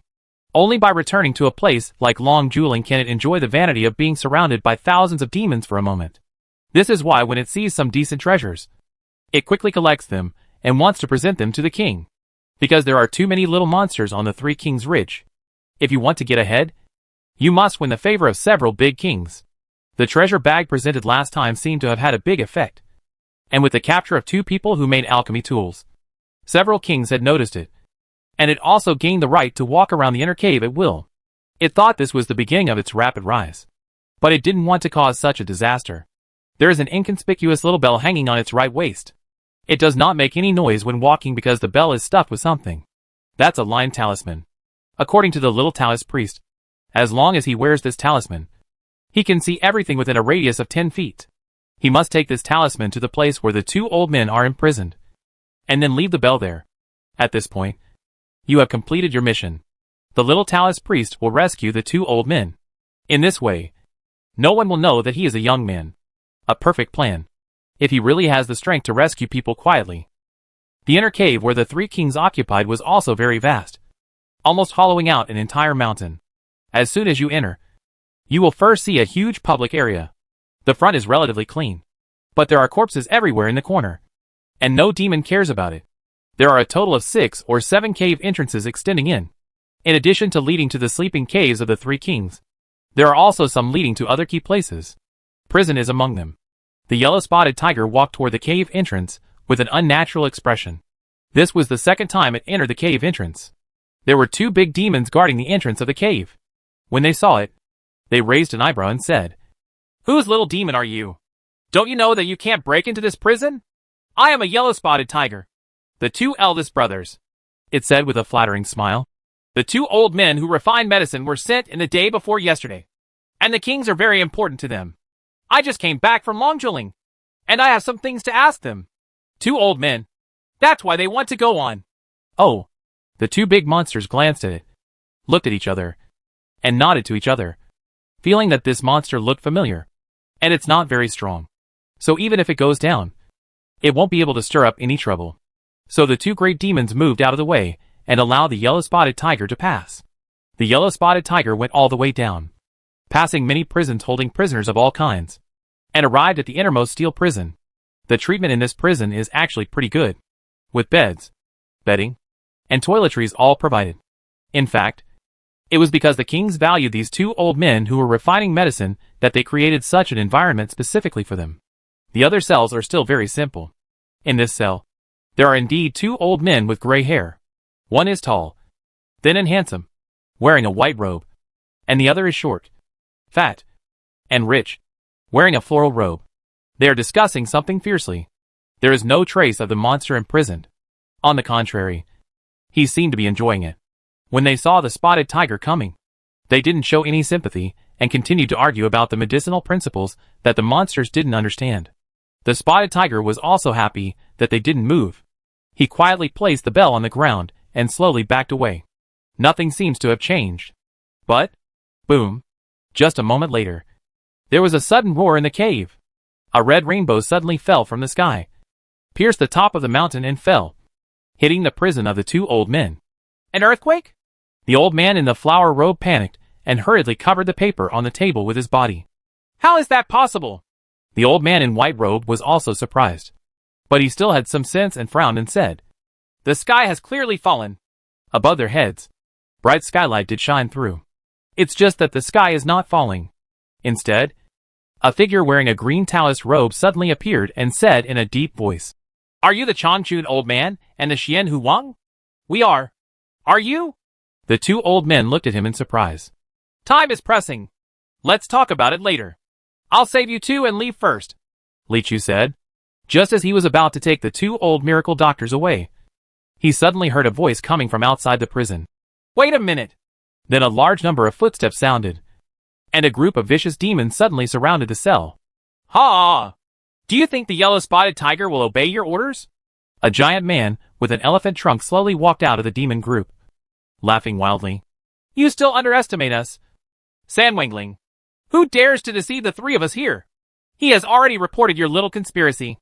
Another man with a hooked nose and a pair of black wings appeared from the darkness. Finally, a monster with a green mane and the head of a lion appeared on the stage with monstrous flames, and sneered. Uh-huh. We have been waiting for you here. You can't believe it. When its voice reached here, it suddenly paused, as if it had seen something extremely terrifying. Maybe it was so frightened that it forgot the line it originally wanted to say and repeated it again. Unexpected. But the sound became smaller and smaller. And finally there were only two sounds left. Ah-pia-pia. Question mark. Chapter 390. Taoist Priestly is not an outsider. Think back to the beginning. Sorrow is a strong iron prison. The lion and camel king is inside, and the little Taoist priest is outside. Nowadays, sorrow is a fragile prison. The little Taoist priest is inside, and the lion and camel king is outside. The positions were reversed, but the situation did not change at all. The lion and camel king was still scared to death, even more scared than then, because the iron cage that can protect it is no longer there. However, it did not have any doubts in its heart. Why?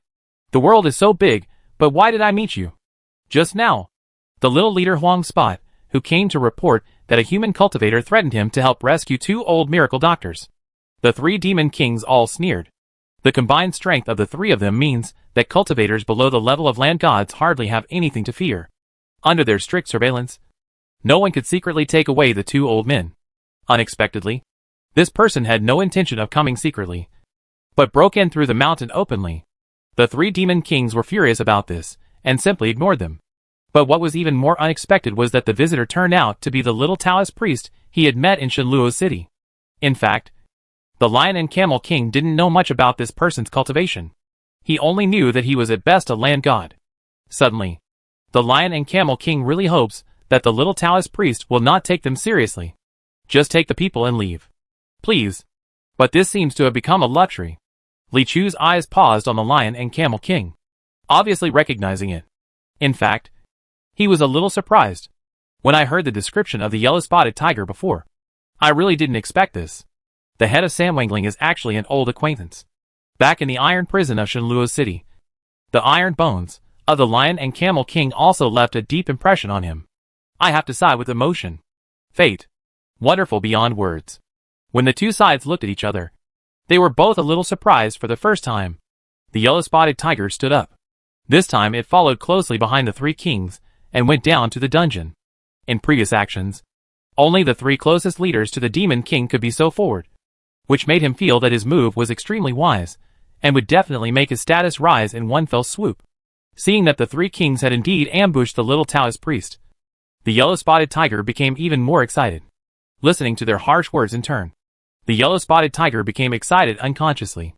The sense of substitution is so strong that I feel like I am going to become the demon king. But the lion camel king suddenly paused, and the younger brothers behind him were a little strange. The boss didn't stutter before. As a little monster who is familiar with emotional intelligence, Yellow-Spotted Tiger knows very well that he cannot let the king's words fall to the ground. Let the king's words stand in silence. Being a little monster is a crime worthy of death. So it is ready to strike while the iron is hot and stand up to show off. Yeah, I can't believe it. The yellow-spotted tiger sprang out from behind the lion and camel king and looked at Li Chu with a proud smile on his face. My loyalty to the three great kings is astonishing. I cannot be shaken by torture, coercion and inducements like you. If you have the wisdom to kneel down and beg for mercy, maybe my three great kings can still keep you. A whole corpse. If you don't understand? Hee hee. My kings will definitely let you know what cruelty is. The yellow-spotted tiger was talking trash to Li Chu fiercely. As he spoke, he felt it was hard to breathe, and his feet left the ground. It turned out to be the lion camel king behind him. He clamped its neck with one big hand and picked it up. A pair of lion eyes, full of anger. If the yellow-spotted tiger hadn't come out to jump, the lion and camel king might not be able to think of it. But when it came out and said ruthless words, the lion and camel king would immediately remember it. Why don't you just let this little Taoist priest rescue people easily? Why do you have to let us watch?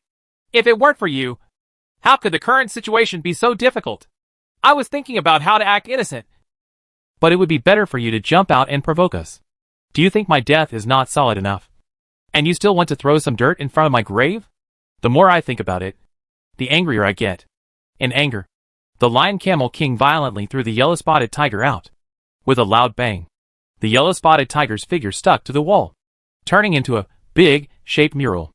Immediately, the lion and camel king raised his eyebrows, faced the mural, and said something that shocked all the monsters. Why are you shouting so loudly? Clam?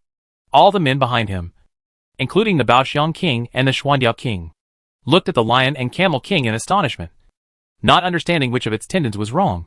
Big brother, Baoxiang Wang said. What are you doing? The lion camel king looked back at it and said the second sentence that surprised all the monsters. Taoist Master Shaoli is not an outsider. Nice one. The monsters were completely confused now. I only know that the boss has been in prison in Halua Dynasty for several years. But I don't know when it made a human friend. He is not an outsider. But you are not human at all. My king. But the subsequent shocks and blows were still higher and higher. Then the lion and camel king laughed heartily again. Ha ha.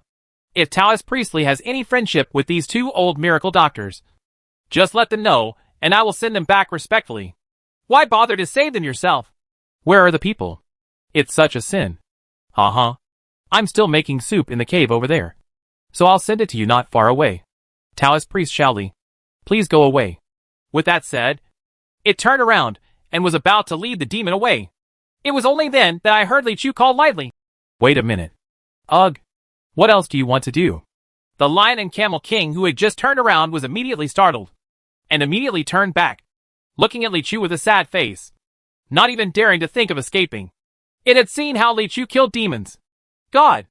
If a red rainbow passed by, a demon King Bifong who was not inferior to itself could be sent away in an instant and disappeared from the world. Who dares to challenge? King Baoxiang and King Xuandiao looked at each other. Seeing what the lion and camel king did, they were shocked and at the same time had some understanding, although they didn't know Li Chu. And because of saving face, the lion and camel king did not tell about his glorious deeds in prison. But King Baoxiang and King Xuandiao had cooperated with Lord Sanghai before. They knew that all the plans of Shenluo City were destroyed by a little Taoist priest. They also knew that the traitor King Baifong of Phoenix Island and the powerful Lord Sanghai were dead, in the hands of the little Taoist priest. Now looking at Li Chu, who was wearing Taoist robes and carrying a sword pouch, they naturally thought of that terrible legend. No way! There was a little disbelief in their eyes. But such a little Taoist priest. There can't be two in the world. Right. Li Chu looked at the lion and camel king and asked, how did you leave the iron prison? The lion and camel king pursed his lips, raised his head, and said cautiously, I said that I was released after serving my sentence. Do you believe it, Mr. Li? Yaowang Town during the day. Lao Du was walking out of the kitchen in Yaowang Town carrying a lunch box, when suddenly a little girl jumped out from the roadside and looked at him with a smile. It was the little maid from last night. Now that Lao Du knew her name, he asked, Miss Fong Fong? What's wrong? Dao Zhang Du. My wife is anxious to ask me to go to the hillside outside the town to collect a herbal medicine for her. But there are many snakes, insects, rats and ants there. I'm a little scared. Can you accompany me? This. Lao Du thought for a while and realized that he had already eaten and was now going to deliver food to Wang Longqi. Wang Longqi was a poisoned person, and his body was already weak. He was stabbed several times in the hand and fell unconscious for a long time. He is still hungry since last night. Obligated? Without much thought, Lao Du agreed. Who can refuse the request of a bright-eyed little girl? As for our good brother Qi Shao, he still has several days left to live. It won't hurt if he waits a little longer. Thinking like this, Lao Du happily followed Fang Fang out of Yaowang town and came to a large hillside a few miles away from Yaowang town. It may be because there are many medicinal herbs planted in Yaowang town, among which there are many natural materials and earthly treasures at all levels, and some seeds spread outside. Over time, many precious medicinal herbs grow in the fields outside Yaowang town. You can occasionally see some on this hillside. Miss Fang Fang, what kind of medicinal herb did your wife ask you to find? Lao Du looked around and then asked. I don't remember the name, but the shape is very strange. If I see it, I should remember it. If there is no one here, let's see if there is one there. Boom. Fang Fang was muttering in her mouth, speeding up her pace, and walked around the hillside. Lao Du was a few steps behind, and when she saw that she hadn't gone far, she suddenly heard a roar. Ah! A scream came. Miss Fang Fang! Lao Du quickly followed, turning around the hillside. I saw Fang Fang falling into a very deep pit. Sitting crookedly inside, he seemed to have twisted his foot and was moaning in pain. Taoist Master Du. Seeing Lao Du sticking his head out from the top of the cave, Fang Fang waved. Help me! Don't worry, Miss Fang Fang. Pindao is coming in right now. Having said that, Lao Du stood up. He also jumped into this pit. How are you? Can you stand up? Lao Du leaned over to check Fang Fang's condition. I can't stand up anymore, Fang Fang whispered. Why is there a big hole here? It looks like a trap set by hunters in the mountains to catch prey. Old Du, who is experienced in the world of martial arts, guessed. He was about to jump out of the pit with Fang Fang when he suddenly heard another boom. The entire bottom of the pit suddenly lost all light. Ah! Fang Fang exclaimed. What's going on? Don't be afraid, Miss Fang Fang. Lao Du immediately took out a torch from his backpack and lit it, lighting up the bottom of the cave again. Looking up, it turned out that the roof of the cave was covered with a huge, very strong iron cover. This, old Du frowned and said, since it is a trap used by hunters in the mountains to capture wild beasts, it is very reasonable to have a mechanism to cover the top to prevent prey from escaping. He jumped up and wanted to lift the iron cover, but he didn't expect that this was no ordinary cover. It seemed to have some kind of talisman seal on it, which was heavier than the mountains. Bang! Lao Du slapped him in vain and landed on the ground again. He said sarcastically, since it is a trap used by hunters in the mountains to catch wild beasts, it is reasonable to put 1 or 2 seals on it. Before I finished speaking, I heard bang bang bang bang, 4 sounds in a row, for iron gates fell heavily on all sides of the 2 people. All the soil was blocked tightly, and all was sealed with steel. Now it is impossible to even dig a road out of the side. This Lao Du blinked. Since it is a trap used by hunters in the mountains to hunt, it doesn't need to be so tight. Good guy. Are you trying to catch the Jiling beast? Dao Zhang Du. Are we unable to get out? Fang Fang seemed to be no longer afraid. She said from the side. But it doesn't matter. If I don't go back for more than half an hour, Madam will definitely send someone to find us. It seems we can only wait. Lao Du sighed. With a creak, the door was opened. You're back. You're starving me to death, Wang Longqi complained. Oh, a woman's soft voice sounded. If I had known you wanted to eat, I would have brought some wine and food. Hearing this voice, Wang Longqi jumped up and jumped out of bed. The person in front of her was indeed the charming 9th lady of Prince Han's mansion, Wen Xiang. Well, Wang Longqi sighed. Do you really want me to die because I'm too charming? He bit his lip and said, Girl, I know why you came to me, but can't you wait for me for a few more days? Wait a few more days? Wen Xiang's eyebrows raised. Won't that delay things? Delaying things? Wang Longqi was startled. What's the matter? Wen Xiang looked into his eyes and said, Of course, it's what you want me to do. What I want you to do. Wang Longqi looked at Wen Xiang's graceful figure, and his eyes suddenly became a little straight. He shook his head, quickly looked away, and said, How dare I ask Madam Ninth of Prince Han's mansion to do anything? Oh, are you trying to test my mind? Wen Xiang's eyes turned, and she came closer, whispering, You don't have to worry. Even though I entered Prince Han's mansion, You can still ask me to do anything. Ah? Wang Longqi was stunned for a second. The ninth lady of Prince Han's mansion is a beautiful woman who can do anything. This information suddenly poured into his mind, even causing his brain to shut down for a moment. The next second, some forbidden scenes appeared in his mind involuntarily, and the blood all over his body involuntarily gathered at one point. At this moment, there is only one lament. Which man can't die? Seeing the critical moment, suddenly, he heard a gust of wind outside the door, and Wang Longqi subconsciously felt a chill on his neck, which was almost a conditioned reflex. A feeling of fate arises in my heart. Sure enough, the next second, a familiar hand knife appeared on his neck. Snapped. Fast and hard. One blow disintegrates. When Xiang looked at the death-like black-faced figure behind Wang Longqi after he fell to the ground, and his pupils trembled in surprise. Duran's left hand even held a burning torch. And on the hillside in the distance, in that dark pit, Fan shouted in horror. Taoist Master Du? Taoist Master Du? Where have you been? Hello? Why is this happening? Don't leave me here by myself. I'm so afraid of the dark. You. Golden State. 3 Kings Ridge. The Lion Camel King. The Treasure Elephant King. And the Xiandu King. The 3 ferocious demon kings were all facing the wall at this time, with their backs to Li Chu, holding their ears with both hands, and squatting down, extremely well behaved. At this time, there are no little demons in the cave. This was requested by the Lion and Camel King, so he drove all his subordinates out first.